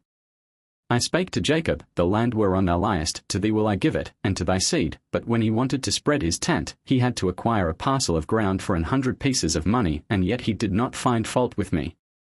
None of them asked to know my name. But thou didst demand to know it at the very first, when I desired to send thee down into Egypt, and after I revealed it to thee, thou didst speak, saying, Thou didst tell me that thou art called compassionate and gracious, long-suffering and merciful, but as soon as I pronounced this name before Pharaoh, misfortune descended upon the people of Israel.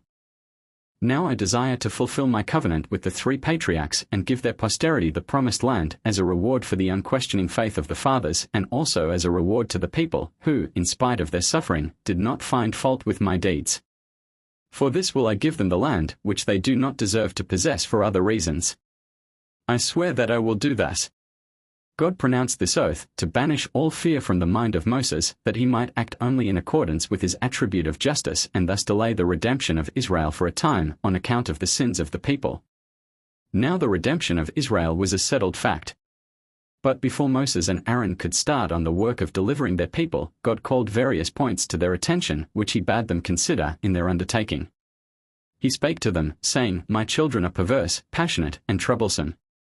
You must be prepared to stand their abuse, to the length of being pelted with stones by them. I send you to Pharaoh, and although I will punish him according to his deserts, yet you must not fail in the respect due to him as a ruler. Furthermore, be careful to take the elders of the people into your counsel, and let your first step toward redemption be to make the people give up the worship of idols. The last was a most difficult task, and the words of God concerning it wrung the exclamation from Moses, See, the children of Israel will not hearken unto me. How, then, should Pharaoh hearken unto me? It was the 3rd time Moses declined to go on the errand of God. Now the divine patience was exhausted, and Moses was subjected to punishment.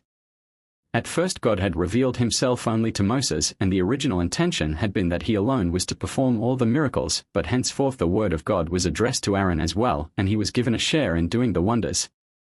Measure for measure God divided the 10 punishments decreed for Egypt into 4 parts, 3 of the plagues he committed to Aaron, 3 to Moses, 1 to the 2 brothers together, and 3 he reserved for himself. Aaron was charged with those that proceeded from the earth and the water, the elements that are composed of more or less solid parts, from which are fashioned all the corporeal, distinctive entities, while the 3 entrusted to Moses were those that proceeded from the air and the fire, the elements that are most prolific of life. The Lord is a man of war, and as a king of flesh and blood devises various stratagems against his enemy, so God attacked the Egyptians in various ways. He brought 10 plagues down upon them. When a province rises up in rebellion, its sovereign lord first sends his army against it, to surround it and cut off the water supply.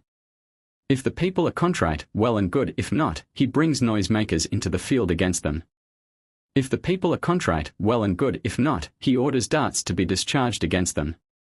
If the people are contrite, well and good; if not, he orders his legions to assault them. If the people are contrite, well and good; if not, he causes bloodshed and carnage among them.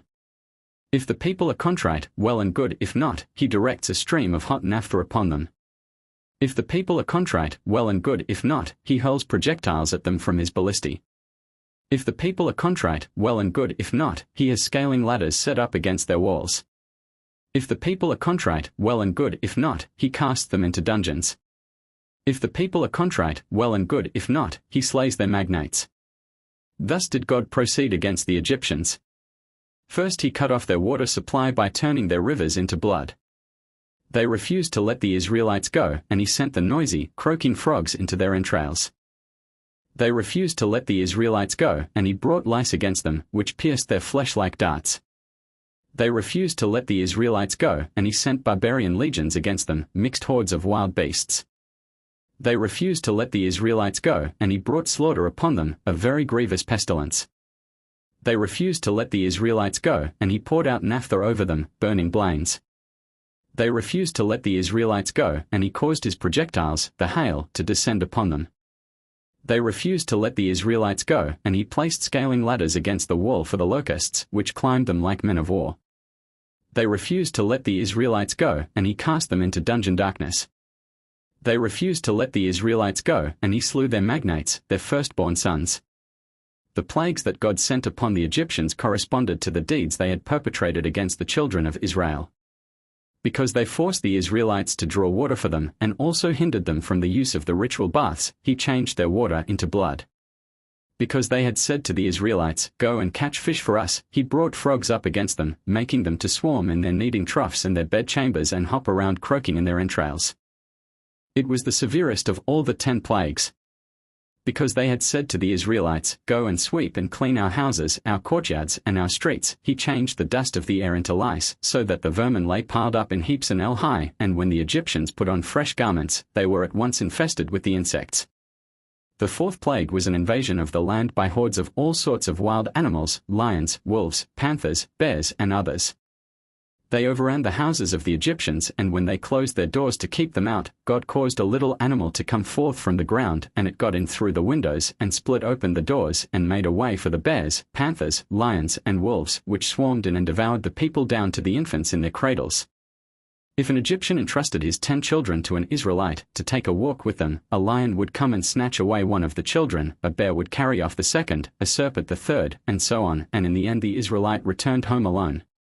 This plague was brought upon them because they were in the habit of bidding the Israelites go and catch wolves and lions for their circuses, and they sent them on such errands to make them take up their abode in distant deserts, where they would be separated from their wives and could not propagate their race. Then God brought a grievous murrain upon their cattle, because they had pressed the Israelites into their service as shepherds and assigned remote pasturing places to them, to keep them away from their wives. Therefore the murrain came and carried off all the cattle in the flocks the Israelites were tending. The 6th plague was a boil breaking forth with blains upon man and upon beast. This was the punishment of the Egyptians, because they would say to the children of Israel, "Go and prepare a bath for us unto the delight of our flesh and our bones." Therefore they were doomed to suffer with boils that inflamed their flesh, and on account of the itch they could not leave off scratching. While the Egyptians suffered thus, the children of Israel used their baths. Because they had sent the Israelites forth into the fields, to plough and sow, hail was sent down upon them, and their trees and crops were destroyed. They had been in the habit of saying to the Israelites, "Go forth, plant ye trees for us, and guard the fruit thereon." Therefore God brought the locusts into the Egyptian border, to eat the residue of that which was escaped, which remained unto them from the hail, for the teeth of the locust are the teeth of a lion, and he hath the jaw teeth of a great lion. Because they would throw the Israelites into dungeons, God brought darkness upon them, the darkness of hell, so that they had to grope their way. He that sat could not rise up on his feet, and he that stood could not sit down. The infliction of darkness served another purpose. Among the Israelites there were many wicked men who refused to leave Egypt, and God determined to put them out of the way. But that the Egyptians might not say they had succumbed to the plague like themselves, God slew them under cover of the darkness, and in the darkness they were buried by their fellow Israelites, and the Egyptians knew nothing of what had happened. But the number of these wicked men had been very great, and the children of Israel spared to leave Egypt were but a small fraction of the original Israelitish population. The 10th plague was the slaying of the firstborn, and it came upon the Egyptians because of their intention to murder the men children of the Israelites at their birth, and, finally, Pharaoh and his host were drowned in the Red Sea, because the Egyptians had caused the men children of the Israelites to be exposed in the water. Each of the plagues inflicted upon Egypt had another parallel in the cruel treatment accorded to the Israelites. The first was a punishment for the arrogant words spoken by Pharaoh, "My Nile River is mine own, and I have made it for myself." The plague of the frogs God brought down upon the Egyptians, because, he said, the frogs, which sometimes inhabit the water, shall take vengeance upon the Egyptians for having desired to destroy the nation destined to be the bearers of the Torah, and the Torah is likened unto water. God sent vermin upon them, saying, "Let the lice made of the dust of the earth take vengeance upon the Egyptians for having desired to destroy the nation whose seed is like unto the dust of the earth." Hordes of beasts, lions and wolves and swarms of serpents, came down upon them, because, God said, "These animals shall take vengeance upon the Egyptians for having desired to destroy the nation that is likened unto lions, wolves, and serpents." A fatal pestilence was brought upon them, because, God said, "Death shall take vengeance upon the Egyptians for having desired to destroy the nation that faces death for the glorification of the name of God." They were made to suffer with burning blains, because, God said, "The boils coming from the ashes of the furnace shall take vengeance upon the Egyptians for having desired to destroy the nation whose ancestor Abraham walked into the fiery furnace for the glorification of the name of God." He made hail to descend upon them, because, he said, "The white hail shall take vengeance upon the Egyptians for having desired to destroy a nation whose sins shall be white." The locusts came upon them, because, God said, "The locusts, which are my great army, shall take vengeance upon the Egyptians for having desired to destroy the nation that is called my hosts." "Darkness," said God, "which is divided from the light, shall come and take vengeance upon the Egyptians for desiring to destroy the nation upon which shineth the light of the Lord, while gross darkness covers the other peoples." The 10th plague, the slaying of the firstborn, God inflicted, saying, "I will take vengeance upon the Egyptians for having desired to destroy the nation that is my firstborn." As the night divided itself for Abraham, that his enemies might be vanquished, so I will pass through Egypt in the middle of the night, and as Abraham was proved by 10 temptations, so I will send 10 plagues upon Egypt, the enemy of his children. The plagues brought through Aaron from the infliction of the first of the plagues until the passing of the last, after which the Egyptians yielded all that Moses and Aaron demanded. There elapsed a whole year, for 12 months is the term set by God for the expiation of sins. The deluge lasted 1 year, Job suffered 1 year, sinners must endure hell tortures for 1 year, and the judgment upon Gog at the end of time will be executed for the length of 1 year. Moses announced the first plague to Pharaoh one morning when the king was walking by the river's brink. This morning walk enabled him to practice a deception. He called himself a god and pretended that he felt no human needs. To keep up the illusion, he would repair to the edge of the river every morning and ease nature there while alone and unobserved. At such a time it was that Moses appeared before him and called out to him, "Is there a God that hath human needs?" "Verily, I am no god," replied Pharaoh, "I only pretend to be one before the Egyptians, who are such idiots, one should consider them asses rather than human beings." Then Moses made known to him that God would turn the water into blood if he refused to let Israel go. In the warning we can discern the difference between God and man. When a mortal harbors the intention to do an injury to an enemy, he lies in wait for the moment when he can strike an unexpected blow. But God is outspoken. He warned Pharaoh and the Egyptians in public whenever a plague was about to descend, and each warning was repeated by Moses for a period of 3 weeks, although the plague itself endured but a single week. As Pharaoh would not lay the warning to heart, the plague announced by Moses was let loose upon him and his people. The waters were turned into blood. It is a well-known proverb, "Beat the idols and the priests are in terror."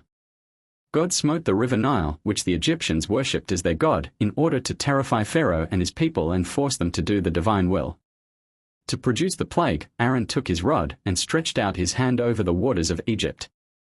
Moses had no part in performing the miracle, for God had said to him, "The water that watched over thy safety when thou wast exposed in the Nile shall not suffer harm through thee." Aaron had scarcely executed the divine bidding when all the water of Egypt became blood, even such as was kept in vessels of wood and in vessels of stone. The very spittle of an Egyptian turned into blood no sooner had he ejected it from his mouth, and blood dripped also from the idols of the Egyptians. The transformation of the waters into blood was intended mainly as a punishment for the oppressors, but it was at the same time a source of profit for the oppressed. It gave the Israelites the opportunity of amassing great wealth. The Egyptians paid them large sums for their water, for if an Egyptian and an Israelite drew water from the same trough, the portion carried off by the Egyptian was bound to be useless, it turned into blood. To be sure, nothing helped the Egyptians in their distress, for though they drank water from the same cup as an Israelite, it became blood in their mouth. However, this plague did not impress Pharaoh as a punishment inflicted in the name of God, because with the help of the angels of destruction the magicians of Egypt produced the same phenomenon of changing water into blood. Therefore he hearkened not unto the words of Moses. The next was the plague of the frogs, and again it was Aaron that performed the wonder. He stretched forth his hand with his rod over the rivers, and caused frogs to come up upon the land of Egypt. Moses, whose life had been preserved by the water, was kept from poisoning his Saviour with the reptiles. At first only a single frog appeared, but he began to croak, summoning so many companions that the whole land of Egypt swarmed with them. Wherever an Egyptian took up his stand, frogs appeared, and in some mysterious way they were able to pierce the hardest of metals, and even the marble palaces of the Egyptian nobles afforded no protection against them. If a frog came close to them, the walls split asunder immediately. "Make way," the frogs would call out to the stone, "that I may do the will of my Creator," and at once the marble showed a rift, through which the frogs entered, and then they attacked the Egyptians bodily, and mutilated and overwhelmed them. In their ardor to fulfill the behest of God, the frogs cast themselves into the red-hot flames of the bake-ovens and devoured the bread. Centuries later, the three holy children, Hananiah, Mishael, and Azariah, were ordered by Nebuchadnezzar to pay worship to his idols on penalty of death in the burning furnace, and they said, if the frogs, which were under no obligation to glorify the name of God, nevertheless threw themselves into the fire in order to execute the divine will concerning the punishment of the Egyptians, how much more should we be ready to expose our lives to the fire for the greater glory of his name? And the zealous frogs were not permitted to go unrewarded. While the others were destroyed from Pharaoh and the Egyptian houses at the moment appointed as the last of the plague, God saved those in the bake-ovens alive, the fire had no power to do them the least harm. Now, although the Egyptian magicians also brought up frogs upon the land of Egypt through the help of demons, Pharaoh nevertheless declared himself ready to let the people go, to sacrifice unto the Lord. The difference between this plague and the first was that water turned into blood had not caused him any personal inconvenience, while the swarms of frogs inflicted physical suffering, and he gave the promise to Moses to let Israel go, in the hope of ridding himself of the pain he experienced. And Moses in turn promised to entreat God for him on the following day. It could not be done at once, because the 7 days' term had not yet elapsed. The prayer offered by Moses in behalf of Pharaoh was granted, all the frogs perished, and their destruction was too swift for them to retire to the water. Consequently the whole land was filled with the stench from the decaying frogs, for they had been so numerous that every man of the Egyptians gathered together 4 heaps of them. Although the frogs had filled all the marketplaces and stables and dwellings, they retreated before the Hebrews as if they had been able to distinguish between the two nations and had known which of them it was proper to abuse and which to treat with consideration. Besides sparing the Hebrews in the land of Egypt, the frogs kept within the limits of the land, in no wise trenching upon the territory of the neighboring nations. Indeed, they were the means of settling peaceably an old boundary dispute between Egypt and Ethiopia. Wherever they appeared, so far extended the Egyptian domain, all beyond their line belonged to Ethiopia. Pharaoh was like the wicked that cry to God in their distress, and when their fortunes prosper slide back into their old, impious ways. No sooner had the frogs departed from him, his houses, his servants, and his people, than he hardened his heart again, and refused to let Israel go. Thereupon God sent the plague of the lice, the last of those brought upon Egypt through the mediation of Aaron. Moses could have no part in it, for, said God, the earth that afforded thee protection when she permitted thee to hide the slain Egyptian, shall not suffer through thine hand. The Egyptian magicians having boasted that they were able to produce the first 2 plagues, an empty boast it was, for they did not bring them about with their enchantments, but only because Moses willed them to do it, God put them to shame with the 3rd plague. They tried in vain to imitate it. The demons could not aid them, for their power is limited to the production of things larger than a barley grain, and lice are smaller. The magicians had to admit, this is the finger of God. Their failure put an end once for all to their attempts to do as Moses did. But Pharaoh's heart was hardened, and God spake to Moses, saying, This wicked fellow remains hard of heart, in spite of the 3 plagues. The 4th shall be much worse than those which have preceded it. Go to him, therefore, and warn him, it would be well for him to let my people go, that the plague come not upon him. The plagues brought through Moses. The 4th plague was also announced to the king early in the morning by the river's brink. Pharaoh went thither regularly, for he was one of the Magi, who need water for their enchantments. Moses' daily morning visits were beginning to annoy him, and he left the house early in the hope of circumventing his monitor. But God, who knows the thoughts of man, sent Moses to Pharaoh at the very moment of his going forth. The warning of the plague that was imminent not having had any effect upon Pharaoh, God sent the 4th plague upon Egypt, a mixed horde of wild animals, lions, bears, wolves, and panthers, and so many birds of prey of different kinds that the light of the sun and the moon was darkened as they circled through the air.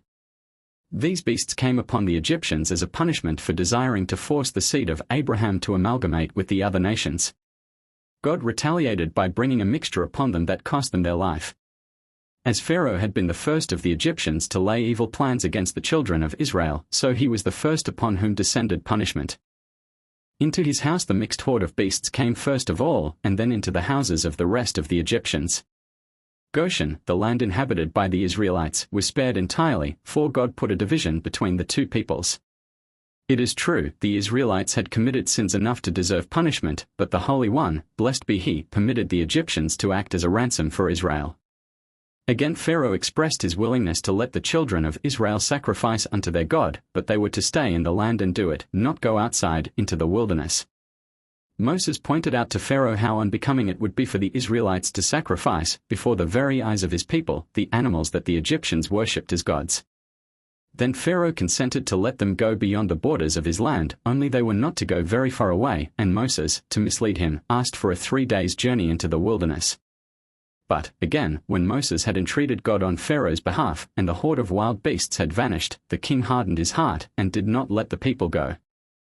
The cessation of the 4th plague was as miraculous as the plague itself. The very animals that had been slain by the Egyptians in self-defense returned to life and departed from the land with the rest. This was ordained to prevent the wicked oppressors from profiting by the punishment even so much as the value of the hides and the flesh of the dead animals. It had not been so with the useless frogs. They had died on the spot, and their carcasses had remained where they fell. The 5th plague inflicted by God upon the Egyptians was a grievous pestilence which mowed down the cattle and beasts chiefly, yet it did not spare men altogether. This pestilence was a distinct plague, but it also accompanied all the other plagues, and the death of many Egyptians was due to it.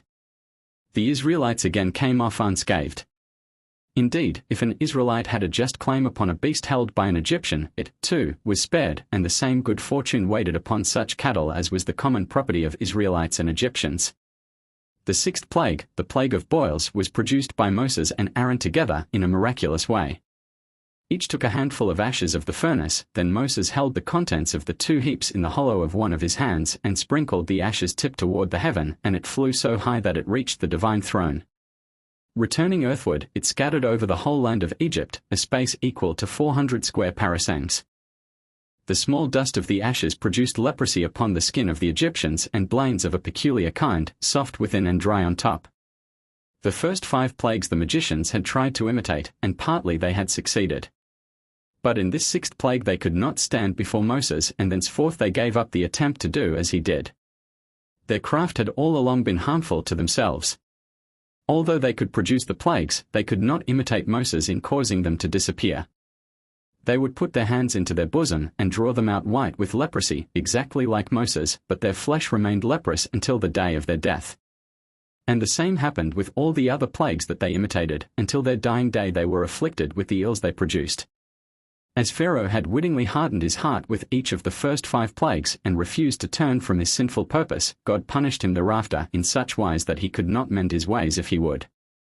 God said, even though he should desire to do penance now, I will harden his heart until he pays off the whole of his debt. Pharaoh had observed that whenever he walked on the brink of the Nile, Moses would intercept him. He therefore gave up his morning walk. But God bade Moses seek the king in his palace in the early hours of the day and urge him to repent of his evil ways. Therefore Moses spake to him as follows, In the name of God, O thou villain! Thou thinkest that I cannot destroy thee from the world. Consider, if I had desired it, instead of smiting the cattle, I might have smitten thee and thy people with the pestilence, and thou wouldst have been cut off from the earth. I inflicted the plague only in such degree as was necessary to show thee my power, and that my name may be declared throughout all the earth. But thou dost not leave off treading my people underfoot. Behold, tomorrow when the sun passes this point, whereat Moses made a stroke upon the wall, I will cause a very grievous hail to pour down, such as will be only once more, when I annihilate Gog with hail, fire, and brimstone.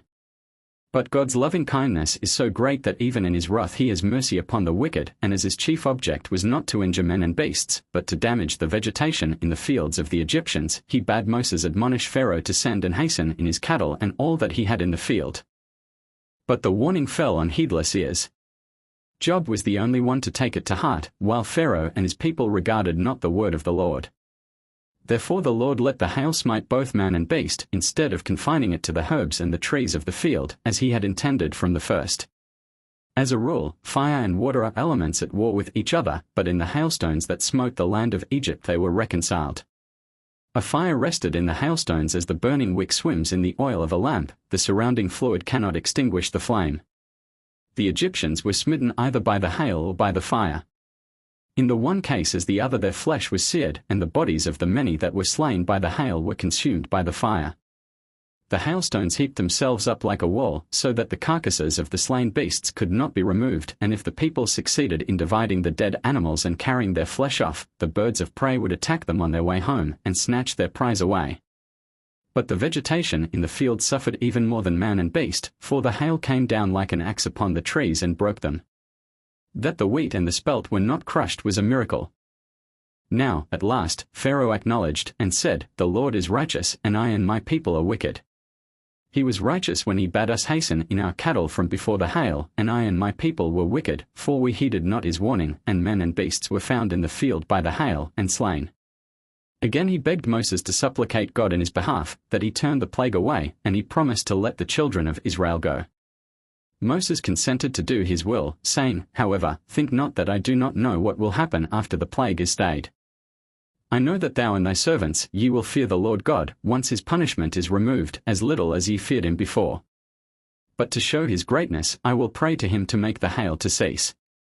Moses went a short distance out of the city from Pharaoh, and spread abroad his hands unto the Lord, for he did not desire to pray to God within, where there were many idols and images. At once the hail remained suspended in the air. Part of it dropped down while Joshua was engaged in battle with the Amorites, and the rest God will send down in his fury against Gog. Also the thunders ceased at Moses' intercession, and were stored up for a later time, for they were the noise which the Lord made the host of the Syrians to hear at the siege of Samaria, wherefore they arose and fled in the twilight. As Moses had foreseen, so it happened. No sooner had the hail stopped than Pharaoh abandoned his resolve, and refused to let Israel go.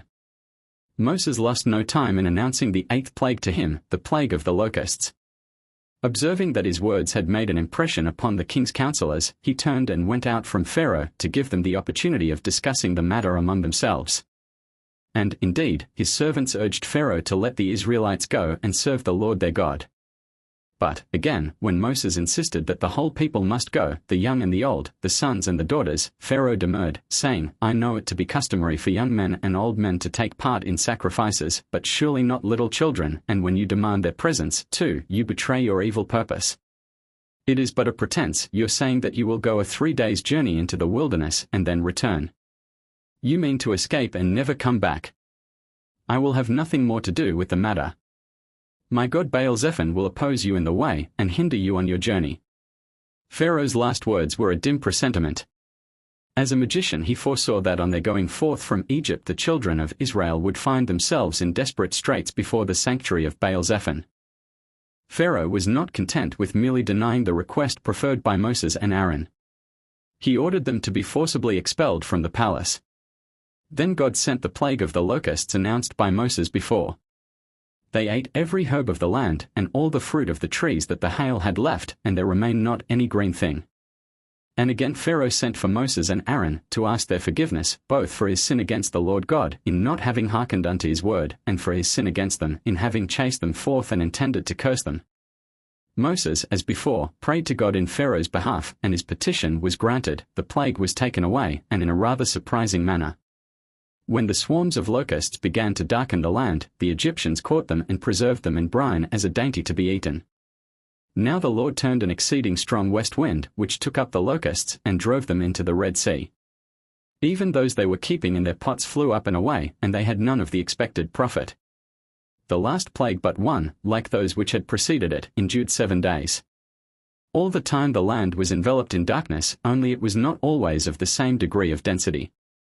During the first 3 days it was not so thick but that the Egyptians could change their posture when they desired to do so.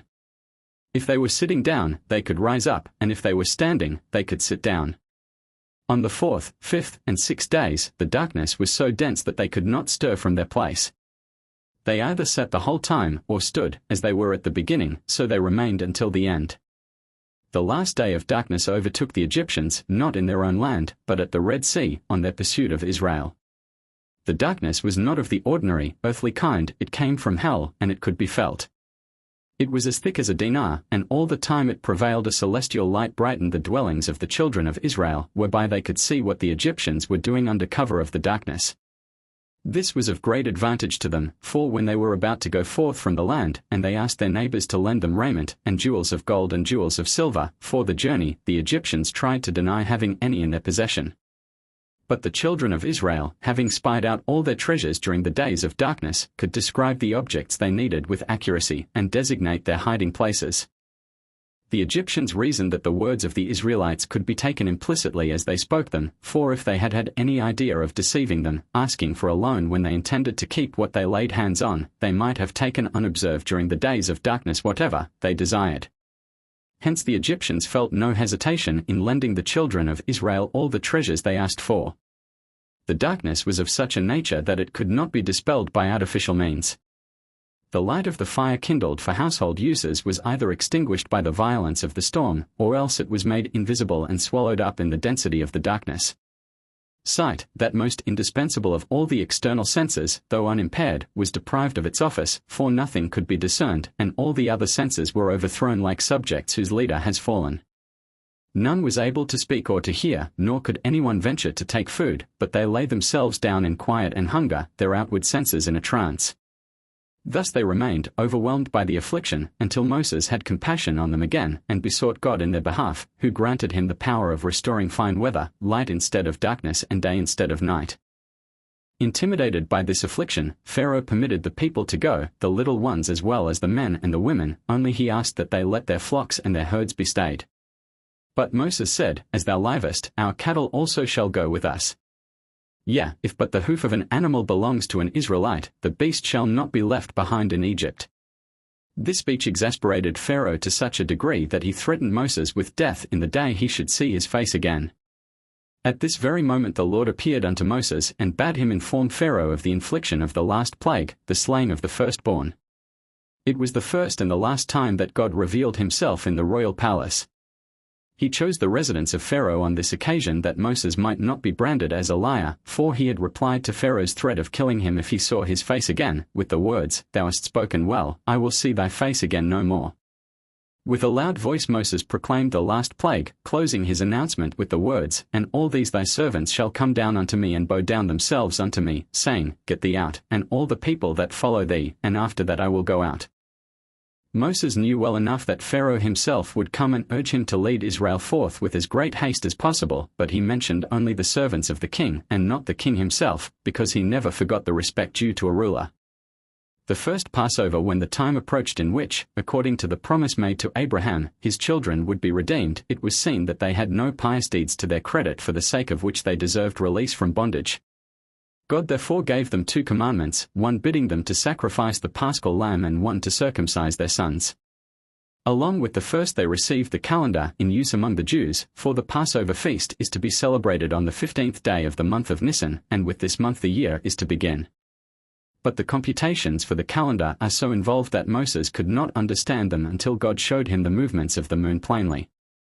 There were 3 other things equally difficult, which Moses could comprehend only after God made him to see them plainly. They were the compounding of the holy anointing oil, the construction of the candlestick in the tabernacle, and the animals the flesh of which is permitted or prohibited. Also the determination of the new moon was the subject of special divine teaching. That Moses might know the exact procedure, God appeared to him in a garment with fringes upon its corners, bade Moses stand at his right hand and Aaron at his left, and then, citing Michael and Gabriel as witnesses, he addressed searching questions to the angels as to how the new moon had seemed to them. Then the Lord addressed Moses and Aaron, saying, Thus shall my children proclaim the new moon, on the testimony of 2 witnesses and through the president of the court.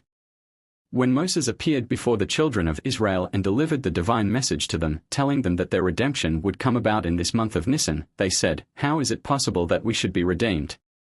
Is not the whole of Egypt full of our idols? And we have no pious deeds to show making us worthy of redemption. Moses made reply and said, As God desires your redemption, he pays no heed to your idols, he passes them by. Nor does he look upon your evil deeds, but only upon the good deeds of the pious among you. God would not, indeed, have delivered Israel if they had not abandoned their idol worship. Unto this purpose he commanded them to sacrifice the paschal lamb. Thus they were to show that they had given up the idolatry of the Egyptians, consisting in the worship of the ram. The early law was different from the practice of later times, for they were bidden to select their sacrificial animal 4 days before the day appointed for the offering, and to designate it publicly as such, to show that they did not stand in awe of the Egyptians. With a heavy heart the Egyptians watched the preparations of the Israelites for sacrificing the animals they worshipped. Yet they did not dare interpose an objection, and when the time came for the offering to be made, the children of Israel could perform the ceremonies without a tremor, seeing that they knew, through many days' experience, that the Egyptians feared to approach them with hostile intent. There was another practice connected with the slaughter of the paschal lamb that was to show the Egyptians how little the Israelites feared them. They took of the blood of the animal and openly put it on the 2 side posts and on the lintel of the doors of their houses. Moses communicated the laws regulating the Passover sacrifice to the elders, and they in turn made them known to the people at large. The elders were commended for having supported the leader at his first appearance, for their faith in Moses caused the whole people to adhere to him at once. Therefore God spake, saying, I will reward the elders for inspiring the people with confidence in Moses. They shall have the honor of delivering Israel. They shall lead the people to the Passover sacrifice, and through this the redemption will be brought about. The ceremonies connected with the Passover sacrifice had the purpose of conveying instruction to Israel about the past and the future alike. The blood put on the 2 side posts and on the lintel of their doors was to remind them of Abraham, Isaac, and Jacob, and the bunch of hyssop for sprinkling the blood on the doors was to imply that, although Israel's position among the peoples of the earth is as lowly as that of the hyssop among the plants, yet this little nation is bound together like the bunch of hyssop, for it is God's peculiar treasure. The paschal sacrifice afforded Moses the opportunity for inducing the children of Israel to submit themselves to circumcision, which many had refused to do until then in spite of his urgent appeals. But God as means of persuasion. He caused a wind to blow that wafted the sweet scents of paradise toward Moses' paschal lamb, and the fragrance penetrated to all parts of Egypt, to the distance of a 40 days' journey. The people were attracted in crowds to Moses' lamb, and desired to partake of it. But he said, This is the command of God, no uncircumcised person shall eat thereof, and they all decided to undergo circumcision. When the Lord passed through the land of Egypt, he blessed every Israelite for his fulfillment of the 2 commands, the command of the paschal sacrifice and the command regarding circumcision. The Lord performed a great miracle for the Israelites. As no sacrifice may be eaten beyond the borders of the Holy Land, all the children of Israel were transported thither on clouds, and after they had eaten of the sacrifice, they were carried back to Egypt in the same way. The smiting of the firstborn. When Moses announced the slaying of the firstborn, the designated victims all repaired to their fathers and said, Whatever Moses hath foretold has been fulfilled. Let the Hebrews go, else we shall all die. But the fathers replied, It is better for 1 of every 10 of us to die, than the Hebrews should execute their purpose. Then the firstborn repaired to Pharaoh to induce him to dismiss the children of Israel. So far from granting their wish, he ordered his servants to fall upon the firstborn and beat them, to punish them for their presumptuous demand. Seeing that they could not accomplish their end by gentle means, they attempted to bring it about by force. Pharaoh and all that opposed the wishes of the firstborn were of the opinion that the loss of so inconsiderable a percentage of the population was a matter of small moment. They were mistaken in their calculation, for the divine decree included not only the firstborn sons, but also the firstborn daughters, and not only the firstborn of the marriages then existing, but also the firstborn issuing from previous alliances of the fathers and the mothers. And as the Egyptians led dissolute lives, it happened not rarely that each of the 10 children of one woman was the firstborn of its father. Finally, God decreed that death should smite the oldest member of every household, whether or not he was the firstborn of his parents. What God resolves is executed. At the exact instant marking the middle of the night, so precise that only God himself could determine and discern it, he appeared in Egypt, attended by 9,000 myriads of the angels of destruction, who are fashioned some of hail and some of flames, and whose glances drive terror and trembling to the heart of the beholder. These angels were about to precipitate themselves into the work of annihilation, but God restrained them, saying, "My wrath will not be appeased until I myself execute vengeance upon the enemies of Israel." Those among the Egyptians who gave credence to Moses' words and tried to shield their firstborn children from death sent them to their Hebrew neighbors to spend the fateful night with them in the hope that God would exempt the houses of the children of Israel from the plague. But in the morning, when the Israelites arose from their sleep, they found the corpses of the Egyptian fugitives next to them. That was the night in which the Israelites prayed before lying down to sleep, "Cause us, O Lord our God, to lie down in peace, remove Satan from before us and from behind us, and guard our going out and our coming in unto life and unto peace," for it was Satan that had caused frightful bloodshed among the Egyptians. Among the slain there were, beside the Egyptian firstborn, also the firstborn of other nationalities residing in Egypt, as well as the Egyptian firstborn dwelling outside of their own land. Even the long dead of the firstborn were not spared. The dogs dragged their corpses out of their graves in the houses, for it was the Egyptian custom to inter the dead at home. At the appalling sight the Egyptians mourned as though the bereavement had befallen them but recently. The very monuments and statues erected to the memory of the firstborn dead were changed into dust, which was scattered and flew out of sight. Moreover, their slaves had to share the fate of the Egyptians, and no less the firstborn of the captive that was in the dungeon, for none was so low but he hated the Hebrews and rejoiced when the Egyptians decreed their persecution. The female slaves that ground corn between millstones were in the habit of saying, "We do not regret our servitude, if only the Israelites are gagged, too." In dealing out punishment to these aliens in the land of Egypt, God showed that he was at once the master of the land and the Lord over all the gods of the nations, for if the slaves and the captives of war had not been smitten, they would have said, "Mighty is our God, who helped us in this plague." For the same reason all the idols of the Egyptians were swept out of existence in that night. The stone idols were ground into dust, the wooden idols rotted, and those made of metal melted away, and so the Egyptians were kept from ascribing their chastisement to the wrath of their own gods. Likewise the Lord God slew the firstborn of the cattle, for the Egyptians paid worship to animals and they would have attributed their misfortunes to them. In all these ways the Lord showed them that their gods were but vanity. The redemption of Israel from Egyptian bondage. Pharaoh rose up in the night of the smiting of the firstborn. He waited not for the 3rd hour of the morning, when kings usually arise, nor did he wait to be awakened, but he himself roused his slaves from their slumber, and all the other Egyptians, and together they went forth to seek Moses and Aaron. He knew that Moses had never spoken an untruth, and as he had said, "I will see thy face again no more," he could not count upon Moses coming to him. There remained nothing for him to do but go in search of the Israelitish leader. He did not know where Moses lived, and he had great difficulty and lost much time in looking for his house, for the Hebrew lads of whom he made inquiries when he met them in the street played practical jokes on him, misdirected him, and led him astray. Thus he wandered about a long time, all the while weeping and crying out, "O my friend Moses, pray for me to God." Meanwhile Moses and Aaron and all Israel beside were at the paschal meal, drinking wine as they sat and leaned to one side, and singing songs in praise of God, the Hallel, which they were the first to recite. When Pharaoh finally reached the door of the house wherein Moses abode, he called to him, and from Moses the question came back, "Who art thou, and what is thy name?" "I am Pharaoh, who stands here humiliated." Moses asked again, "Why dost thou come to me thyself?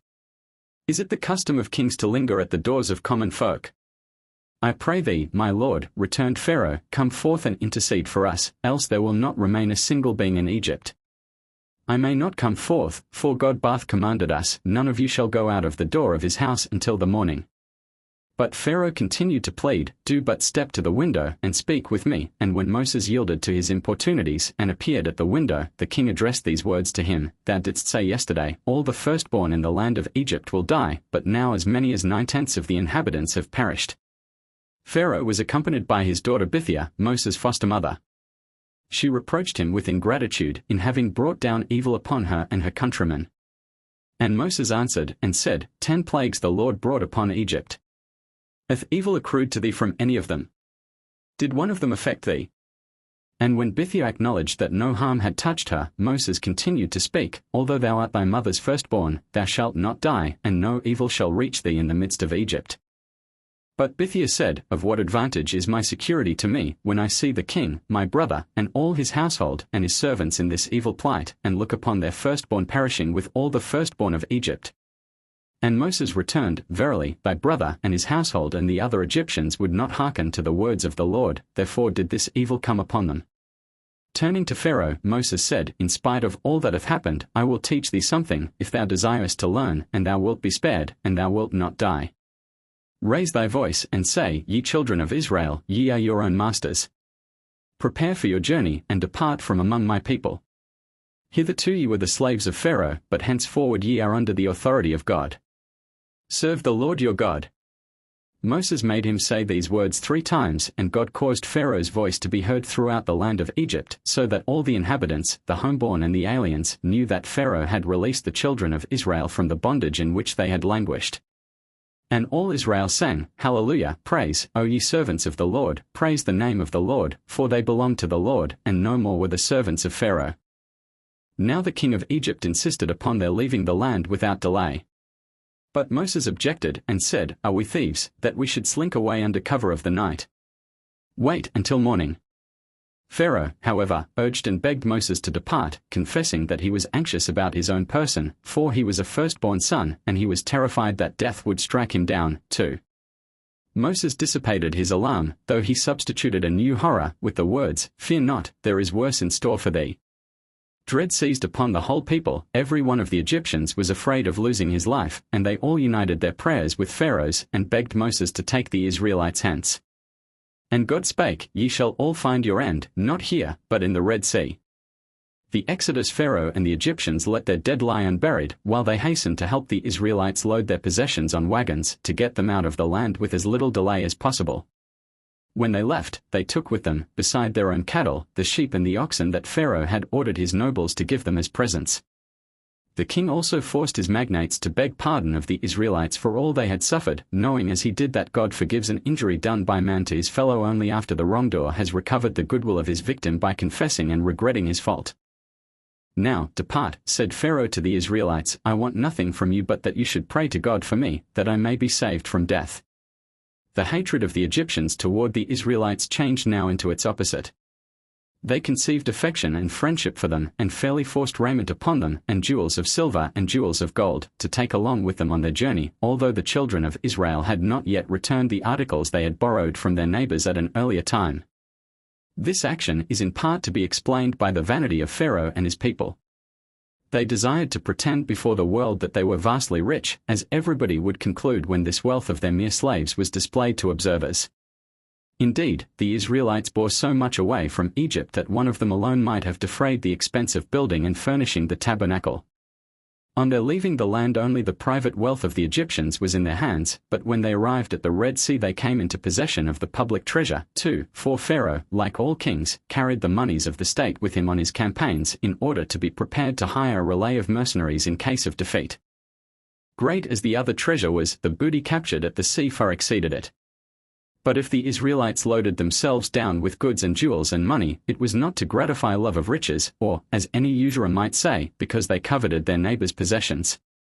In the first place they could look upon their plunder as wages due to them from those they had long served, and, secondly, they were entitled to retaliate on those at whose hands they had suffered wrong. Even then they were requiting them with an affliction far slighter than any one of all they had endured themselves. The plagues did not stay the cruelty of the Egyptian oppressors toward the Hebrews. It continued unabated until the very end of their sojourn in the land. On the day of the Exodus, Rachel the daughter of Shuthalah gave birth to a child, while she and her husband together were treading the clay for bricks. The babe dropped from her womb into the clay and sank out of sight. Gabriel appeared, molded a brick out of the clay containing the child, and carried it to the highest of the heavens, where he made it a footstool before the divine throne.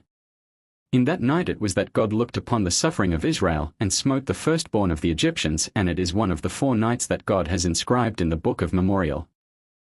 The first of the 4 is that in which God appeared to create the world. All was waste and void, and darkness brooded over the abyss, until the Lord came and spread light round about by his word. The second night is that in which God appeared unto Abraham at the covenant of the pieces. In the third night he appeared in Egypt, slaying the firstborn of the Egyptians with his right hand, and protecting the firstborn of the Israelites with his left. The fourth night recorded will be that in which the end of the redemption will be accomplished, when the iron yoke of the wicked kingdom will be broken, and the evildoers will be destroyed. Then will Moses come from the desert, and the Messiah from Rome, each at the head of his flock, and the word of God will mediate between them, causing both to walk with one accord in the same direction. Israel's redemption in future days will happen on the 15th of Nisan, the night of Israel's redemption from Egypt, for thus did Moses say, in this night God protected Israel against the angels of destruction, and in this night he will also redeem the generations of the future. Though the actual deliverance from Egypt took place in that night, the Hebrews did not leave the land until the following day. During the same night God requited the Egyptians for their evil deeds in the sight of all the people, the night being as bright as day at the time of the summer solstice. Not one could escape the general chastisement, for by divine dispensation none was absent from home at the time, so that none could fail to see the chastisement. The angels in heaven learnt what was happening on earth. When they were about to begin their song of praise to God, he silenced them with the words, "My children on earth are singing now," and the celestial hosts had to stop and listen to the song of Israel. Great as the joy of the Hebrews was at their deliverance from the Egyptian bondage, it was exceeded by that of Pharaoh's people at seeing their slaves depart, for with them went the dread of death that had obsessed them. They were like the portly gentleman riding an ass. The rider feels uncomfortable and longs for the moment of alighting, but his longing cannot compare in intensity with that of the ass groaning under the corpulent burden, and when their journey's end is reached, the ass rejoices more than his master. So the Egyptians were happier to be rid of the Hebrews than these were to be free. In general, the Israelites were not in a joyous mood. The strength of men is readily exhausted, mentally and physically, by the strain of a sudden change from slavery to freedom. They did not recover vigor and force until they heard the angel hosts sing songs of praise and joy over the redemption of Israel and the redemption of the Shekinah, for so long as the chosen people is in exile, the Shekinah, who dwells among Israel, is also, as it were, in exile. At the same time, God caused the earth to exhale and send aloft a healing fragrance, which cured them of all their diseases. The exodus of the Israelites began at Ramses, and although the distance from there to the city of Mizraim, where Moses abode, was a 40 days' journey, yet they heard the voice of their leader urging them to leave the land. They covered the distance from Ramses to Succos, a 3 days' march, in an instant. In Succos God enveloped them in 7 clouds of glory, 4 hovering in front, behind, and at the 2 sides of them, 1 suspended above them, to keep off rain, hail, and the rays of the sun, and 1 under them to protect them against thorns and snakes. The 7th cloud preceded them, and prepared the way for them, exalting the valleys and making low every mountain and hill. Thus they wandered through the wilderness for 40 years. In all that time no artificial lighting was needed. A beam from the celestial cloud followed them into the darkest of chambers, and if one of the people had to go outside of the camp, even thither he was accompanied by a fold of the cloud, covering and protecting him. Only, that a difference might be made between day and night, a pillar of fire took the place of the cloud in the evening. Never for an instant were the people without the one or the other to guide them. The pillar of fire glowed in front of them before the pillar of cloud retired, and in the morning the cloud was there before the fire vanished. The clouds of glory and the pillar of fire were sent for the protection of Israel alone, for none beside, not for the heathen and not for the mixed multitude that went up with them. These had to walk outside of the cloud enclosure. The cavalcade consisted of 600,000 heads of families afoot, each accompanied by 5 children on horseback, and to these must be added the mixed multitude, exceeding the Hebrews vastly in number. So profound was Israel's trust in the Lord, that they followed Moses unmurmuringly into the wilderness, without supplying themselves with provisions. The only edibles they took were the remains of the unleavened bread and the bitter herbs, and these not to satisfy their hunger, but because they were unwilling to separate themselves from what they had prepared lovingly at the command of God. These possessions were so dear to them that they would not entrust them to the beasts of burden, they carried them on their own shoulders.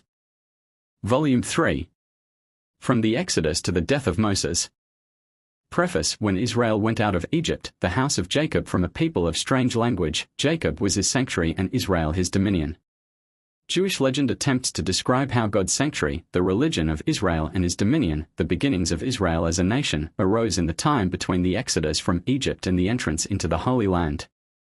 Moses is regarded not only as the greatest religious guide of Israel, but also as its first national leader. He is the wisest of the wise, the father of the prophets, as well as king in Jeshurun, when the heads of the people and the tribes of Israel gathered together, hence his unique position in Jewish legend. Neither Abraham, the friend of God, nor Solomon, the wisest of all men, nor Elijah, the helper in time of need, can lay claim to such a position.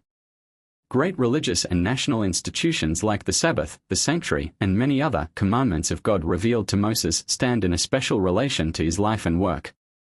The sanctification of the Sabbath became quite a living thing to him through the miracle of the manna, and the first sanctuary was actually erected by Moses. The life of Moses ceased, therefore, to be a thing of the past and became closely interwoven with the everyday life of the nation. The most natural way for the popular mind to connect existing conditions with the past is the symbolic method. The present volume contains, therefore, a number of symbolic explanations of certain laws, as, for instance, the symbolical significance of the tabernacle, which, properly speaking, do not belong to the domain of legend. The life of Moses as conceived by Jewish legend would, however, have been incomplete if the lines between legend and symbolism had been kept too strictly. With this exception, the arrangement and presentation of the material in the third volume is the same as that in the two preceding ones. Louis Ginsberg. New York, March 2, 1911. Chapter 1. Moses in the wilderness. The long route Pharaoh pursues. Hebrews. The sea divided. The passage through the Red Sea. The destruction of the Egyptians. The song at Sea. The awful desert. The heavenly food. The gathering of Manna. Miriam's well. Aniax war against Israel. Amalek defeated Jethro. The long route. The Exodus would have been impossible if Joseph's bones had remained behind. Therefore Moses made it his concern to seek their resting place, while the people had but the one thought of gathering in the treasures of the Egyptians. But it was not an easy matter to find Joseph's body. Moses knew that he had been interred in the mausoleum of the Egyptian kings, but there were so many other bodies there that it was impossible to identify it. Moses' mother Jochebed came to his aid. She led him to the very spot where Joseph's bones lay. As soon as he came near them, he knew them to be what he was seeking, by the fragrance they exhaled and spread around. But his difficulties were not at an end. The question arose, how he was to secure possession of the remains. Joseph's coffin had been sunk far down into the ground, and he knew not how to raise it from the depths. Standing at the edge of the grave, he spoke these words. Joseph, the time hath come whereof thou didst say, God will surely visit you, and ye shall carry up my bones from hence. No sooner had this reminder dropped from his lips than the coffin stirred and rose to the surface. And even yet the difficulties in Moses' way were not removed wholly. The Egyptian magicians had stationed 2 golden dogs at Joseph's coffin, to keep watch. And they barked vehemently if anyone ventured close to it. The noise they made was so loud it could be heard throughout the land, from end to end, a distance equal to a 40 days' journey. When Moses came near the coffin, the dogs emitted their warning sound, but he silenced them at once with words, Come, ye people, and behold the miracle. The real, live dogs did not bark, and these counterfeit dogs produced by magic attempt it. What he said about real, live dogs and their refraining from barking had reference to the fact that the dogs of the Egyptians did not move their tongues against any of the children of Israel, though they had barked all the time the people were engaged in burying the bodies of their smitten firstborn. As a reward God gave the Israelites the law, to cast to the dogs the flesh they themselves are forbidden to eat, for the Lord withholds due recompense from none of his creatures. Indeed, the dogs received a double reward, for their excrements are used in tanning the hides from which the Torah scrolls are made, as well as the mezuzot and the phylacteries. Joseph's coffin in the possession of Moses, the march of the Israelites could begin. The Egyptians put no manner of obstacle in their way. Pharaoh himself accompanied them, to make sure that they were actually leaving the land, and now he was so angry at his counselors for having advised against letting the Israelites depart that he slew them. For several reasons God did not permit the Israelites to travel along the straight route to the promised land.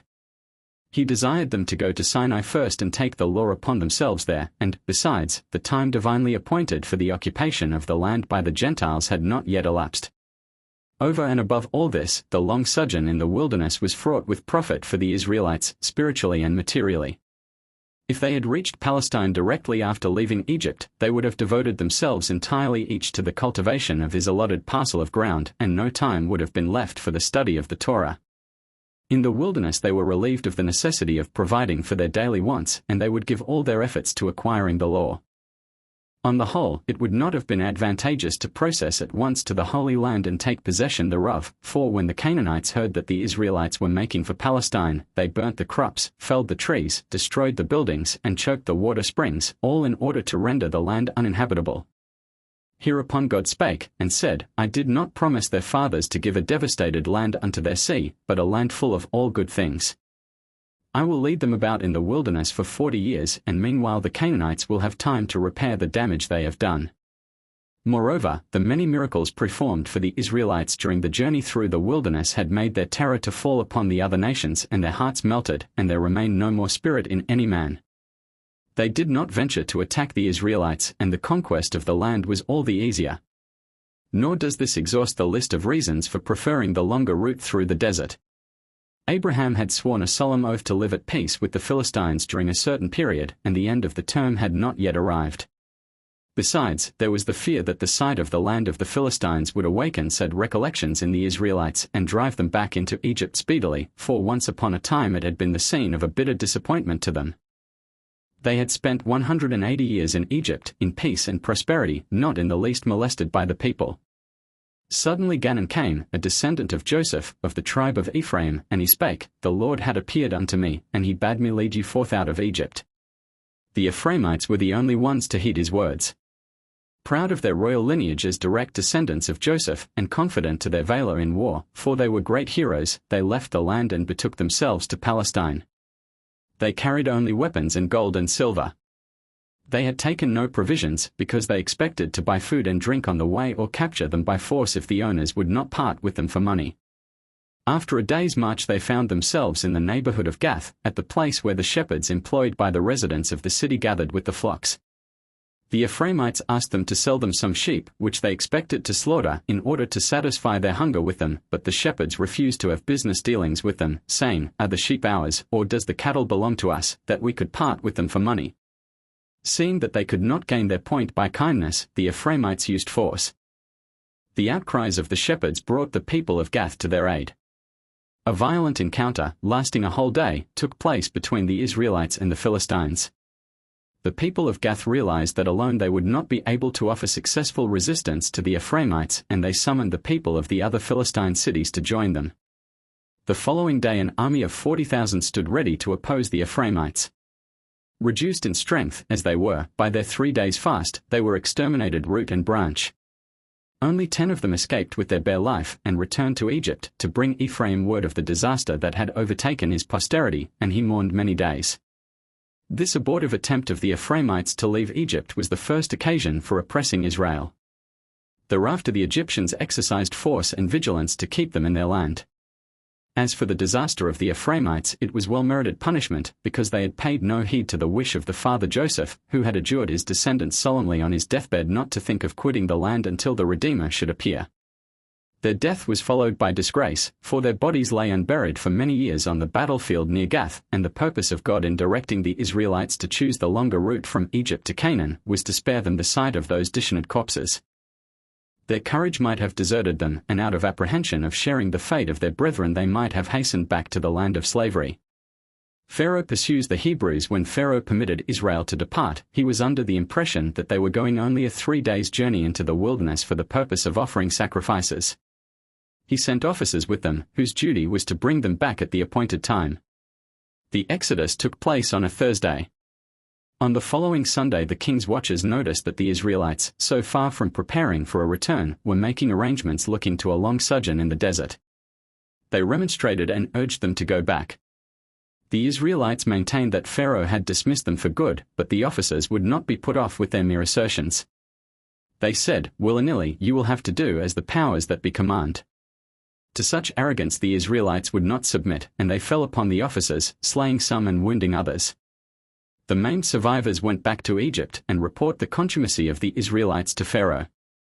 Meantime Moses, who did not desire the departure of his people to have the appearance of flight before the Egyptians, gave the signal to turn back to Pi-hahiroth. Those of little faith among the Israelites tore their hair and their garments in desperation, though Moses assured them that by the word of God they were free men, and no longer slaves to Pharaoh. Accordingly, they retraced their steps to Pi-hahiroth, where two rectangular rocks form an opening, within which the great sanctuary of Baal-zephon was situated. The rocks are shaped like human figures, the one a man and the other a woman, and they were not chiseled by human hands, but by the Creator himself. The place had been called Pithom in earlier times, but later, on account of the idols set up there, it received the name Hahiroth. Of set purpose God had left Baal-zephon uninjured, alone of all the Egyptian idols. He wanted the Egyptian people to think that this idol was possessed of exceeding might, which it exercised to prevent the Israelites from journeying on. To confirm them in their illusory belief, God caused wild beasts to obstruct the road to the wilderness, and they took it for granted that their idol Baal-zephon had ordained their appearance. Pi-hahiroth was famous, besides, on account of the treasures heaped up there. The wealth of the world which Joseph had acquired through the sale of corn he had stored up during the 7 years of plenty, he had divided into 3 parts. The first part he surrendered to Pharaoh. The second part he concealed in the wilderness, where it was found by Korah, though it disappeared again, not to come to view until the Messianic time, and then it will be for the benefit of the pious. The third part Joseph hid in the sanctuary of Baal-zephon, whence the Hebrews carried it off as booty. When Amalek and the magicians brought the information to Pharaoh that the Israelites had resolved not to return to Egypt, his heart and the heart of his whole people turned against them. The very counselors that had persuaded him to dismiss the children of Israel spake now as follows: If we had only been smitten with the plagues, we could have resigned ourselves to our fate. Or if, besides being smitten with the plagues, we had been compelled to let the Hebrews depart from the land, that, too, we could have been borne with patience. But to be smitten with the plagues, to be compelled to let our slaves depart from us, and to sit by and see them go off with our riches, that is more than we can endure. Now that the children of Israel had gone from them, the Egyptians recognized how valuable an element they had been in their country. In general, the time of the exodus of Israel was disastrous for their former masters. In addition to losing their dominion over the Israelites, the Egyptians had to deal with mutinies that broke out among many other nations tributary to them, for hitherto Pharaoh had been the ruler of the whole world. The king resorted to blandishments and promises to induce the people to make war against the Israelites, saying, As a rule the army marches forth first, and the king follows in security, but I will precede you, and as a rule the king has the first choice of the booty, and as much of it as he desires, but I will take no more than any one of you, and on my return from the war I will divide my treasures of silver, gold, and precious stones among you. In his zeal Pharaoh did not wait to have his chariot made ready for him, he did it with his own hands, and his nobles followed his example. Samuel granted Pharaoh assistance, putting 600 chariots manned with his own hosts at his disposal. These formed the vanguard, and they were joined by all the Egyptians, with their vast assemblages of chariots and warriors, no less than 300 of their men to one of the children of Israel, each equipped with their different sorts of weapons. The general custom was for 2 charioteers to take turns at driving a car, but to overtake the Israelites more surely and speedily, Pharaoh ordered 3 to be assigned to each. The result was that they covered in one day the ground which it had taken the Israelites 3 to traverse. The mind of the Egyptians was in no wise directed toward spoil and plunder in this expedition. Their sole and determined purpose was to exterminate Israel, kith and kin. As the heathen lay great stress upon omens when they are about to start out on a campaign, God caused all their preparations to proceed smoothly, without the slightest untoward circumstance. Everything pointed to a happy issue. Pharaoh, himself an adept in magic, had a presentiment that dire misfortune would befall the children of Israel in the wilderness, that they would lose Moses there, and there the whole generation that had departed from Egypt would find its grave. Therefore he spoke to Dathan and Abiram, who remained behind in Egypt, saying, Moses is leading them, but he himself knows not whither. Verily, the congregation of Israel will lift up their voice in the wilderness and cry, and there they will be destroyed. He thought naturally that these visions had reference to an imminent future, to the time of his meeting with his dismissed slaves. But his error was profound. He was hurrying forward to his own destruction. To the first Moses said, Stand still, and see the salvation of the Lord. To the second, The Egyptians whom ye have seen today, ye shall see them again no more forever. To the third, The Lord shall fight for you. And to the fourth, Ye shall hold your peace. What, then, shall we do? These asked their leader, and Moses answered them, saying, Ye shall bless, praise, extol, adore and glorify him that is the Lord of war. Instead of the sword and the 5 sorts of arms which they bore, they made use of their mouth, and it was of greater avail than all possible weapons of war. The Lord hearkened unto their prayer, for which he had but been waiting. Moses also addressed himself to God, saying, O Lord of the world! I am like the shepherd who, having undertaken to pasture a flock, has been heedless enough to drive his sheep to the edge of a precipice and then is in a despair how to get them down again. Pharaoh is behind my flock Israel, in the south is Baal-zephon, in the north Midgol, and before us the sea lies spread out. Thou knowest, O Lord, that it is beyond human strength and human contrivance to surmount the difficulties standing in our way. Thine alone is the work of procuring deliverance for this army which left Egypt at thy appointment. We despair of all other assistance or device, and we have recourse only to our hope in thee. If there be any escape possible, we look up to thy providence to accomplish it for us. With such words Moses continued to make fervent supplication to God to succor Israel in their need. But God cut short his prayer, saying, Moses, my children are in distress, the sea blocks the way before them, the enemy is in hot pursuit after them, and thou standest here and prayest. Sometimes long prayer is good, but sometimes it is better to be brief. If I gathered the waters together unto one place, and let the dry land appear for Adam, a single human being, should I not do the same for this holy congregation? I will save them if only for the sake of the merits of Abraham, who stood ready to sacrifice his son Isaac unto me, and for the sake of my promise to Jacob. The sun and the moon are witnesses that I will cleave the sea for the seed of the children of Israel, who deserve my help for going after me in the wilderness unquestioningly. Do thou but see to it that they abandon their evil thought of returning to Egypt, and then it will not be necessary to turn to me and entreat my help. Moses, however, was still very much troubled in mind on account of Samael, who had not left off lodging accusations before God against Israel since the exodus from Egypt.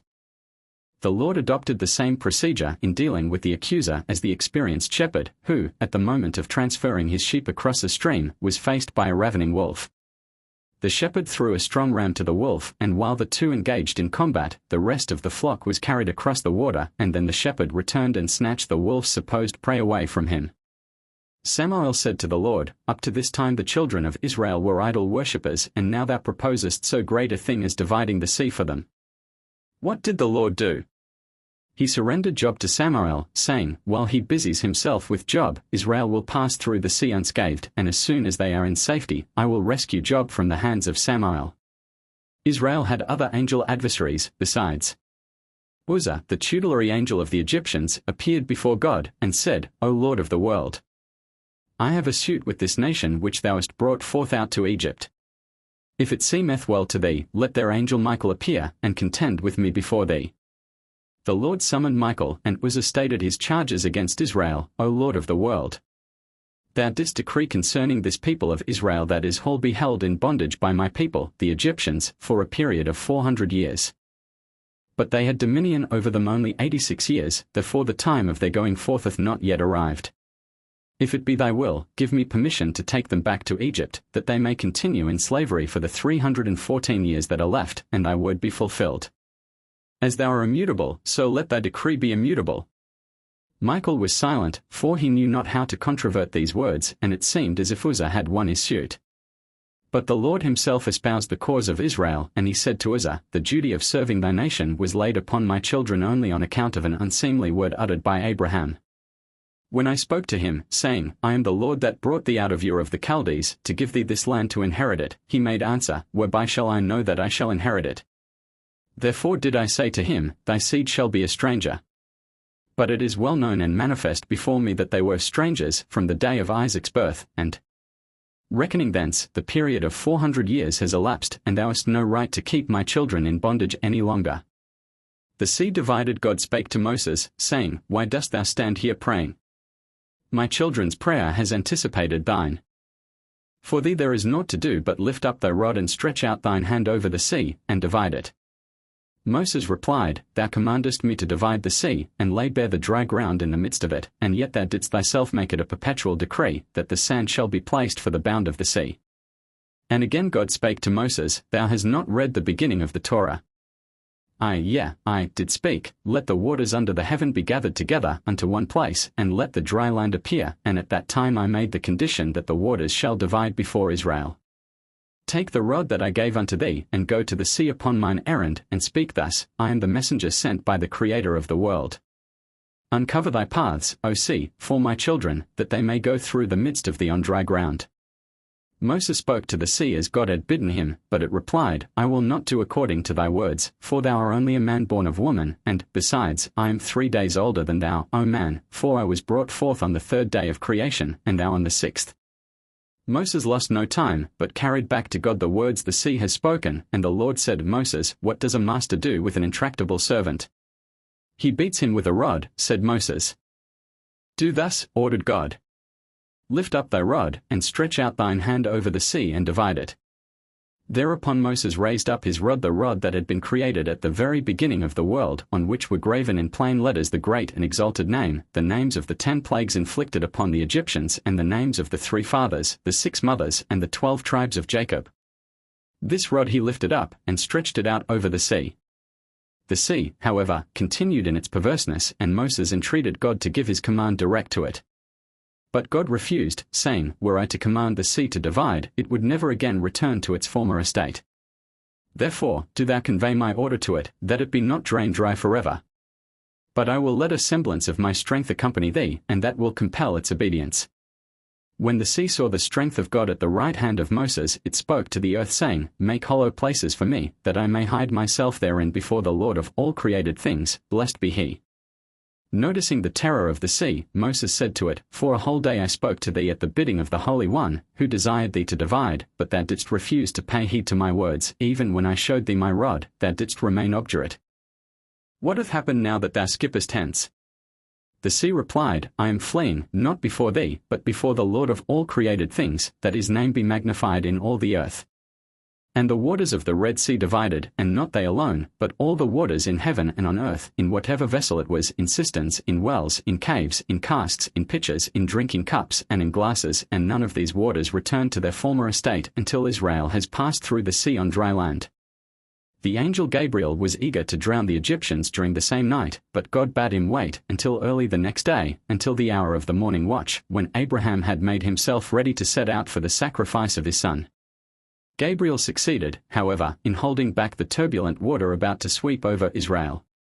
To the wall of water on the right, he called, Beware of Israel, who will receive the law in time to come from the right hand of the Lord, and turning to the wall of water on the left, he said, Beware of Israel, who will win the phylacteries about their left hand in time to come. The water behind he admonished, Beware of Israel, who will let the zizit drop down upon their back in time to come, and to the water towering in front of them, he called, Beware of Israel, who bear the sign of the covenant upon their bodies. God caused the sea to go back by a strong east wind, the wind he always makes use of when he chastises the nations. The same east wind had brought the deluge, it had laid the Tower of Babel in ruins, it was to cause the destruction of Samaria, Jerusalem, and Tyre, and it will, in future, be the instrument for castigating Rome drunken with pleasure, and likewise the sinners in Gehenna are punished by means of the east wind. All night long God made it to blow over the sea. To prevent the enemy from inflicting harm upon the Israelites, he enveloped the Egyptians in profound darkness, so impenetrable it could be felt, and none could move or change his posture. He that sat when it fell could not arise from his place, and he that stood could not sit down. Nevertheless, the Egyptians could see that the Israelites were surrounded by bright light, and were enjoying a banquet where they stood, and when they tried to speed darts and arrows against them, the missiles were caught up by the cloud and by the angels hovering between the 2 camps, and no harm came to Israel.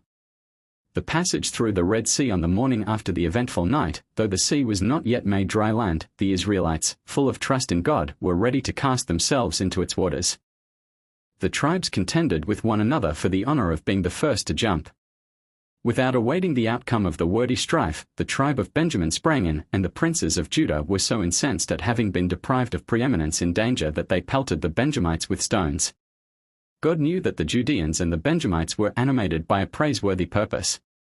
The ones like the others desired but to magnify the name of God, and he rewarded both tribes. In Benjamin's allotment the Shekinah took up her residence, and the royalty of Israel was conferred upon Judah. When God saw the 2 tribes in the waves of the sea, he called upon Moses, and said, My beloved are in danger of drowning, and thou standest by and prayest. Bid Israel go forward, and thou lift up thy rod over the sea, and divide it. Thus it happened, and Israel passed through the sea with its water cleft in twain. The dividing of the sea was but the first of 10 miracles connected with the passage of the Israelites through it. The others were that the waters united in a vault above their heads, 12 paths opened up, one for each of the tribes, the water became transparent as glass, and each tribe could see the others. The soil underfoot was dry, but it changed into clay when the Egyptians stepped upon it. The walls of water transformed into rocks, against which the Egyptians were thrown and dashed to death, while before the Israelites could slake their thirst. And, finally, the 10th wonder was, that this drinking water was congealed in the heart of the sea as soon as they had satisfied their need. And there were other miracles, besides. The sea yielded the Israelites whatever their hearts desired. If a child cried as it lay in the arms of its mother, she needed but to stretch out her hand and pluck an apple or some fruit and quiet it. The waters were piled up to the height of 1,600 miles, and they could be seen by all the nations of the earth. The great wonder of Israel's passage through the sea took place in the presence of the 3 fathers and the 6 mothers, for God had fetched them out of their graves to the shores of the Red Sea, to be witnesses of the marvelous deeds wrought in behalf of their children. Wonderful as were the miracles connected with the rescue of the Israelites from the waters of the sea, those performed when the Egyptians were drowned were no less remarkable. First of all, God felt called upon to defend Israel's cause before Uzzah, the angel of the Egyptians, who would not allow his people to perish in the waters of the sea. He appeared on the spot at the very moment when God wanted to drown the Egyptians, and he spake, O Lord of the world, thou art called just and upright, and before thee there is no wrong, no forgetting, no respecting of persons. Why, then, dost thou desire to make my children perish in the sea? Canst thou say that my children drowned or slew a single one of thine? If it be on account of the rigorous slavery that my children imposed upon Israel, then consider that thy children have received their wages in that they took their silver and golden vessels from them. Then God convoked all the members of his celestial family, and he spake to the angel hosts, Judge ye in truth between me and yonder Uzzah, the angel of the Egyptians. At the first I brought a famine upon his people, and I appointed my friend Joseph over them, who saved them through his sagacity, and they all became his slaves. Then my children went down into their land as strangers in consequence of the famine, and they made the children of Israel to serve with rigor in all manner of hard work there is in the world. They groaned on account of their bitter service, and their cry rose up to me, and I sent Moses and Aaron, my faithful messengers, to Pharaoh. When they came before the king of Egypt, they spake to him, Thus said the Lord, the God of Israel, Let my people go, that they may hold a feast unto me in the wilderness. In the presence of the kings of the east and of the west, the sinner began to boast, saying, Who is the Lord, that I should hearken unto his voice, to let Israel go? Why comes he not before me, like all the kings of the world, and why doth he not bring me a present like the others? This God of whom you speak, I know him not at all. Wait and let me search my lists, and see whether I can find his name. But his servants said, We have heard that he is the son of the wise, the son of ancient kings. Then Pharaoh asked my messengers, What are the works of this God? And they replied, He is the God of gods, the Lord of lords, who created the heaven and the earth. But Pharaoh doubted their words, and said, There is no God in all the world that can accomplish such works besides me, for I made myself, and I made the Nile River. Because he denied me thus, I sent 10 plagues upon him, and he was compelled to let my children go. Yet, in spite of all, he did not leave off from his wicked ways, and he tried to bring them back under his bondage. Now, seeing all that hath happened to him, and that he will not acknowledge me as God and Lord, does he not deserve to be drowned in the sea with his host? The celestial family called out when the Lord had ended his defense, Thou hast every right to drown him in the sea. Uzzah heard their verdict, and he said, O Lord of all the worlds, I know that my people deserve the punishment thou hast decreed, but may it please thee to deal with them according to thy attribute of mercy, and take pity upon the work of thy hands, for thy tender mercies are over all thy works. Almost the Lord had yielded to Uzzah's entreaties, when Michael gave a sign to Gabriel that made him fly to Egypt swiftly and fetch thence a brick for which a Hebrew child had been used as a mortar. Holding this incriminating object in his hand, Gabriel stepped into the presence of God, and said, O Lord of the world, wilt thou have compassion with the accursed nation that has slaughtered thy children so cruelly?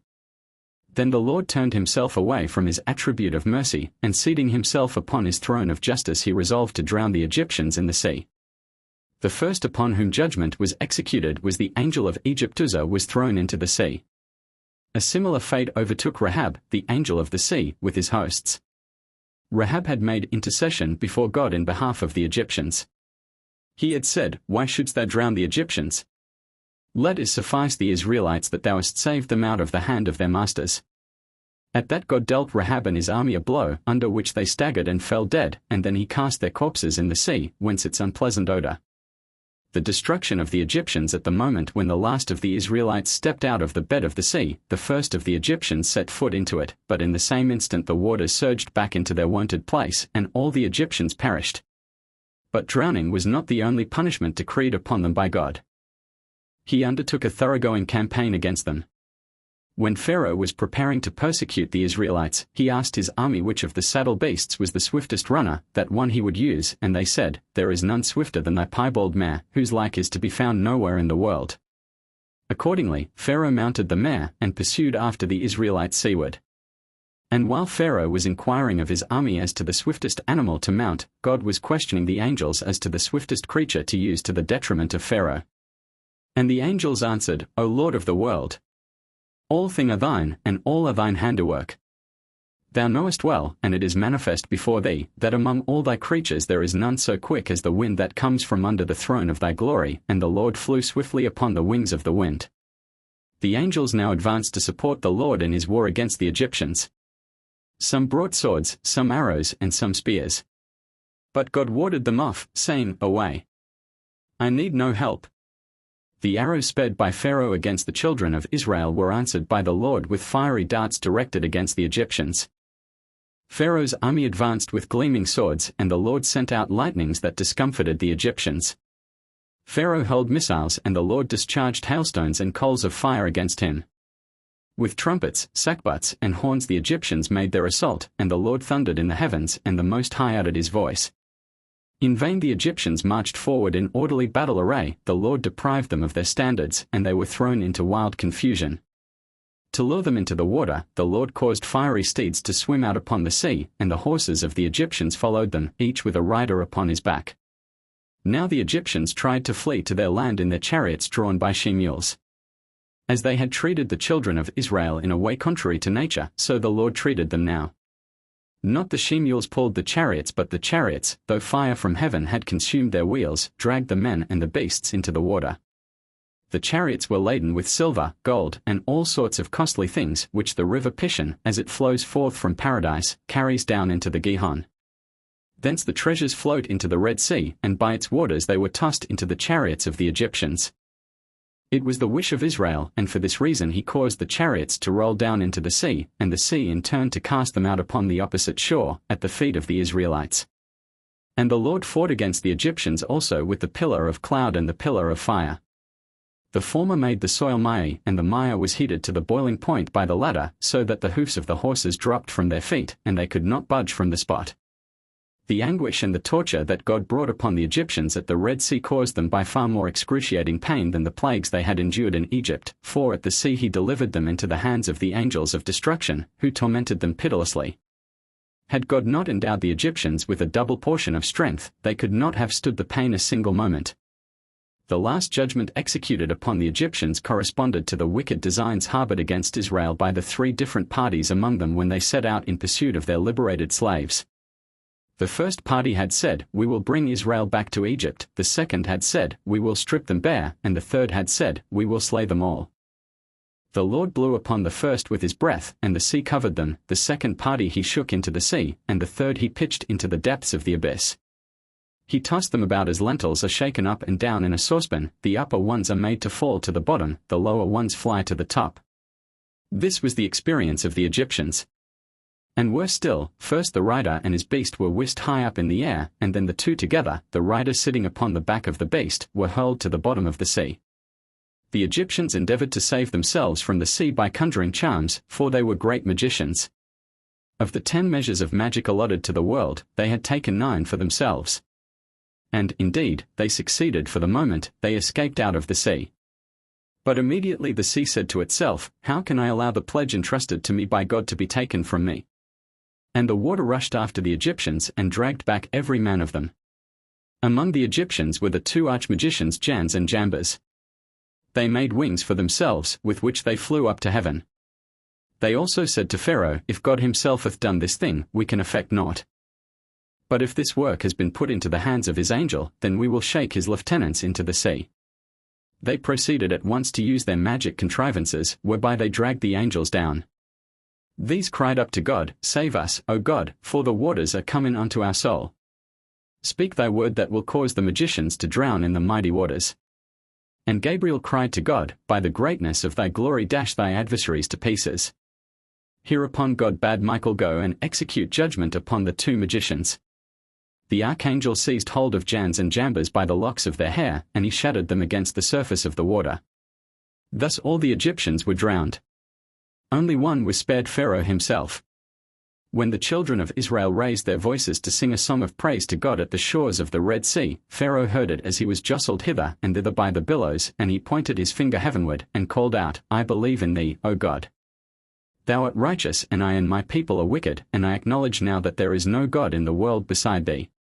Without a moment's delay, Gabriel descended and laid an iron chain about Pharaoh's neck, and holding him securely, he addressed him thus, "Villain! Yesterday thou didst say, Who is the Lord that I should hearken to his voice, and now thou sayest, The Lord is righteous." With that he let him drop into the depths of the sea, and there he tortured him for 50 days, to make the power of God known to him. At the end of the time he installed him as king of the great city of Nineveh, and after the lapse of many centuries, when Jonah came to Nineveh and prophesied the overthrow of the city on account of the evil done by the people, it was Pharaoh who, seized by fear and terror, covered himself with sackcloth, and sat in ashes, and with his own mouth made proclamation and published this decree through Nineveh, "Let neither man nor beast, herd nor flock, taste anything, let them not feed nor drink water, for I know there is no God beside him in all the world, all his words are truth, and all his judgments are true and faithful." Pharaoh never died, and never will die. He always stands at the portal of hell, and when the kings of the nations enter, he makes the power of God known to them at once, in these words, "O ye fools! Why have ye not learnt knowledge from me? I am denied the Lord God, and he brought 10 plagues upon me, sent me to the bottom of the sea, kept me there for 50 days, released me then, and brought me up. Thus I could not but believe in him." God caused the Egyptians to be washed ashore in their death struggle. There were 4 reasons for this. The Israelites were not to say that as they themselves had escaped, so also the Egyptians had passed through the sea dryshod, only the latter had gone in another direction, and therefore had vanished from sight. The Egyptians, on the other hand, were not to think that the children of Israel had been drowned in the sea like themselves. In the third place, the Israelites were to have, as their booty, the silver, gold, and other precious things with which the Egyptians were decked, and, finally, the Israelites were to enjoy the satisfaction of seeing their enemies suffer. With their finger they could point them out one by one, saying, "This one way my taskmaster, who beat me with those fists of his at which the dogs are now gnawing, and yonder Egyptian, the dogs are chewing the feet with which he kicked me." As they lay on the shore in their last agony, they had to witness their own destruction and the victory of the Israelites, and they also beheld the suffering of their brethren that had remained behind in Egypt, for God poured out his punishment over the whole people, whether in Egypt or at the Red Sea. As for the corpses by the shores of the sea, they did not remain unburied, the earth swallowed them, by way of reward for Pharaoh's having acknowledged the justice of the chastisement that had been inflicted upon king and people. Before their corpses had been disposed of in this way, there had been a quarrel between the earth and the sea. The sea said to the earth, "Take thy children unto thyself," and the earth retorted, "Keep those whom thou hast slain." The sea hesitated to do as the earth bade, for fear that God would demand them back on the day of judgment, and the earth hesitated, because it remembered with terror the curse that had been pronounced upon it for having sucked up Abel's blood. Only after God swore an oath not to punish it for receiving the corpses of the Egyptians would the earth swallow them. The song at the sea mighty is faith, for the Spirit of God came upon the Israelites as a reward for their trust in God and in his servant Moses, and it was in this exaltation that they sang to the Lord a song that moved him to grant forgiveness for all their sins. This song was the second of the 9 songs that in the course of history of Israel sang to their God. They assembled to sing the first in Egypt on the night when they were freed from captivity, their second was the song of triumph by the Red Sea, their third, when the well sprang up in the wilderness, Moses sang the fourth before his death, the fifth was Joshua's song after his victory over the 5 Amorite kings, Deborah and Barak sang the sixth when they conquered Sisera, the seventh was David's psalm of thanksgiving to God for his deliverance out of the hand of all his enemies, the eighth was Solomon's song at the dedication of the temple, the 9th Jehoshaphat sang as, trusting in God, he went to battle against the Moabites and the Ammonites. The 10th and last song, however, will be that grand and mighty song when Israel will raise their voice in triumph at their future deliverance, for that will be the final release of Israel for all time. When Israel prepared to sound their praises to God for delivering them from destruction in the Red Sea, God, to show his recognition of Israel's fulfillment of the token of the Abrahamic covenant, bade the angels who came to intone their song, "Wait, let my children sing first," he said. This incident with the angels is like the story of the king who, upon returning from a victorious campaign, was told that his son and his servant were waiting with reeds in their hands and were asking who should first crown him. The king said, "O ye fools, to question if my servant should walk before my son. No, let my son come first." This was the second time the angels were obliged to retire before Israel. When Israel stood by the Red Sea, before them the rolling waters, and behind them the hosts of Egypt, then, too, the angels appeared, to sing their daily song of praise to the Lord, but God called to them, "Forbear. My children are in distress, and you would sing." But even after the men had completed their song, it was not yet given to the angels to raise their voices, for after the men followed the women of Israel, and only then came the turn of the angels. Then they began to murmur, and said, "Is it not enough that the men have preceded us? Shall the women come before us also?" But God replied, "As surely as ye live, so it is." At first Israel requested their leader Moses to begin the song, but he declined, saying, "No, ye shall begin it, for it is a greater mark of honor to be praised by the multitude than by a single one." At once the people sang, "We will glorify the Eternal, for he has shown us signs and tokens." When the Egyptians passed the decree against us, and said, "Every son that is born ye shall cast into the river," our mothers went into the field, and thou didst bid a sleep to fall upon them, and they bore us without any pain, and the angels descended from heaven, washed and anointed us, and robed us in many-colored silken garments, and placed in our hands 2 lumps, one of butter and one of honey. When our mothers awoke and saw us washed, anointed, and clothed in silk, then they praised thee, and said, "Praise be God who has not turned his grace and his lasting love from the seed of our father Abraham, and now behold, they are in thy hand, do with them as thou wilt." And they departed. When the Egyptians saw us, they approached to kill us, but thou in thy great mercy didst bid the earth swallow us and set us in another place, where we were not seen by the Egyptians, and lo, in this way didst thou save us from their hand. When we grew up, we wandered in troops to Egypt, where each recognized his parents and his family. All this hast thou done for us, therefore will we sing of thee. Thereupon Moses said, Ye have given thanks to the Holy One, blessed be he, and not I will praise his name, for to me also has he shown signs and tokens. The Lord is my strength and my song, and he is become my salvation. He is my God, and I will prepare him an habitation, my father's God, and I will exalt him. The song by the Red Sea was as much the song of Moses as of all Israel, for the great leader counted as not less than all the other Israelites together, and, besides, he had composed a large portion of the song. In virtue of the Spirit of God that possessed them while they sang, Moses and the people mutually supplemented each other, so that, as soon as Moses spoke half the verse, the people repeated it, and linked the second complementary part to it. So Moses began with the half verse, I will sing unto the Lord, for he hath triumphed gloriously, whereupon the people answered, The horse and his rider hath he thrown into the sea. And in this wise developed the whole song. But not alone the adults took part in this song, even the sucklings dropped their mothers' breasts to join in singing, yea, even the embryos in the womb joined the melody, and the angels' voices swelled the song. God so distinguished Israel during the passage through the Red Sea, that even the children beheld his glory, yea, even the woman slave saw more of the presence of God by the Red Sea than the prophet Ezekiel was ever permitted to behold. They closed the song with the words, Let us set the crown of glory upon the head of our deliverer, who suffers all things to perish, but does not himself decay, who changes all things, but is himself unchanged. His is the diadem of sovereignty, for he is the King of kings in this world, and his is the sovereignty of the world to come, it is his and will be his in all eternity. Thereupon Moses spake to Israel, Ye have seen all the signs, all miracles and works of glory that the Holy One, blessed be he, hath wrought for you, but even more will he do for you in the world to come, for not like unto this world is the world of the hereafter, for in this world war and suffering, evil inclination, Satan, and the angel of death hold sway, but in the future there will be neither suffering nor enmity, neither Satan nor the angel of death, neither groans nor oppression, nor evil inclination. As Moses and the race that wandered from Egypt with him sang a song to the Lord by the Red Sea, so shall they sing again in the world to come. In the world to come, all generations will pass before the Lord and will ask him who should first intone the song of praise, whereupon he will reply, in the past it was the generation of Moses that offered up to me a song of praise. Let them do it now once more, and as Moses conducted the song by the Red Sea, so shall he do in the world of the hereafter. In other respects, too, it shall be in the world to come as it was at the time of the song by the sea. For when Israel intoned the song of praise, God put on a festive robe, on which were embroidered all the promises for a happy future to Israel. Among them were written, Then shall thy light break forth as the morning, then said they among the heathen. The Lord hath done great things for them, and many similar promises. But when Israel sinned, God rent the festive robe, and he will not restore it, or put it on until the coming of the future world. After the men had completed the song, the women under the guidance of Miriam sang the same song to the accompaniment of music and dancing.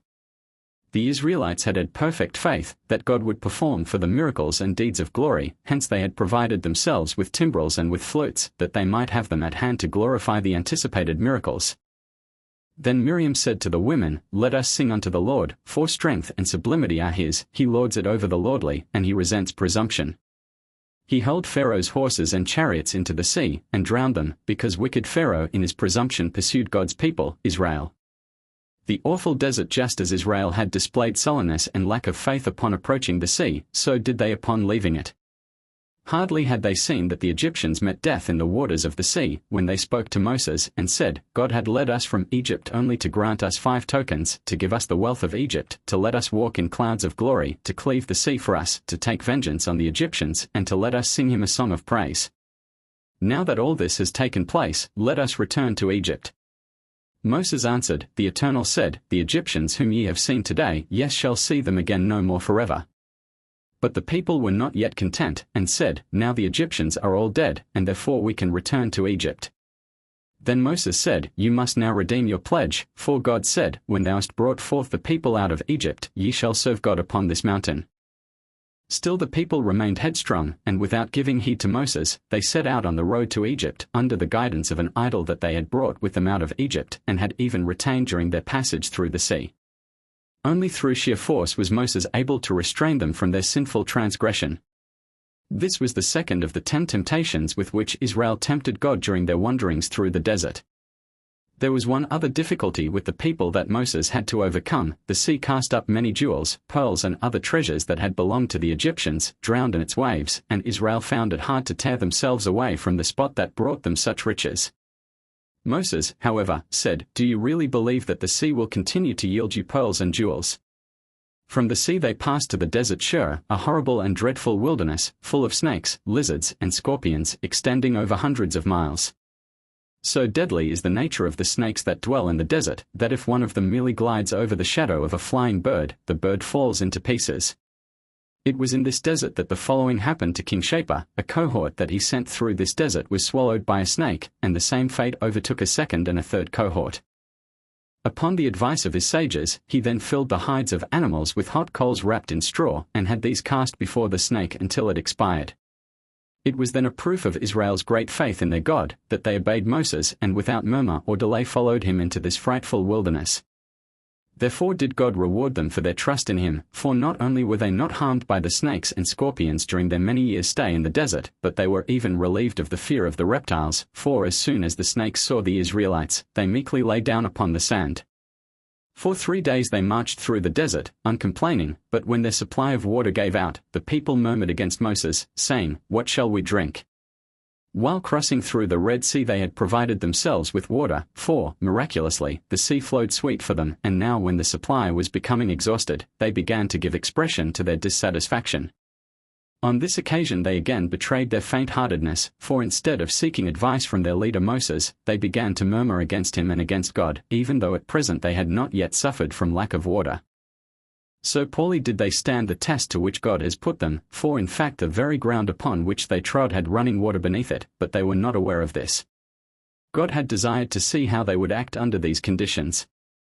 The people were all the more exasperated because their joy, when they sighted the springs and hastened to draw from them, turned to keenest disappointment when they tasted of the water and found it bitter.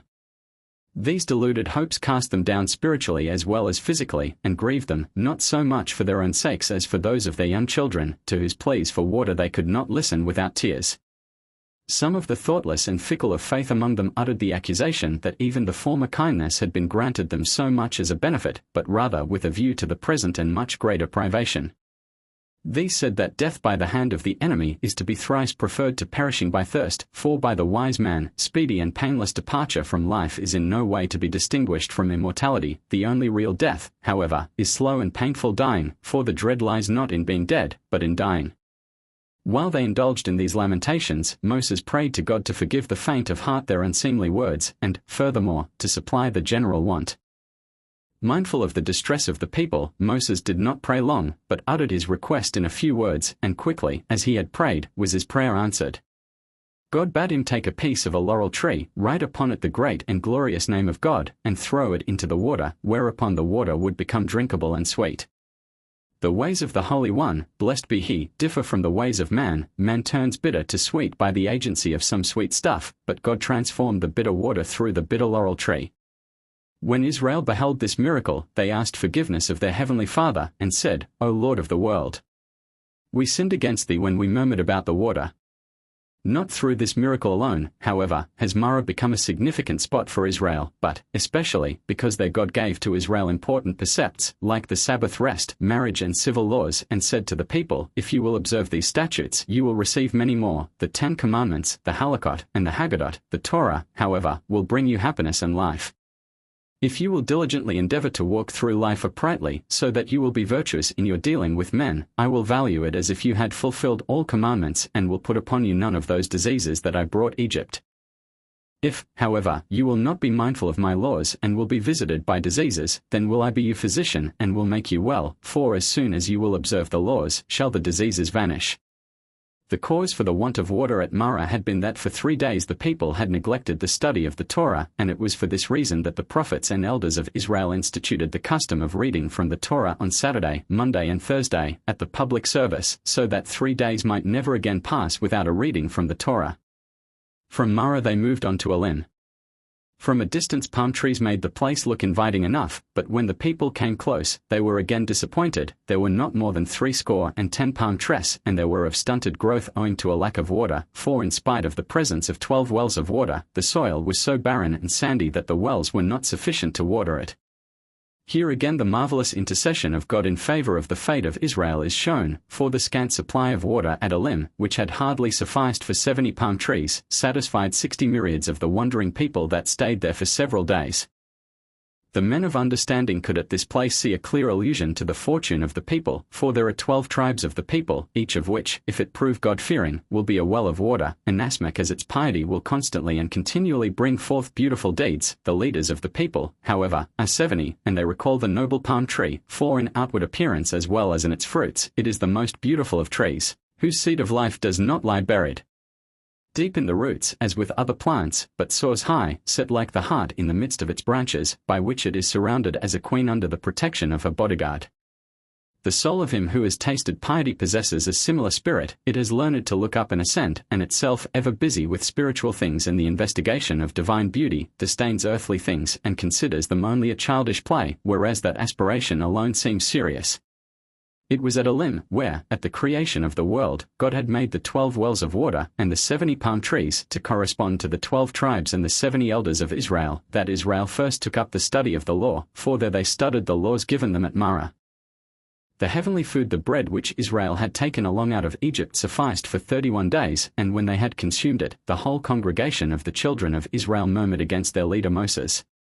It was not only immediate want that oppressed them, but despair of a food supply for the future, for when they saw the vast, extensive, utterly barren wilderness before them, their courage gave way, and they said, We migrated, expecting freedom, and now we are not even free from the cares of subsistence. We are not, as our leader promised, the happiest, but in truth the most unfortunate of men. After our leader's words had keyed us to the highest pitch of expectation, and had filled our ears with vain hopes, he tortures us with famine and does not provide even the necessary food. With the name of a new settlement he has deceived this great multitude. After he had succeeded in leading us from a well-known to an uninhabited land, he now plans to send us to the underworld, the last road of life. Would to God we had died by the hand of the Lord during the 3 days of darkness in the land of Egypt, when we sat by the fleshpots and when we did eat bread to the full. In their exasperation they spoke untruths, for in reality they had suffered from want of food in Egypt, too, as the Egyptians had not given them enough to eat. In spite of the railings against him, Moses was not so much indignant about their words as about the fickleness of the people. After those many quite extraordinary experiences they had no right to expect merely the natural and the probable, but should cheerfully have trusted him, for, truly, in the sight of all, they had been shown the most tangible proofs of his reliability. When, on the other hand, Moses considered their distress, he forgave them, for he told himself that a multitude is by nature fickle and allows itself to be easily influenced by impressions of the moment, which cast the past into oblivion and engender despair of the future. God also forgave the unworthy conduct of Israel, and instead of being angry with them because they murmured against him, when it should have been their duty to pray to him, he was ready to grant them aid, saying to Moses, "They act according to their lights, and I will act according to mine. Not later than tomorrow morning manna will descend from heaven." As a reward for Abraham's readiness in answer to the summons to sacrifice Isaac, when he said, "Here am I," God promised manna to the descendants of Abraham with the same words, "Here I am." In the same way, during their wanderings through the wilderness, God repaid the descendants of Abraham for what their ancestor had done by the angels who visited him. He himself had fetched bread for them, and likewise God himself caused bread to rain from heaven. He himself ran before them on their way, and likewise God moved before Israel. He had water fetched for them, and likewise God, through Moses, caused water to flow from the rock. He bade them seek shade under the tree, and likewise God had a cloud spread over Israel.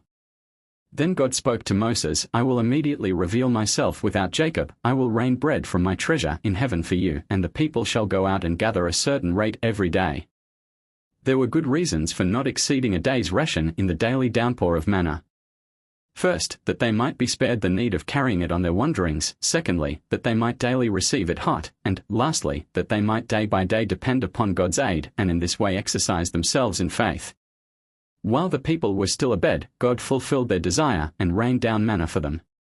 For this food had been created on the second day of creation, and ground by the angels, it later descended for the wanderers in the wilderness.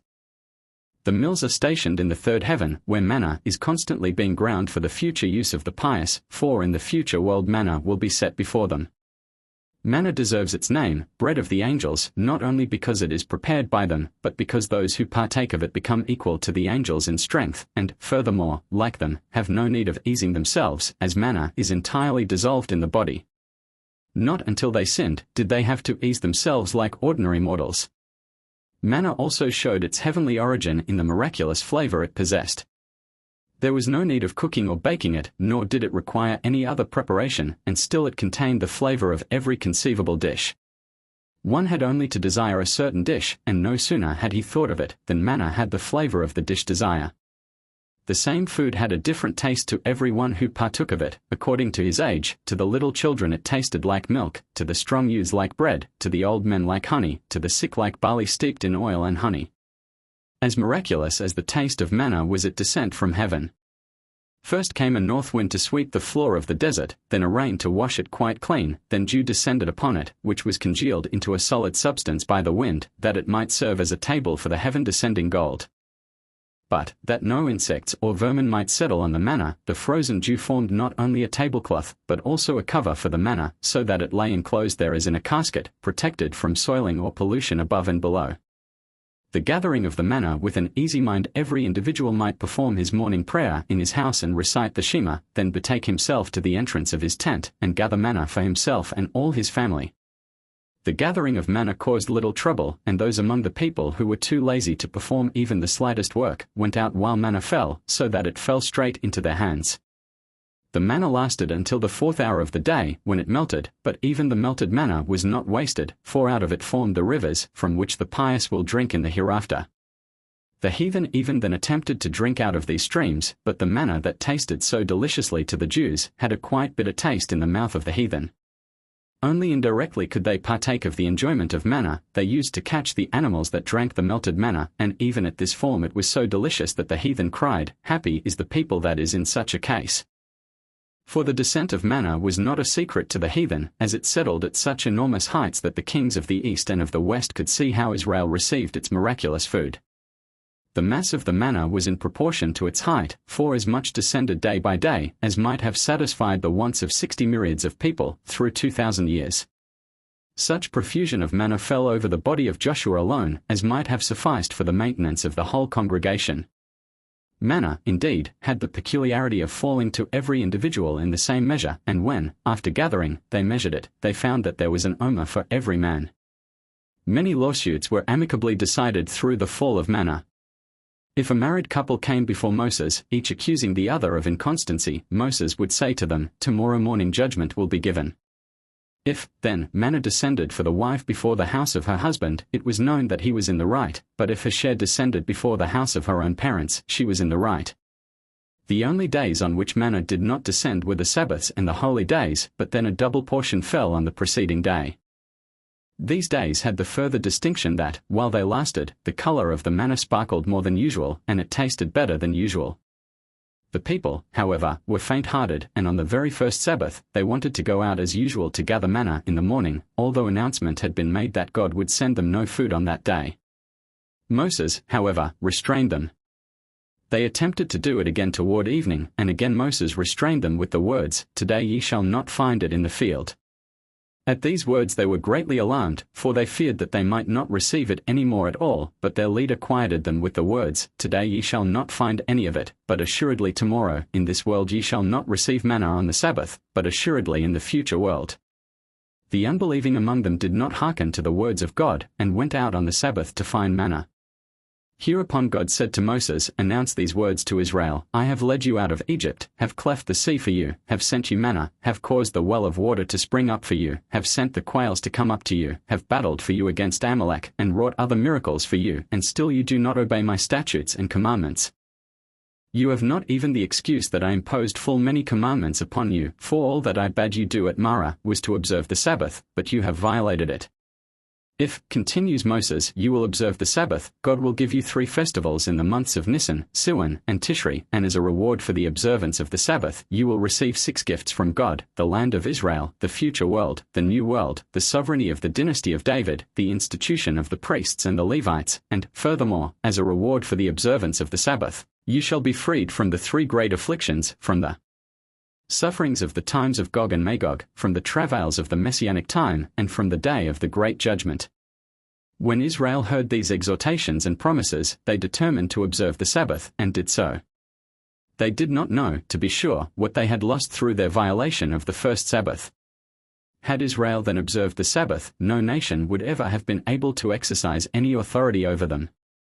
This, moreover, was not the only sin that Israel committed during this time, for some among them also broke the other commandment in regard to manna, that it, not to store it away from day to day.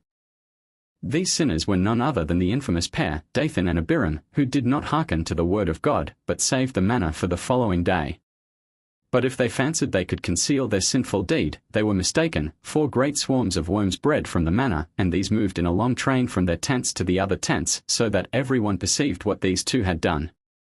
To serve future generations as a tangible proof of the infinite power of God, the Lord bade Moses lay an earthen vessel full of manna before the holy ark, and this command was carried out by Aaron in the 2nd year of the wanderings through the desert.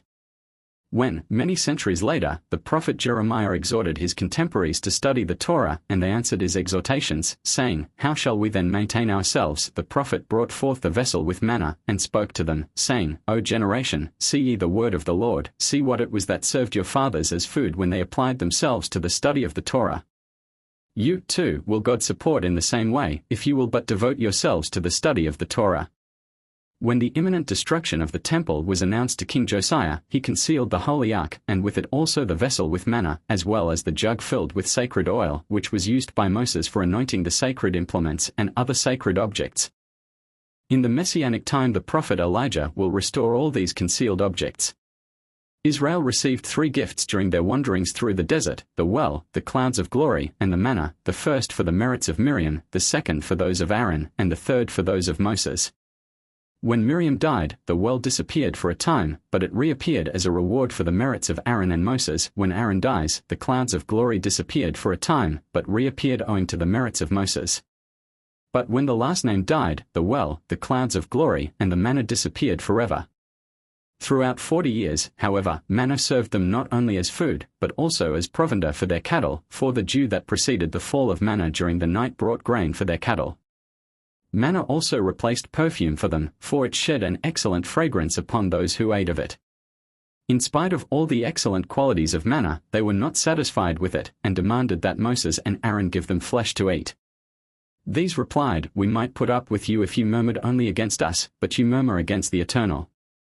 Come forward, that you may hear the judgment of God." At once God appeared to Moses and said to him, "It is revealed to me what the congregation of Israel have said, and what they will say, but tell them this: you have demanded two things, you have desired bread, and I gave it to you, because man cannot exist without it, but now, filled to satiety, you demand flesh, this also will I give you, so that you might not say if your wish were denied. God cannot grant it, but at some future time you shall make atonement for it, I am a judge and shall assign punishment for this." In the meantime, however, God granted their wish, and toward evening thick swarms of quails came up from the sea, and covered the whole camp, taking their flight quite low, not 2 ells above the ground, so that they might be easily caught. Contrary to the manna, which fell in the morning, the quails did not come before evenfall. With a radiant countenance God gave them the former, as their desire for bread was justified, but with a darkened mien, under cover of night, he sent quails. Now, because the one food came in the morning and the second in the evening, Moses instituted the custom among his people of taking 2 meals a day, one in the morning and one in the evening, and he set the meal with the use of meat for the evening. At the same time he taught them the prayer in which they were to offer thanks after eating manna, which read, "Blessed be thou, O God our Lord, King of the world, who in thy bounty dost provide for all the world, who, in thy grace, goodwill, and mercy, dost grant food to every creature, for thy grace is everlasting. Thanks to thy bounty we have never lacked food, nor ever shall lack it, for thy great name's sake. For thou suppliest and providest for all, thou art bountiful, and nourishest all thy creatures which thou hast made. Blessed be thou, O God, that dost provide for all." Miriam's will relieved as they were of all the cares of subsistence through the gift of manna, it was plainly the duty of the Israelites to devote themselves exclusively to the study of the Torah. When, therefore, they slackened in the performance of this duty, punishment in the form of lack of water immediately overtook them. This was the first time that they actually experienced this want, for at Maran nothing more than alarm that this need might come upon them had caused them to murmur and complain. In their distress they once more unreasonably cast reproaches upon their leader, and disputed with him, saying, "Wherefore is this, children, that thou hast brought us up out of Egypt, to kill us, and our children, and our cattle with thirst?" Moses replied, "As often as you quarrel with me, you tempt God, but God performeth wonders and excellent deeds for you, as often as you dispute with me, that his name may sound in glory throughout the world." In spite of the injury they had done him, Moses prayed to God that he might aid them in their distress and also stand by him. "O Lord of the world," said he, "I am surely doomed to die. Thou biddest me not to be offended with them, but if I obey thy words, I shall certainly be killed by them." God, however, replied, "Try thou to act like me, as I return good for evil, so do thou return to them good for evil, and forgive their trespass, go on before the people, and we shall see who dares touch thee." Hardly had Moses shown himself to the people, when all of them rose reverently from their seats, whereupon God said to Moses, "How often have I told thee not to be angry with them, but to lead them, as a shepherd leads his flock? It is for their sake that I have set thee on this height, and only for their sake wilt thou find grace, goodwill, and mercy in my sight."